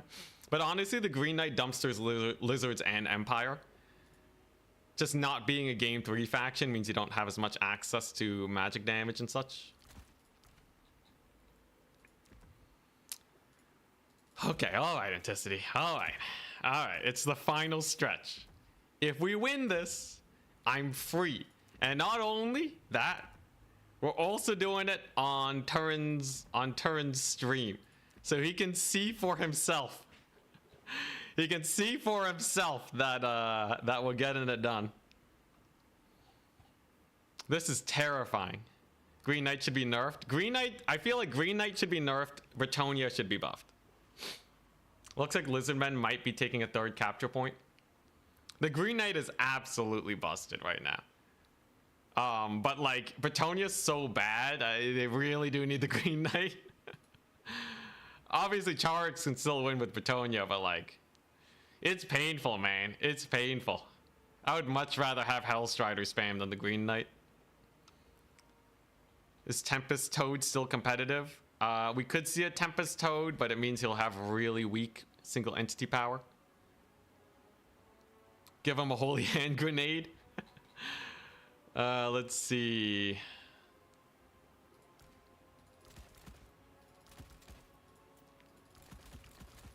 God dang, this is terrifying. This is the closest we've ever been, guys. This is the closest I have ever been to beautiful, sweet, sweet victory. Oh, is Empire pulling back? Yo, Empire might pull back here. That'd be crazy. I think Lizardmen are still gonna get the double cap and win it though. I'm still making my anti-Lizardmen build. Let's see here. Lizardmen don't have that many options. I'm not like especially sweating over Lizardmen. Empire can be pretty spooky. Oh god. 10-hour stream. Get some rest, please. If I get this win, I can rest for the rest of my life. Okay, Lizardmen are pulling through. They're getting the double cap. Okay, I'm gonna keep working on this build. I'm gonna keep working on it. Lizardmen are not insurmountable. They are definitely killable. Let's see here. Yeah, the thing is, it can't really go for like a Mazda Mundi style of play. Yeah, you can't really go for like a big Mazda style of like crazy shenanigans. Because the Green Knight is just so strong as a single entity. Does your Lizardman build beat Green Knight? I don't think any Lizardman build does well into Green Knight. That's my saving grace, man. That's what does it for us. So we do know we do need Pegasus Knights for anti-Pterodon tech. Pterodons are a really scary potential for Lizardmen. And if they come on in, we're basically dead. So I can't afford to do that. I know Brett is driving you crazy, but don't phrase that so wrongly. What'd I say? Let's see here. Looks like Lizardmen win it. Good God. All right, here we go. I wanna throw up. Green Knight is definitely gonna have to hard carry it for us. Lizardmen in the end are not impossible to beat. They're absolutely not impossible to beat. Yeah, they got some skirmishers and such. The Cav is not like the biggest pain in the butt anyways.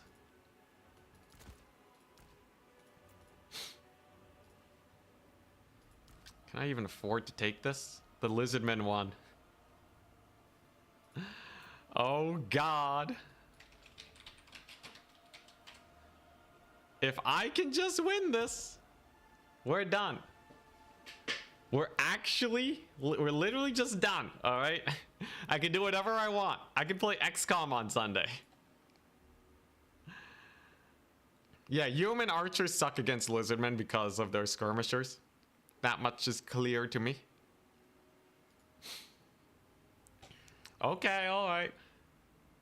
Oh boy, it's Lizardmen.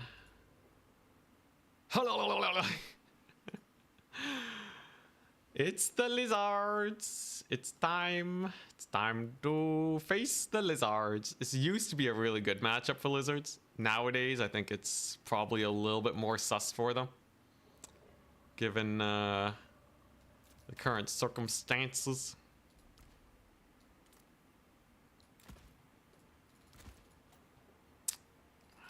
What's the Brett win percentage? It's actually above 50%, I think, last I checked.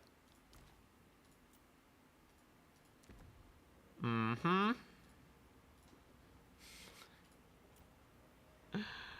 Alright, here we go.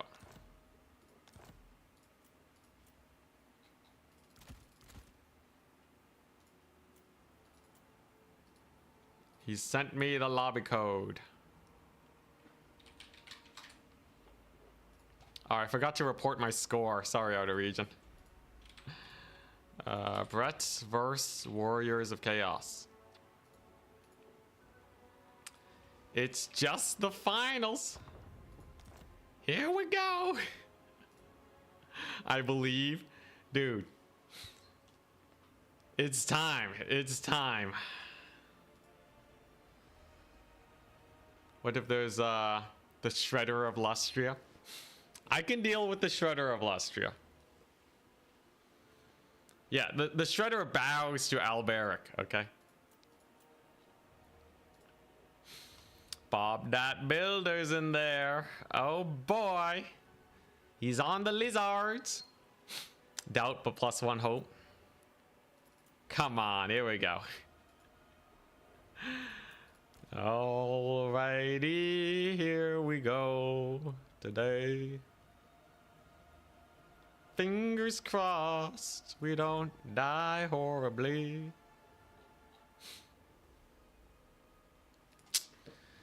Oh, what else do I want for this build though, man?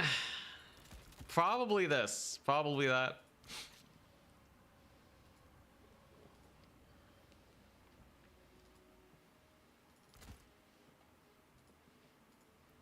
Okay, yeah, I think that's probably fine. Then we take one of these.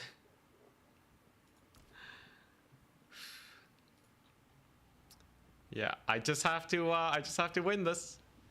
Yeah, anti-large questing knights are a must. All right, chat, let's run through the list, right? The Alberic redemption arc. I can't believe Alberic is what might do it for me here. Of all the guys, I shunned Alberic for days. All right, I could never get him to work until I saw Charix make some sick plays with him. Charix made some amazing plays with Alberic. And it just really, really cooked.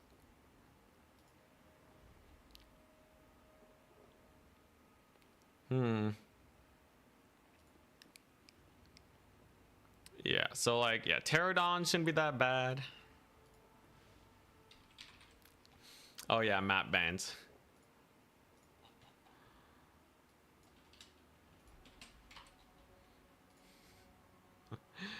Let's see here, refresh bracket. I think he's top bracket. Yeah, he's top bracket. I think you're a top. Edge of the Darkwood, Dunes of Setep, and Arachnarok Lair.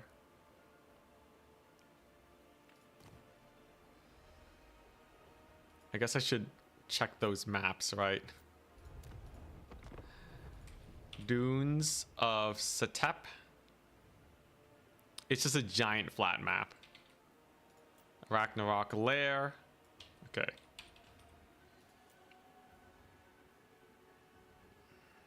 All right. So let's just see what the map looks like real quick. I'm just going to load on in.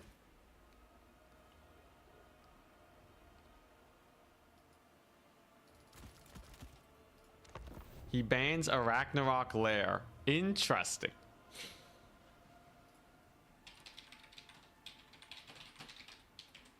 Yo, Dunes of Setep is pretty... Yeah, I'm just gonna leave the army blocker up. Yeah, Raponce is definitely the weakest lord.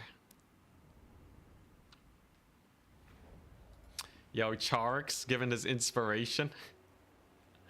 The Charix inspiration for the win. Interesting, huh? It's a really weird map. Line of sight's all sorts of messed up.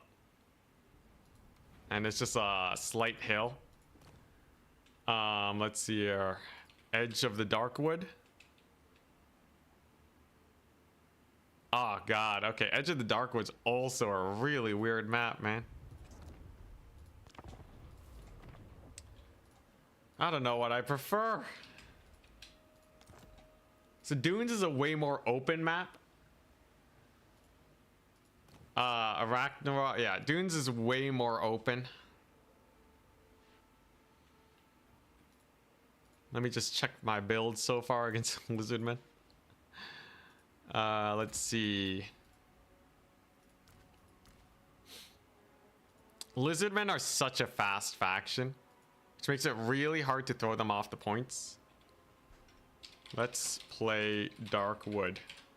I think Edge of the Darkwood is where we're gonna make our stand.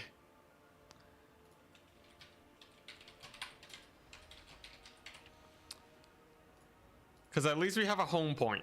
We have a home point that Lizardmen probably won't be able to steal from us. Yeah, this is the finals. If we win this match, I have successfully won a game, won a tournament as Bretonnia. The worst faction in the game in my eyes. Let's see here.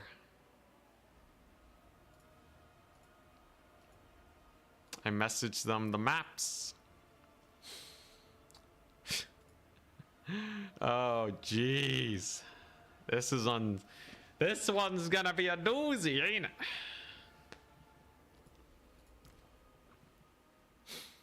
This one's gonna be a big doozy indeed.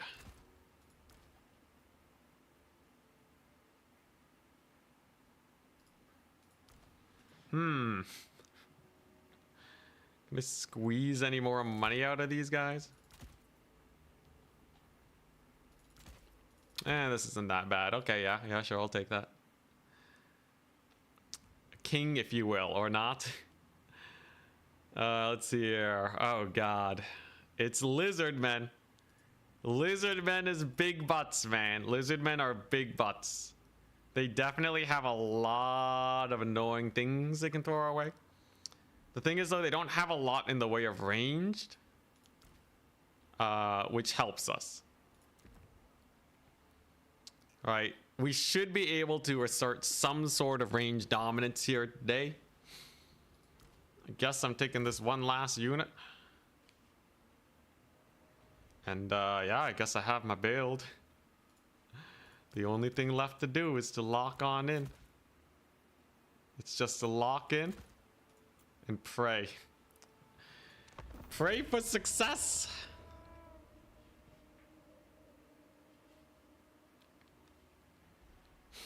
I have more or less a good build versus everything. He might go for Carnosaurs. That would be crazy. Green Knight annihilates Carnosaurs, though. And he's ready. Oh, Nelly. The lady wills it. This is the last match of the day. What the? It's Crystal Lake. Dude.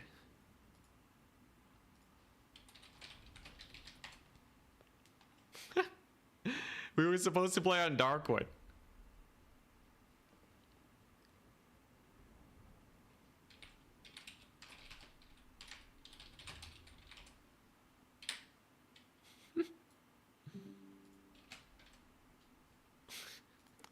God dang it, Turin.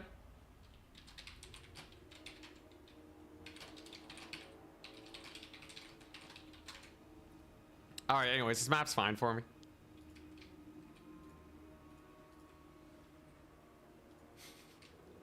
You're on Crystal Lake. It's fine. A green machine is here. This map's actually, it's good enough. We can basically just play around this area and we'll be goodies. Alrighty, here we go. God dang it, Turin. Alright.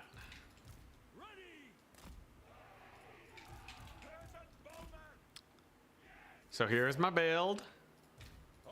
We got a lot of big boys here. He shouldn't be able to flank me on this map. We got the Green Knight. I just gotta hunker down, not take too much poke damage from him. And I do have a caster in reserve. Lady speed to you. Alrighty. It's time. Locking in. Just don't throw my lord away. Sora Scarvet. Stegodon. Bunch of skinks. Honestly, that's as good as I could hope for. So we just post up here, right? He has no pterodons or anything. We're using the Green Knight to capture. 10 units. 3, 3, 1. He has 2 units unrevealed so far. Definitely want to get the Damsel of Life right away. She's really expensive and it's going to be hard to get her in later. And then, yeah, I'm just going to chill along this side. Don't want this Cav to, like, get a big flank on me. I just want a nice, clean fight over on this side of the battlefield. He's going to try and shoot at Alberic. Sees that I'm dodging. Decides against it. Makes sense. Green Knight getting that capture. Woo, okay. Dodged a bullet there. So he has a pretty heavy infantry build. I am going to need to get the relics in here as soon as possible. Okay, and then maybe I can burn ammunition. That would be a really nice start to the game. Stegodon is obviously pretty slow and lumbering. Can probably just, yeah, just YOLO in there. There's my other relic. And the Green Knight's just getting a little bit of hokey pokey poke. What's his caster? Okay, so he has a Sora Scarvet on a giant dino. Huh. Interesting. Yo, is he going for that? That would be crazy, man. You don't want to go for that one. Holy crap, he's just going for it. Yo, I'm taking that fight, man. He don't got the damage. Tries to get the disengage. That's a massive pick. All right. Well, I'll take that. That's a solid start to the battle. Get a little bit of damage in. He's gonna hokey poke me back. Green Knight's gonna pepper him with just a little bit of a yeah, a little bit of that action. And then obviously we're just gonna need to get in my elite cav units. Green Knight's gonna be fine. He's gonna be goodies. He does have some Colossedon hunters here. But I got a bunch of archers coming on in. Got our Grail Relique coming on in. Yo, his Carnosaur is getting bloody massacred, man. We're gonna give them physical resist. Give them the extra ward save, and then heal them. That's going to keep Lewin nice and safe in this situation. While the Green Knight can keep poking down the Colossedons. That's a huge play. That's a huge play for us. Very nice. And then I can get in my super mega awesome questing knights in. They're gonna be good. Obviously, Colossedon hunters get a little bit of damage in. Green Knight, he takes a little bit of damage, but he's mostly fine, really. The healing's great. Man, we had to pop all of our buffs, but that definitely saved Lewin's butt there. Yo, he's still going for it. He's still going for it. Jeez. Yo, I can just shoot his lord up, right? Beast Slayers can go over here. Don't want to overchase. Yeah, his guy's taking a lot of damage, man. Lewin can also beat up his character. His lordy. I have more cav coming on in. Yo, the Green Knight's just walloping that Scarvet, man. He's just walloping him. He's not even close. Okay, I gotta be real careful with Lewin here. All right, this is potentially a big DPS on him. Obviously, we have a lot of archers and such. Lewin's a beast, though. He's a beast. Absolute unit of a man. There's a little bit of capture weight there. That's okay, though. Green Knight just gonna come on in and save his butt. Infantry fight's going mostly my way, so I'm not too worried about that one. And the Green Knight is in. Alberic. I keep calling him Lewin. Alberic's gonna get back in on that character. Yeah, there we go. All right, that's a nice character kill. That's a solid character snipe. So with him down, now we really don't have to worry much, do we? Gotta really be careful about the overchase. Yeah, we're just gonna back up from that business. There we go. We should be able to rout off his skinks over there. Should be able to get a nice wind blast going on. Green Knight's gonna go in for that missile strike on him. Should be able to kill off the Colossedon hunters. Should be able to capture this point soon. We've taken out his infantry over here. Alberic is doing fine for himself. Green Knight crushing it. I don't have to worry about tickets just yet. Tickets are a minor issue. And there you go. All right. The big single entity is done for. Hell yeah. Physical resist on Lewin. Questings. We got a lot of cav. Trading wise, we're technically not there just yet. Alberic's gonna have to back on up. Another vortex on him. God dang. All right, I gotta just send the Green Knight on his lord and just get him killed. It's all hands on deck to just shoot him to death, man. All right. Come on, Alberic. Come on, live. Come on, just live. Holy crap, what a chat. Okay, all right. Now we just gotta kill his lord. I just gotta not take another massive AoE, and then we're good. I just need that one little itty bitty lord snipe, and then we're fine. All right, I got all my archers on him. Alberic, run for your darn life. Oh my gosh, he's dead.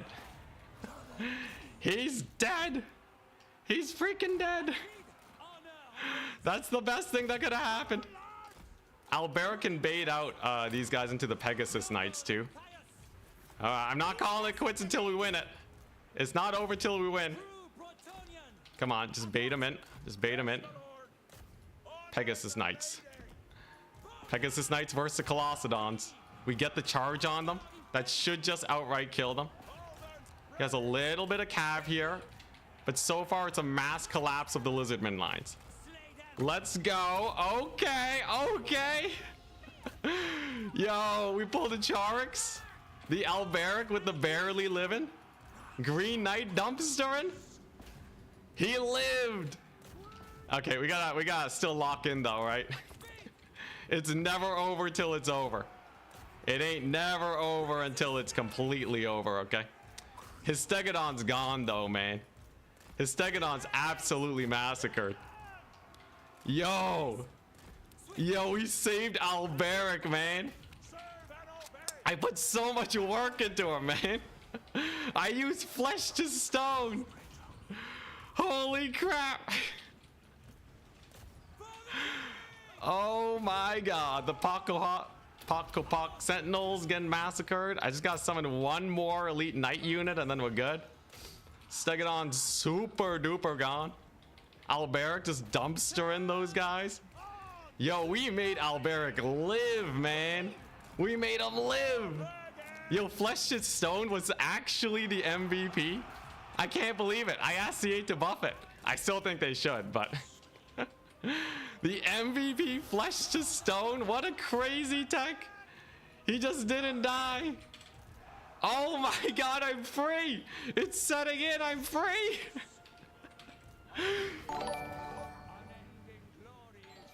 Let's go.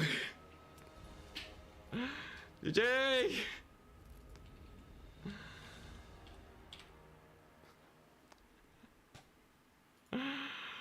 Holy! I'm free! I am witness. Holy crap! Charix blessed us. He showed it was possible.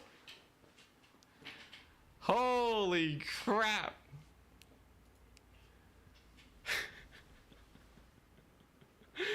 I'm free.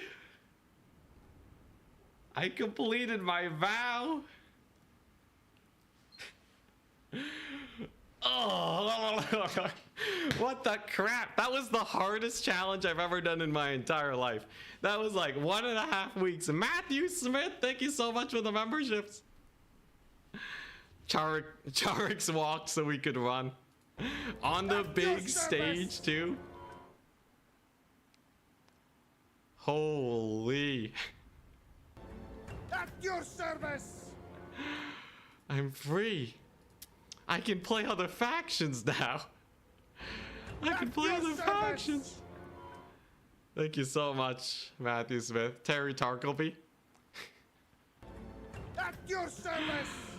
Oh my god. Sub for freedom. Yo, thank you so much for the support. At your service.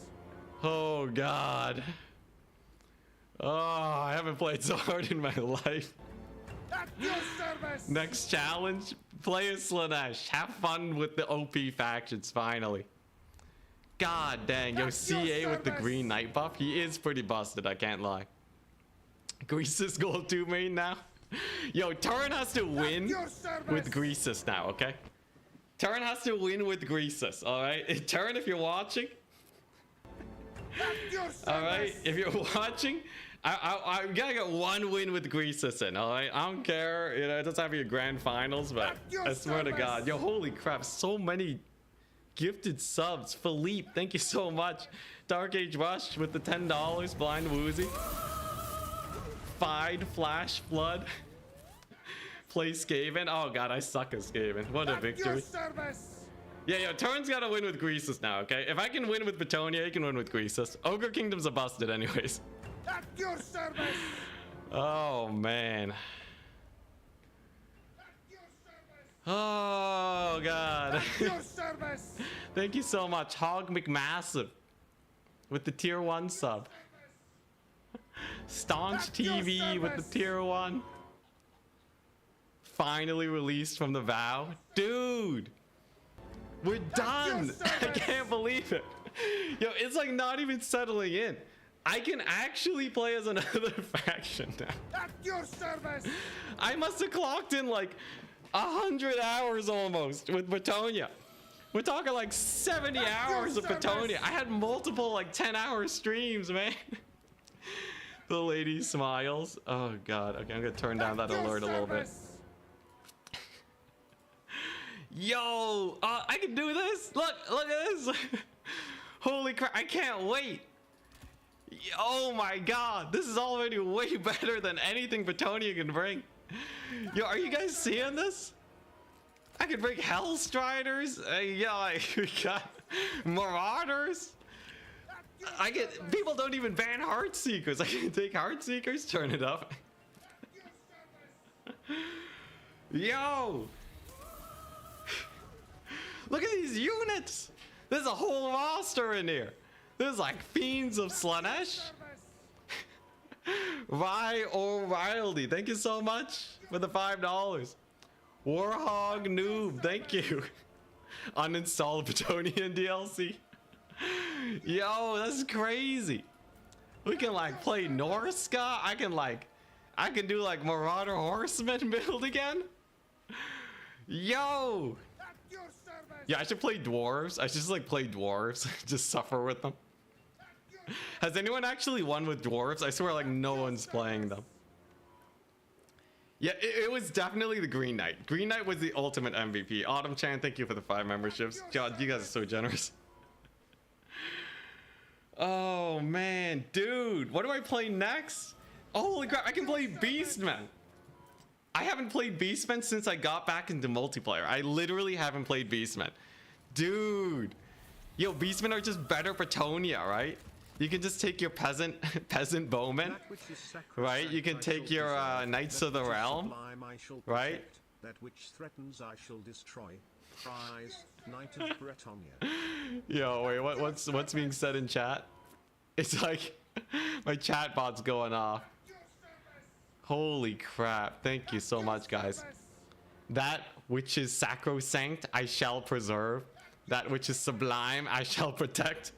That which threatens, I shall destroy. Rise, Knights of Brittany. Or Bretonnia. I screwed up at the end, whatever, who cares? We did it! Full Beastmen stream? Dude!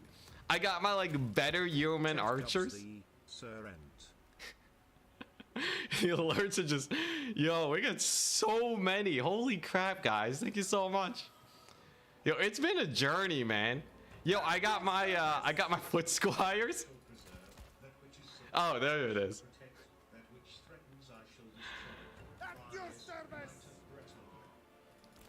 Oh my gosh. I can make Torox. Yeah, anyways, head to bed, guys. Show's over. We did it. We're done. Sunday, I'm gonna get to play XCOM. Cathay next. Good God. Ditto on Cathay. Everyone's talking about Cathay now. I'll take a break. GG's, Bob. You did really well. Dude, I beat Outer Regions Warriors of Chaos twice. That was probably the scariest one.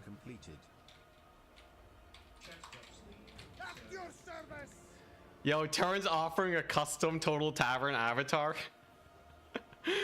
Yo, Terran, I'm gonna get a custom avatar. Yo, what should I get? I need like a Grail Relique with like sunglasses or something.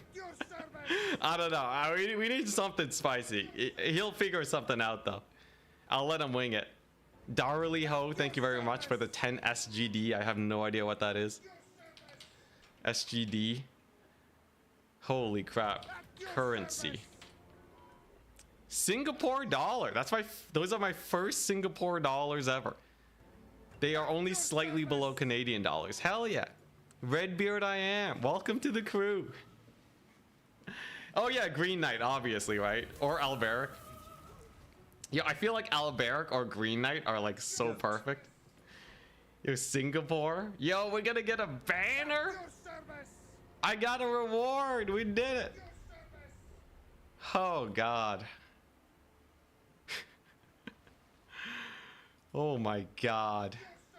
Turin hates playing against the Green Knight on tabletop. Oh, that's jokes. At your service. How much did USD depreciate? You know, let's not get into that too much. USD had it, Brad. Anyways, yeah, I'm just letting the rest of the alerts roll in.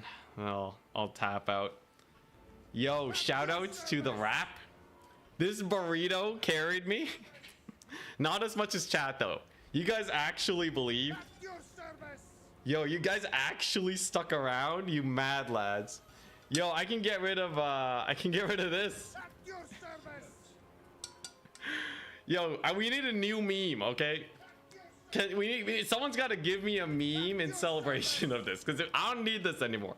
I'm deleting this off my desktop, okay? It's over. Make the dollar great again. Anyways, yeah, you guys, you know, you can just tap out. Congrats, Sir Anticity. Oh my god. At your service.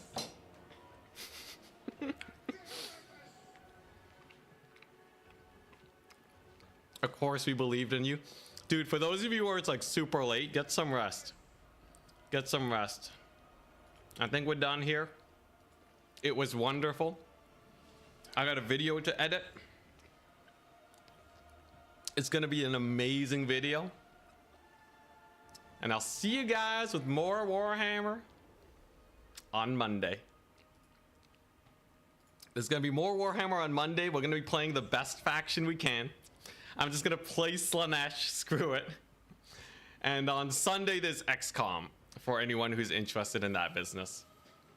You stayed up till 3 a.m., you mad lad. Congrats, Sir Anticity. Slanesh without Cav. Hardcore. Anyways. Yo, Charix with the hard carry. Shout out to Charix, man.